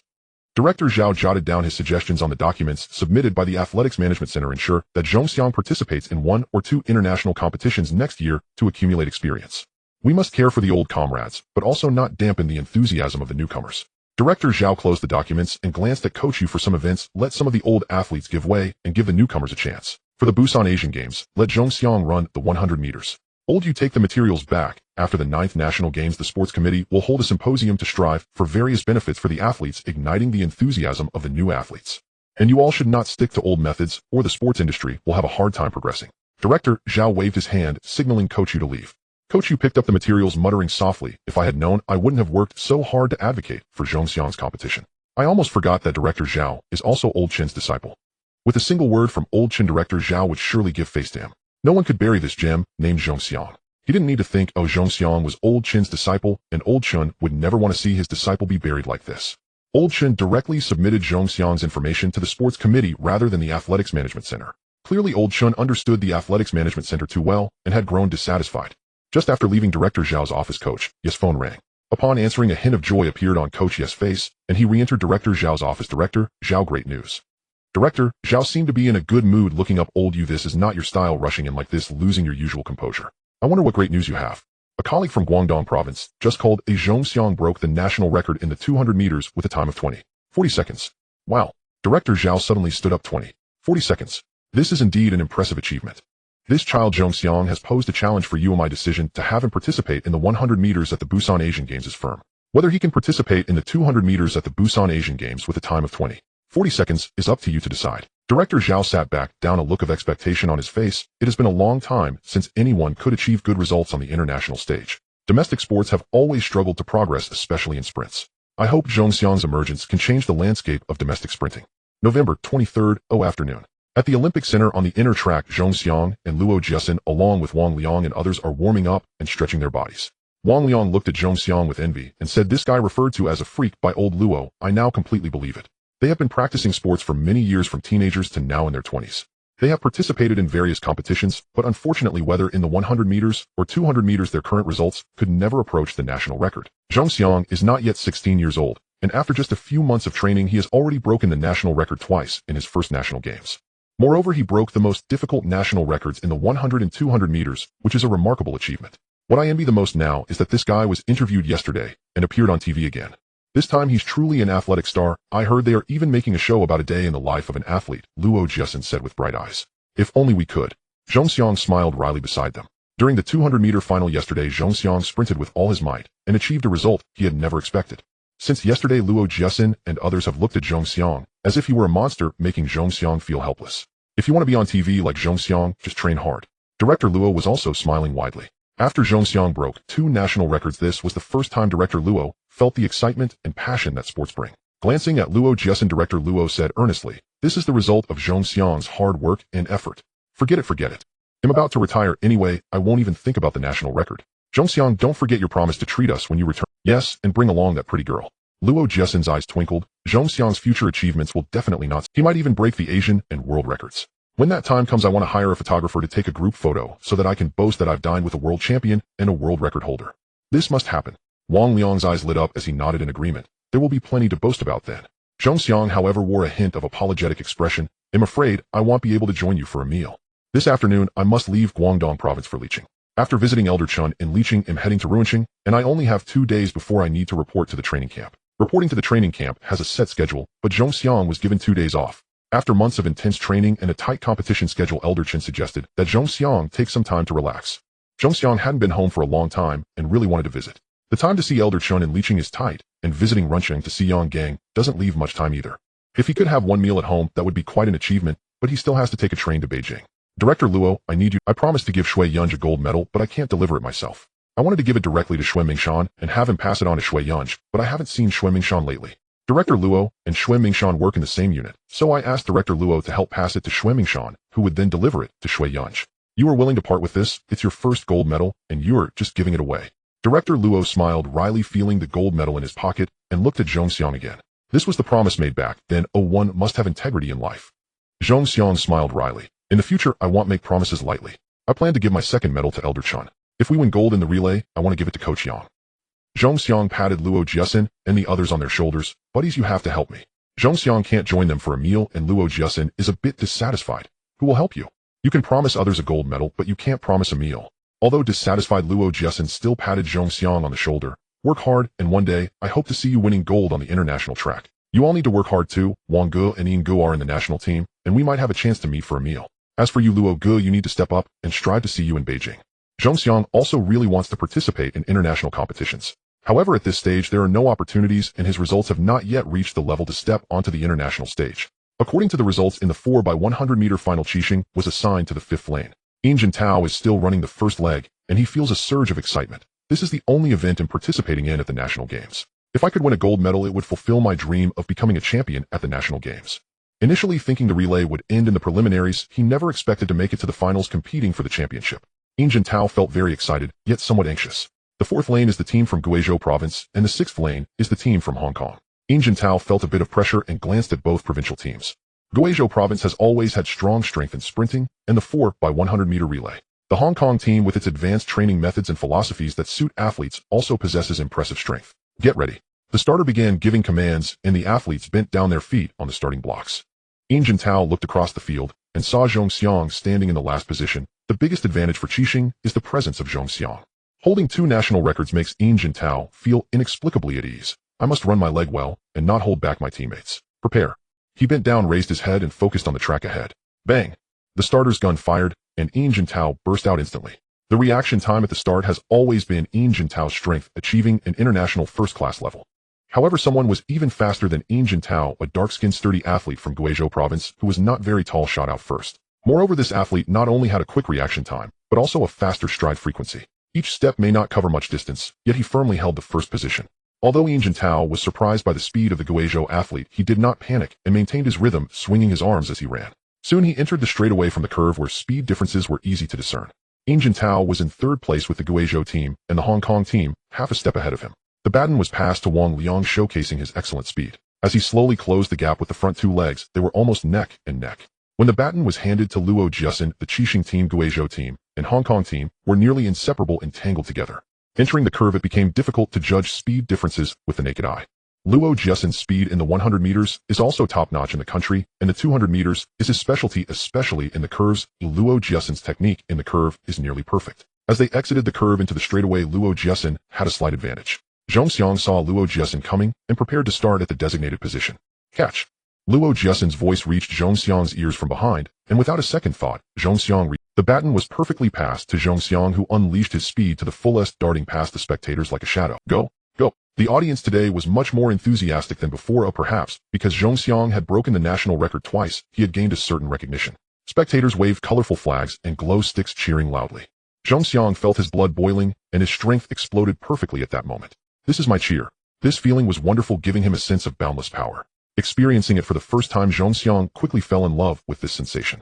He felt as if no one around could keep up with his pace, with his eyes only on the finish line. Run with all your might. Your speed has reached its peak. You are the #1 sprinter in the country, and no one can keep up with your pace. In Zhong Xiang's mind, a strange excitement welled up. The peak speed made him feel as if he was holding his breath. Yet it also gave him a sensation akin to flying, as if his strides were paving the way to the future. As the finish line drew closer, Zhong Xiang's speed had reached its zenith, even as a tightness in his chest felt like it might explode. Cross the line. His body leaned forward, and he instinctively looked at the timing board. 39.46 seconds. Another championship. At the Liqing People's Hospital, Zhong Xiang supported Old Chun as they walked under the shade of a tree. At that moment, Old Chun appeared even more aged, due a recent surgery had drained his vitality, leaving his complexion somewhat pale. However, Old Chun seemed to be in good spirits, wearing a gold medal around his neck. Old man, it has been years since I last wore a medal, especially one that broke a record which holds extraordinary significance. Zhong Xiang smiled, faintly shaking his head in silence. The main purpose of his visit to Liqing was to check on Old Chun. Since joining the provincial team, Old Chun had taken good care of him, while also being quite strict in training. At times he was as kind as a grandfather, and at other times he was so strict that Zhong Xiang felt a shiver in his heart, genuinely respecting Old Chun. This return to Liqing might be the last for a while, probably not until after the new year. With the youth training camp's winter training, he wouldn't be able to go home for the new year. Old Chun now had restored mobility, unlike the paralysis Zhong Xiang remembered from his previous life. It seemed that Old Chun's lifespan had increased in this life. This was a surprising realization for Zhong Xiang, bringing him some. When will you return? In good spirits, Old Chun sat down on a chair, saying, I know your time is tight, but it's for the best. Don't slack off, train hard, and strive for better results. Aim for the championship at the Busan Asian Games. Zhong Xiang was taken aback. Busan Asian Games. Old Chun smiled without speaking. Zhong Xiang quickly understood. Old Chun, do you mean I can participate in next year's Asian Games? This news surprised Zhong Xiang, and he realized that Old Chun probably used his connections to make it happen. This connection can only last for a year or two. After next year, it will no longer be useful. Old Chun was being a bit shrewd using his connections. As an athlete, you are born for competition. I have observed you for a long time. You can only break through yourself during competitions. Moreover, your performance is quite stable. Once you reach a certain level, it's hard to drop back down. This is incredibly valuable and is what every athlete longs for. Old Chun spoke lightly, while Zhong Xiang felt deeply moved. Next year, Zhao Fu will retire, and it's still unclear what will happen then. Therefore, you must train diligently and aim for good results so that you won't be replaced. Looking at the wise gaze of the elder, Zhong Xiang felt reassured and nodded. Old Chun, don't worry. If I have the chance to participate in next year's Asian Games, it'll break an Asian record for you. The journey from Liqing to Rinqing only took about 4 to 5 hours. When Zhong Xiang arrived at the north station of Rinqing, he felt a momentary sense of confusion. Zhong Xiang was not very familiar with Rinqing. He hailed a taxi and mentioned Yang Gang's address. Zhong Xiang then learned that Yang Gang lived in the suburbs adjacent to Zhou County, which geographically belonged to Zhou County and not the city center of Rinqing. After a solid half hour, the taxi passed through the congested city area and finally stopped in front of a newly constructed community. Zhong Xiang had never been to Yang Gang's home before. This was the first time, and he only remembered his teammate Qian Tu mentioning it once. Faintly recalling it was Building 5 Unit 3, the West Unit on the first floor. Zhong Xiang registered at the community entrance and easily found Building 5. Standing in front of Yang Gang's door, Zhong Xiang held some fruits and rang the doorbell. "Who are you?" A girl younger than Zhong Xiang opened the door. With her unique style and hairstyle, Zhong Xiang felt a sense of familiarity. This was Yang Hui, who looked at the tall figure with caution and softly asked, "Hello, I am Zhong Xiang. This should be Coach Yang Gang's home." Zhong Xiang confirmed this was indeed Yang Gang's home. Yang Hui nodded, looking Zhong Xiang up and down. "You are really tall, but I almost didn't recognize you with your clothes on. I saw you on TV." Without inviting Zhong Xiang inside, Yang Hui said, "My dad is not at home. He is at the hospital." On the bus, Zhong Xiang felt heavy-hearted. He touched the 2 cards in his bag, seemingly having made a decision. One card was a national award with a balance of 150,000. The other card was a provincial award worth 100,000. The national award of 150,000 and the provincial award of 100,000 greatly exceeded Zhong Xiang's expectations. Having broken 2 national records and won a team championship, such rewards were only natural. According to Old Chen, Rincheng also awarded 5,000. It seemed that the county also awarded 1,000. In one competition, Zhong Xiang gained both fame and fortune. After getting off the bus, he bought some fruits in front of the Rincheng People's Hospital and walked into the hospital holding them. Standing in front of the ward, Zhong Xiang smelled the unique scent of the hospital and felt slightly uncomfortable. "And hello." In the ward, only Yang Gang's wife Ding Li was present, staring idly out the window. Her face showed signs of depression, seemingly in a bad mood. Upon hearing someone greet her, Ding Li turned around and was slightly taken aback upon seeing a tall young man. "You are Zhong Xiang, right? And you recognize me?" Putting down the fruits, Zhong Xiang was somewhat surprised. "I saw you on TV. You look much better in person, especially your height." Ding Li managed a faint smile, her complexion pale, devoid of any color. "Where's Coach Yang?" Looking around the ward, Zhong Xiang was surprised not to see Yang Gang's figure. In Zhong Xiang's memory, Yang Gang was very caring towards his wife. In his previous life, when his wife fell seriously ill, Yang Gang often took leave. The longest he took was half a year. "He should be out raising money. My condition is beyond cure, yet he remains persistent. At this point, I am quite unwilling to see him carrying such a heavy burden.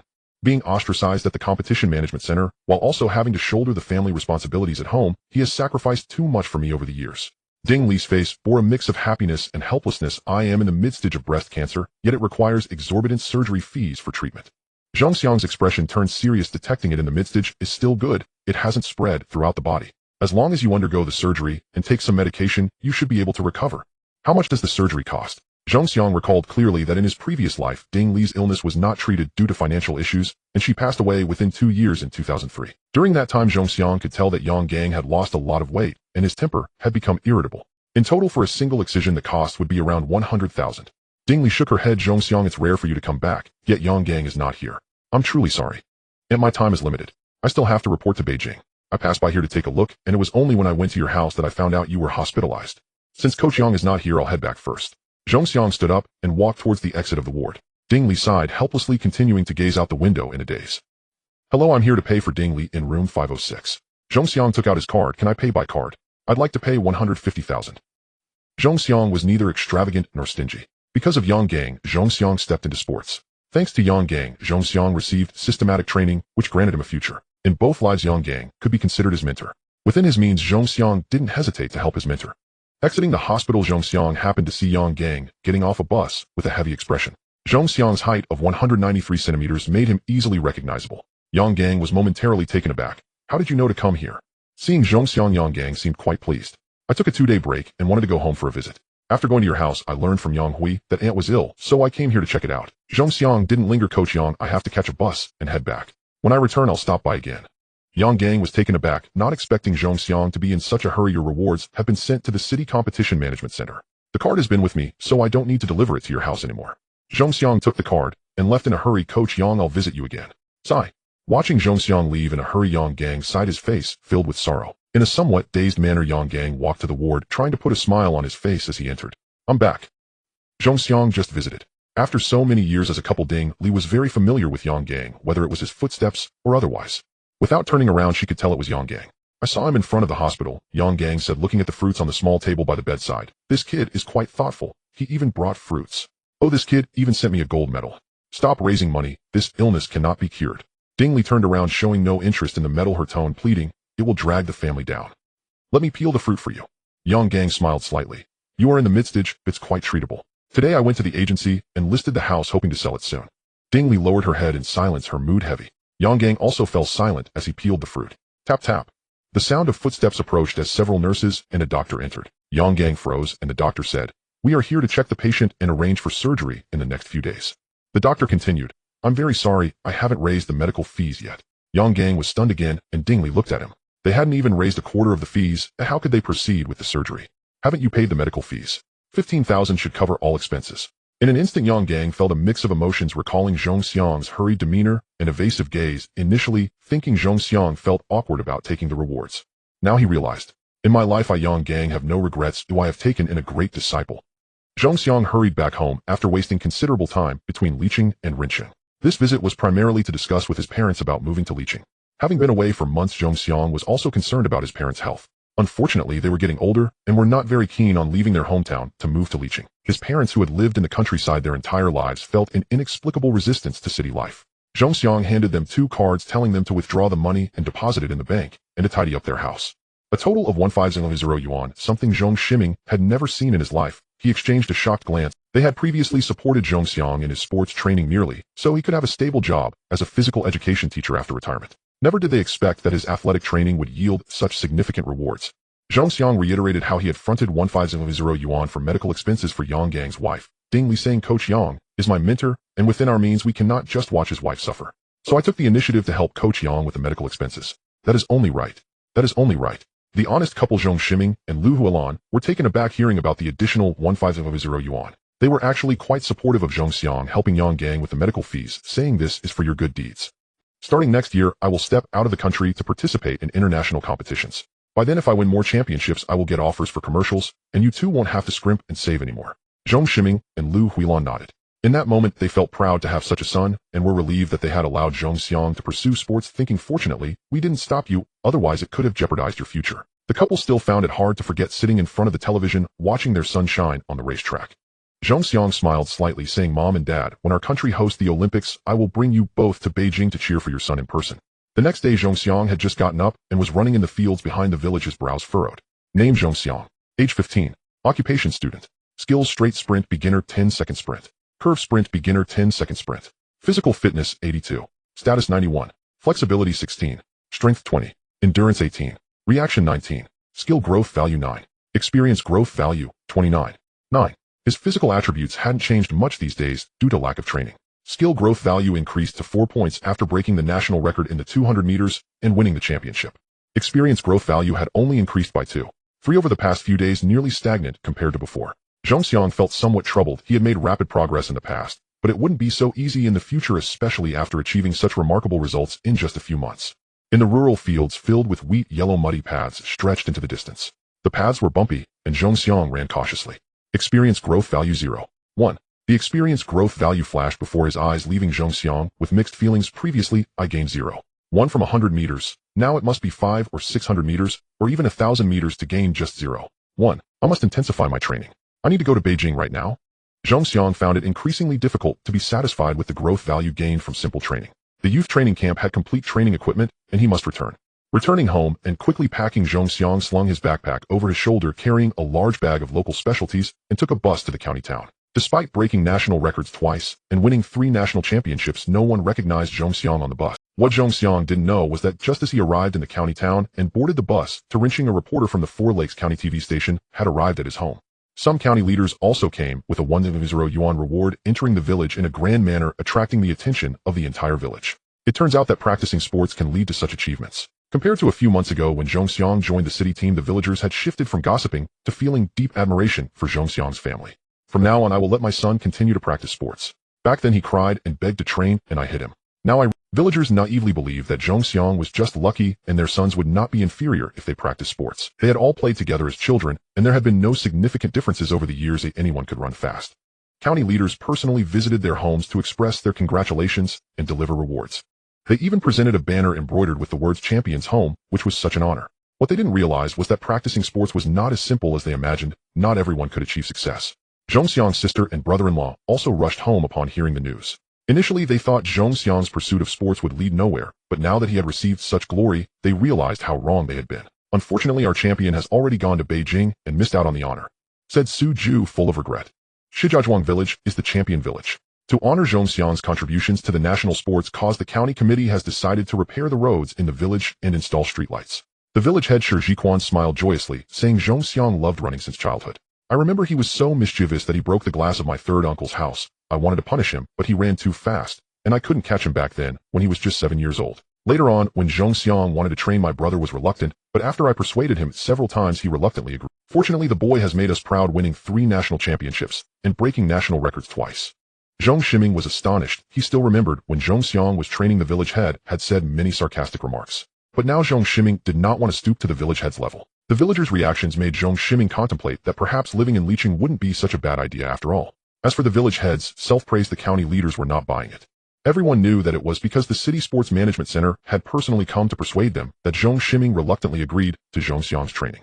The county leader pressed his hand down and said, in a few days a reporter from CCTV will come to our county to interview the champion's family and produce a program. The county leader's words ignited the villagers' emotions, and pairs of envious eyes looked at Zhong Shiming. Old Zhong has, I need to go back right now and let my little one sign up for sports. The villagers' thoughts were simple. Wherever there was benefit, they wanted their children to go. Having CCTV reporters come to the village for interviews and program production was such an honor. This was the glory of Zhong Xiang. Was unaware of everything happening at home. At that moment, he flipped through his newly purchased phone, unable to complain. From 2001 to 2008, in just a few years, technological advancements have been revolutionary. Now it was a gray screen phone. Back in 2008, the phone had features that would astonish anyone. Sigh, I guess I will have to make do with it. Zhong Xiang played with his phone, passing the time by playing Tetris. Upon arriving in Rinqing, he carried a large bag of local specialties to Yang Gang's house. It was still Yang Hui who opened the door, and after just 2 days, Zhong Xiang was astonished to see that Yang Hui had transformed from a delinquent girl into a refined young lady. Her hair was dyed back to black, the silver ring on her nose was gone, and the earrings had disappeared. Even her wild hair was tied into a ponytail. Upon seeing Zhong Xiang, Yang Hui's eyes lit up. Little Zhong. Unlike before when she was cautious, Yang Hui was now very warm. Come in and sit. Zhong Xiang couldn't understand how Yang Hui had changed so much. Their friendship didn't warrant this many words, so he naturally. As he entered the house with the bag, he realized that Yang Gang's home was simply decorated, just freshly painted and furnished with only a few pieces of old furniture. It could be said that the house was bare. He'll just put this down and leave. Zhong Xiang placed the bag in the kitchen, saying, these are local specialties from my hometown for Coach Yang. I have to hurry, so I won't visit my aunt in the hospital. Upon arriving in Beijing, he didn't have to worry about food and lodging, so these local specialties wouldn't be needed there. As he was about to leave the house, Yang Hui suddenly said, my mom is having surgery today. Little Zhong, thank you. In Liqing City, at Xue Mingshan's home, Xiao Zhong Xiang has gone to Beijing after the competition, and he doesn't have time to come to Liqing. He asked me to bring this gold medal to you. This gold medal carries significant weight. It symbolizes the national men's 100-meter champion breaking the national record for the men's group 100 meters. Its collectible significance and the value of fame have exceeded the intrinsic meaning of the medal itself. Xue Mingshan held the medal in his hand, meticulously examining it. He had been admiring it for several days, still reluctant to part with it. If nothing unexpected happens, Zhong Xiang will stay in Beijing from now on for training and school. Shui Yun took the medal, a hint of disappointment on her face. Uncle, I will go study. I want to apply to Beijing's Communication University to become a journalist, traveling abroad with the sports team and interviewing Zhong Xiang. The girl declared her dreams and turned to return to her room. Xue Mingshan smacked his lips, stroking his chin. I never expected that a gold medal could ignite Xiao's aspirations. I can rest easy now, but Xiao, you mustn't fall in love early and let it disrupt your studies or distract you from Zhong Xiang. As someone who has been through it, Xue Mingshan, being an elder, certainly understood Shui Yun's thoughts. The next day, Shui Yun stood on the school grounds looking at the banners hanging everywhere. Congratulations to our class, one of the third year, for Zhong Xiang breaking the national record in the men's 100 meters. 10. 16 seconds. Congratulations to our class, one of the third year, for Zhong Xiang breaking the national record in the men's 200 meters. 20. 40 seconds. Congratulations to our class, one of the third year, for Zhong Xiang winning the national sports meeting 4 by 100 meters championship. Looking at these banners, Shui Yun felt both proud and a bit dazed. A few months ago, the boy who ran to school would now, it seemed, be hard to see again. Shui Yun knew who Zhong Xiang was, the top student from Liqing First High School, but no one knew the true extent of his prowess. Some were even surprised that their school had such a notable figure. The honor of being a champion could be seen everywhere. Zhong Xiang had already arrived at the Athletics Management Center, standing outside its doors. Coach Yu emerged from the center, seeing Zhong Xiang with a beaming face. Xiao Zhong, you finally made it. My last name is Yu, my full name is Yu Zhaoli. You can call me Coach Yu or simply Old Yu. Coach Yu took Zhong Xiang into the center. From now on, you are a member of the national team. I will be in charge of your training, and there are 2 sparring partners you will meet shortly. I am unaware of your previous training methods, and you will have an assistant coach who will generally oversee your training plan. Zhong Xiang nodded. When he met Old Chun in Liqing, he had already guessed that he would likely stay in Beijing, remaining with the national. Arriving at the Athletics Management Center, his assumptions were confirmed. Following Coach Yu, he toured the center and filled out some paperwork. They brought Zhong Xiang to his dormitory, a single room. It had 2 rooms and a living area fully equipped with appliances. After dropping off his backpack, Zhongxiang tightened his down jacket and followed Coach Yu to the training center. In the training center, there was a closed-off training ground dedicated to Zhongxiang's individual training. Adjacent to it was a gym. After a tour with Coach Yu, he met two athletes both in their mid-20s who would be Zhongxiang's sparring partners. This is Zhang Wei, and this is Chu Futian, both former members of the national team. They will be your sparring partners from now on. Zhang Wei specialized in the 100 meters, while Chu Futian focused on the 200 meters. Coach Yu then pointed to a chubby coach in his 40s. This is Guming, your assistant coach. When I'm not around, he'll oversee your training. Coach Yu then pointed to a younger man. Wu Di, your life assistant. He will take care of your daily affairs. You also have a professional masseur with the last name Fong, but he is on leave today. Being part of the national team is different. There are 6 people assisting in various capacities. Coach, can I start training now? Zhongxiang addressed Guming. After a few days without training, he felt his condition was subpar and was eager to begin. Aren't you going to rest? Coach Yu was somewhat surprised. You took an overnight train and won't take a day to rest. Zhang Wei, Chu Futian, and Coach Gu were also surprised. After an overnight train ride, he must be exhausted. No matter how strong the body, it would need proper rest. How can you demand training right after arriving without having settled in yet? I slept well on the train, Zhongxiang said as he took off his down jacket, revealing athletic wear underneath. Zhongxiang felt a sense of urgency, not just to maintain his previous results, but also to gain experience and growth points. He didn't want to miss a single moment of training. As training gradually became a habit, Zhongxiang found himself feeling somewhat unadapted during breaks. Watching Zhongxiang start jogging on the track, Zhang Wei and Chu Futian exchanged glances and also began to run. This is an athlete who is easy to manage and has a proactive training attitude. No wonder Zhongxiang could achieve such results in just a few months. With this attitude, his achievements today are not mere luck. Coach Yu couldn't help but admire him. One athlete understands how to train to improve performance, while another has a positive attitude towards training. This makes a coach's job much easier. However, Coach Gu frowned. Coach Yu, let me be clear. I was temporarily assigned here. I actually feel a significant amount of Zhongxiang is the record holder for both the 100 meters and 200 meters in the country. He must have a suitable training. I am just a coach who entered this field halfway. If I can't improve Zhongxiang's performance while training him, I will be returned to my... Coach Gu was aware of the pressures behind him. It's clear that someone who moved from being a support coach to a champion coach must have strong backing, otherwise it's impossible. We'll find a way to manage this. Coach Gu was self-aware and he understood his capabilities well. The most crucial point was that Zhongxiang had grown from an inexperienced youth in sports to a national champion and record holder in just a few months. If under my guidance his performance does not improve or even regresses, would that not suggest my incompetence? Zhongxiang's original coach was Old Chun, who is currently in rehabilitation. Even if he were to guide a disciple, he would likely be unable to fully assist and might find himself in a semi-retired state. Coach, yes, I shifted. Forget it, just focus on helping Zhongxiang with his training. If it truly doesn't work out, I will consult Zhongxiang's opinion. It's a strange situation. Many in the national team are looking for excuses to avoid responsibility. Producing a champion is a glory, but taking over a champion directly is risky. If results don't come, it will bring shame. Like you, they think too much. Coaching a champion is different from other events. In sprinting, one needs to understand the athlete as well as the sport. Moreover, constant attention to the athlete's condition and balancing various qualities is essential. Crafting a reasonable training plan is genuinely beyond the capabilities of many coaches. If a champion's performance improves, it brings immense honor. Conversely, if a champion's performance stagnates or even regresses, it puts tremendous pressure on the coach, and they may be ridiculed for incompetence. Zhongxiang ran countless laps without knowing how many he had completed. When he reached his physical limits, he finally stopped. The experience growth value only increased by 1. That's too slow. Following Zhongxiang's training, Zhang Wei and Chu Futian were in agony. Sprint athletes require endurance, but it isn't necessary to run like long-distance runners for 10,000 meters. During the subsequent training, Zhang Wei and Chu Futian could hardly keep up. Zhongxiang's training followed Yang Gang's previous methods, which he had started to adapt to. Zhang Wei and Chu Futian found it unbearable. First, there were 3 60-meter sprints in groups of 3, totaling 4 groups. Then they did starting reaction training, running back and forth for about 10 sets. Next came the 100-meter sprints, again in groups of 3, totaling 4 groups. It was at that moment Zhang Wei and Chu Futian truly recognized the terrifying speed of Zhongxiang. Not only that, but they were also astonished by the sheer volume of Zhongxiang's training, which was simply terrifying. Zhang Wei and Chu Futian finally sat by the track, gasping for breath, watching Zhongxiang sprint 150 meters and 200 meters. In December, Beijing was extremely cold. Zhongxiang wore only a pair of shorts soaked in sweat with steam rising from his body. Initially, they thought Zhongxiang was merely training casually, but Coach Gu was shocked. This training volume in just one morning equates to 2 days' worth of training for other athletes. Zhongxiang casually wiped his sweat and headed straight for the gym for strength training and core strength training, like a machine that never tires. Let's go. When it was time for lunch, Zhongxiang finally stopped. Now let's go eat. I still have training in the afternoon. Don't be surprised at what you see of my training volume is merely half of what I used to do. Starting tomorrow, that will be real training. Zhongxiang. Coach Gu couldn't hold back any longer. Your training method has issues, and I don't agree.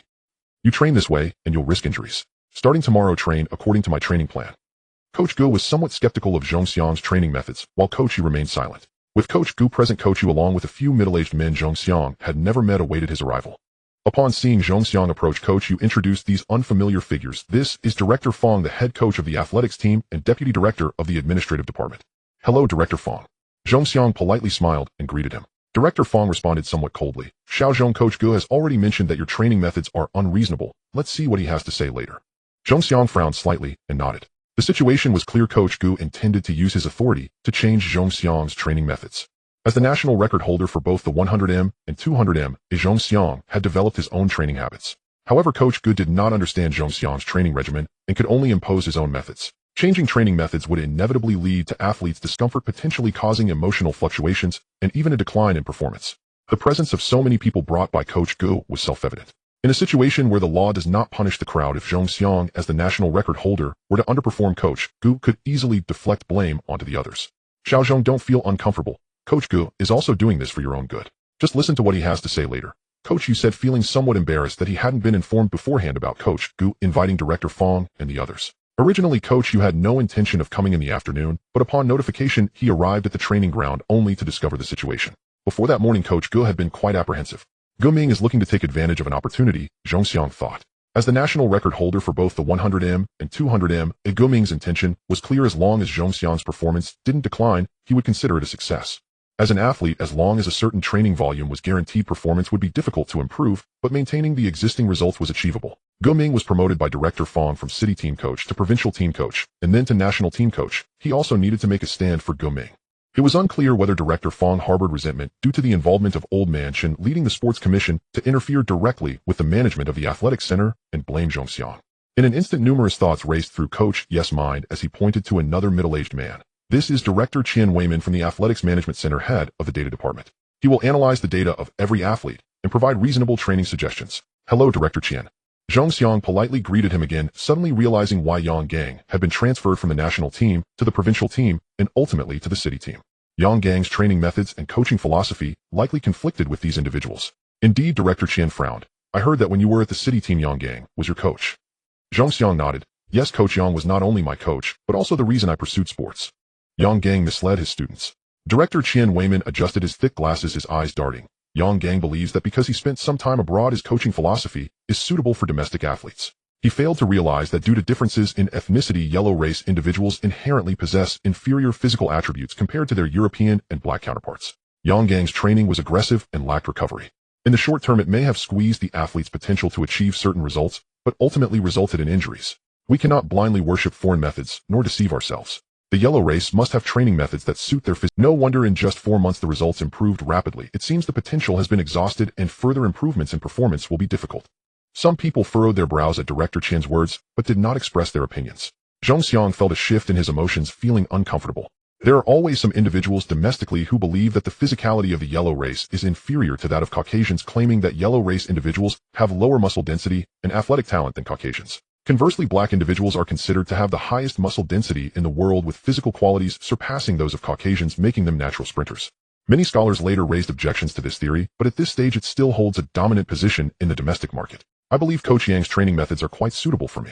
Even if the physicality of the yellow race is not as strong as that of the black race, Zhongxiang found Yang Gang's aggressive training methods to be quite fitting. Moreover, Zhongxiang had already adapted to this training style and was steadily improving his performance. As for injuries, he had never considered them. As the saying goes, an elder in the family is like a treasure. Young man, you're still too young. We have been engaged in sports for decades with generations of research. The athletes at the Athletics Management Center are all based on data, and there has never been an error. Is that not the best proof? Director Chen Weiman seemed displeased. If you continue training with these methods, you will likely ruin your potential in no time. As the national record holder for the 100m and 200m, you are a hope for Chinese sprinting. Thus, your training methods. The Athletics Management Center will develop a reasonable training plan for you. Coach Chen's assertion was solid. Zhongxiang, as a data analyst at the Athletics Management Center, has never made a mistake in analyzing athletes' data. From what I've seen of your training today, it was merely half of your previous training volume, equivalent to 2 days of national training for athletes. Such excessive training will not only cause muscles to enter a state of dormancy, but will also lead to hidden injuries in your body. After retirement, these hidden injuries could lead to a sharp decline in your physical condition. There are precedents for this, and many athletes have faced similar situations, the most typical being Old Chen, your coach at the provincial team. Muscle dormancy can severely affect an athlete's progress, making them prone to pulls during exercise. Worse still, muscle dormancy can lead to widespread muscle death, making it impossible to improve performance again. Guoming, embodying a professional demeanor, spoke persuasively with a strong sense of truth. You know that athletes have professional masseurs whose role is to help fatigued muscles relax and prevent a state of dormancy. Your training volume is too high, and at times even massage may not help. The improvement in sprinting performance relies on increased muscle density and strength. I suggest that Zhongxiang refrain from extensive training for at least the next 6 months and focus on reasonable training. Regularly check body fat and various data about your body. During these 6 months, engage in a restorative training regimen to allow your body to recover. Director Qian lowered his head, taking notes and quickly jotting down some points which he handed to Guoming. Coach Gu, this is my suggestion. You may choose to adopt it or not, depending on your consideration. Let's settle this. Zhongxiang is the strongest in the current domestic sprint field, must be well protected. We must not delay his training. Director Qian, coach, let's go hold a meeting. With that, Director Fong and his group turned and left the training ground, disregarding any suggestions from Zhongxiang, not even seeking his opinion. Coach Yu, who had wanted to introduce Zhongxiang to others, found he had no opportunity to do so. He could only glance apologetically at Zhongxiang and pat his shoulder. Xiaozhong, don't overthink this. They're also doing this out of concern for you. Don't let your emotions get the better of you. Emotions? Zhongxiang watched those people leave with a bitter smile, wondering if he dared to show his emotions. The domineering style of these leaders from the Athletics Management Center meant that speaking out even a few more words could result in his dismissal from the national team. Zhongxiang couldn't understand, did these coaches and leaders from the Athletics Management Center truly understand athletes? No wonder the domestic sprint scene was bleak before my rebirth with such people in charge. It's surprising they even achieve results. Zhongxiang felt powerless to complain, only feeling a deep frustration. At that moment, he truly wished to return to the provincial or city team. Athletes know their bodies best, coaches merely play a supportive role. If athletes are not allowed to voice their opinions, how can they improve their performance? At that moment, Zhongxiang felt torn. Return to the city team. The provincial team. Give up the opportunity to compete in the upcoming international games. Zhongxiang couldn't bear to do so. He'll just make do for now. If all else fails, he'll secretly train on my own. Time flew by, and it was now March 2002, 4 months since Zhongxiang began training at the Track and Field Management Center. On this day, Zhongxiang sat in the training ground board, gazing blankly at the distant sky. Zhongxiang appeared extremely downcast, his mental state not at its best, with a look of dejection on his face. Zhang Wei's voice came from afar, but Zhongxiang remained motionless, still staring at the distant sky. Is it time to eat? After eating, it's 2 hours of nap time, an hour of full body massage, an hour of rest, and then 1 hour of strength training. No one in the national team has such a good treatment, nor do they have such leisure time. Is this even training? Zhongxiang turned around in boredom and walked toward the cafeteria. In the morning, running 1,000 meters, an hour of massage, half an hour of training, another hour of massage, and then just idling around is sleep-like recuperation. This is training. Zhongxiang's face displayed a sarcastic smile, his determination growing stronger. If this continues, I will truly become useless. Zhongxiang longed for training. Initially, Qian Weiman's suggestion was fully executed by Guoming. On the surface, Zhongxiang listened, but during training, he always added extra items. Guoming did not explain anything to Zhongxiang, directly calling in Coach Yu and Director Fong for a lengthy conversation, which left Zhongxiang quite annoyed. Later, Zhongxiang simply did some push-ups or sit-ups in his room, or did pull-ups against the door frame. Someone must have informed Guoming, and yet another lengthy conversation took place. Guoming simply transferred Zhang Wei to Zhongxiang's dormitory to monitor him all day.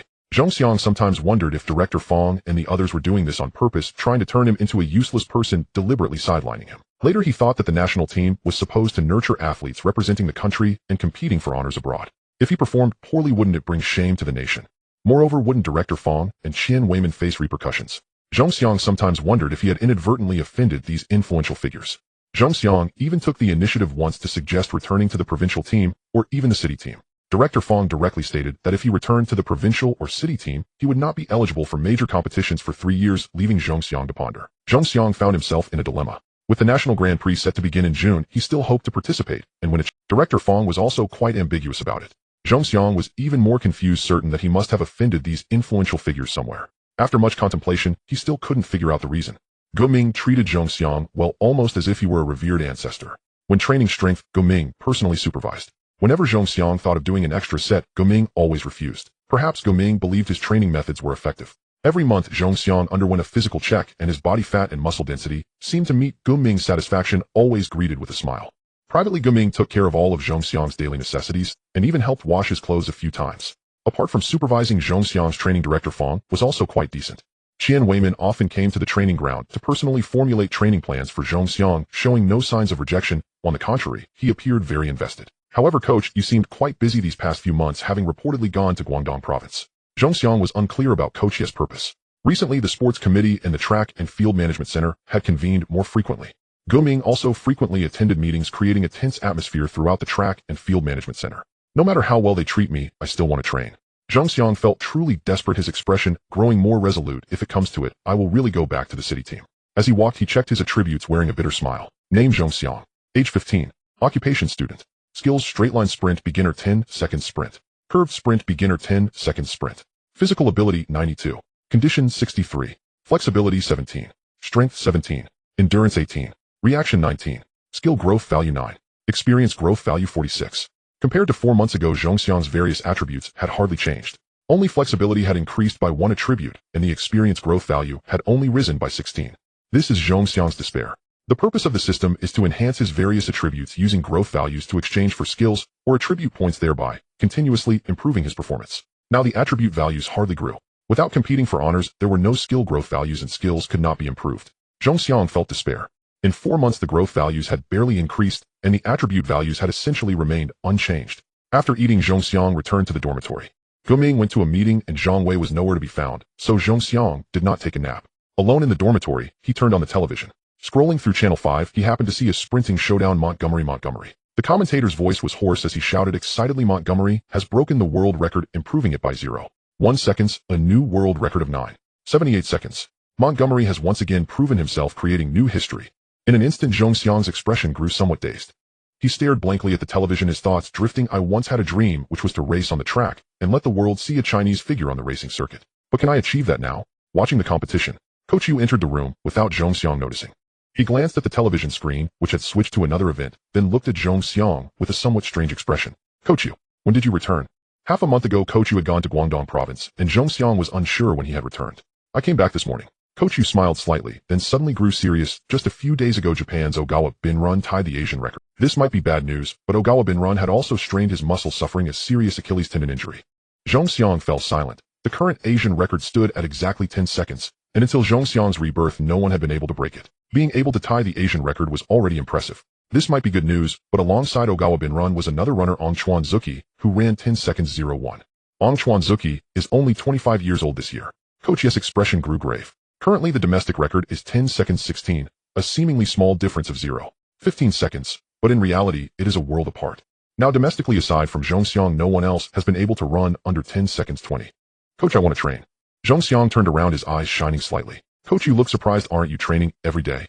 This training method doesn't suit me. If I continue like this, I will eventually become useless. Coach, you may have noticed that in my recent tests, the fastest I've run is only 10 seconds 21, and 9 out of 10 times, I've only run 10 seconds 30. If this continues, I can only return to the provincial team or the city team. Zhang Xiang's condition had not been good these past few months. His status had hovered around 50% 9 out of 10 days, and there was even a time when it was only in the 40s. Such a state would clearly affect performance. Now Zhang Xiang gradually understood that the status bar was influenced by his mood. If his mood was low, the status would be below 60%. If he was excited, it would exceed 60%, allowing him to perform normally. Here Zhang Xiang's mood was affected by training, making it difficult for his status to recover. Without external stimulation and without extensive training, Zhang Xiang felt as if his body was on the verge of rusting. Do you really desire training that much? Coach, yes, I showed some surprise as if he found it difficult to understand Zhang Xiang's feelings. You don't understand. Zhang Xiang smiled bitterly. Athletes know their bodies best, and my daily training volume is far too low. I truly disagree with the method of sleep-like recuperation that Director Chen proposed. Moreover, Director Chen's data theories simply do not suit me. Who? Coach, you took a deep breath, a hint of a smile appearing on his face. Actually, I'm not a professional coach. I can only apologize for the arrangement of your training. Coach Gu voluntarily proposed to return to his original position today, which means that aside from me, your coach is again in a vacant state. I don't know what requests you have, though I will reflect them upward. Zhang Xiang was somewhat surprised and puzzled as he looked at Coach Yu. Today, a Japanese athlete tied the Asian record, and the sports committee has grown anxious. In just over half a year, the Busan Asian Games will take place, and they also know your performance and have expressed their anger. Coach Gu reluctantly put forth this request. Zhang Xiang understood the situation well. Recently, his performance not only had not improved, but had actually regressed, and it was severe. To train the domestic 100m and 200-meter record holder to a position of regression was indeed a serious neglect of duty. Moreover, the emergence of a new peak in Japanese sprinting had greatly stimulated certain individuals within the country. Perhaps in the hearts of the Chinese public, surpassing Japan equates to victory. In the minds of some leaders, if Japan, which is at the forefront of Asian sprinting, could be defeated by a Chinese athlete, it would also be viewed as a victory. Director Chen argued in the meeting that you have exhausted your potential, having previously exploited your potential to enhance performance, and now the after effects have become evident. Coach Yu looked at Zhang Xiang. In 3 months, the National Grand Prix will take place. Zhang Xiang, if there is a reasonable training method, can you guarantee that your performance will return to its peak? Zhongxiang's eyes lit up. If Coach Yang can become my coach and the training methods are not interfered with by others, I will surely elevate my performance to its peak. I long for competition, I long for championships, and I hope to break records more often. You can train according to your own methods in these days. Your new coach will be confirmed soon. At the Competition Management Center, Yang Gang tidied up the documents on his desk and glanced out of the window with a wry smile. It's so late again. Stepping out of the office, the Competition Management Center was quiet with only a few dormitories still lit. Currently, only 2 people remained in the center, Qian Tu and Li Ming. These 2 individuals did not have the qualifications to join the provincial team, their physical abilities falling short compared to Zhongxiang. Yang Gang's coaching theories were difficult to apply to them. Qian Tu's performance has improved a lot lately, but the training plan needs some adjustments. Placing a stack of documents into the motorcycle's trunk, Yang Gang rode his scooter while contemplating the training plans. Yang Gang was a competent coach. Even though he was not an athlete himself, he had his own ideas. He always managed to find reasonable training plans tailored to individuals. Qian Tu lacks strength, Li Ming's frequency is a bit slow, and their stride length needs adjustment. Xiaoyong. It's late again. Unknowingly arriving at the entrance of the Competition Management Center, the elderly gatekeeper opened the door for Yang Gang. Li Bo. Yang Gang greeted. I was making some plans and checking some materials, so I got back late. Be careful on the way, it's a bit cold in early spring. Yang Gang smiled slightly. Li Bo, you should also keep warm. I won't be coming home this late in the future, so I won't trouble you. Stopping the motorcycle, he turned to glance at the Competition Management Center. In the darkness, a sense of reluctance flickered in Yang Gang's eyes. Although it's difficult to realize ambitions here, it is relatively peaceful. After parking the motorcycle in the storage room, Yang Gang went upstairs. He rang the doorbell, and a slightly reserved girl opened the door. Seeing Yang Gang return home, Yang Hui quickly stepped aside. Dad, you're back. Just in time, Mom has made dinner. She closed the door and helped Yang Gang with his slippers.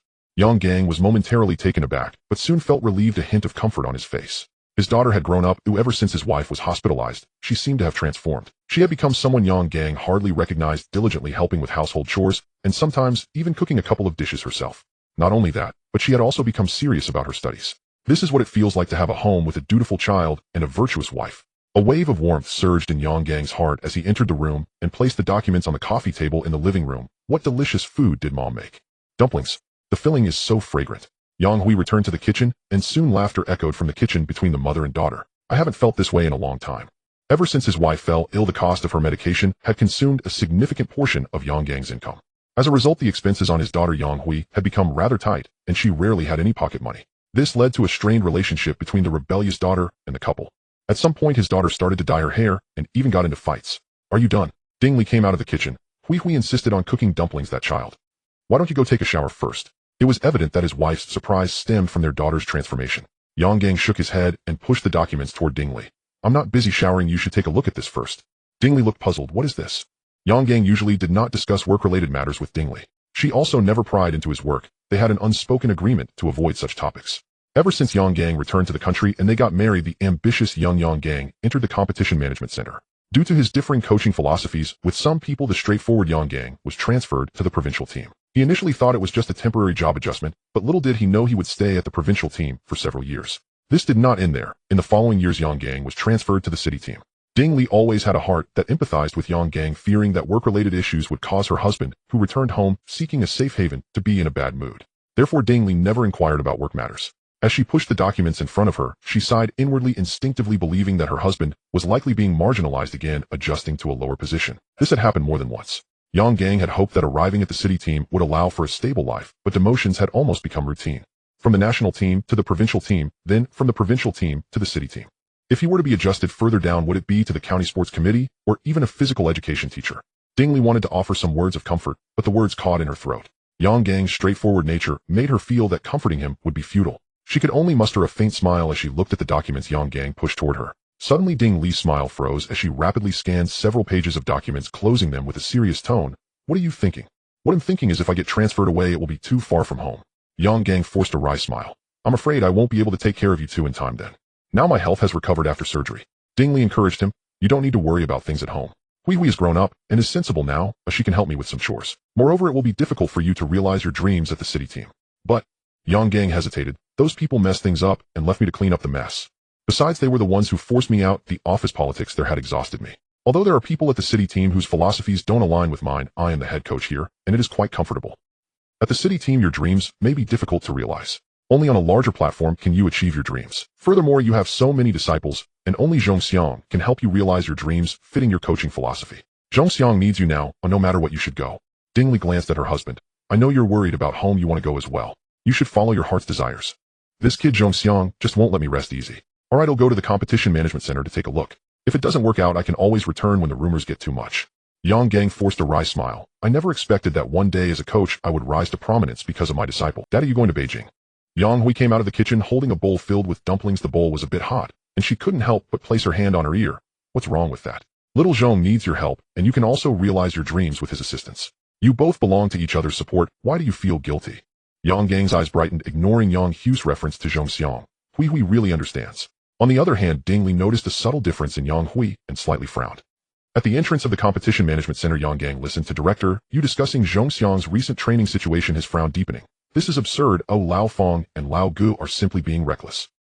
Yang Gang was somewhat furious. These people always talk about theories and present some data thinking they are right. The athletes' performances have declined, yet they insist on those outdated training methods. Lao Yang. Director Yu smiled bitterly. So isn't that why we invited you back? Invite me back. Yang Gang's expression gradually returned to calm. Lao Yu, you should know that my coaching philosophy differs from many people at the competition management center. Now that I am back, I must adhere to my philosophy in training. No one can interfere with that. He waved his hand, stopping Director Yes words. Perhaps you guys haven't noticed, but I am very aware. Zhongxiang is my disciple, and I have observed him closely. His physique is perfectly proportioned, akin to those of top athletes from Europe and America. His muscle density and bone density are even stronger than some athletes from those regions. Zhongxiang is a power athlete. Only through continuous training can he improve his performance. He is also a competition-type athlete who can only break through his limits by facing stronger opponents. Moreover, Zhongxiang has great flexibility, making injuries unlikely. Zhongxiang's performance is very stable. Once he reaches a certain level, he will never decline. Such a good athlete was nearly ruined by your training in just 4 months. How could Yang Gang not be angry? The achievements Zhongxiang had painstakingly gained over months of training had dropped to only 21 seconds in just 4 months. Lao Yang, you should head to the training ground. I will help you with your onboarding paperwork. From now on, you will be Zhongxiang's coach. I can finally relax. Director Yu smiled slightly. If we hadn't recognized your training methods, we wouldn't have transferred you here. However, there are also requirements from above. Zhongxiang's performance must return to its peak, or even surpass it before the Busan Asian Games. At the Busan Asian Games, we must win a medal. On the playground, Zhongxiang was training tirelessly, sweating profusely, while Zhang Wei and Chu Futian stood beside him with grim expressions. After Zhongxiang finished a set of 100 meters, he suddenly caught a glimpse of a familiar figure out of the corner of his eye. A look of joy appeared on his face as he rushed towards the figure. Lao Yang. The body fat is normal. The muscles are a bit loose. On the playground, Yang Gang looked at the health check report just completed by Zhongxiang, furrowing his brows. Strength training needs to be resumed, but various training cannot be restored abruptly. It needs to be gradual. In 4 months, your physical fitness has declined compared to before. Zhongxiang quietly listened to Yang Gang's analysis. In 3 months, the National Grand Prix is coming. Well, let's aim for the championship as the first step in your recovery training. After the recovery training and the National Grand Prix, I will devise a new training regimen for you. However, right now, Zhongxiang's eyes brightened. He had only spent 3 days with Yang Gang, and his experience growth had already increased significantly. Moreover, Zhongxiang felt that with each training session, every cell in his body seemed to be filled with joy. Yet Yang Gang did not immediately restore the previous training intensity. It was still recovery training, gradually increasing the training items. You no longer need to practice the 60-meter sprint. It won't help you at this stage. As for your starting reaction, given your current reaction time, training occasionally is sufficient to maintain your current level. This reaction speed cannot be faster. Any faster would be akin to a false start. Right now, we will focus on training for the 150-meter sprint with a primary emphasis on the 100-meter. Other events will be resumed after the National Grand Prix. There are 4 stages in the National Grand Prix, but I only registered you for the 100 meters. A trace of admiration appeared on Zhongxiang's face. Yang Gang's plan impressed him greatly. He could see through Zhongxiang's current shortcomings at a glance, and the training plan was very reasonable. This was Yang Gang's skill. Despite the training being the same, there were moments when it was irrefutable, yet Zhongxiang found it hard to argue against it, and was eager to immerse himself in training. Core strength training also needs to gradually return to the previous training intensity. Suddenly reverting to the former intensity would likely be too much for your body to handle. In 4 months, Zhongxiang's training has been too little. Sudden intense training can easily lead to muscle strains, and the body may not be able to bear it, possibly leaving hidden injuries. Yang Gang is an expert in this regard, and naturally wouldn't push Zhongxiang to improve his performance at the cost of his future. Coach, how should I enhance my flexibility training? After arranging the upcoming training during a break, Zhongxiang expressed his confusion. I used to practice splits, but I always feel there's a force at my knees that prevents them from reaching my desired height. When running, I also feel a pulling force at my knees. The various attributes displayed in the attribute box reflect Zhongxiang's comprehensive qualities. Increasing flexibility not only enhances stride frequency, but also allows each step to cover greater distance. Compared to reaction time, flexibility seems to be equally important for improving stride frequency. Athletic flexibility is not overly demanding, yet it still has certain requirements. Flexibility is crucial for an athlete's control over their body. With increased flexibility, each step becomes easier and stride frequency will naturally quicken. Most importantly, improved flexibility reduces the likelihood of injuries. Yang Gang's analysis was very reasonable and aligned with Zhongxiang's thoughts. Yang Gang continued, "From my perspective, your flexibility is stronger than average, but there is still a gap compared to mainstream standards. What athletes require is core strength, which includes flexibility. Athletes need a well-rounded physical fitness development, not one that loses balance." Yang Gang frowned and pondered for a moment. "Later in the gym, I will help you train your flexibility." "I understand, coach." Zhongxiang's eyes lit up. Yang Gang's coaching had greatly benefited him. Zhongxiang now knows that when his growth experience reaches 100, he will know which attributes to enhance. Flexibility had always been overlooked by Zhongxiang. He didn't realize its importance. Balancing various physical qualities is also crucial. One cannot train one aspect excessively while neglecting another. Only by achieving comprehensive and all-around enhancement of physical fitness can one improve performance. This is the key to core strength. Let's take a break. Later we will run a 100 meters against Zhang Wei. I need to observe further to see what areas of your physical fitness need quick recovery. The training plan has been refined, and both fell into silence. Yang Gang suddenly looked at Zhongxiang seriously. "Zhongxiang, thank you." "Thank me." Zhongxiang understood that Yang Gang's gratitude was because of the medical expenses he had covered before. Zhongxiang played dumb. "I should be the one thanking you. You appeared by my side just when I needed you the most. If it were still the athletics administration, those few who assisted me in training would probably make it difficult for me to even reach the semifinals during the competition." Yang Gang smiled slightly and did not mention the matter again. Sometimes great kindness does not require words of thanks. Yang Gang knew that Zhongxiang had helped him without seeking anything in return. While Zhongxiang did not seek repayment, Yang Gang felt the need to repay this kindness. Assisting Zhongxiang in training was merely part of his duty. Moreover, financially, Yang Gang currently lacked the ability to repay. "I initially planned to treat you to a meal, but now that I think about it, I'll pass." Yang Gang suddenly stood up, his voice filled with an inexplicable lightness. "Kid, are you done resting? Let's head to the track now and test your results." Yang Gang shouted to a young man in the distance, adjusting the timing board. "Xiaohuo, are you ready? We're starting the run now. Get ready."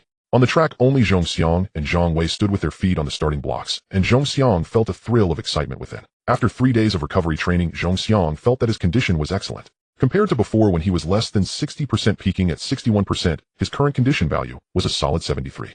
He could perform at a normal standard. "On your marks."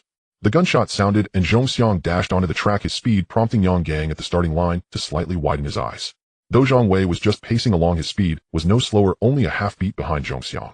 Zhongxiang's reaction time and running speed shocked Zhang Wei. Compared to the previous test, Zhongxiang's current reaction speed has exceeded his peak in the past. By the track, Chu Futian widened his eyes. Yang Coach's training methods are indeed suitable for Zhongxiang. In just 3 days, Zhongxiang's speed has noticeably improved. Watching Yang Gang with a resolute gaze and a calm expression, Chu Futian was filled with envy. Zhongxiang continued to accelerate, pushing his speed further. In less than 50 meters, his speed peaked. Zhongxiang shook off all complicated thoughts from his mind, leaving only the... After just 3 days of recovery training, Zhongxiang felt that his overall physical fitness had improved significantly. His arms felt powerful, and with each push-off it felt as if he could fly. It seemed that all the blood in his body revived at that moment. Every cell within him was filled with a joyful excitement. Zhongxiang's speed was naturally fast, and he was not aware if Zhang Wei had caught up. On their lane, Zhongxiang did not feel anyone closing in beside him. Puff, puff. The spikes of his shoes gripped the rubber track as the strength of his legs was fully unleashed, the dull sound echoing on the track. The finish line was in sight, and Zhongxiang did not slow down. This is not a formal competition, it's time to let loose when appropriate. However, especially now during this internal test, Zhongxiang also wanted to see how much his physical fitness had improved after 3 days of recovery. The finish line was just ahead. Zhongxiang leaned forward, and with great inertia, he dashed past the finish line, his pace difficult to halt immediately, as he continued to run for several meters. Standing on the bend, Zhongxiang looked at the timing board, 10 seconds 20. Though he had not returned to his peak, the results of 3 days of recovery training were already evident. Once Zhongxiang fully resumes training, he should achieve further breakthroughs in his results. Glancing at the timing board, Yang Gang did not look at Zhang Wei's results. The bright red numbers on the timing board relieved Yang Gang. Fortunately, the delay was not long, otherwise 10 seconds 20 is a decent result. There are still 2 months and 8 days, that should be enough time. Even if he cannot break the national record again, securing the championship at the Grand Prix should be no problem. Even if he cannot regain his peak, a score around 10 seconds 20 is something Zhongxiang can achieve at this stage in the country. Yang Gang is very confident in this. June 11, 2002, Chongqing. The first stop of the National Grand Prix took place in the mountain city of Chongqing. The stadium was packed with people, though not to full capacity. There were still quite a number of spectators. Especially on the 100-meter track, there were hundreds of people present. Before the match between Zhongxiang and Yang Gang began, they had already arrived at the stadium. The 100-meter race was scheduled for 8 o'clock in the evening. This was also why there were so many people coming to watch the competition. The domestic track and field Grand Prix is somewhat different from the international track and field Grand Prix, but they are generally similar. The domestic Grand Prix is divided into 4 stages, and only the top 2 in each event can advance to the next stage. The National Grand Prix offers a modest prize pool of 80,000 yuan. However, this amount is not given to the champion alone. The 80,000 yuan is shared among the champions of various events. For example, there are 4 stages of competition, and only those who win the championship in each stage are eligible to share the 80,000 yuan with the champions of the other events. Even if just one stage is lost, and the champion is not secured, one loses the qualification to share in the 8. Track and field competitions are divided into field events and track events, meaning that this 80,000 yuan is to be shared among many athletes who win championships in 4 stages. The domestic Grand Prix does not offer high rewards, and the standard of the events is relatively low. Generally, well-known athletes do not participate in the National Grand Prix. Compared to hundreds of thousands abroad, the domestic Grand Prix seems somewhat stingy, and the money athletes can take home is almost negligible. The domestic rewards are simply too few. This was Zhong Xiang's first official competition after months of training. He did not care about the prize money, nor did Yang Gang. The National Grand Prix is not of high standards, and winning the championship is an honor. What Zhong Xiang valued most was the slight growth in experience points that each championship could provide. I wonder if reaching 10 experience points will allow me to upgrade my sprinting skill. Even if not winning all 4 stages will still grant me 4 experience points. Zhong Xiang felt a surge of excitement in his heart and opened his attribute page. Name Zhong Xiang, age 16, occupation student, skills sprint beginner 10 seconds, curve sprint beginner 10 seconds, physical fitness 93, status 91, flexibility 18, strength 19, endurance 18, reaction 20, skill growth points 9, experience growth points 108. 2. After more than 2 months of training, all attributes have increased. Only endurance has not changed. Yang Gang's training plan allowed Zhong Xiang's physical qualities to improve evenly as shown in the attribute panel. In Yang Gang's words, only by balancing physical qualities can the most perfect speed be achieved. I didn't expect my reaction, which wasn't trained much, to increase a bit. It's the only attribute that has broken through to 20 at this stage. I wonder what changes will occur. Will my starting reaction be quicker? Or will my stride frequency be faster? Zhong Xiang did not use his experience growth points. At this stage, the domestic Grand Prix only faces domestic competitors, and Zhong Xiang is confident he can easily win. He wants to save those growth experience points to determine which attribute needs enhancement before investing in it. It's almost time to take the stage. Zhong Xiang warmed up his body. He reminded himself not to be nervous and to run at his own pace. This competition is mainly to test his results and see the outcome of his training. Yang Gang appeared quite relaxed while Zhong Xiang subtly rolled his eyes. Yang Gang always enjoyed being mysterious. During recent training sessions, Zhong Xiang had run a few tests without electronic timing. Yang Gang personally used a stopwatch, but he never revealed what times were achieved. Old Shen was like this, and so was Yang Gang, always leaving Zhong Xiang with an unclear understanding of his performance before. It seems that not many celebrities have appeared in this National Grand Prix. Zhong Xiang felt relaxed until Chuan Haijian burst onto the scene in 2003, running 10 seconds 20, later tying the national record at 10 seconds 17. However, at this moment, Chuan Haijian's performance had not yet peaked. At this stage, Zhong Xiang was undoubtedly the #1 sprinter in the country. After jogging around the stadium for a while, he did a few sprint runs and stretched his legs. Zhong Xiang spotted a few familiar faces: Wang Liang, Luo Jiasen, Shen Yunbao, and several athletes he had competed with during the national games, all warming up and moving their bodies. Zhong Xiang. Seeing Zhong Xiang, Shen Yunbao jogged over during warm-ups and said, "The national record holder also comes to participate in such a competition. Do we still have a chance?" Zhong Xiang was not very familiar with Shen Yunbao. They were both in the national team, but had different coaches, so they had little interaction. This was their first meeting after the national games. "I'm poor and came here to earn some money," Zhong Xiang said, candidly, appearing rather mercenary. Shen Yunbao was taken aback, not expecting Zhong Xiang to be so direct. He smiled and said, 80,000 yuan is yours. This year the competition in track and field is quite fierce, and it's hard for champions in other events to secure 4 overall wins. Only in the 100-meter event do you have no rivals. Chuan Haijian participated in the Wuhan and Wuxi stages. We are at an advantage, knowing that a freak like you is not participating in the 100 meters, but directly running the 200. We want to encounter you on the track in this Grand Prix. Wang Liang and Luo Jiasen, 2 familiar faces, also came over to Zhong Xiang. Who would believe you're poor? The prize money from 1 national games is quite substantial. Zhong Xiang, you still owe us a meal. Zhong Xiang felt helpless. I remember, I will treat you to a grand meal when I get the chance. Do you plan to break your own record again this time? Zhong Xiang's performance had been improving, and he should see progress from the training over the past few months. Shen Yunbao assumed Zhong Xiang had the strength to do so. Zhong Xiang rolled his eyes and looked at Shen Yunbao. Do you think you can just break a national record whenever you want? Shen Yunbao awkwardly smiled. Fortunately, I secured double insurance, this time participating in both the 100 and 200 meters. Shen Yunbao's 100-meter performance was quite good, but his main focus was on the 200 meters. In the following years, Shen Yunbao would continue to break his own records in the 200 meters and achieve considerable honors on the Asian international stage. However, Shen Yunbao still lacked a certain amount of confidence. Zhong Xiang, go for it. Standing on the track, the broadcast introduced Zhong Xiang and his past honors. On the spectator stands by the track, some audience members waved colorful flags and glow sticks, chanting in unison, break the record again, create history. Zhong Xiang, go for it. Zhong Xiang was slightly taken aback and waved to the spectators on the track, feeling somewhat moved. I didn't expect that I would have fans. The enthusiasm of the audience caught Zhong Xiang off guard. Although domestic sprinting was not thriving, there were still some harboring hopes for Chinese sprinting to achieve victory on the international stage. Strangely, Zhong Xiang felt an added pressure on his shoulders. Thank you for your cheers. Ooh, I will carry your dreams into the future and create history for the Chinese on the international stage. On your marks. The 8 athletes bent down feet on the starting blocks, taking a deep breath. At this moment, all 7 athletes couldn't help but glance at Zhong Xiang. This national 100 and 200 meter record holder brought them great pressure, making them inexplicably nervous. Set. They bent forward, eyes fixed ahead, focusing solely on the track on the finish line. After months without competition, the upcoming race filled Zhong Xiang with an inexplicable excitement. Bang! The starting gun went off, and Zhong Xiang reflexively exerted his legs, rising, lifting his head, leaning forward, and stepping onto the track.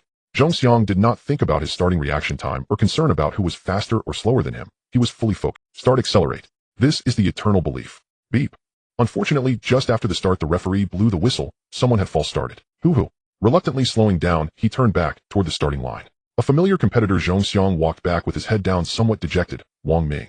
At the national games, Wang Ming and Zhong Xiang were in the same heat, with Zhong Xiang's lane right next to his. Zhong Xiang remembered Wang Ming, who was considerably faster than Luo Jiesin. Go for it.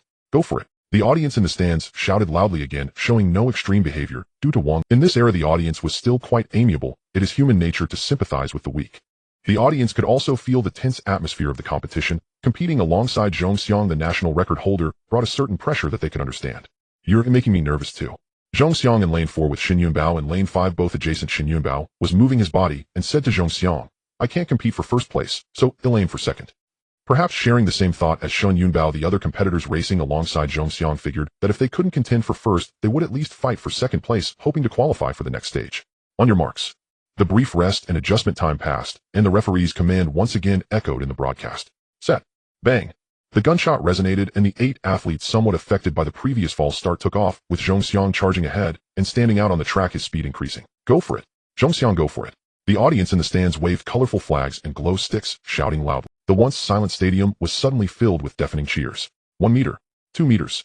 As Zhong Xiang passed the 50-meter mark, the gap between him and second place, Xin Yunbao, widened drastically, showcasing absolute speed, and the audience in the stands stood up, cheering louder. The sound of wind rushed past Zhong Xiang's ears. The cheers around him were not very distinct. 70 meters. Zhong Xiang still maintained the lead. 80 meters. His speed had reached its peak. 90 meters. The finish line was in sight, and he leaned forward to dash across. He instinctively looked at the timer. 10 seconds 18. Only 0.5 skill growth value.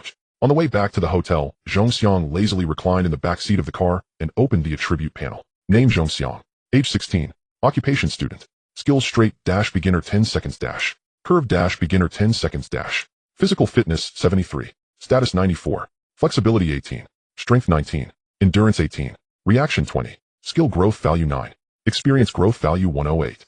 2N. This is ridiculous. The National Grand Prize competition, while not as prestigious as the national games, still holds national significance, and yet the skill growth value is only 0.5. Zhong Xiang questioned, but the system offered no explanation. He shook his head helplessly. So in future competitions that don't reach the level of the national games, will the skill growth value only be a fraction? If a competition of this caliber only yields 0.5 skill growth value, then provincial competitions must yield only 0.1 or 0.2. There are still 3 matches to go, and if I win every one, the total skill growth value will only be 11. If I can break the national record, I could earn 3 skill growth values, bringing the total to 14. I wonder if surpassing 10 skill growth values will upgrade my straight dash. What a loss. If I can break the national record today, and then do it again in Chaozhou, breaking the national records in all 4 meets would accumulate 12 skill growth values. Adding 2 skill growth values for winning all 4, I could surpass 23 skill growth values. But I've already hit my limit. I ran full out today and only managed 10 seconds 18. The attribute values have increased, yet my performance hasn't surpassed my previous limit. Zhong Xiang felt puzzled. His attributes were better than before, but the results hadn't changed. It seems that the increase in attributes doesn't lead to a noticeable change in performance. Zhong Xiang opened his eyes and looked at Yang Gang. Yang Gang appeared fatigued as well. He hadn't missed any meetings since arriving in the mountain city. Throughout, he remained indifferent. Zhong Xiang's time of 10 seconds 18 didn't seem to invoke any dissatisfaction or joy from Yang Gang, just a neutral reaction. Coach. Zhong Xiang pondered slightly. I feel like my body has recovered to its peak even stronger than before. I gave my all in this competition, yet my results are still below what I achieved before. What's going on? Yang Gang lifted his eyelids and answered without hesitation. You were in competition mode before. Whether it was the intensity of your focus or the brief muscle memory, both allowed you to tap into your full physical potential and maintain a peak state. Now you haven't competed for a long time, and you haven't fully regained that state. Yang Gang thought for a moment and continued, this is also why top athletes constantly participate in competitions. Often it's not just about winning, but also about acclimatizing the body to competition and maintaining a certain condition. Don't worry, with your current state, it won't be hard to find that feeling again, and you lack strong opponents. Zhongxiang contemplated and felt somewhat relieved. Yang Gang's analysis made sense. Despite the excitement of this competition, it didn't compare to the feeling he had during the national games. The lack of strong opponents might be a reason. Without competition, there's no pressure, making it difficult to feel tense. Like Shin Yunbao, who might seem like a rival to Zhongxiang, he was not viewed as a threat. This time Zhongxiang ran 10 seconds 18, while Shin Yunbao only managed 10 seconds 56, a difference of 0.37 seconds, a nearly 3 to 4 meters apart. They were no longer on the same level, making it hard to stimulate Zhongxiang's potential. Upon returning to the hotel and resting for a day, Yang Gang took Zhongxiang on a flight to Chaozhou. The second stage of the National Grand Prize competition was in Chaozhou. As they entered, a humid heat hit Zhongxiang, making him feel slightly uncomfortable. The weather here is truly hot. Compared to the north, the south enjoys more sunlight and is even hotter. Zhongxiang, a typical northerner, found this humid heat quite uncomfortable. I've arranged a sports arena, and we have 7 days until the Chaozhou event begins. During these 7 days, you need to adapt to the local environment and aim for consistent performance. Yang Gang smiled slightly, still showing no signs of nervousness. When it's time for your competition, I have an important meeting. You can compete on your own. Zhongxiang was taken aback. The coach wasn't accompanying him. In this match, there are no outstanding competitors, only Shin Yunbao as your old rival, and most others are newcomers. Soon they arrived at the hotel, had a brief rest and meal, and Yang Gang took Zhongxiang to a sports stadium. Compared to the city center of Chaozhou, this stadium was quite remote, located in the southern suburbs. The stadium seemed to have been neglected for a long time, with no competitions held, and a layer of dust covered the seats. Even the track was dust-laden. Though secluded, the only advantage was that Zhongxiang had the entire stadium to himself. Alright, you can do your adaptive training here while I attend a meeting. After arriving at the stadium, Yang Gang left directly, leaving Zhongxiang speechless. Old Yang, you really have too much faith in my performance. Days passed quickly, and at Chaozhou, Zhongxiang arrived alone at the central stadium. He encountered a few familiar faces, notably Shin Yunbao and Wang Liang. Luo Jiasen placed third in the mountain city and missed this competition. The 100-meter event was scheduled for the evening again, and when Zhongxiang stood on the track, the audience erupted in cheers. You're now quite a celebrity in the country. I wonder if anyone picked you up at the airport or asked for your autograph. Shin Yunbao joked. Your fame is rising, and once you break the national record again, advertisers will seek you out for endorsement. Zhongxiang merely rolled his eyes. After the national games, Elder Chun was hospitalized, and Director Luo, not being Zhongxiang's direct coach, had indeed mentioned advertising opportunities. However, they were mostly for less-known products. For instance, fertility clinics, or some liquor or medicine company. Thinking back, Zhongxiang felt a headache. The association with infertility, not being famous on the international stage, let's forget it. If it were some big brands, perhaps I would consider it. Zhongxiang had his own principles, endorsements. Zhongxiang was confident that he would become an international athletic champion in a few years and gain fame on the global stage. By then, these small advertisers would be getting a bargain, unnecessarily diminishing his value. Positions ready. The starter began issuing commands, and Shin Yunbao's expression became serious. Competing against the national record holder Zhongxiang, he had to take it seriously. Zhongxiang warmed up a bit, bent down, and placed his feet on the starting blocks. Ready. Zhongxiang raised his head and instinctively looked towards the finish line. Bang! The gunshot rang out, and Zhongxiang surged forward like a tiger breaking free from its cage. This monster. Zhongxiang's terrifying reaction speed startled Shin Yunbao. This reaction speed must be under 0. Zhongxiang usually struggled to hit his peak speed in the first half of the race. Yet even so, Shin Yunbao felt the gap between them widening. The difference between us is growing larger. Suddenly a strange thought popped into Shin Yunbao's mind. I wonder how many meters this monster will pull ahead. 3 meters or 4. As Zhongxiang took off, his terrifying speed left Shin Yunbao in despair. With such a monster in the country, I'll struggle to make my presence felt on the 100-meter track. Perhaps I should switch to the 200 or 400 meters. Zhongxiang was unaware of Shin Yunbao's thoughts. He was fully focused on wanting to break the national record again. Zhongxiang's heavy breathing and the wind in his ears drowned out the cheers from the audience. He could only vaguely hear his name, and his vision was filled with blurred shapes, with his sole focus on the finish line. 10 meters. 5 meters. Cross the line. Looking at the timer, it froze at 10 seconds 16. Oh! The audience erupted in cheers as he matched the national record, and Zhongxiang secured the championship for the second. However, Zhongxiang was not entirely satisfied and felt a deep regret. I didn't break the national record. Skill growth value 0.5. What upset Zhongxiang even more was that the skill growth value reached 10, yet straight dash remained hard to upgrade. I've given it my all, yet my results haven't improved. In the next stage, I must break the national record. For more glory and more skill growth values, I'll give it my all.